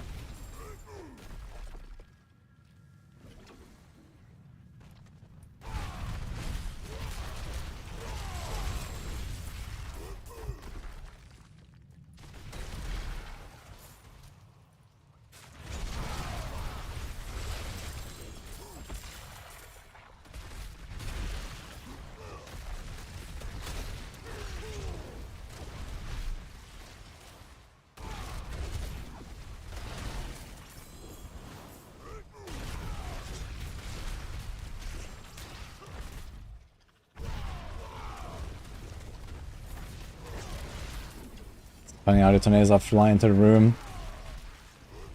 Destroy everything, the elite spawns also dies on the tornado. Like, okay.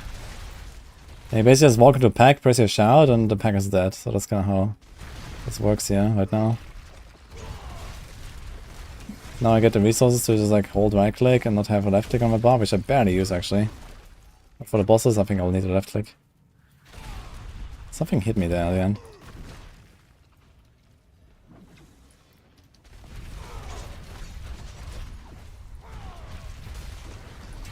Okay, that was fine.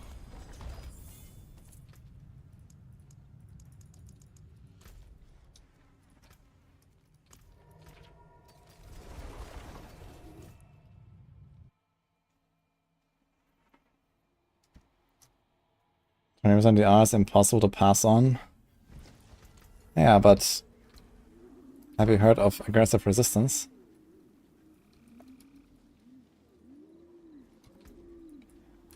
I don't think you can temper aggressive resistance, right? I think it's only the other.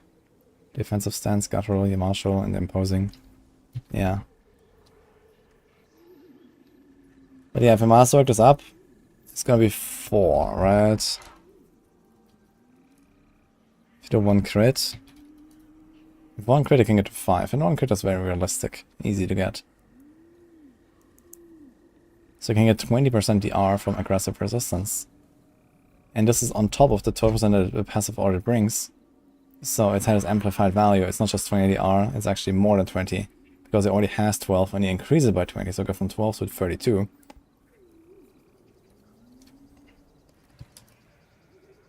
So this would be 1 divided by 8. 1 divided by 0.68.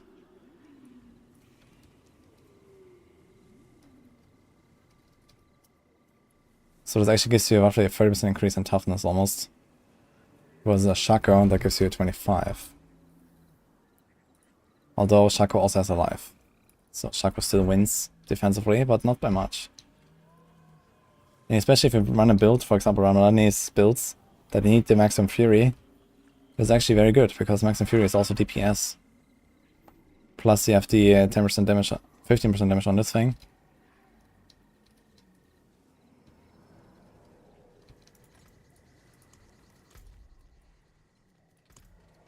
Maybe I still have the document somewhere. Nah, maybe not. But I did a calculation, like in Season 2 I think. I did a calc on, like specifically for a double string Barb. Strascam versus Shaco, and yeah, it was pretty close, it was just a defensive advantage for Shaco basically.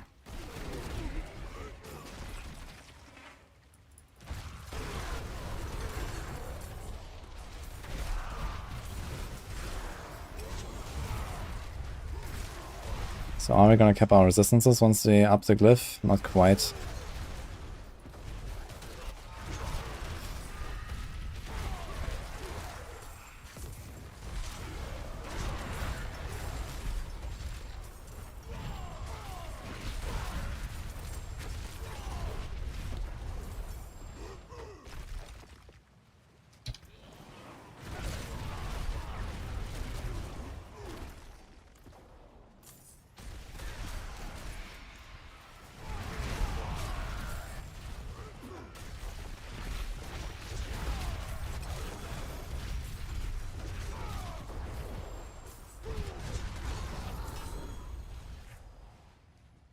It's impossible to get resistance on Barb.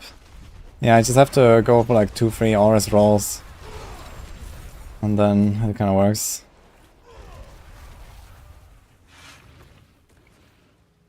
I should probably not simply like throw away all these weapons here like this, I should actually temper. Same. Same.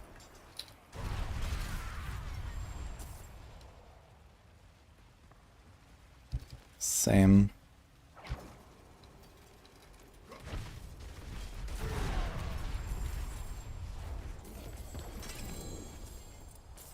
Like we need some new weapons here. I have like 894, 900.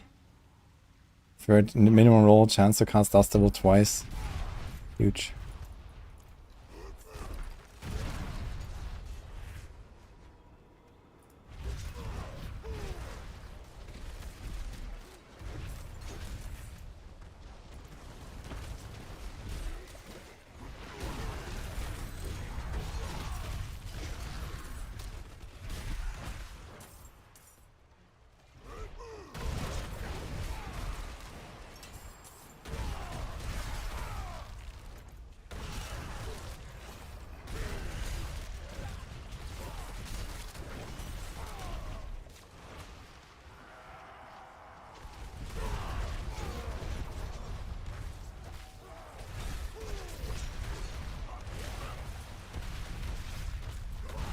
So can I just like left click on the boss and spawn tornadoes? We can.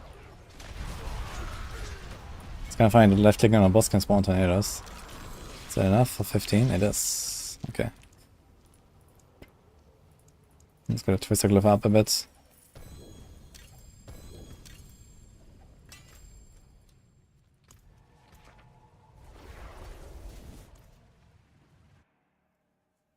I'm gonna miss the elixir next season. Oh, I won't at all. Holy bolts mean.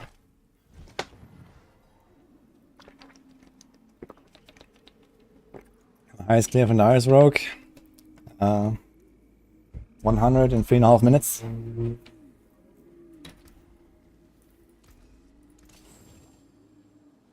There's that.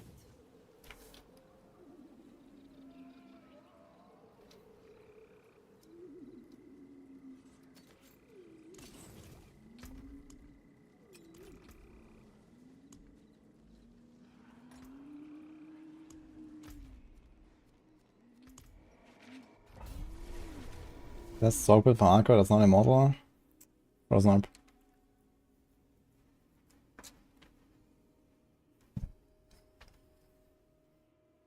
Maybe they could add momentum elixir.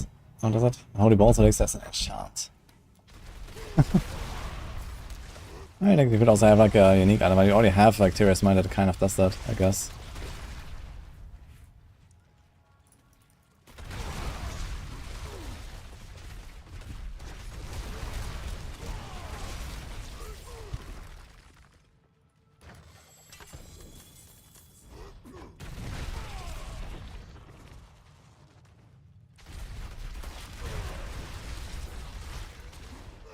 Bastard poison bolts elixir.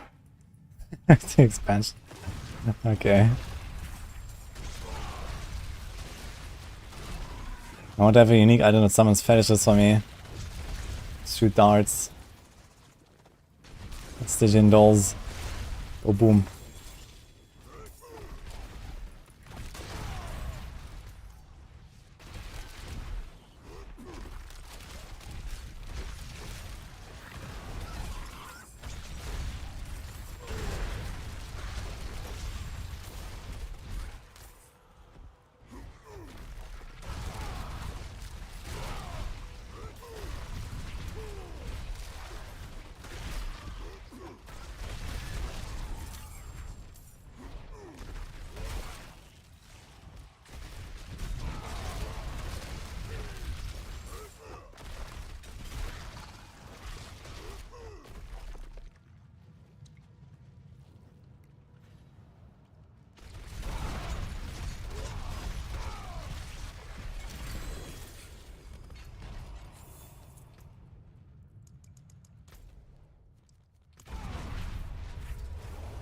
Why is that random tornadoes coming out?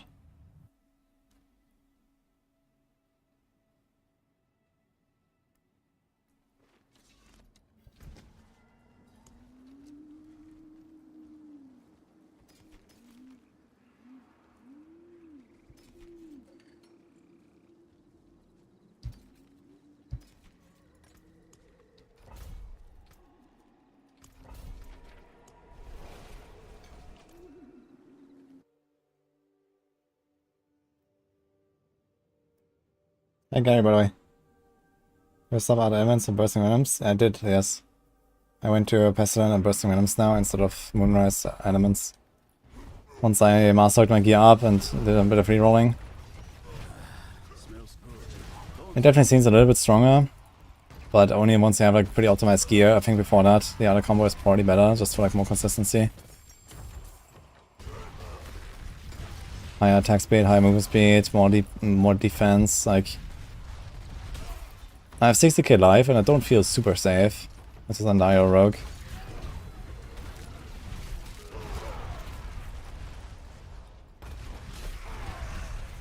Ah shit, can I come back here after this shrine is over? I just have to travel to Inner Sanctum. I guess I can leave dungeon and walk in again. Seems extreme as well.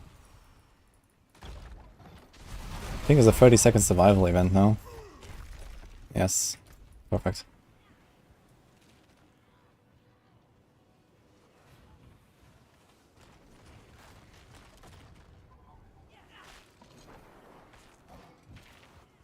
Hello, Harriga.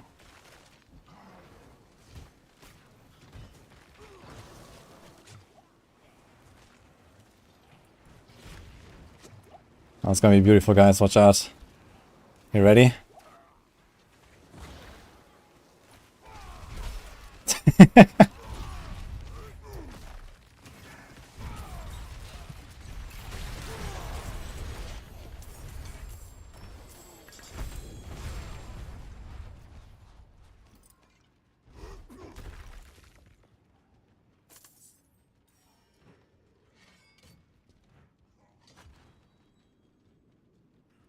It's Brawler's aspect. Each enemy explodes after getting damaged by charge.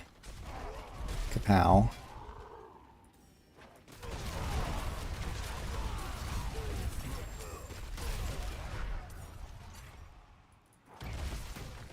Could do the same on the team 100, doesn't matter.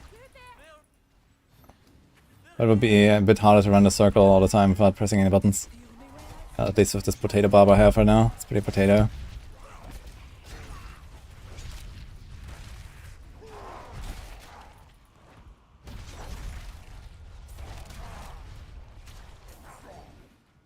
It's better to whirlwind for the grouping instead of the dust cells on DS. I mean, you can do kind of similar stuff with whirlwind, I guess.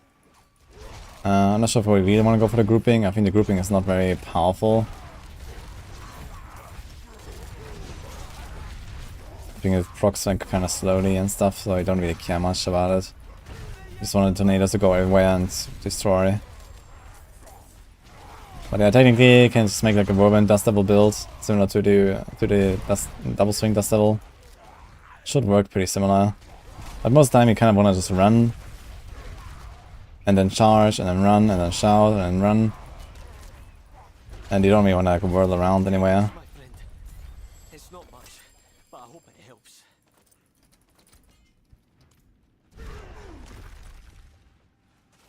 And it's kind of strange.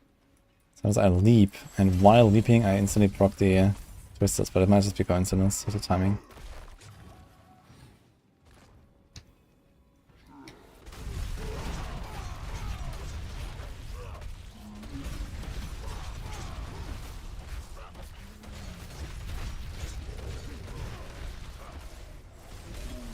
Actually, I realized I can do stuff like Bolt Chieftain on the neck, right?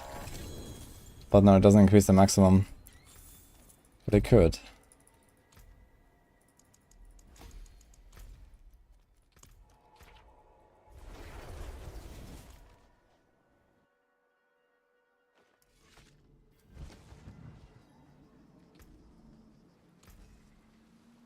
There's that.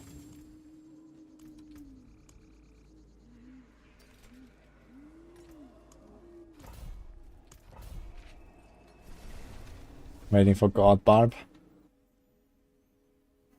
I could make a God Barb. I mean, there's a way to make it like actually pit viable now, thanks to Gushing Wounds. It's actually a thing, I guess. This Gushing Wounds is just so busted.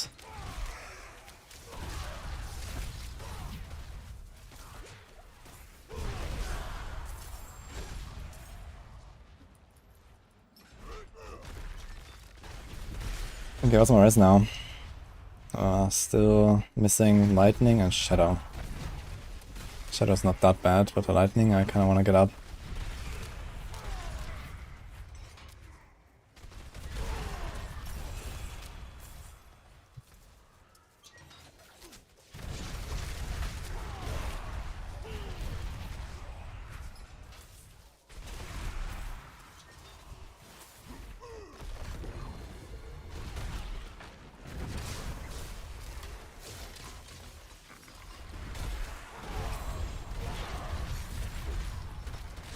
No pet. I should have a pet actually. I remember when we started the speedrun we were discussing this, there's a cat.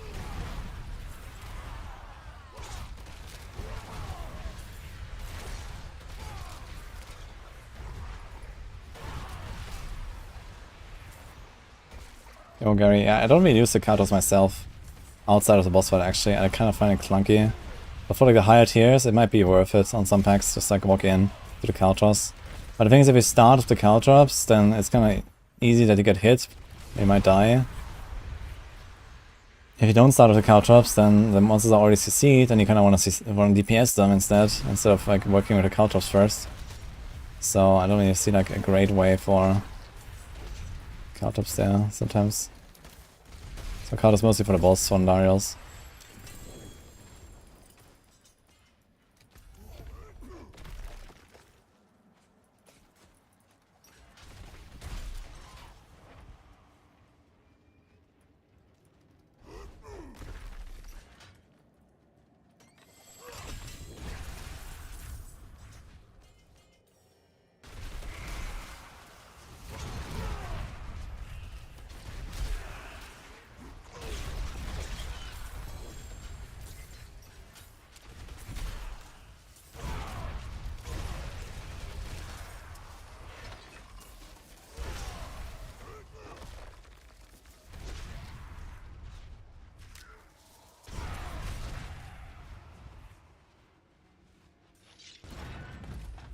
You can use for a helm if you don't have an area for the build.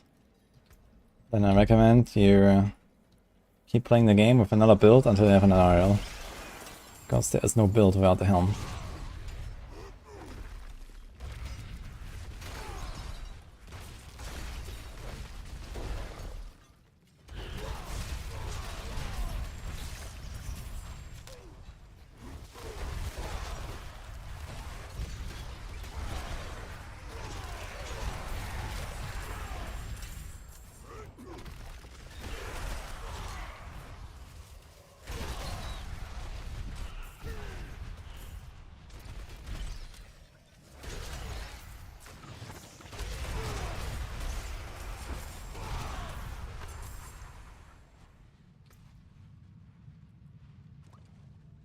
Damn it. Weight grants movement speed. Rend. Wow.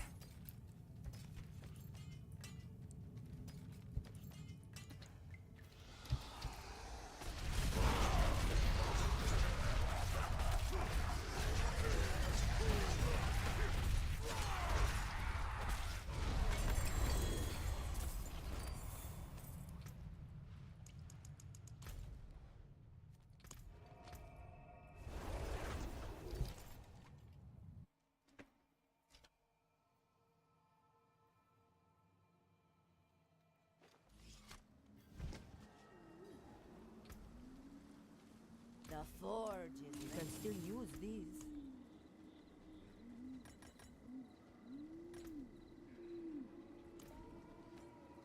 Maybe I should start saving some of these shrines here, marinas.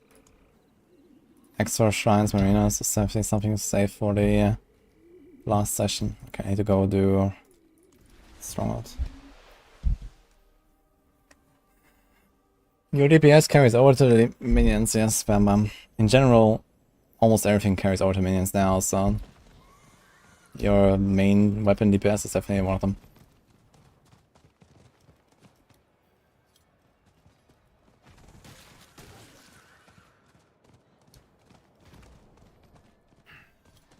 The wind's grown too cutting, even for these parts.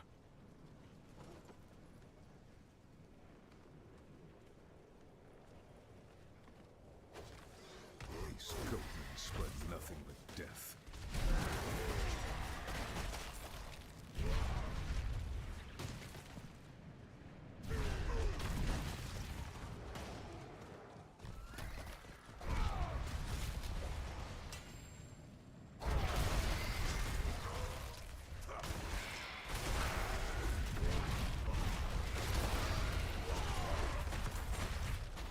Can you jump down there? There you are.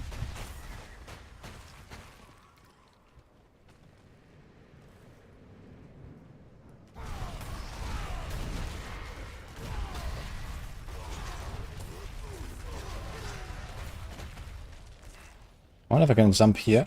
No.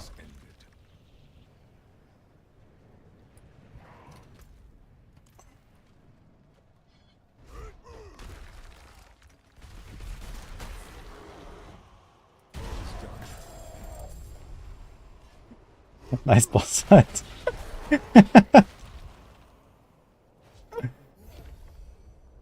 No, you cannot play an iron build of victimize.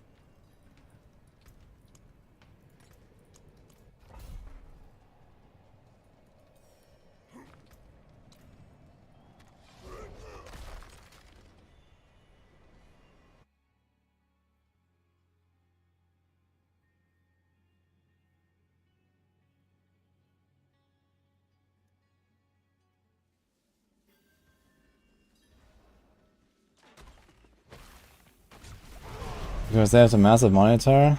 I actually do, but currently I'm not using it. Why are you asking? Something Odyssey Neo G9. Good monitor. That's a bit impractical for me. I don't have really space to fit it on my desk. I can't really game with it well as a streamer.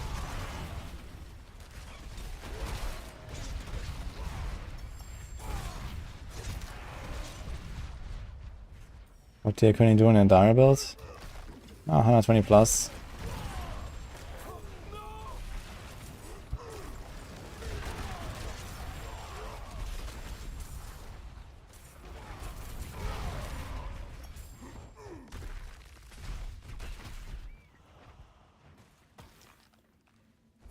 We have a 34 inch. It was a really nice monitor. But as I said, like for me it's not a great fit for like long-term use. Maybe if I had like some massive desk, maybe I could move it like above my other two monitors.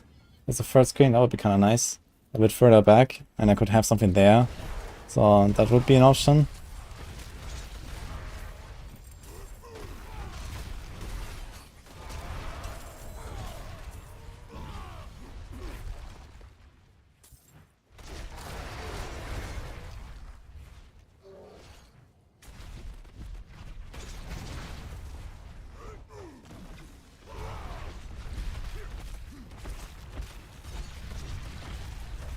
Yeah, monitor itself was pretty sick.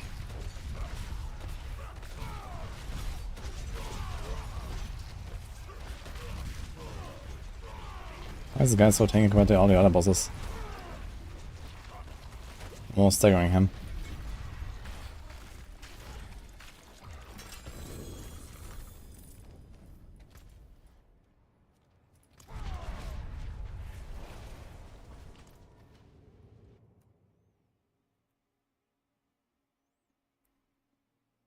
How hard is the Manadura compared to regular?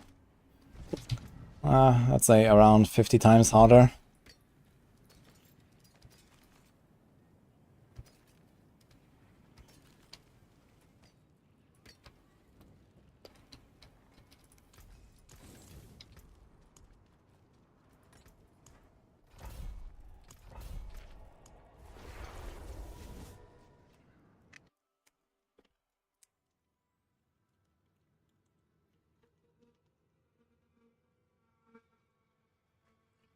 You said you went for rapid fire.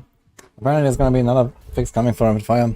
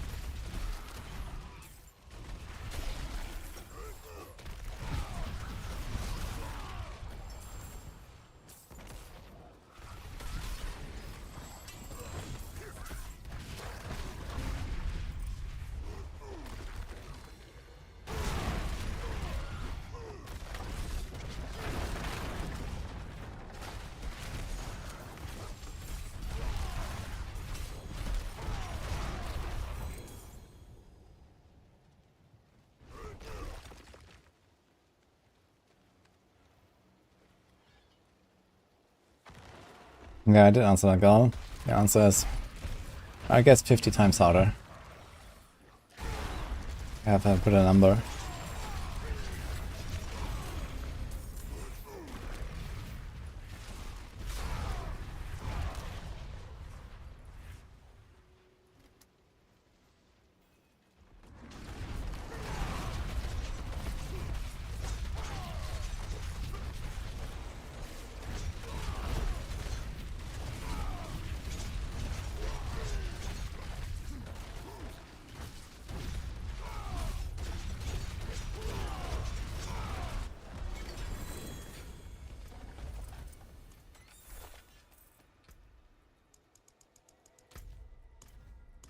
Yay, I got free renown.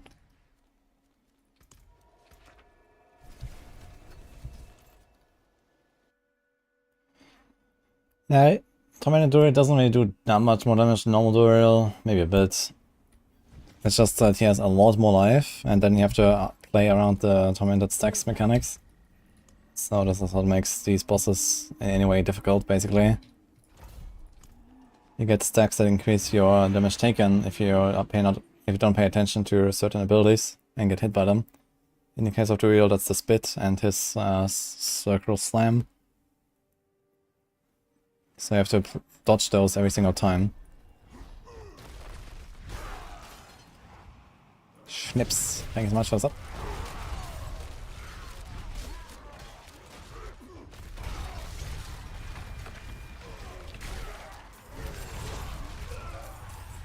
Bless you.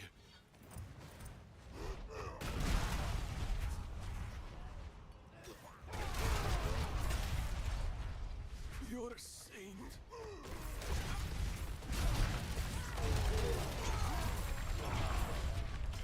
Wouldn't have made it without you.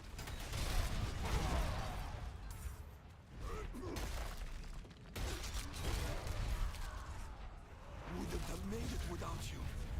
Wouldn't have made it without you.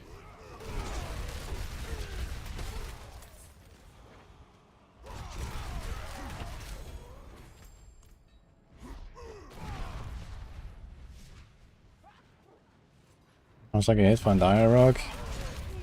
Ah, it's like 60% plus of elixir would be good, I guess.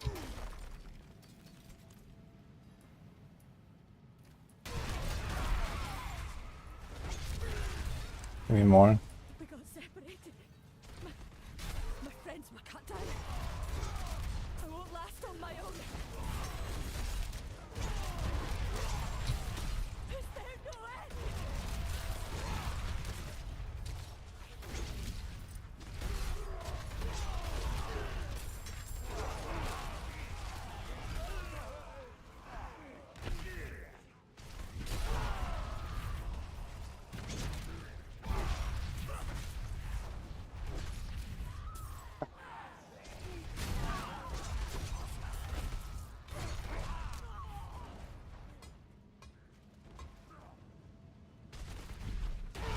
Thanks, Gal.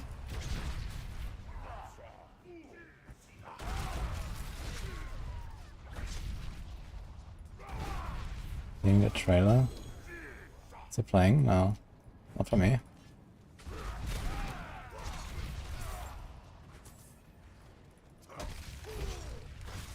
Thank you, Wanderer. Without you, I'd be dead.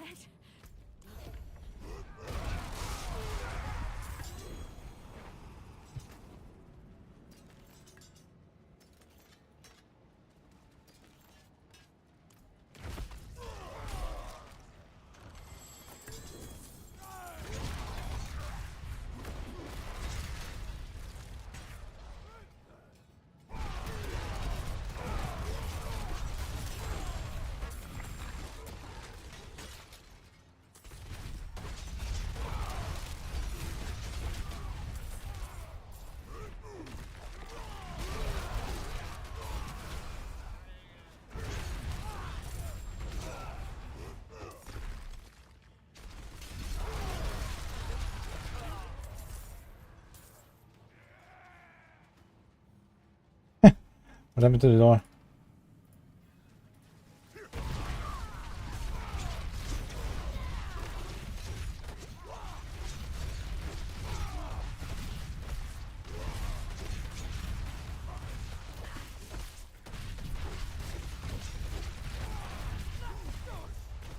I'm actually gonna stagger this guy.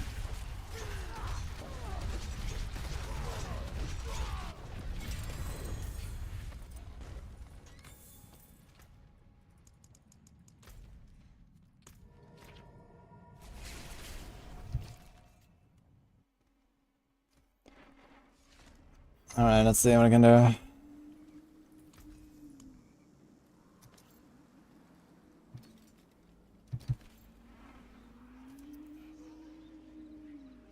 So we have pretty good two-handed here.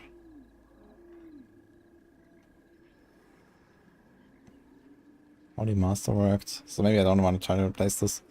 Maybe I'll probably one for Bash in that case.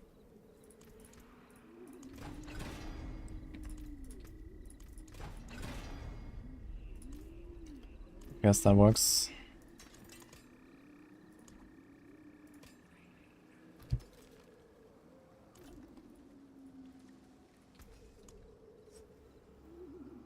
We also want Dust Devil's Size, right? We have only 30% right now, and here Take 1% increased damage for each 1% the size is increased. So you definitely want to hit that 100%.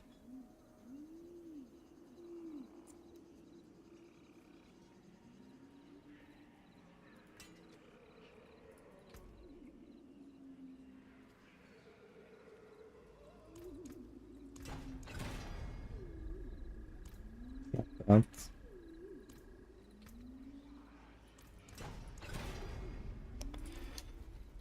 Okay, I guess that works.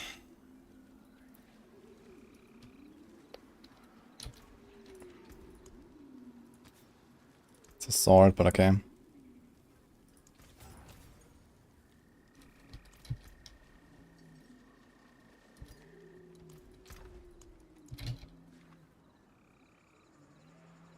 Okay, I got bash cleave.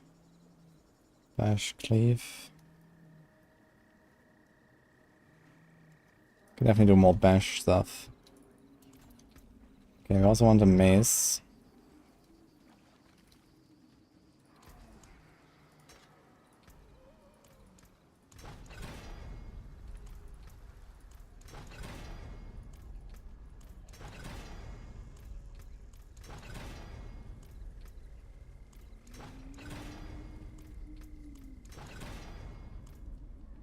Fetch.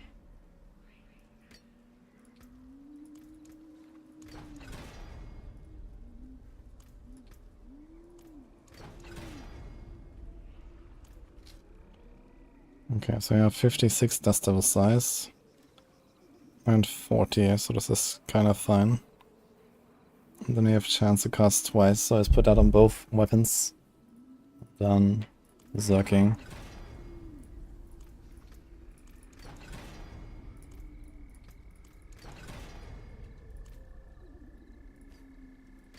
Got one. What DPS is that extra? It's also like 10% DPS just on a weapon. And the same here.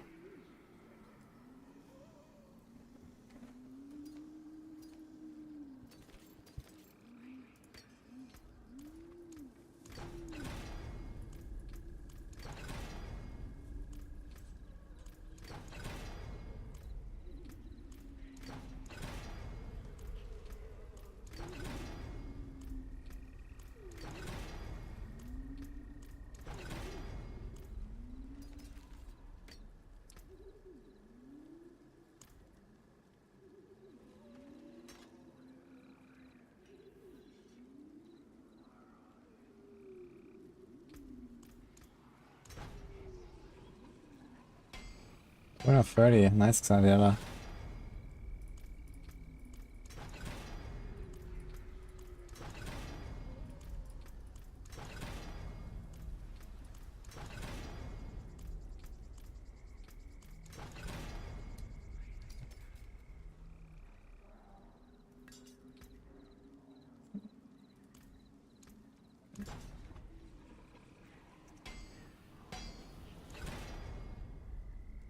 Okay, 70% chance for Dust Devils cast twice. Might be okay.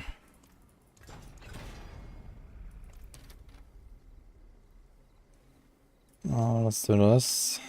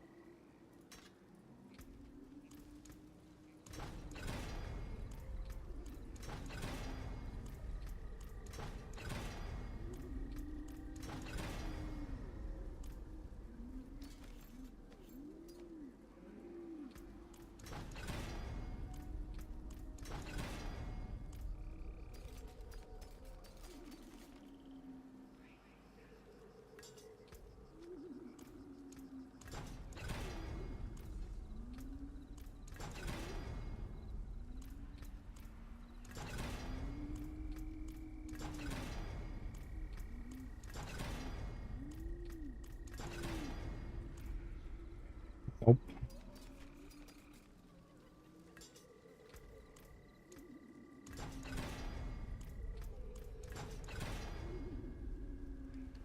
There's no PoE2 class really going on. Oh, which class is it? Is it Witch now? Or like We already had Sorcerer, right? What is it? What are they gonna reveal?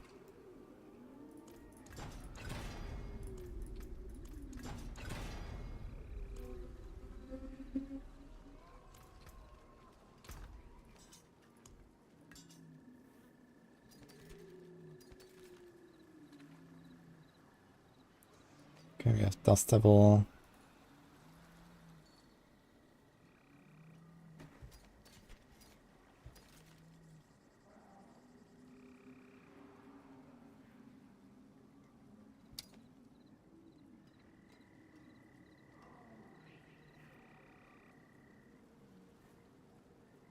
Okay, I think we got what we want.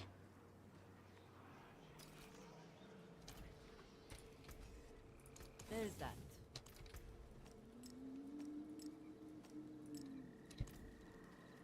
Finest jewels in Sanctuary.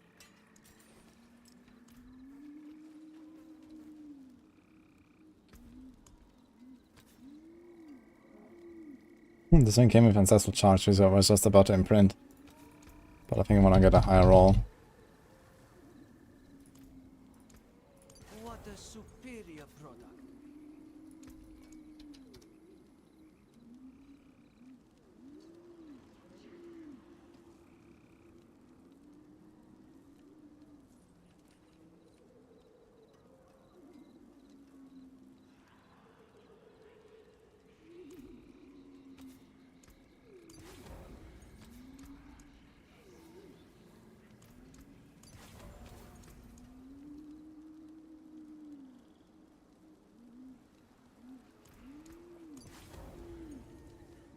Okay, so what's my chance for Dust Devil to cast twice?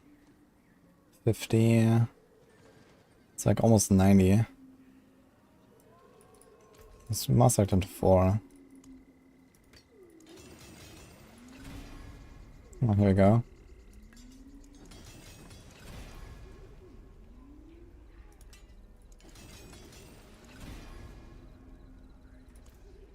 Dude, we hit a percent damage out of all things. I don't want to waste 5 million on this now, though. Don't dally. Hand it over.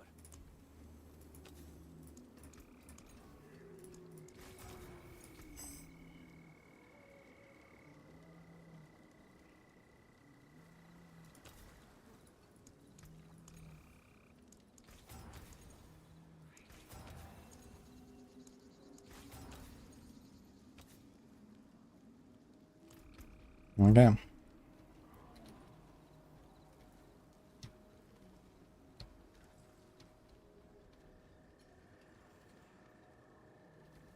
This Barb is slowly becoming something. That looks It's just more missing rest still. fix it.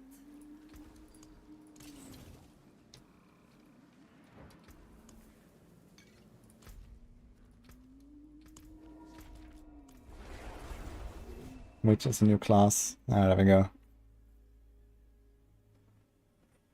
We got a guide for this Barb. I'm not sure if I made one for double swing. I might have, since I played all of it. This was like pre-season start then. I think I did actually. Like a month ago roughly, I might have a video.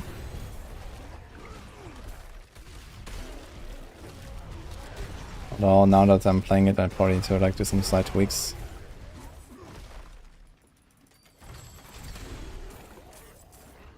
Damage definitely feels much nicer. Feel of mortality. Screech Shrine. Curse Screech Shrine. Let's go.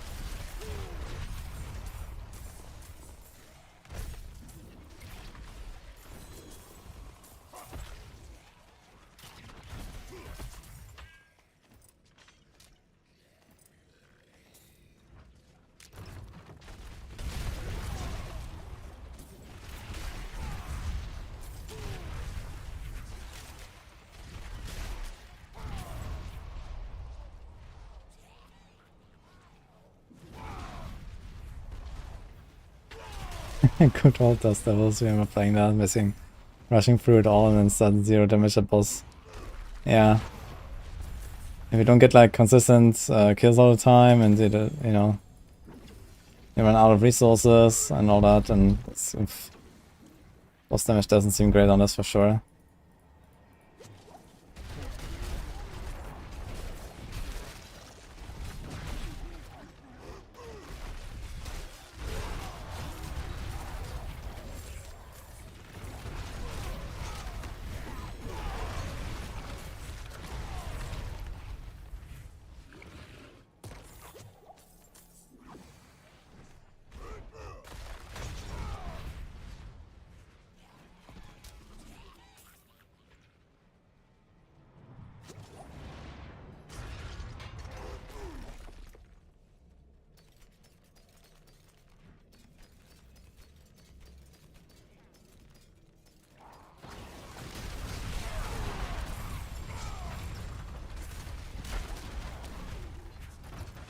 I guess I can... Wait a minute. So Yen's Blessing can trigger. When I press both shouts together, it can actually trigger from the second shout and trigger the first one, right? So I get 3 shouts. It's kind of funny. Then you have near 100% chance for double cast. You have 45 here, and you have 95% chance for cast twice. Dust Devils. What are the boss feels now? Let's see.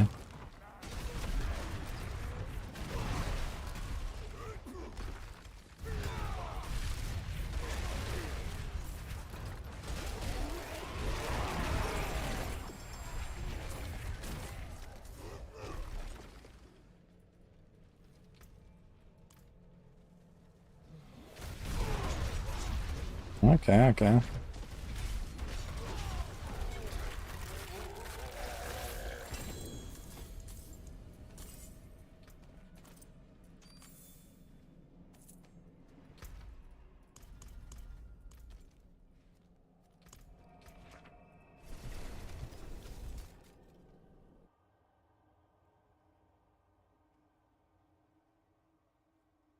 Oh, thanks, Albert. Where's that preview right now? Is it like an interview or like some video from GG or what?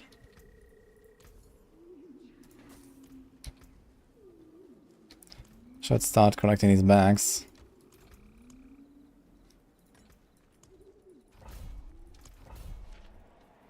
Weapon is 900. Nope. Just 200. Those are 925, yeah.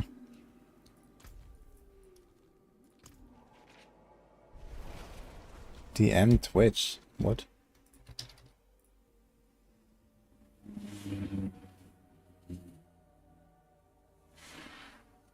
Ah, they're doing interview, okay. So are they showing stuff or just talking?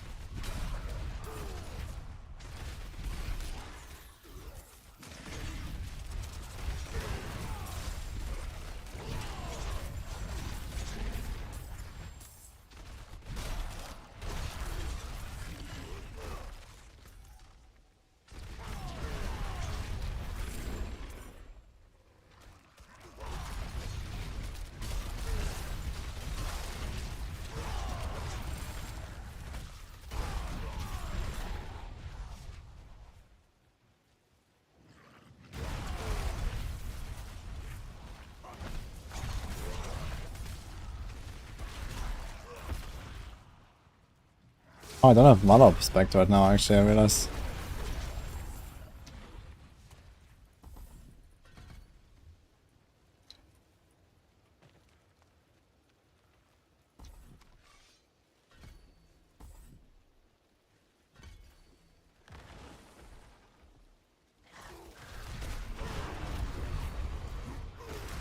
What? Where did my skills first?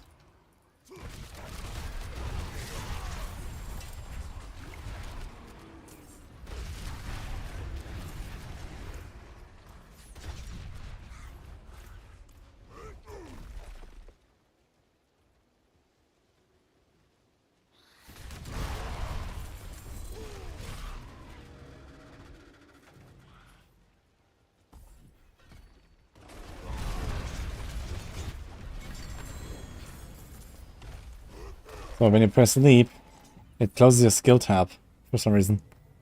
What the hell?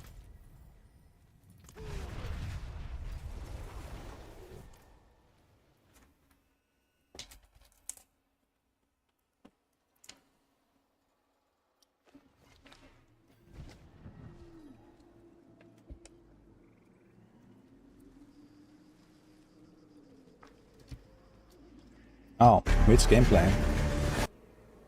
Nice. Shall we check it out? It's actually a full video.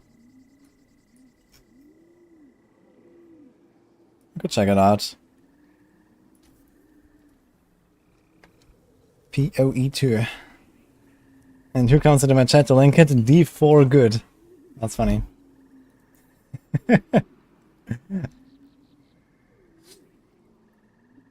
Well, GG Alania, that's good.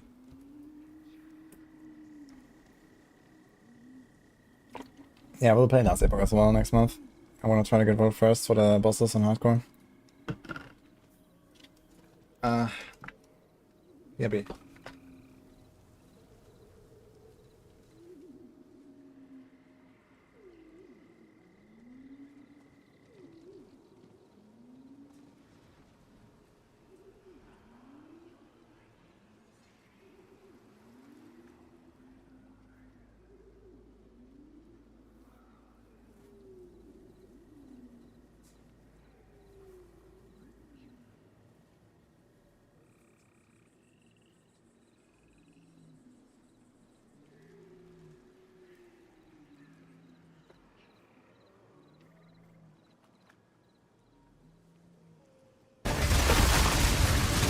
Hurt.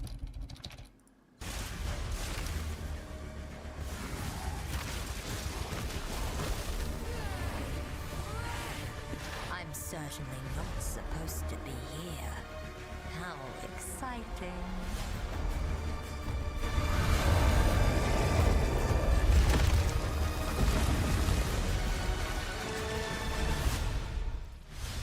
Hi, I'm Jonathan Rogers, Game Director on Path of Exile 2.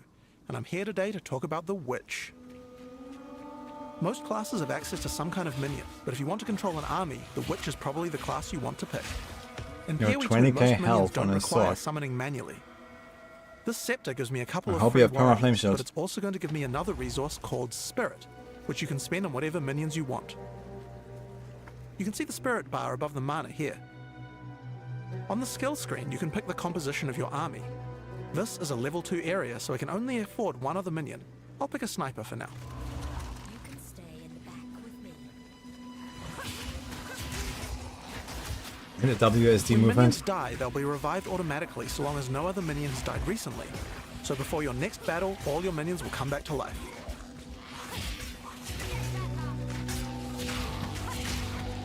You can also order your minions around with a dedicated button. Tell them to move to a specific location, attack a specific enemy, or even open a chest or door for you.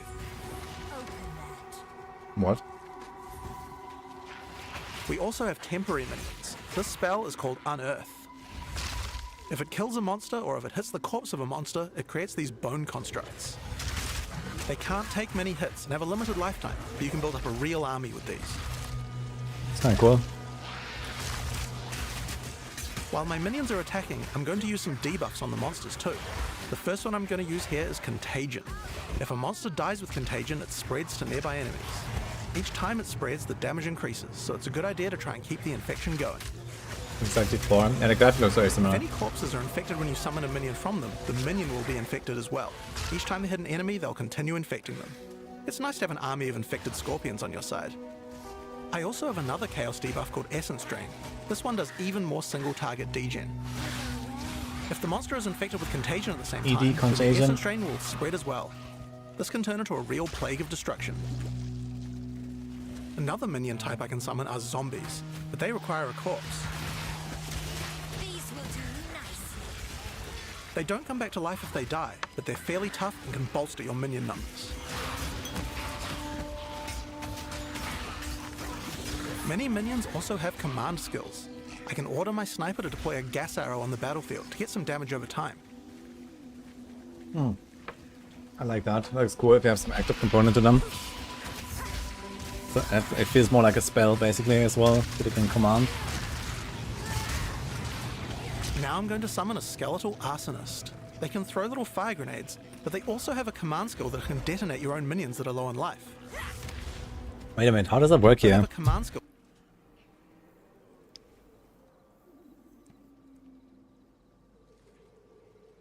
So he took like 1 point out of this and he took it there, but he has like both the skill gems socketed.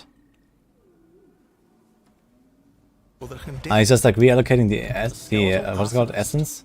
Spirit. They can throw little fire grenades. I see here now his spirit is full. And now he puts this thing, and now he gets like a new minion. Yeah, it's got summoned. They can summon a skeletal arsonist. They can throw little fire grenades. This one disappeared. But they also have a And command there's the new one. skill that can detonate your own minions that are low on life.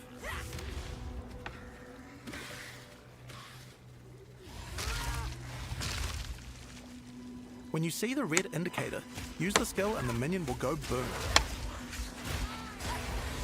It's particularly nice on these bone constructs because they expire quickly anyway. So, let's take all these tools we found and fight the boss of this area, the Carrion Crone.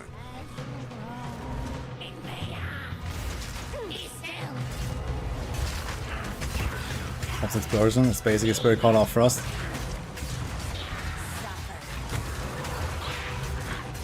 Looks a bit cooler though.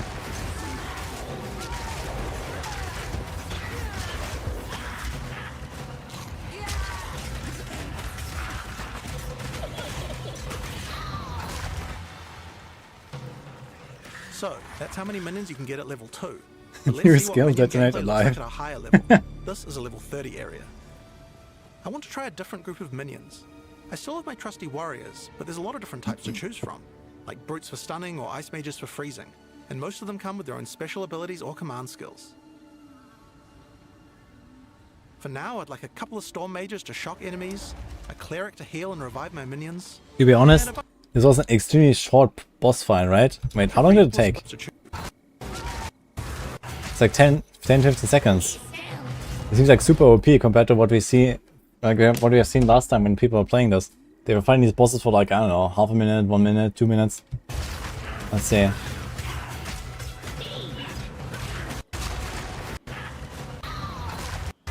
Like here in a stagger, bam, bam, bam. It was like 15 seconds. That was like definitely the fastest I've seen.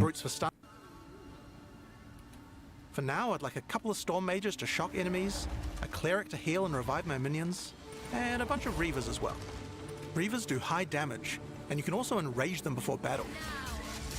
Yeah, it seems like somewhat similar to like, you know, how you can fine-tune your minions with Necromancer. I can use channeled skills like Bone Storm, which creates But probably a bit more devastating fine-tuning, blow and yeah. spikes. Because you can do like individual numbers on each. The Storm Mage has a useful ability if lots of your minions die.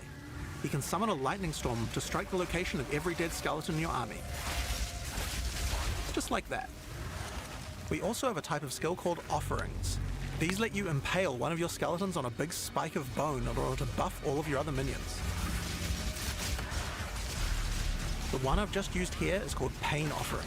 It makes all of my other minions faster and deal more damage. After the battle, we have some extra corpses. We don't want those to go to waste. Profane Ritual consumes a corpse to create a power charge, which can power up some of my other spells. If I use them to summon zombies, I can create super zombies, which are more powerful. You also don't need a corpse to summon them. Turning into Resident Evil real fast.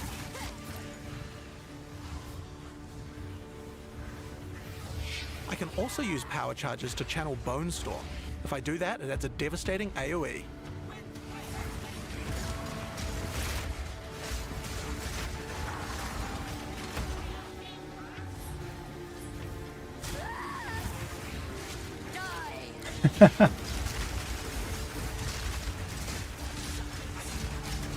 Is it a boss fight? In PoE 2, even non-boss monsters can be pretty devastating, like this Faradin Impaler. There's a wide variety of abilities. Dude, it's like a pretty blue tough mob. to defeat. But maybe I can put the body to a better use. It lived longer This than is a the Mind boss. Spectre gem. Using it, I can take the body of any enemy and capture its spirit so that I can keep it as a minion. Any monster can be captured, but the spirit cost depends on how powerful the monster is. It takes a lot of spirit for such a powerful enemy, so I'll have to unsummon a lot of my other minions, but it certainly seems like it might be worth it. If the Spectre dies, just like any other minion, it will respawn after a short time.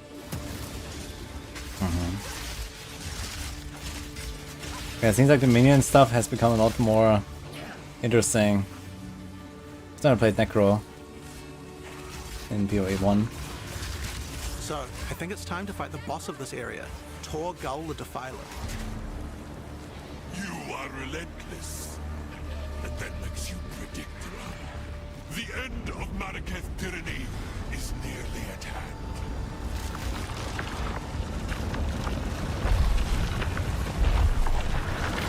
That's a nice entry.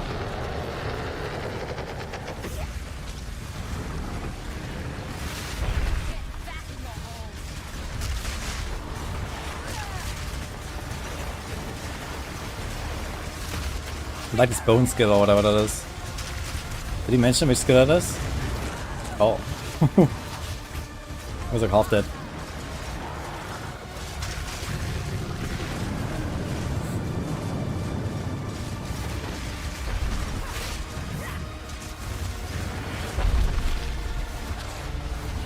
Yeah, it looks really cool.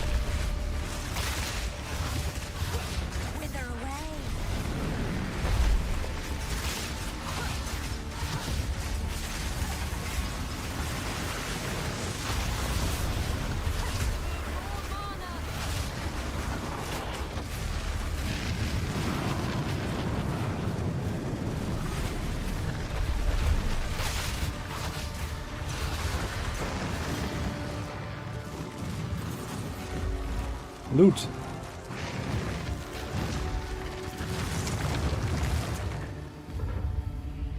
None will stand in my way.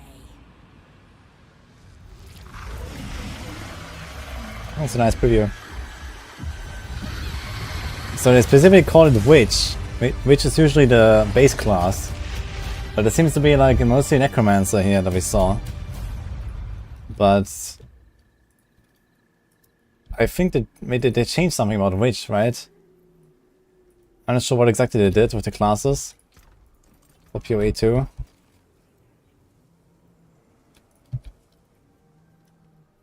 Was a cool preview though.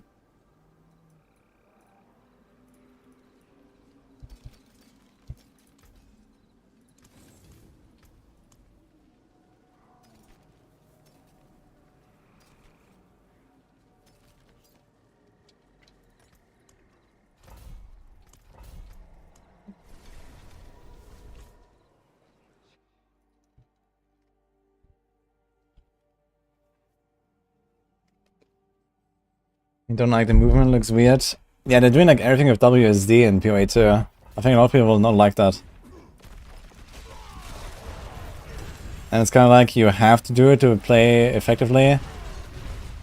With the game's difficulty generally being tuned pretty high. If you don't play like, you know, effectively, then you're gonna have a hard time, I think so. We'll see how this will play out.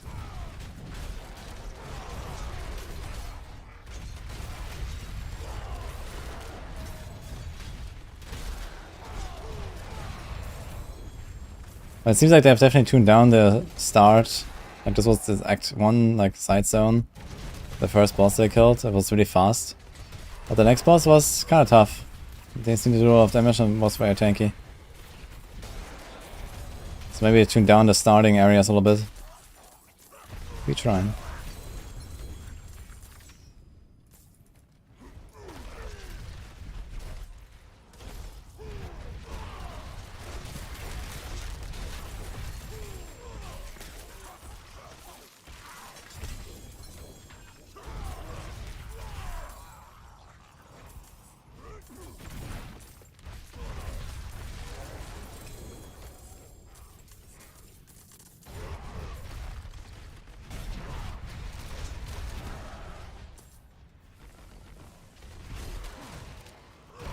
I can do that.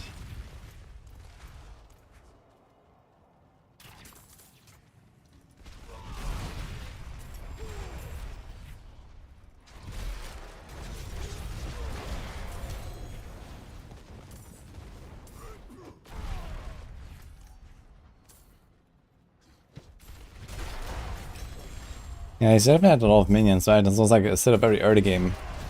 Preview here, right?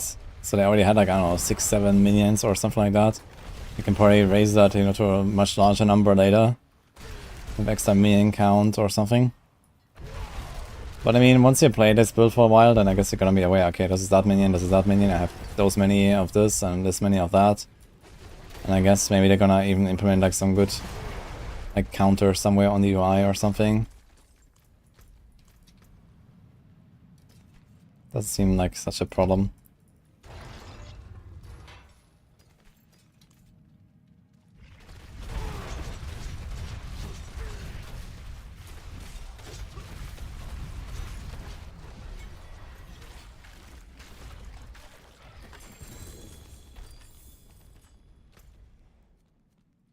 Well, it was coming.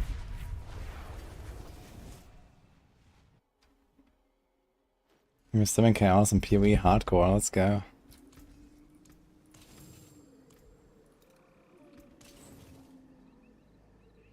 You can still use these. Yeah, hardcore PoE is actually pretty fun.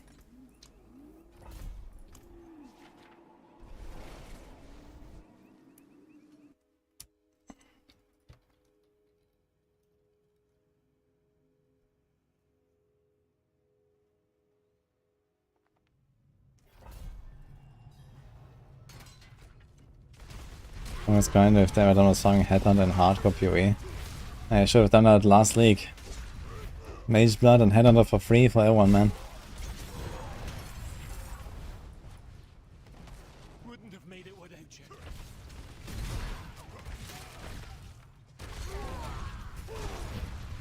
Wouldn't have made it without you. You're a saint.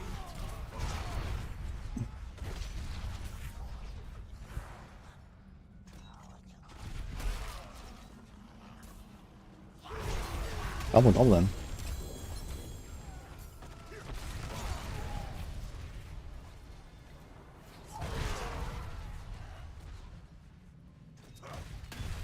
Fresh meat. We'll try Butcher. Oh, actually not a bad. I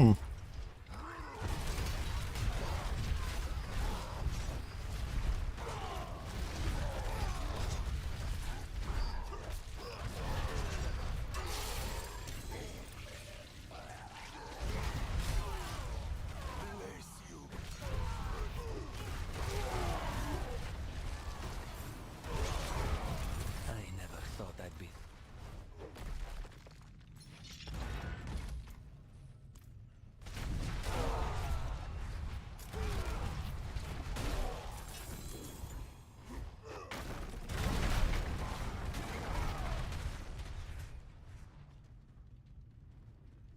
A quiz.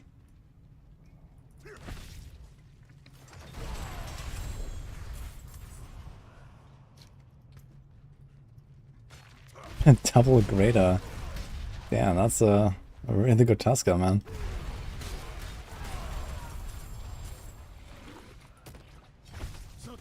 I should have need the Fury though. Attack speeds.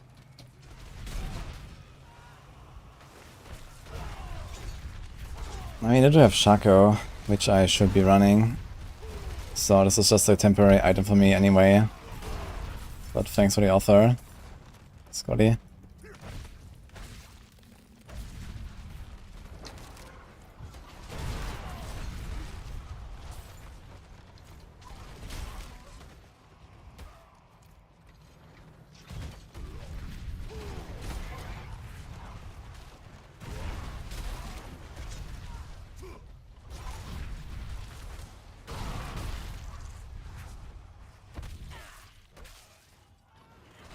Just gathering dust. You also have a Shaco already, I suppose? I don't know, maybe someone else needs this. Scotty and Chatty has this helm here.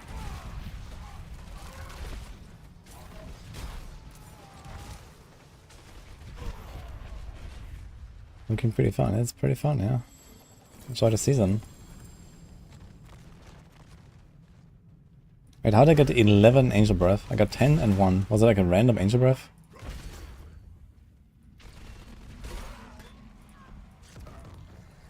Oh.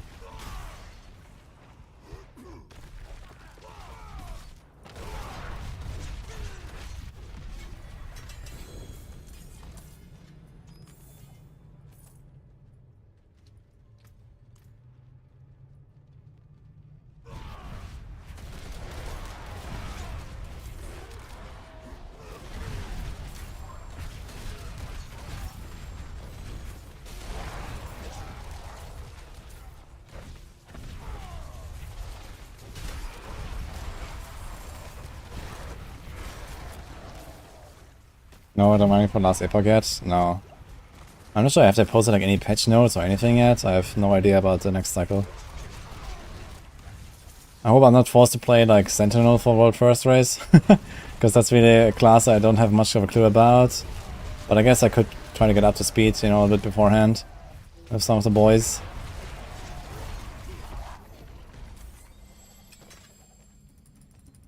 Should probably do like a run again with a character. Get ready for speedrunning and stuff. How is this built at Pit 100? At Pit 100 it's called Bash Barb and not Double Swing Dust Devil Barb anymore. That's kind of how the build is.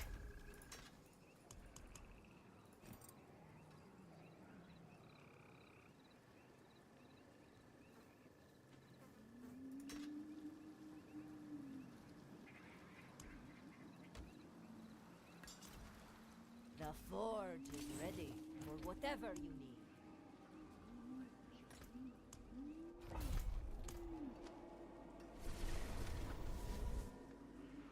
Fire is better than Heartseeker. Nope.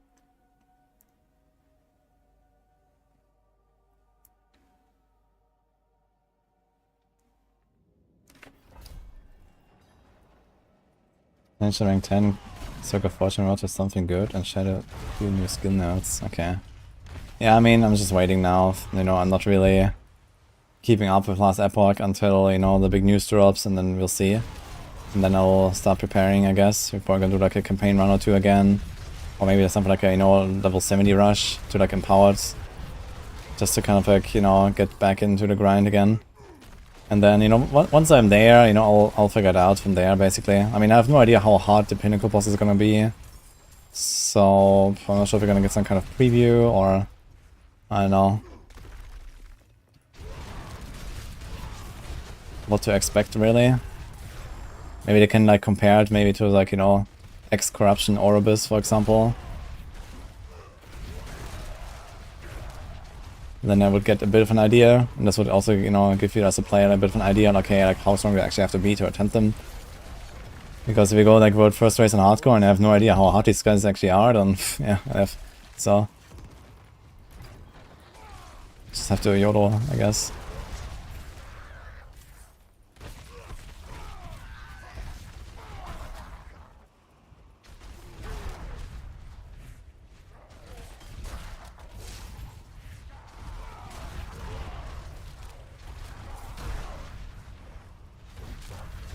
Well, that's how you switch out and get Shark of Heartseeker. You remove Assimilation, or Undying if you're running that.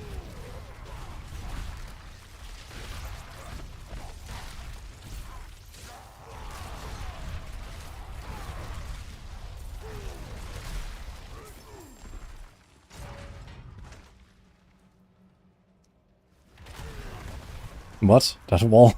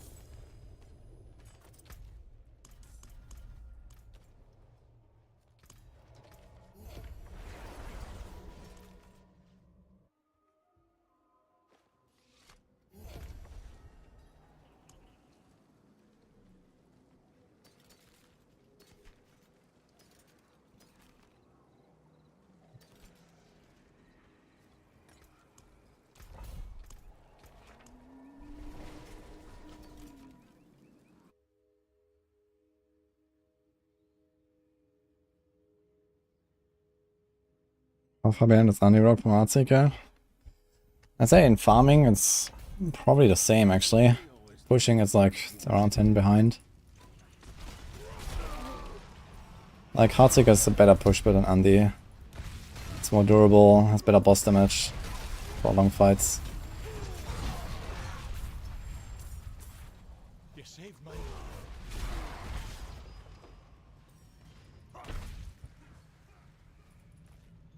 Wouldn't have been able to without you.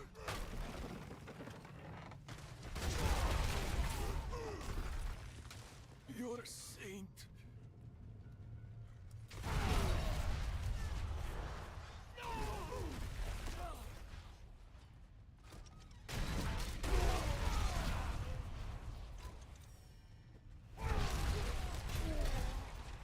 You're a saint.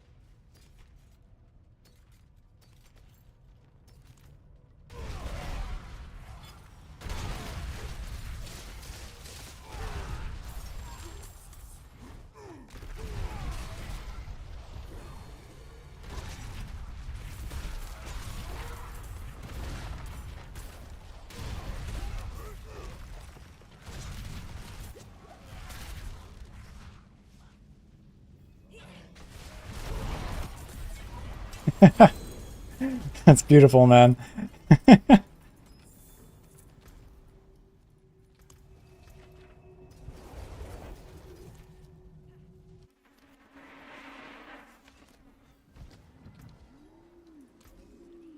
I can break that down.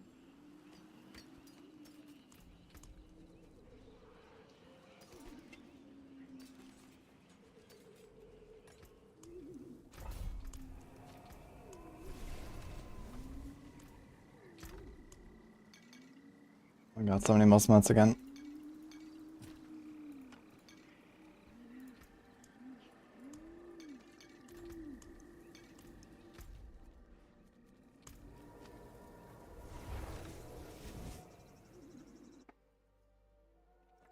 Dungeon was bugged.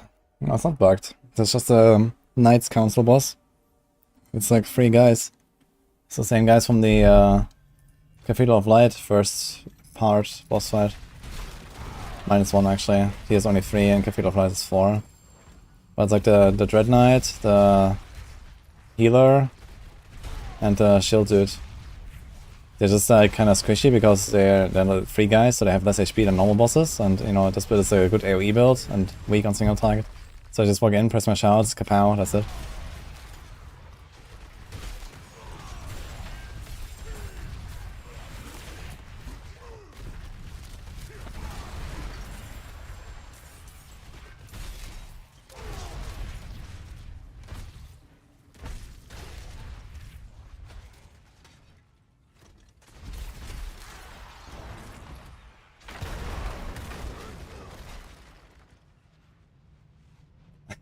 Okay, never mind. Yeah, I mean, my damage is definitely scaling up a lot. Like, I've got some new weapons. I mastered everything to 4. I don't think I'm gonna go higher, so I'm not gonna... I don't have high ambitions in the pit or something with this build, so I'm not gonna invest into this character now, but... I probably reach 200s actually, kind of comfortably. Just the boss damage and anything out a little bit. I would like to have like maybe 1 extra like... Fury per second roll here. And a bit more res, like I don't have enough res. I actually need like another full res roll. 4 res rolls, man, on the Barb is kinda crazy. This thing is not rolled, so I could roll off the life or the strength.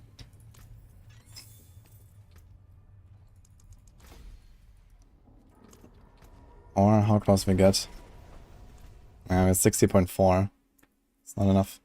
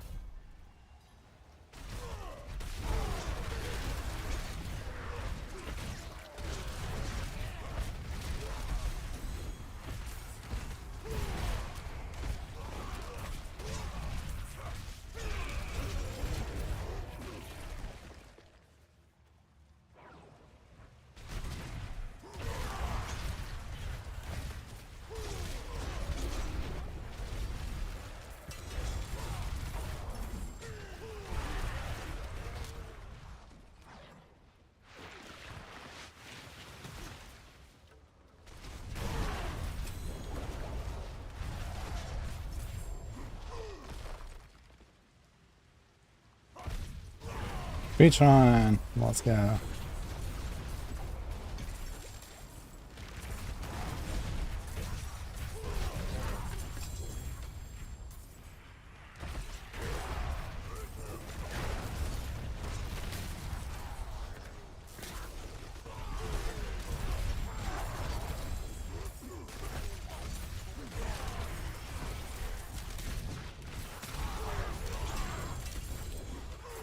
The Barb is way easier to get a lot of the Screech Shine. There's like 5 or 6 goblins here.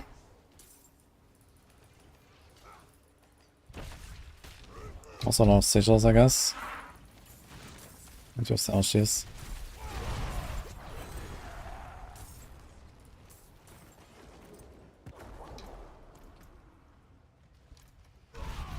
Am I actually bleeding, you say, guys? Somehow? I just realized. I don't think so.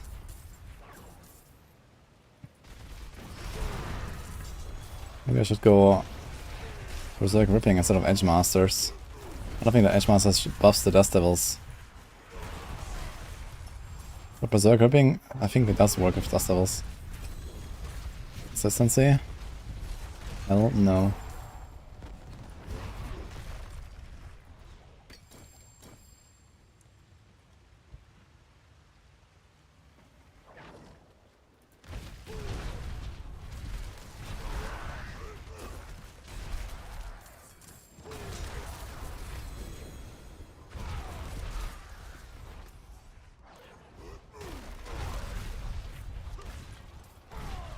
Uh-oh. And what's that, for good?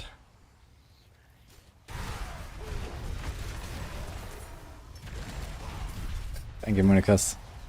Very, thoughtful. My viewers taking care of me. Sometimes chat gives back. About the expansion.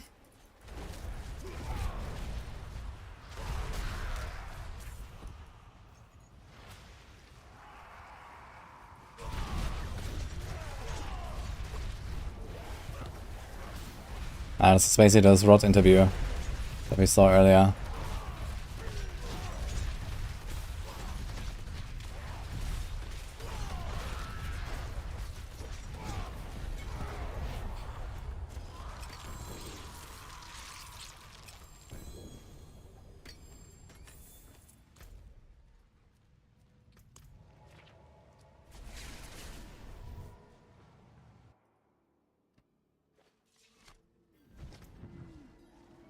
How can I help?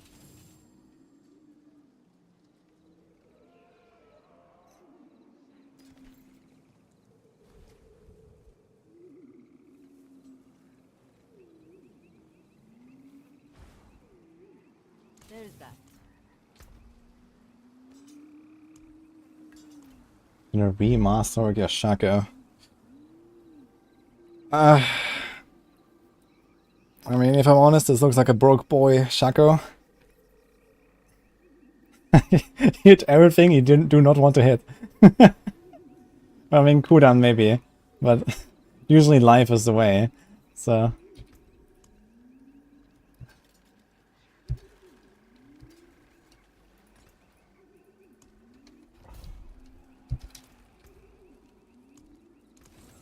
A good business and fortune to you.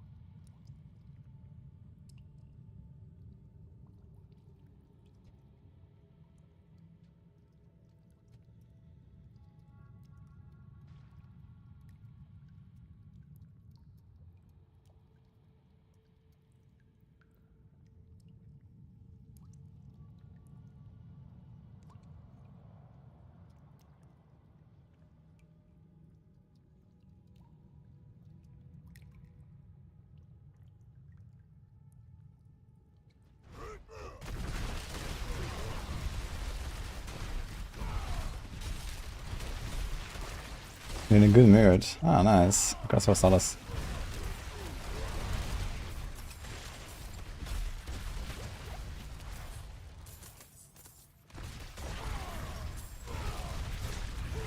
Not sure why it puts you in a good mood. I think if I went outside and I saw a night sky with no stars, I would be very worried about the end of time or something being upon us.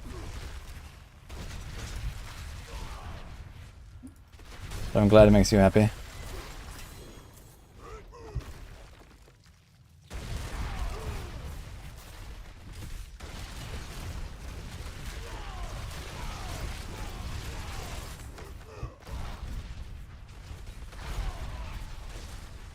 Why does the Blizzard guide not put points in Blizzard? Because the damage comes from the ice spikes spawned by Blizzard, not the skill itself.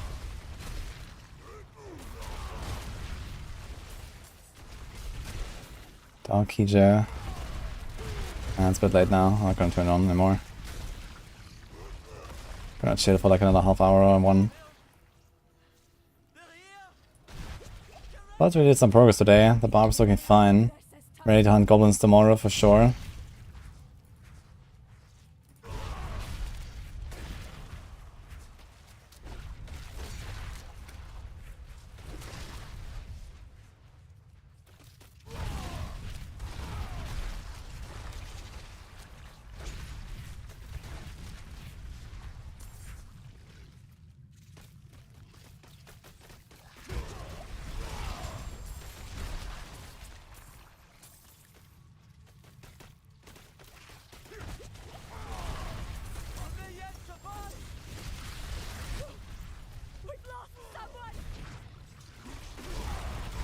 Oh no, don't die. Last dude. I need to keep these exploding dudes away. Oh. No.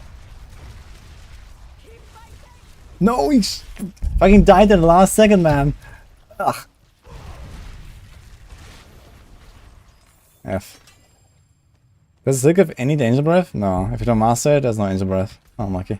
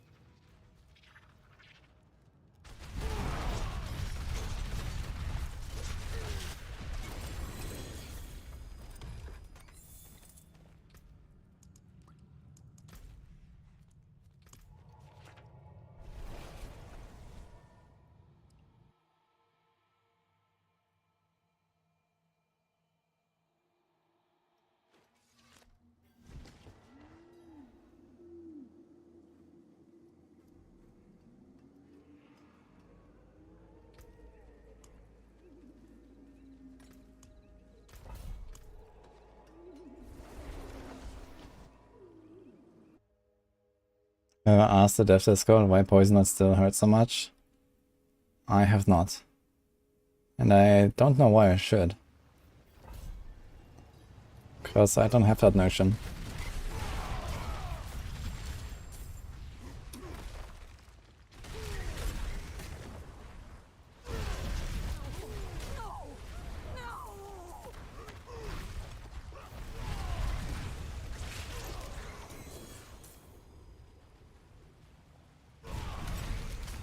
Don't see anything that chills in a Heartseeker build. It's the tempers on armor pieces that can have chance to freeze. This is how you activate Frigid Finesse for every single rogue build. Because Frigid Finesse is OP and the rogues need it.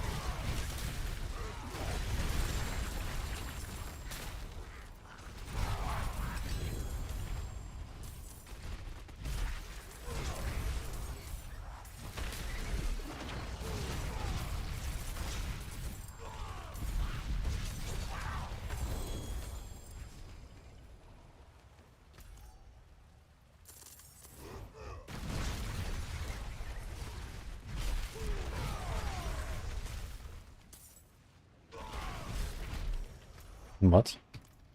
Missed one little thing down there.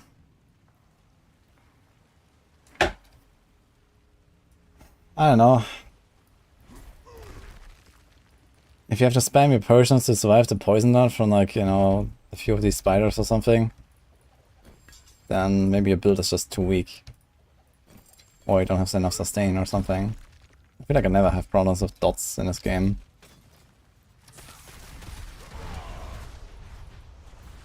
And I think his dots kind of have to hurt in order to be any kind of threatening.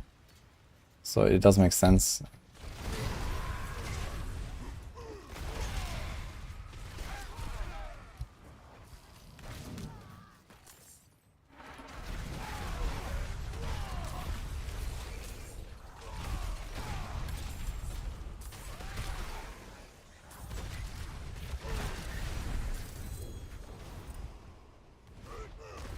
What's more important? Vision or exploits?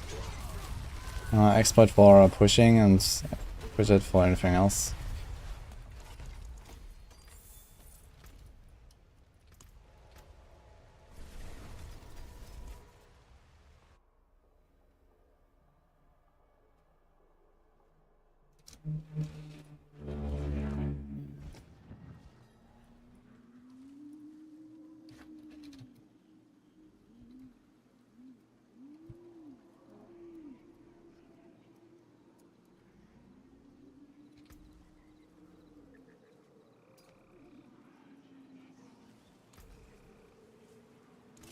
Don't ruin all that work.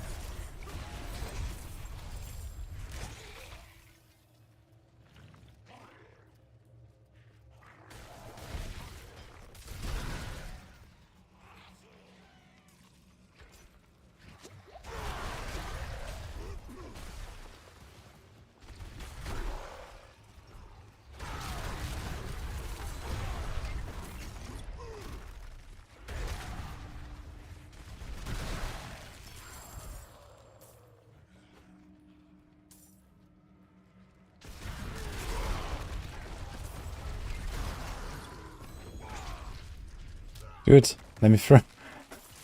I got properly walled in and couldn't make it out.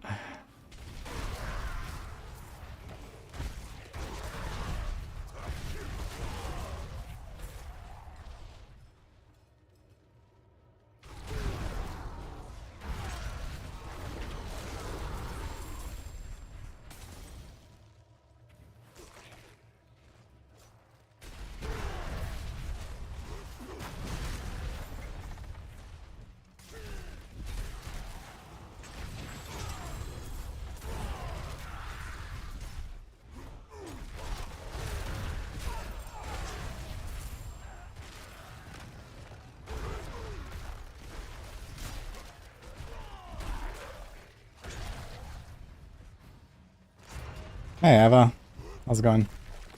Oh, pretty good. I took it from like a piece of garbage from the speedrun yesterday that had 11 normal gems socketed and like level 800 something weapons to actually kind of working now. That's cool. Starting my glyphs. I had like one glyph at 15 and the rest was 1 and 2. So it actually works. Getting ready to make a Goblin Slayer Barb here for tomorrow. We want to do some Goblin action. And see how crazy that will be. Still somehow get some res though. I've only 61, 61. I guess it's okay for now.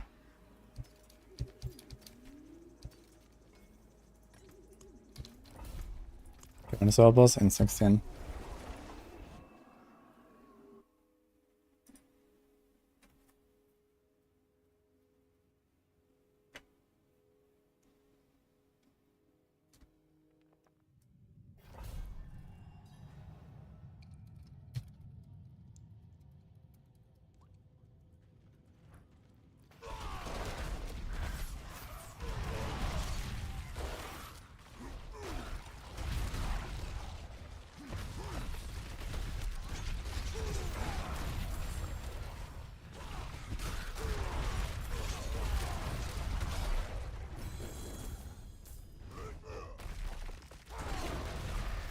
Nice, Saber.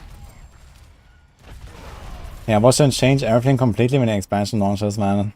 You can do all this testing again. It's gonna be wonderful. Are you hyped?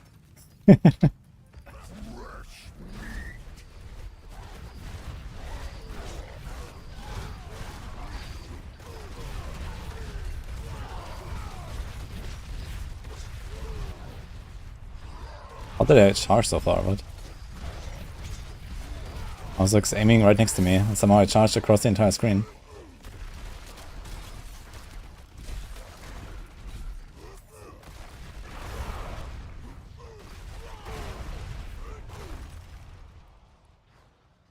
Don't rogue it for 50 to 100? Gosh. Or Heartseeker if you have the stuff for it already. Also works pretty well.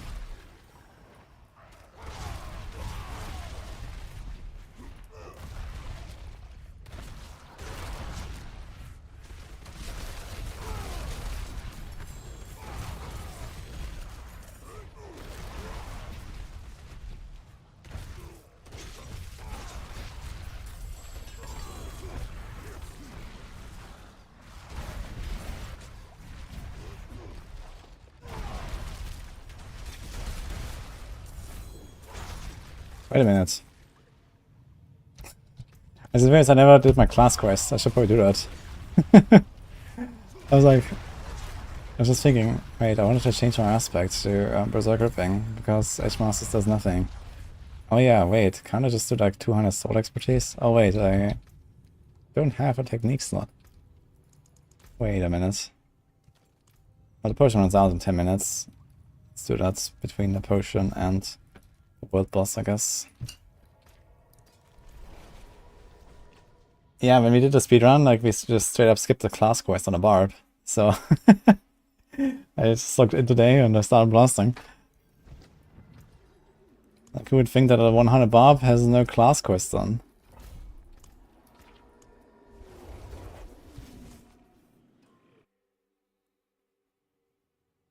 Is there someone linked for this build? Max roll, double swing. I did make a planner now. But that should be kind of close.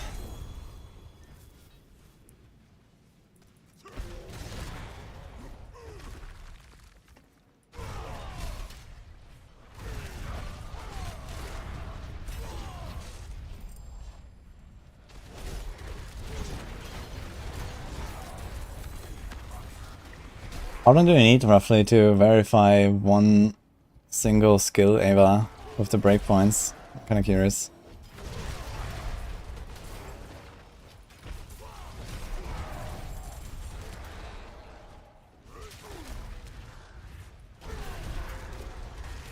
Yeah, you have to have a rogue era. Usually by around level 70 or 80 or so you have all the recipes. It's not too bad. You can do that in like, a few hours or something. Especially if you have already like, materials and temperers.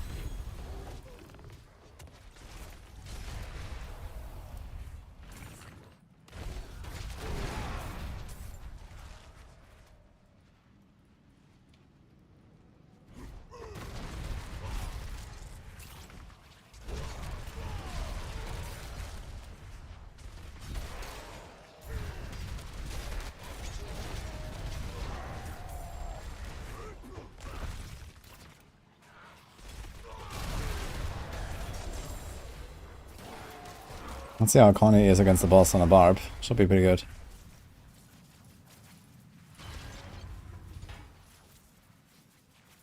Set up berserking. Okay.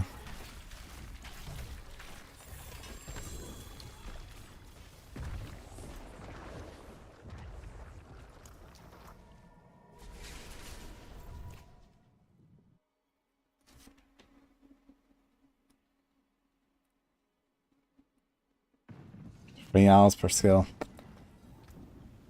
I mean, the advantage is there's a limited amount of skills in this game.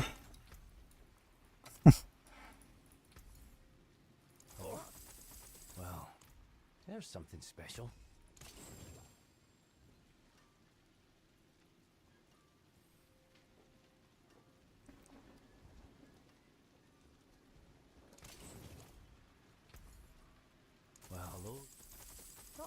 Hello, shining. Not shame that. Finished, are you?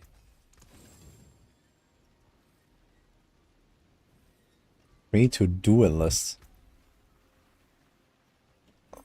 That's 9% attack speed. Okay. Why is my character randomly running to the bottom? What? Okay.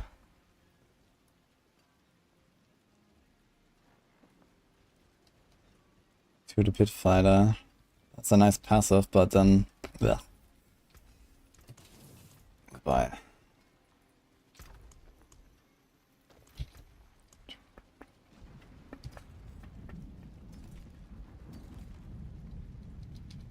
Scar Cavern.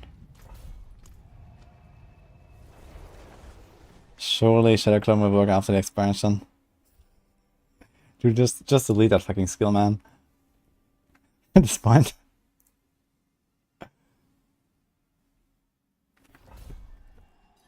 Would there be any bad reason for rolling free chance on any piece of gear? Yes. Reason is you want to stagger bosses to benefit from all of your CC effects as well, and you stagger bosses much quicker when you combine different crowd controls and not just spam the same one.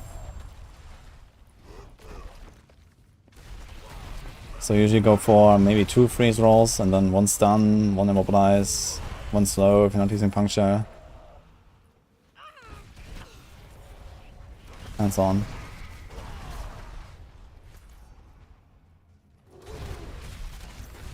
Reach Shrine and a Cursed Chest. Now that is an interesting combo. Let's go.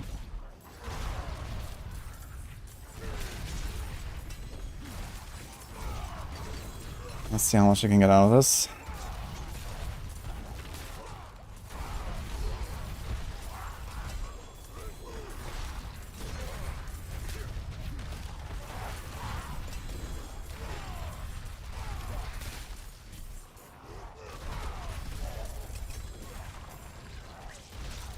Okay, 4. Not terrible.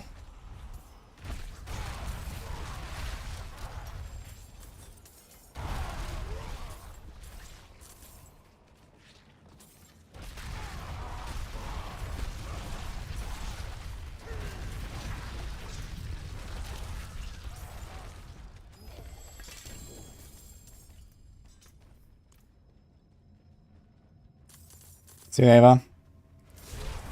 Thanks for hanging out.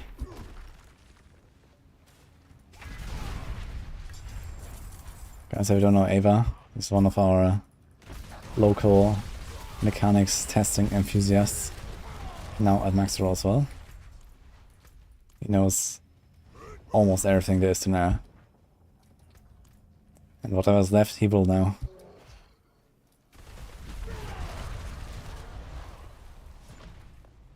For he is omniscient.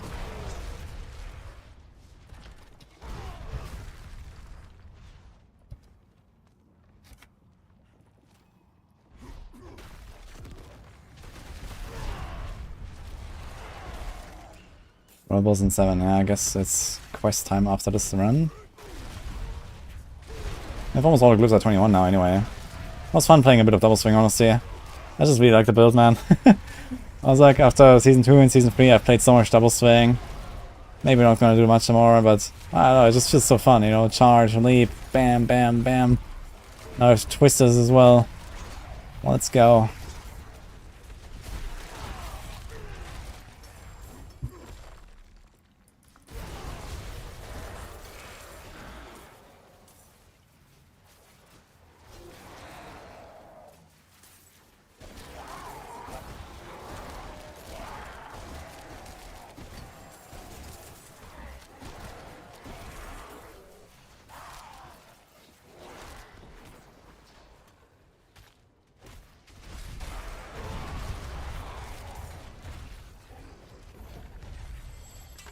Can we do the quest in like 5 minutes?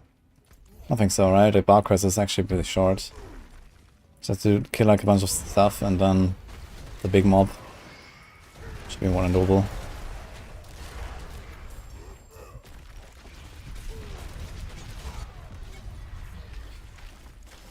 Okay, Figler's at 21, 2 at 15. It's looking fine here.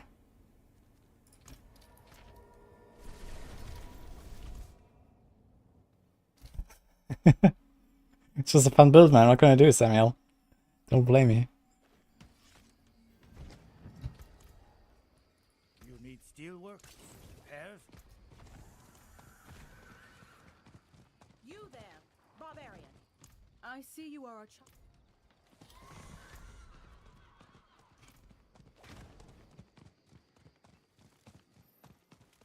New rogue, unique affix, Shadow Clone works. We have Grasp of Shadows already for that. Went really well. Do you?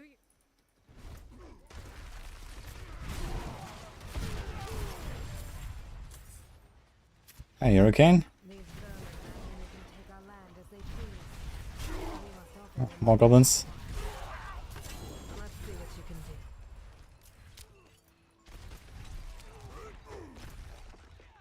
Wild ground, let's go. Another goblin. Let's go. More stuff here. I'm just trying to do my quest.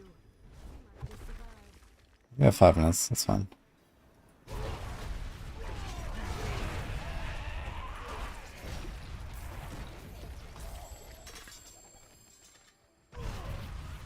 It's funny, I go on a horse and twisters. Like what?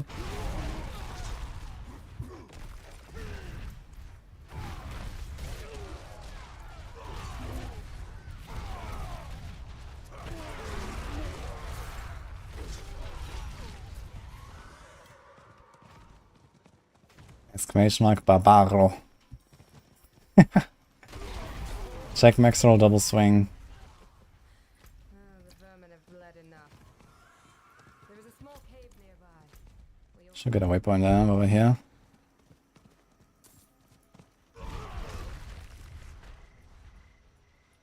Ah, I know why I get these twisters when I mount up or something, because it counts as a skill and then it triggers Yen's blessing. Wait, for real?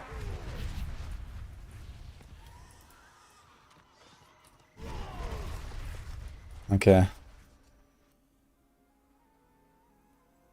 Yeah, I didn't do the class quest during this. This was a speedrun character for the group speedrun yesterday, so I didn't do the class quests on the Barbs.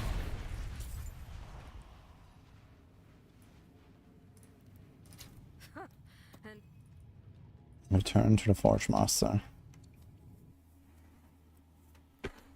Barb is super squishy. Step 1, cap your armor to 9230. Step 2, cap your resistances to 70. Step 3, roll some life on your gear. Step 4, temper imposing presence everywhere. Step 5, question mark, question mark, question mark. Step 6, profit.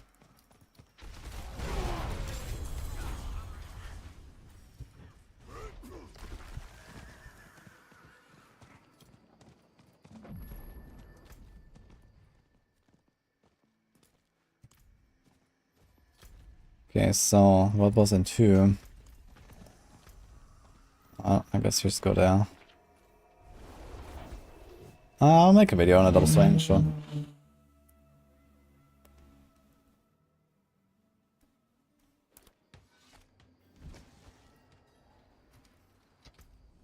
What was errors? Lots of goblins.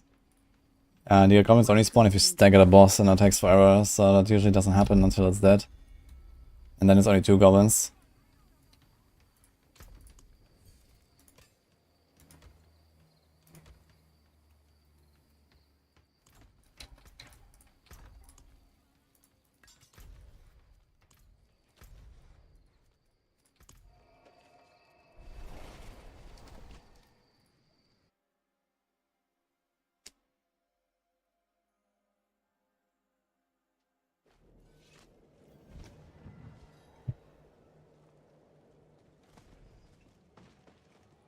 I guess.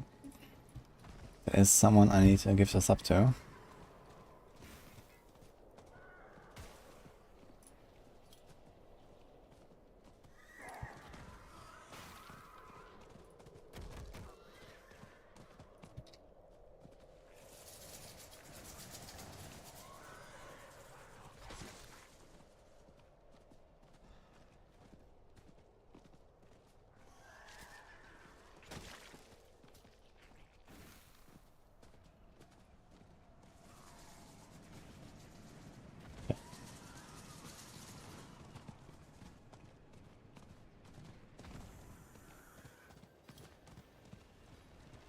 one of our winners from the events.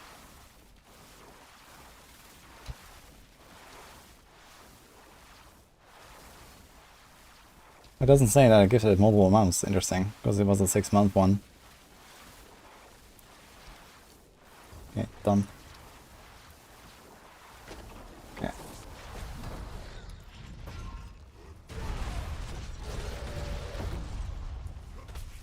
Wait, who's blasting this so hard? The bash bars might not. Yeah. Well, 94. Okay, they're pumping. Oh, triple amulet. What? Yo. Any predictions? Till our roads cross again.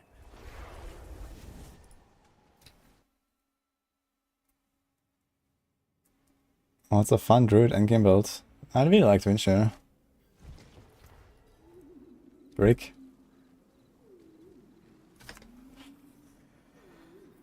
I mean, okay. Greater cooldown is nice. Strength is not terrible. It's not bad. Not bad. The life rate is kind of useless. I need to reroll that. But it's usable. Thorns. True, it should be pretty good for Thorns actually, right? They probably want the strength and the cooldown.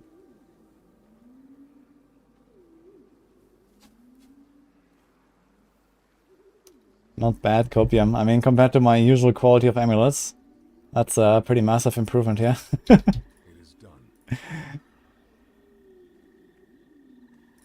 Could take more amulets.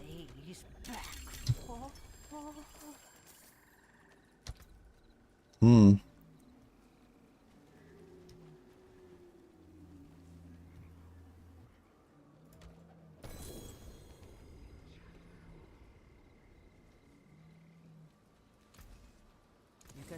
Yeah, save that I suppose. Could be big.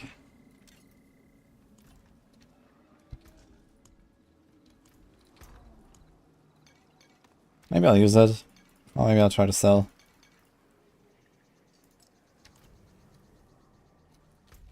Would I want cooldown strength on like a bash barb?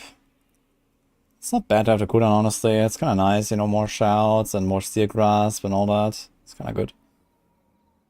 So why not? If I get Wallop on that... Ah, wait, I can't roll Wallop. Could do like, I don't know, counter offensive or something. So there's like some options, I guess.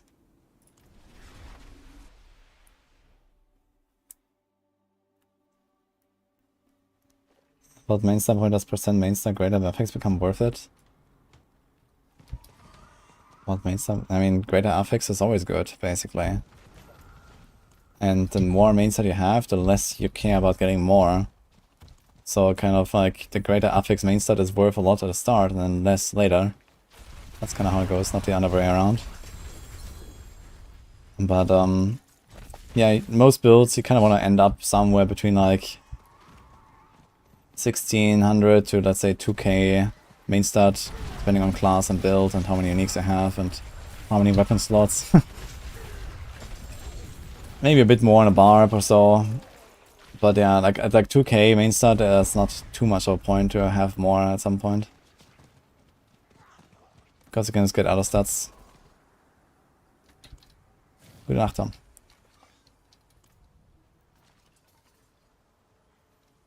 Why the items on the Diablo trade are crazy expensive all of a sudden. It's just inflation. You know, the bots keep grinding. People keep RNTing.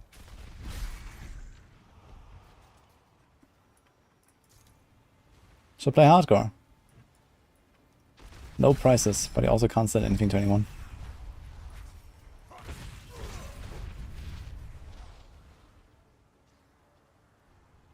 You got a ring of free greater, attack speed, lucky hit, and damage is good for rogue. Yeah, that is like a perfect ring for, well, at least 2 builds, I guess. Poison Barrage, Andy. I mean, attack speed, lucky hit is also great for like Heartseeker, for example.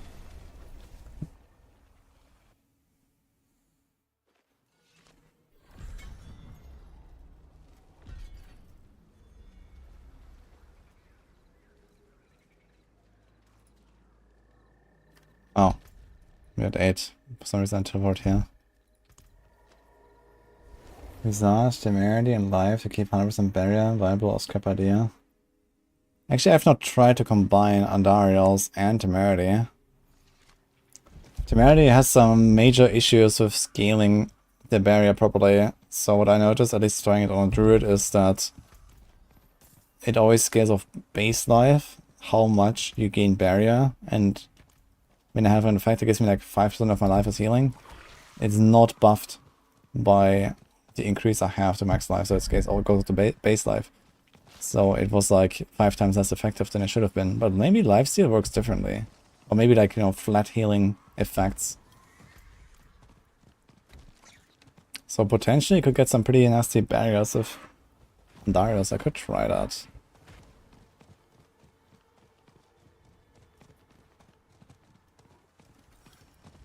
Problem is I need to have armor on my chest then, so I can't really do it easily on my current rogue build. But just for science, I'd like to see if that works that way. I can do it on the target dummy.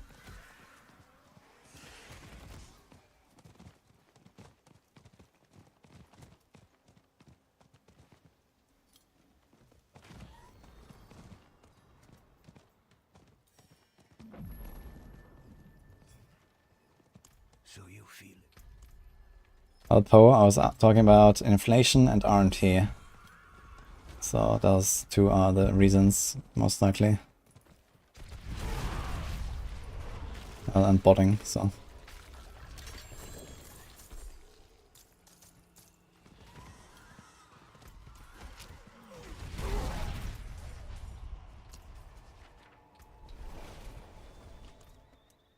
I still have the poison bit for rogue.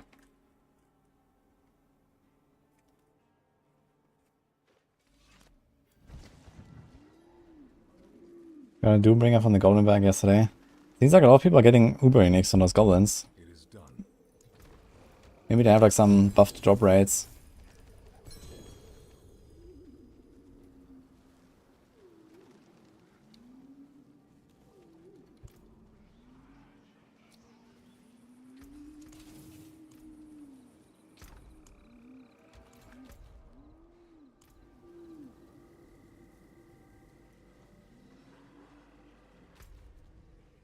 So do we do more?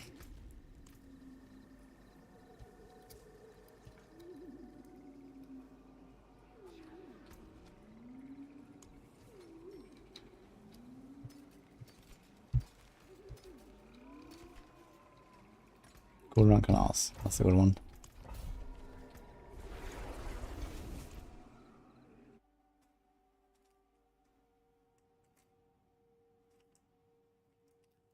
Best method of gold farming is whispers. But I mean, if you're trying to buy stuff on the softcore economy with the gold you farm from whispers, I have bad news for you. But if you just want to use it for your own purposes, yeah, it kind of works.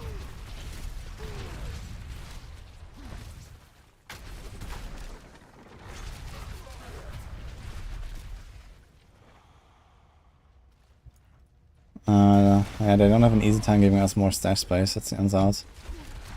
Because spaghetti code.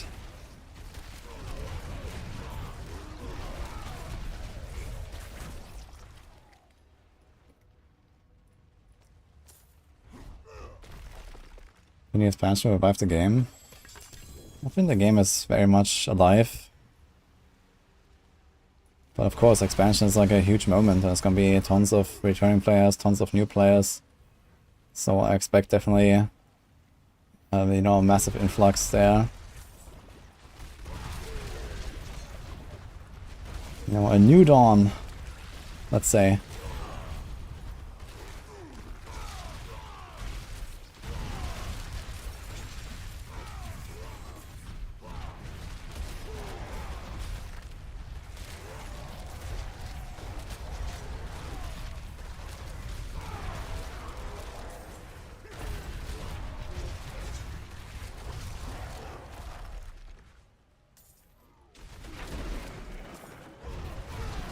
Hello.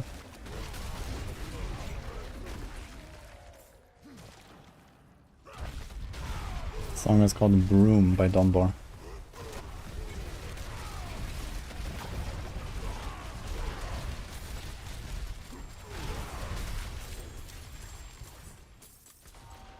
Oh, now we wait a minute and collect our Angel Breath. Run down, collect our other Angel Breath. Interesting dungeon here right now.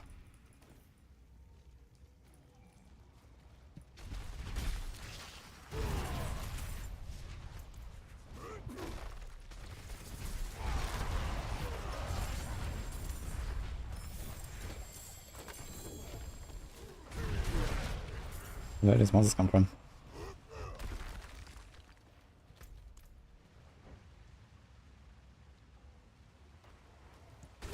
I did play the Viking Stone Wolf stuff. That was maybe around 2 weeks ago or so. It was kind of okay, but I think ultimately I want to stick to a full Lightning Storm build. So I might want to redo that. It was a kind of interesting playstyle, but with the cooldown nerfs, like you can't spam the wolves as often and they don't do that much damage. I felt like they were not really powerful enough to really warrant them in the build.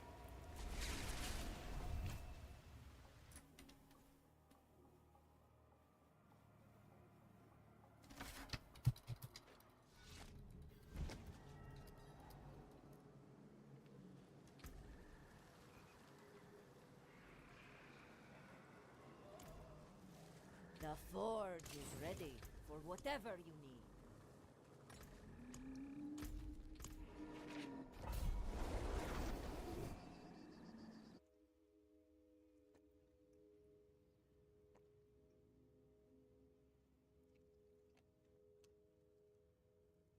Here's my puncture, poison, and anti-rogue. The pestilent points aspect. And use that to trigger Eldritch Bounty with a 20% extra damage. It's like one version of it.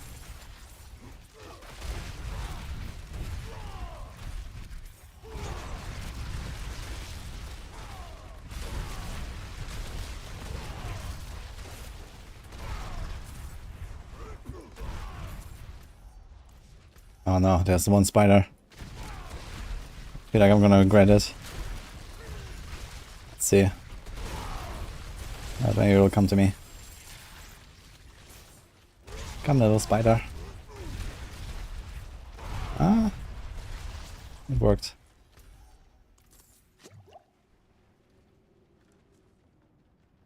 Is Legion worth doing late game? Nah, not really, I believe. Maybe Angel Breath? I guess you get 30 Angel Breath as well, from 10 from each chest? I'm not sure.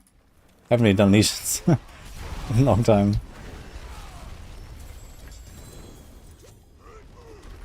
Greed Shrine, that's a good dungeon for it.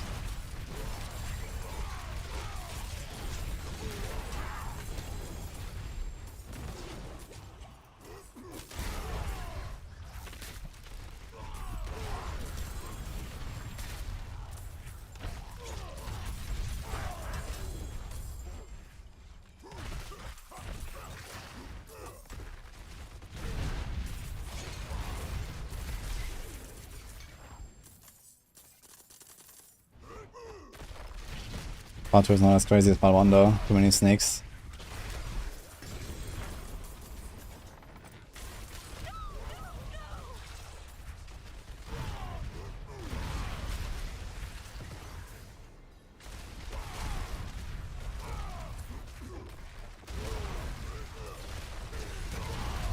Okay, no Angel Weapon Legions makes it kinda like, I don't wanna go there.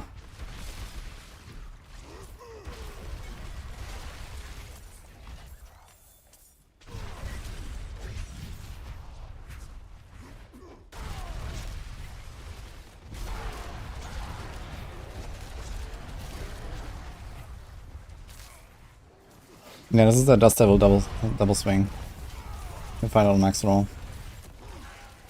It's very nice. I really like double swing in general. Played a lot of it in the previous seasons.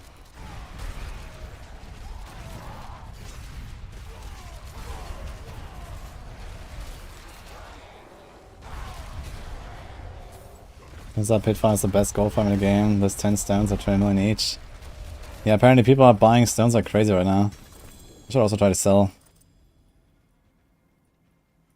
But on hardcore, I'm not sure how many people will buy. I've been doing so much pit, and I'll do more pit, so...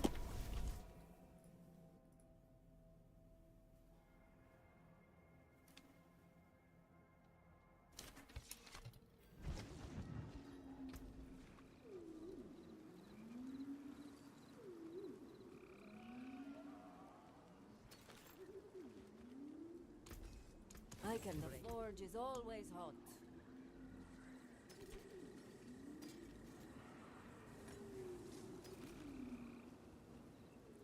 Within 3.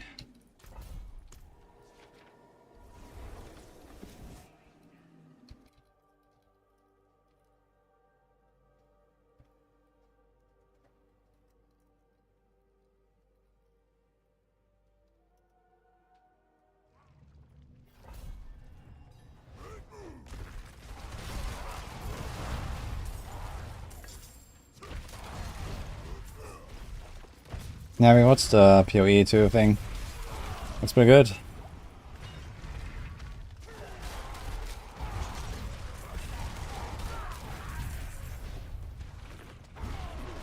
We trying?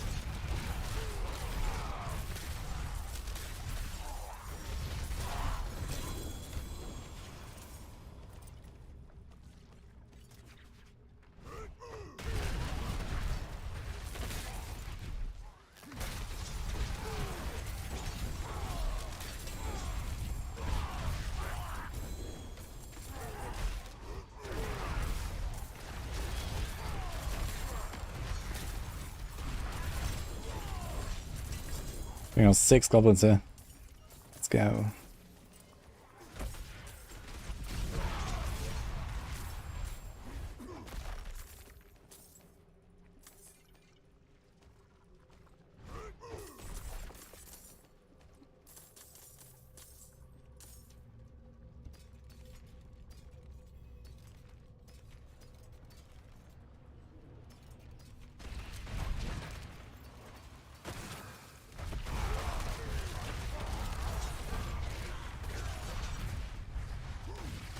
Why does this guy have a skull on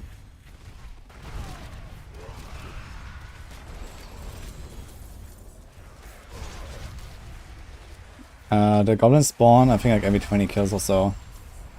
So it doesn't matter like how big the target is or anything. Just, you know, if you have like spiders, it's like the best. You can spawn like 10 goblins or something, it's crazy.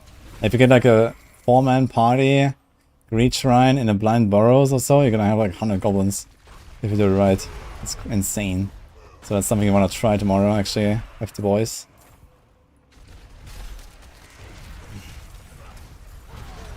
Goblin Hunter build. It's gonna do some like tier 50s dungeons or so. Where everyone just one-shots everything and it's gonna be great.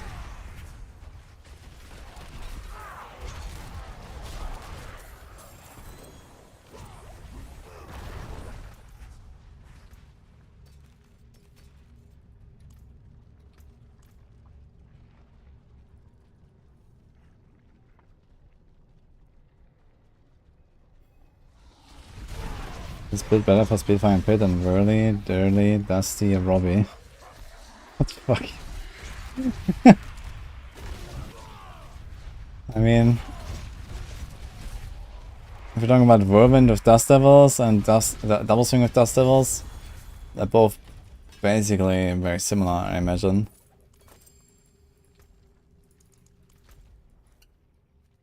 Because they all have this, they both have the same mechanics basically with Dust Devils and you just spawn as many as possible of them with the shouts and that's basically it. So there's not a massive difference, so I'm not sure which one will win there.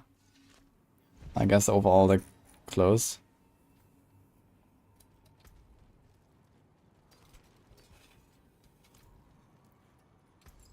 Another time then. Father bless. What do you need?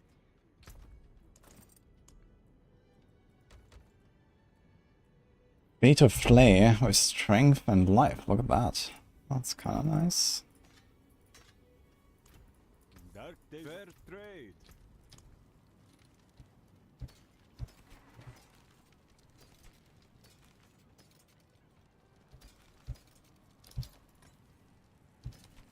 Ugh.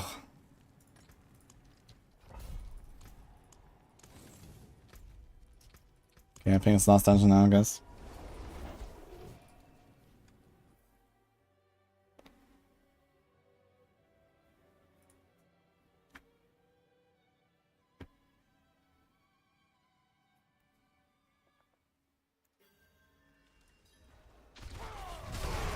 Okay, actually.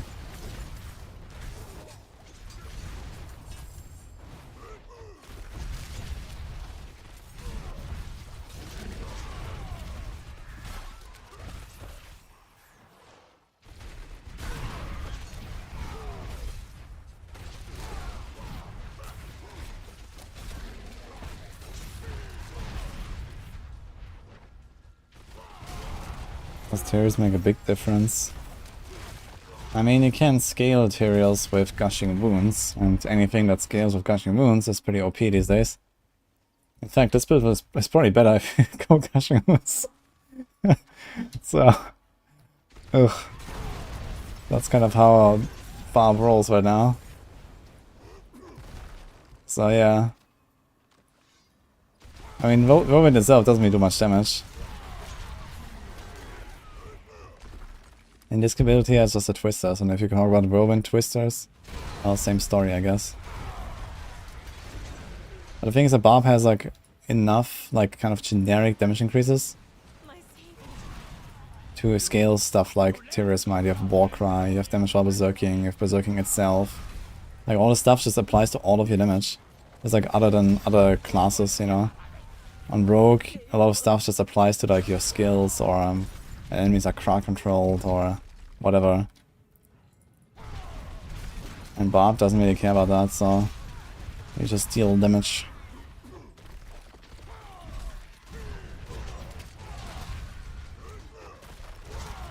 See you, Josh.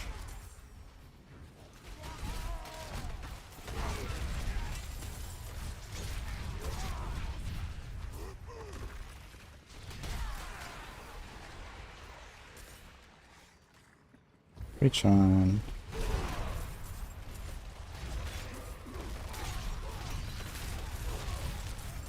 Seems like it has like some random block counter. Sometimes I get like 2 goblins right in a row. It's a bit surprising.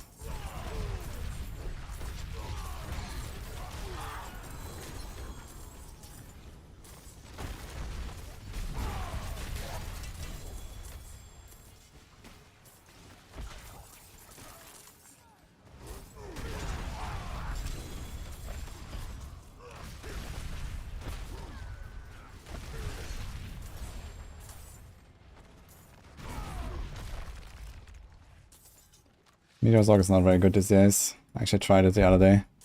I was not impressed.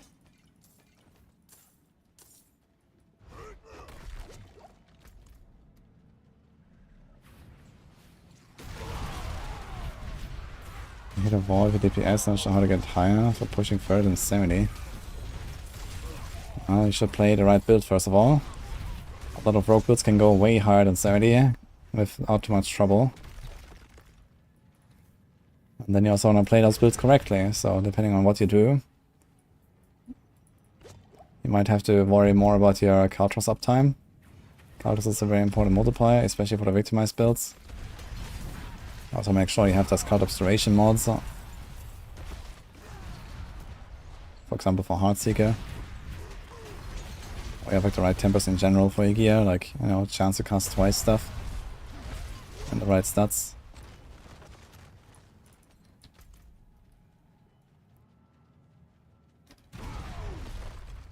Can you have 100% lucky hit chance? Well, Shadow Step has that by default.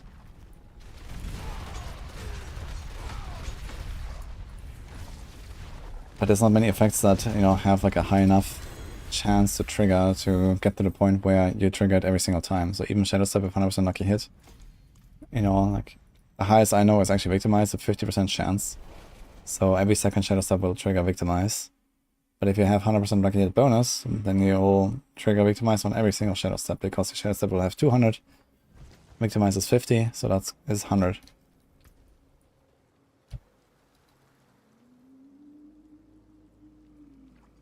But yeah, there's like some rare circumstances where that works.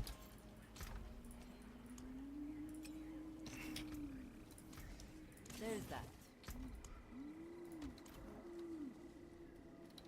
Okay. I'm going, guys. Hope you enjoy the stream. I got some videos to record.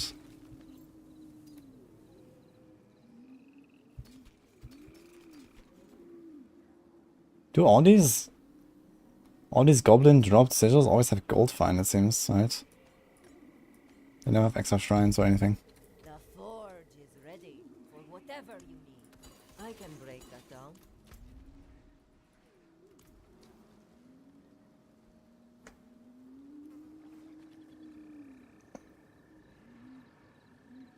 Maybe try to restart or something, Tal?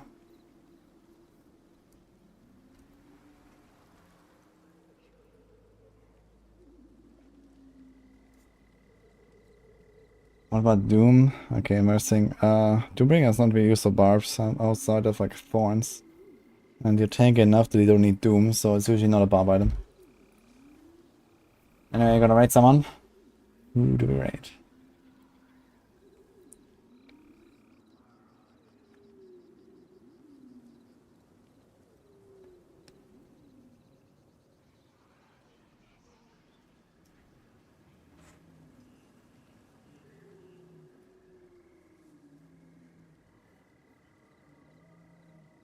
Right, Io Elena. How about that?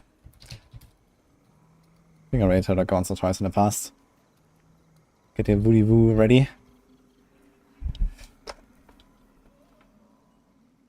And I'll see you guys tomorrow.